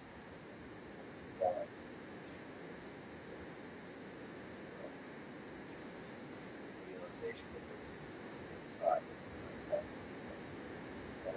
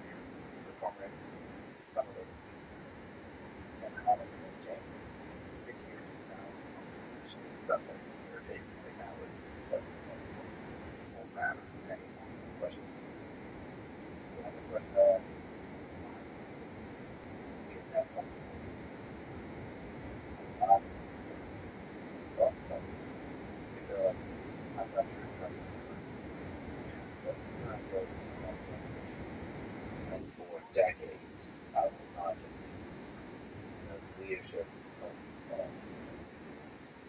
I understand that on my side is definitely part more certain why that is coming in. There's also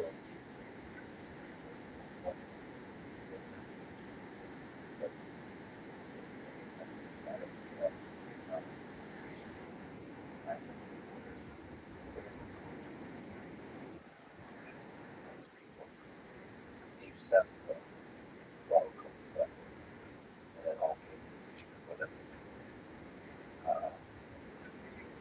of what there's a wonderful to get that.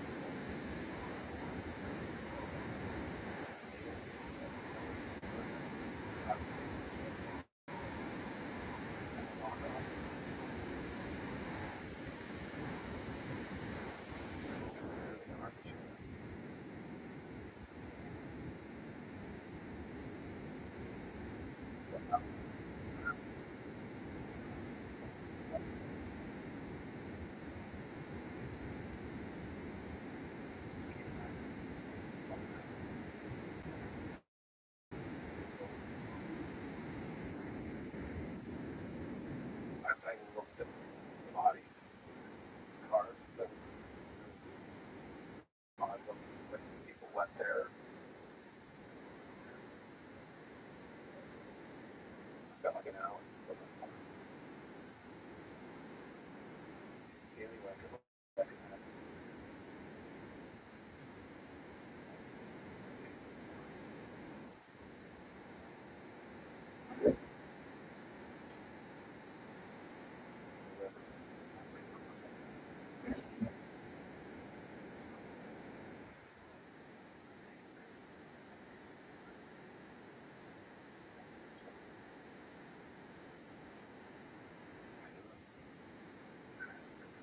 that. Us versus them.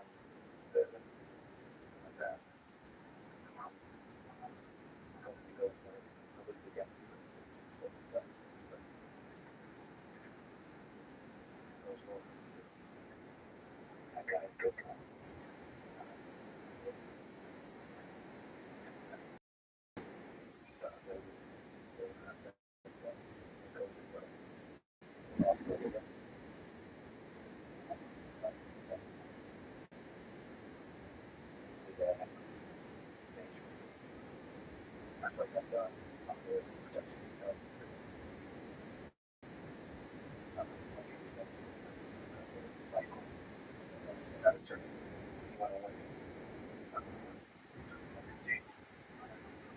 Down there, basically, candidate have read the guards guy, the election, so all of us were sent back.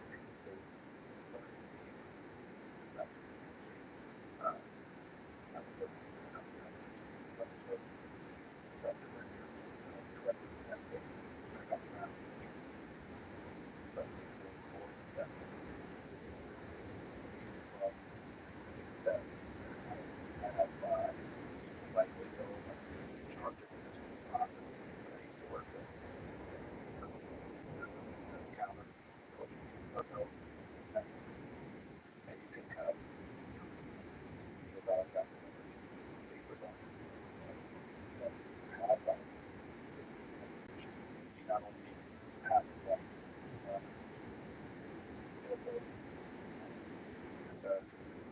water,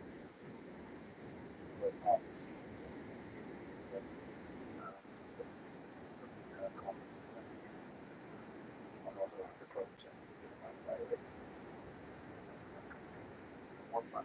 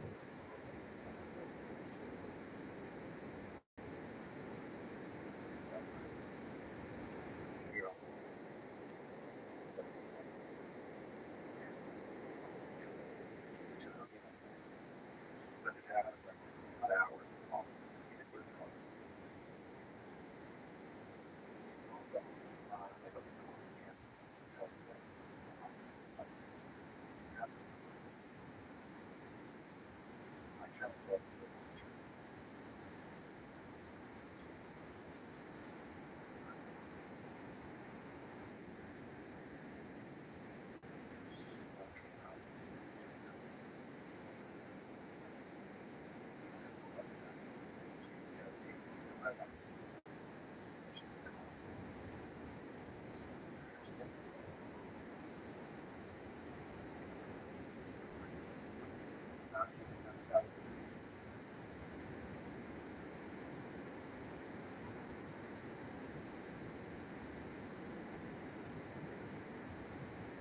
The ground was there was nobody there yet.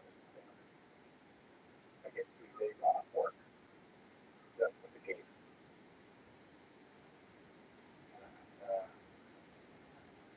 I'm trying to grieve as I go back to work. Now it just crosses my mind. As I'm going through that process of trying to figure things out. Dark shit of suicide, dark shit. Yeah, there's very low. Very hard. Yeah. I wasn't allowed to grieve, basically. And I wasn't allowed to grieve for a few years. For different reasons. I went back to work and I worked a lot of other people as well as yourself went out on yourself. There was other people that agreed. I went to work, I called into the office and I basically told that I was going to be reassigned. After I just what I expected. The reassignment was going to be something that I saw as unacceptable. It was people in charge at that point were obviously corrupted. And what I got from the conversation was that they wanted us to work for a specific side. And I knew that that was the time to go. I asked for a license. Basically, a license is a paid pass for the legal app that they supposed to go up here, which by law is allowed. And I was denied for no reason. So I'm invested in this job, you know. I have a good salary, and I have a category in there. For the level of time you spend in there, you get a category. So it's a very high category. I was training, and again, training that was in the private sector or in the public sector. I think I could change from one corporation to another. I could go to work for another place. So I took a deep breath and I resigned. I went to the office. I said, I need to resign. They said, what? I need to resign. Somebody from the office had been from a long time. I'm like, what's wrong with you? I thought I was having a mental breakdown. I handed all the paperwork, took a big trash bag, put all my stuff in there. I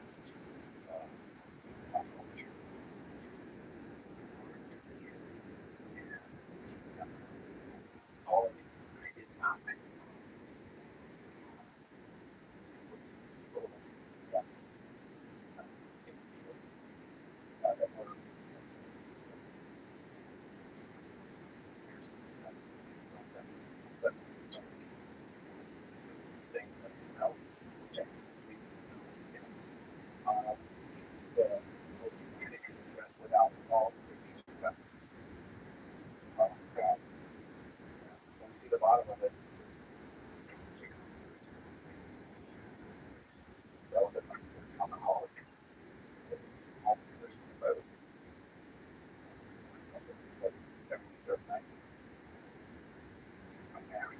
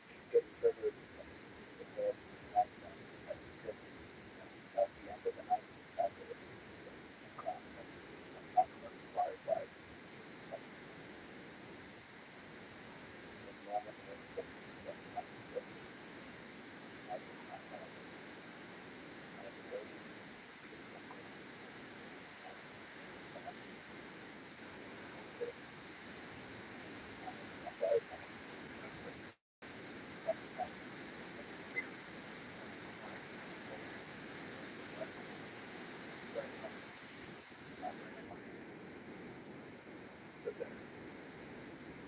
It wouldn't go out. Why?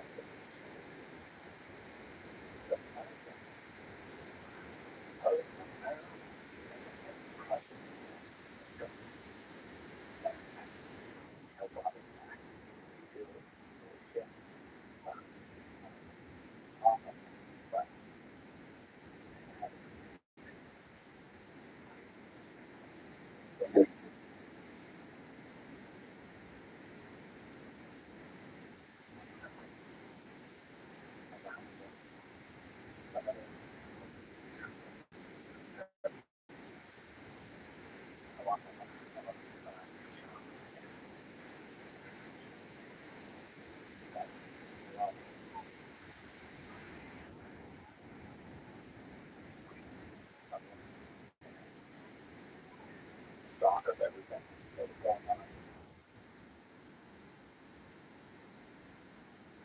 Which up there.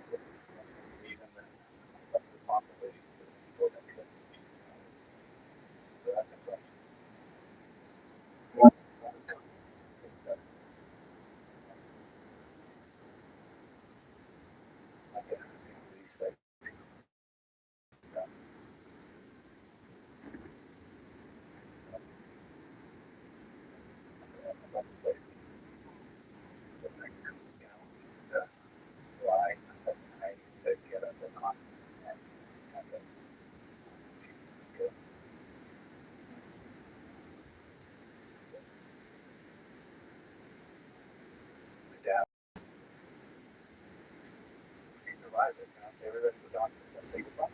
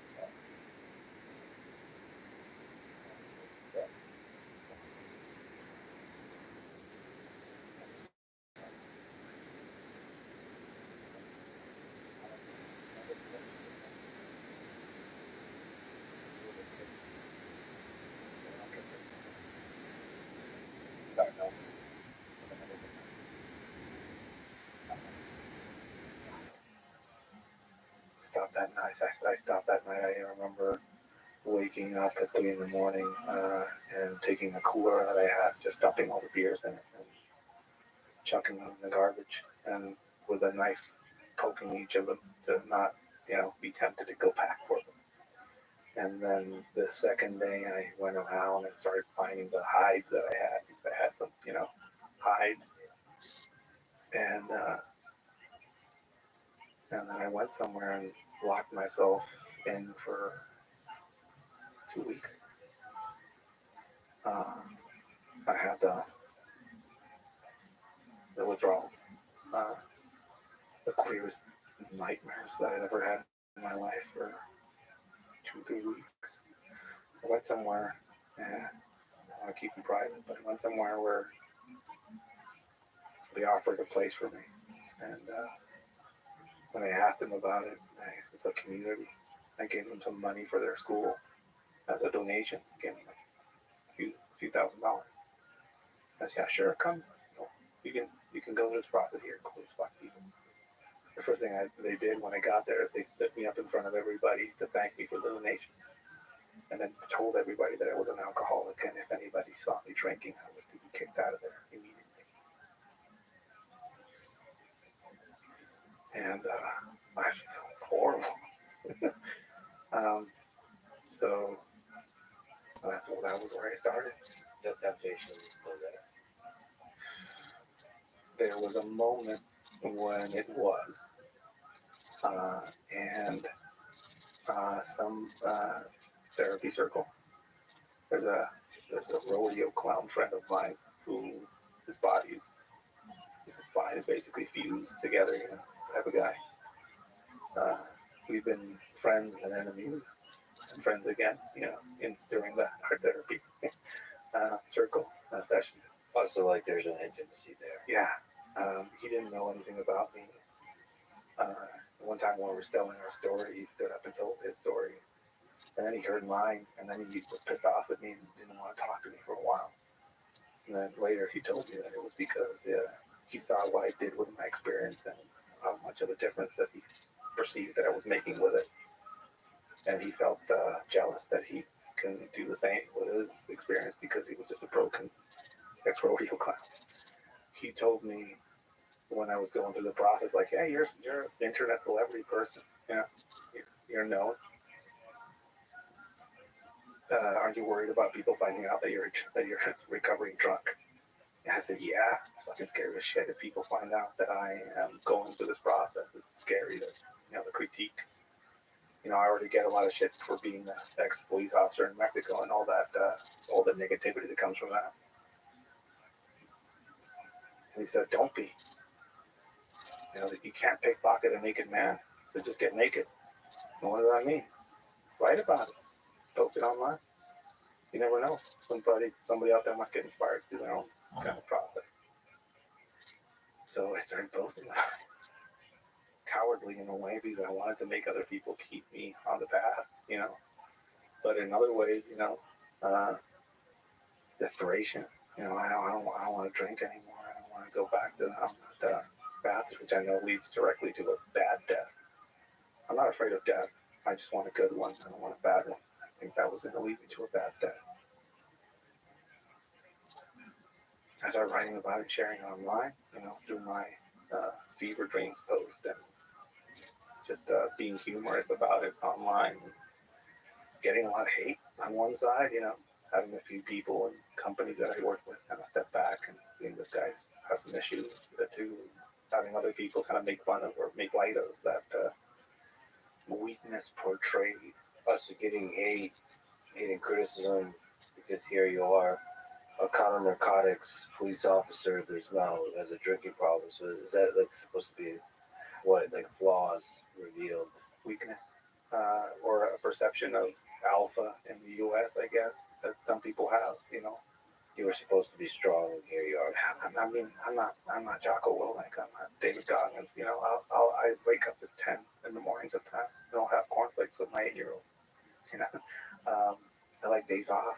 I used to wake up at 3:30 in the morning every day to review what happened during the night, and then go off for a jog and the gym, and just be ready to be able to murder somebody with my hands if I had to. but I couldn't maintain that during the whole process of getting out of it. Now, leaving alcohol, I remember just being honest with it, just seeing the two sides of it.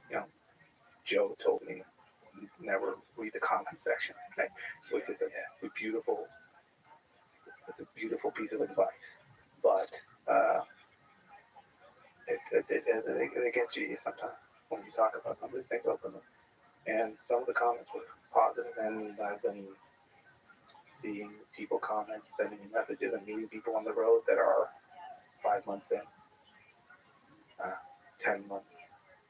Some people that have been on that wagon for way longer than I have. And it's what's cool when you meet people that are superhuman or perform and take an extreme ownership of things and are just amazing people that are, thriving out there. It's inspirational. I see some of these people and I'm like, holy shit, I need to figure out how to get to some semblance of that. But I'm not that.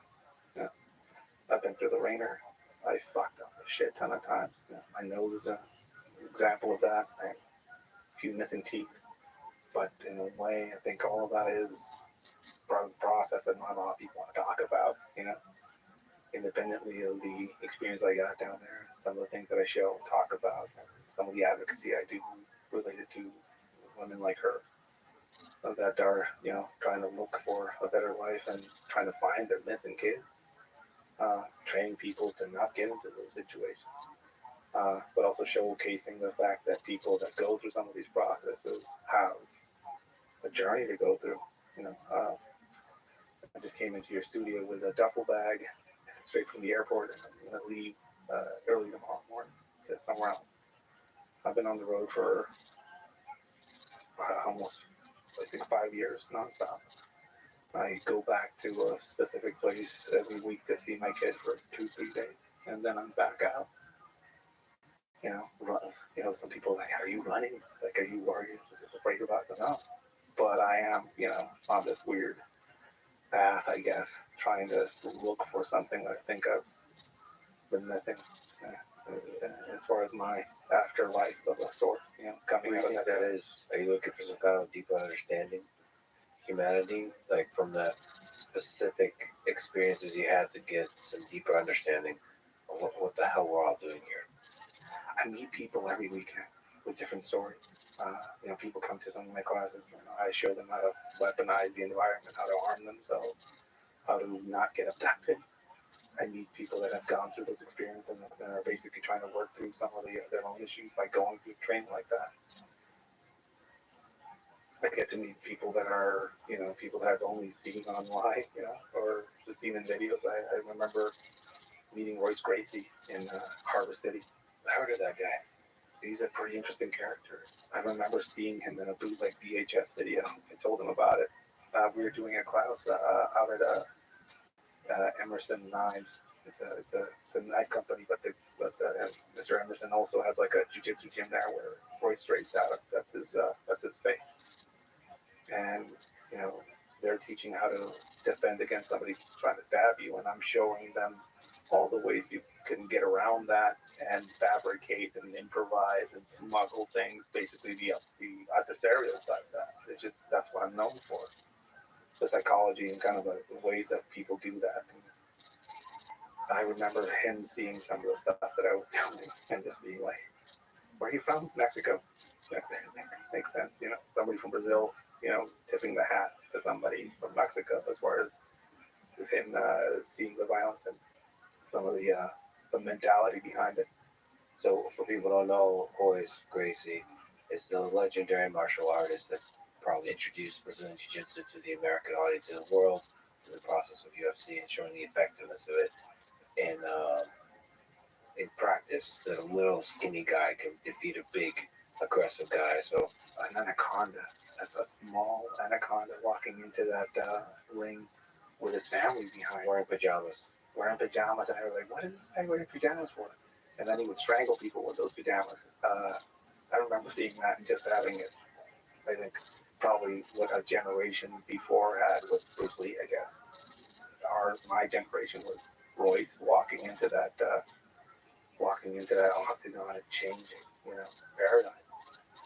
Seeing him in that gym, he's also an avid gun owner and shooter, which is interesting.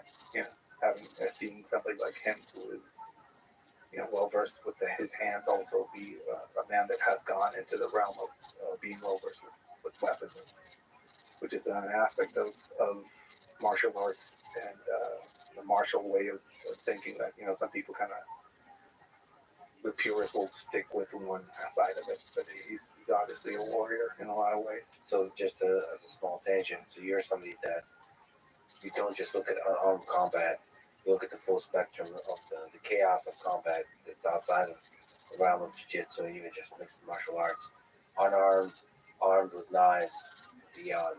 Yes, was his mind open to the fuller spectrum of violence? Yeah, I mean, he was in the middle of this class that we were doing where people were basically focusing on both. Ernest Emerson, who's famous for his knives. He has a knife company. He's done knives for NASA. Not only that, but he's also a very avid martial artist. He trained with a lot of Filipino martial arts related to knives and stuff like that. But a different mindset, a defensive mindset, trying to train people how to defend against that. And you have Royce, he's from Brazil. I mean, he has some street in him. That's something that those guys, those skinny calles, we say in Mexico. Seeing the ways he would he stepped in there and provided some encouragement to the people there, as far as how people sometimes focus on this is a system and this is a way, but there's other ways out there that might negate or defeat the ways that you are concentrating on. So kind of get out of that bubble. My whole kind of speciality, or what I focus on, is mindset and figuring out the software that some of these people gain and gather from. If I need to arm myself, the easiest thing to manufacture in most places is a pointed object. So I can take that crystal big pen that you're writing on that notepad with, and using friction from the carpet, I could turn it into a hypodermic needle that you can then poke into somebody's neck. What's the process? I could do it right now if you want. Can you use your words for those that also subject, right?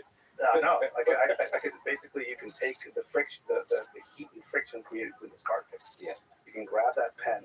In and of itself, it will pierce flesh, but it will slow itself down because it has a few angles on the tip. Oh, you want to wear down the angles. So if you take that tip off and you grab it and then grind it on an angle on the carpet, the heat will actually turn it into a hypodermic needle, if you know what you're doing.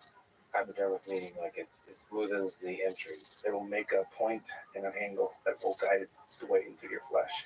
So you can actually go through a torso with that if you know what you're doing. As a small tangent, you also gave me a present. Could be one of the most epic presents I've ever received. You give it to Rogan. Can you explain what I'm holding in my hand? There's a guy online, Coffin Tramp is his moniker.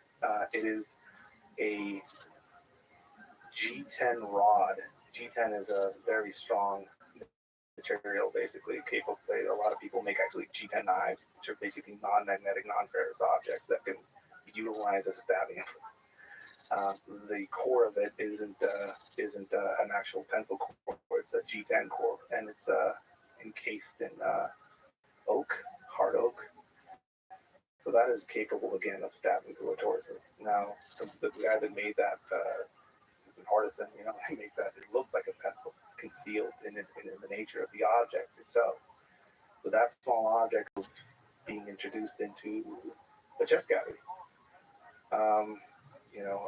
All it takes is about the half of your thumb or the length of your thumb to stab into your chest cavity, and now your pericardium is pierced and it's being filled with blood, or your whole heart is pierced and you have a few minutes to live if you're at a standing heart rate.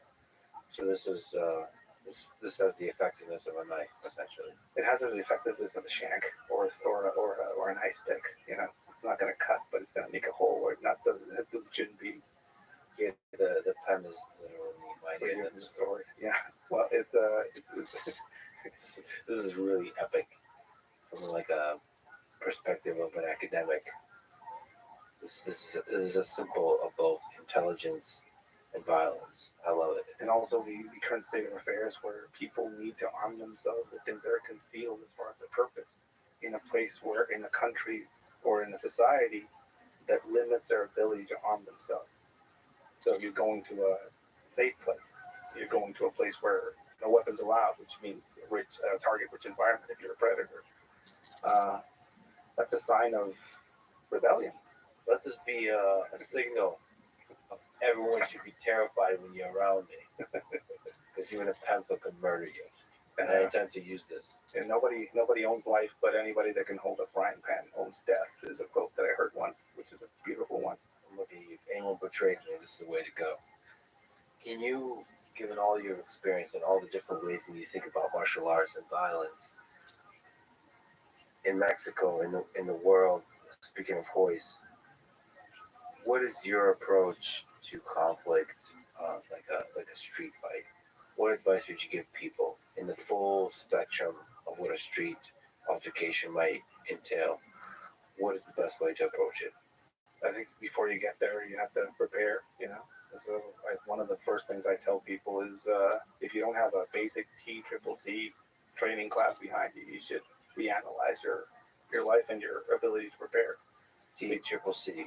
Basically how to stop somebody from bleeding out or dying from a stab wound, gunshot wound, or any of those types of wounds, or an amputated leg during an IED scenario. Anything you would see in a Boston marathon type event or a Vegas shooting event where people are getting shot, stabbed, cut. So understand how to help people, how to help yourself post. You're no good to, you don't want to be a detriment to the situation. You want to be an asset. So build yourself up as an asset in a situation like that, because you might be doing that on yourself or on somebody else. And also it helps you understand what situations are going to result in a difficult situation to deal with afterwards. Yeah, it also teaches you what to stab, what to shoot. If you're thinking about it in a full and on all the dimensions of it, there's all knowledge can be weaponized, and I think that's the approach that all people should kind of figure out for themselves when they start getting ready, or if they want to take the responsibility of their own safety in their hands. So in a self-defense situation, there's a lot of questions here, but what does one stab? There's the carotid arteries, which are used commonly in jiu-jitsu as something to choke because they feed a computer, So there's a lot of blood flowing through that required for the successful operation of the computer. And not a lot of stuff is guarding the outside world from your carotid arteries. That's a really weird design, by the way. It is not a smart one. It doesn't even make sense because with mammals, they bite each other's neck. Like, why can't you have more protection? Because this is the only, like, us humans don't use our mouth to kill each other, but most mammals, most predators do. And it's like, why the hell don't we protect this? We do have a defensive mechanism, and you see it sometimes when people are ambushed and people try to open up each other's necks from behind. If you push somebody's neck forward, the carotids will actually lower themselves and be encased in more flesh and muscle. If you pull the head back, not so much. So that's a way that at least I think that evolutionarily we have a defensive mechanism for that. There's a few videos out there of people getting their necks sewn back shut after somebody pushed their head forward to try and slice their necks, and they survived. So this is a viable target. The heart is another one. Interesting about the thing about the heart, people get alarmed when I talk about this and show it in classes. Again, a lot of the classes I do are for orientation and for people to recognize that behavior. So a lot of law enforcement comes to some of these classes and go, oh, that's horrible. That's how somebody will kill somebody. Yeah, this is how people that know their thing, their shit, will try and approach somebody and stab you to death. This is how they would do it. There's a tendency to view what we see in John Wick or view what we see in this martial arts community where they're slicing and dicing people different myriads of ways. A lot of that is based on dueling-based cultures, like the Filipino martial arts or some of the Italian martial arts out there where somebody's facing off with somebody else with a similar weapon, and where both of us are agreeing to basically get into a stabbing competition. That would make sense in that scenario, in that context, but I've never seen a lot of people actually get into these one-on-one knife altercations.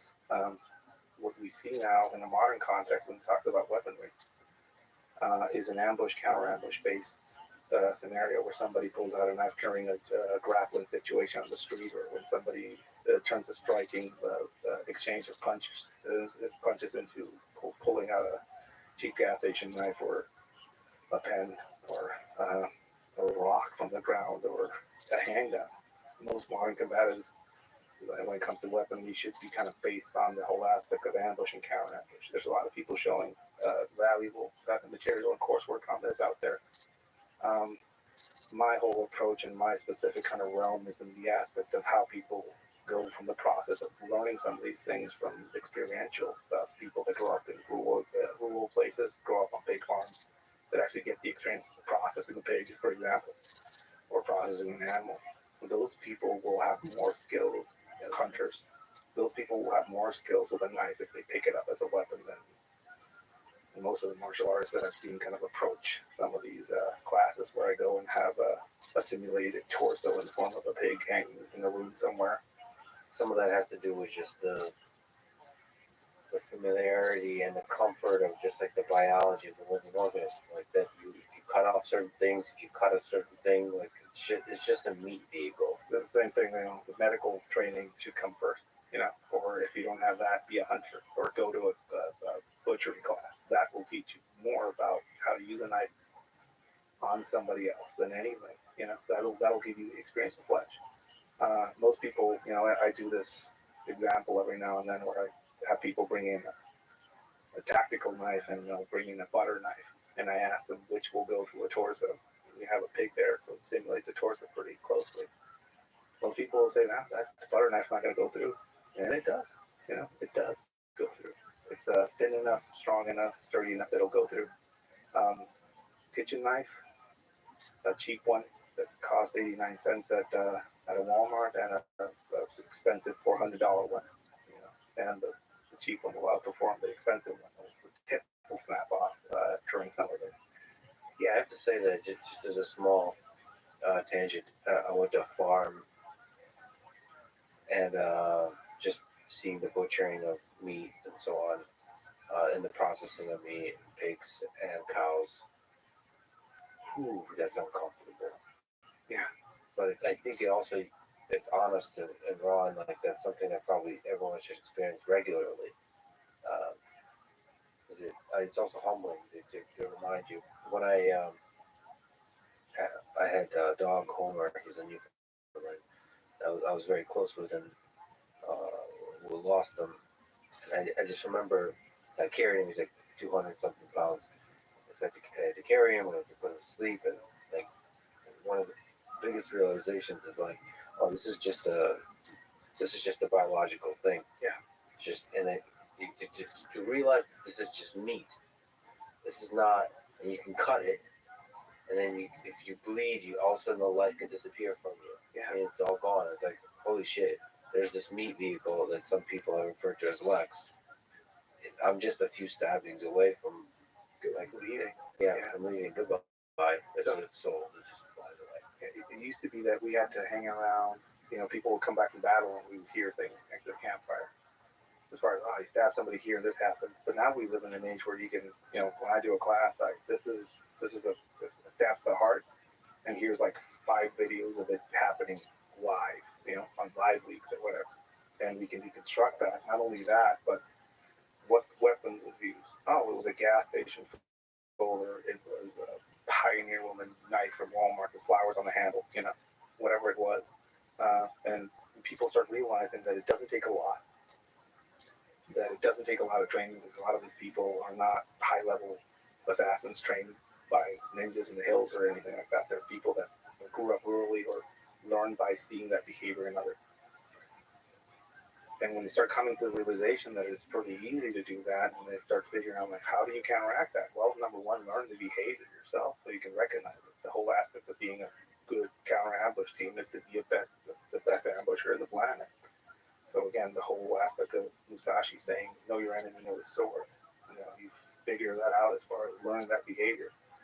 When you start seeing how some of these stabbings occurred, the first thing you notice is that one of the hands is always kind of out of the picture, where there's a lack of symmetry in the people that are about to do something horrible.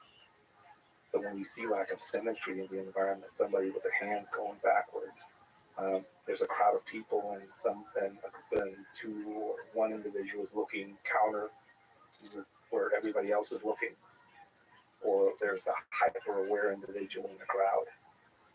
The hyper-aware are always usually out there to fuck somebody over, or are there trying to keep those predators from fucking somebody else over.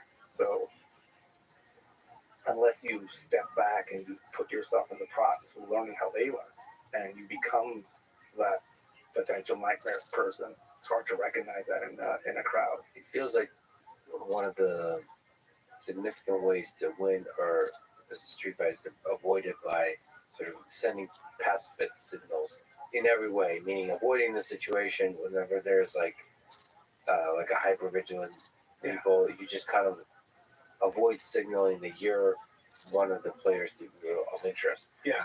If we're talking about counter ambush, at which point do you do that versus shift to the aggression? I think violence should be always an option. Everybody should have that option, and you need to be good at that option. Because I think I heard Jordan Peterson talk about the fact that everybody needs to be dangerous, but keep that shit under control. I think he was referring to a different context, but I know. I know. I'm referring to the ability of the little physical conflict. There's two cases that I saw of people utilizing social engineering to a beautiful degree to de-escalate shit. Right. One guy somewhere. First off, if you're in a place where people are grabbing their wife's ass or something like that, like, what are you doing there? There's a load of things that are wrong with everything that you're doing in your life to be in that environment. But let's say you're in an inescapable situation. There was this guy who was in a compromised position. Somebody wanted to fight him, would kick his ass. And he said, okay, let's go, but I need to warn you that I have Hep C before you go outside. And that's I was getting my phone out to film this, maybe. And even I was just lowered my phone to give him a slow clap. That was a beautiful move, and then there was this other man. There was a riot somewhere in Ensenada, the municipality of Ensenada in Baja. They were protesting. Some of the people that pick those fields down there, part of a tribe called the Triquis. Very hardworking people, but nefarious people too. They're pretty good at their thing. There was a riot line they couldn't break, and this old man walks in the middle of the riot line and yells "grenade" and throws an avocado in the middle of all the cops. And all he broke that riot line with an avocado. That could have gone wrong in so many ways. But it didn't. I don't know. To me, there's small lessons there. There is a case to be made about social engineering, about learning about behavior, about learning how to lie, and how to kind of move your way or navigate your way around situations like that. Small things like bartering, knowing how to bribe people in conflict zones is the thing that I show when I talk about or train people to work in hostile environments. De-escalation, specifically kind of figuring out what is of value in the environment, what things you shouldn't be doing in an environment that might be considered disrespectful or out of place. People have a tendency that didn't grow up in places that are violent to make continuous eye contact with somebody. Maybe that might be an issue. Or smiling when there's nothing to smile about. I think, there's a picture I saw somewhere of Russians taking a portrait, and there's Americans there, and the Americans are smiling, but the Russians aren't. Yeah. Because what is there to smile about? Which is true. And of course, it's not as simple as smile or not smile. There's subtlety to it, like you said. Eye contact is a super interesting one because I found in my own life, like not making eye contact is. Other people will be joking, but it's a really powerful way to de-escalate. And there's such a fascinating thing, though, because you could talk about drunk fights that are just that are harmless, but I feel like the same dynamic applies to the most violent conflict, including wars. I feel like ego is part of this. So to me, the question of conflict, whether it's a street fight or anything else, is the calculus of are you willing to take an hour in terms of psychology. Somebody grabs your wife's ass, you mentioned. Boy, if you let that happen, you go home, you're going to have to pay the price of you were the person who didn't defend you. Like in your relationship, Yeah. You didn't defend your wife's honor. Yeah. You're gonna psychologically pay that price yourself, and depending on your wife, she might secretly also lose a little bit of respect. Yeah. Now, how you play that calculus? Because now we see the war in Ukraine.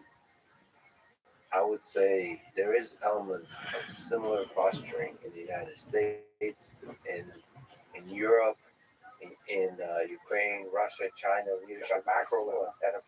at a geopolitics.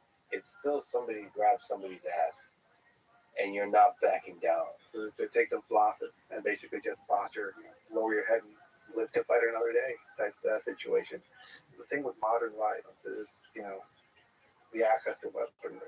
And again, nobody owns life, but anybody can hold a frying pan can own death. I've seen people, get double leg takedown somebody on the ground. It's a different thing doing in the mats versus concrete. That's a good way to kill somebody. The most prolific impact weapon on the planet is the planet itself. You can see various videos of people online where they fall and they hit their head, or somebody hits their head, and they go into this stretched out fit basically. And that might not kill you then, but it'll kill you that night or the second night if you don't get checked out. People bleed out internally, get an edema.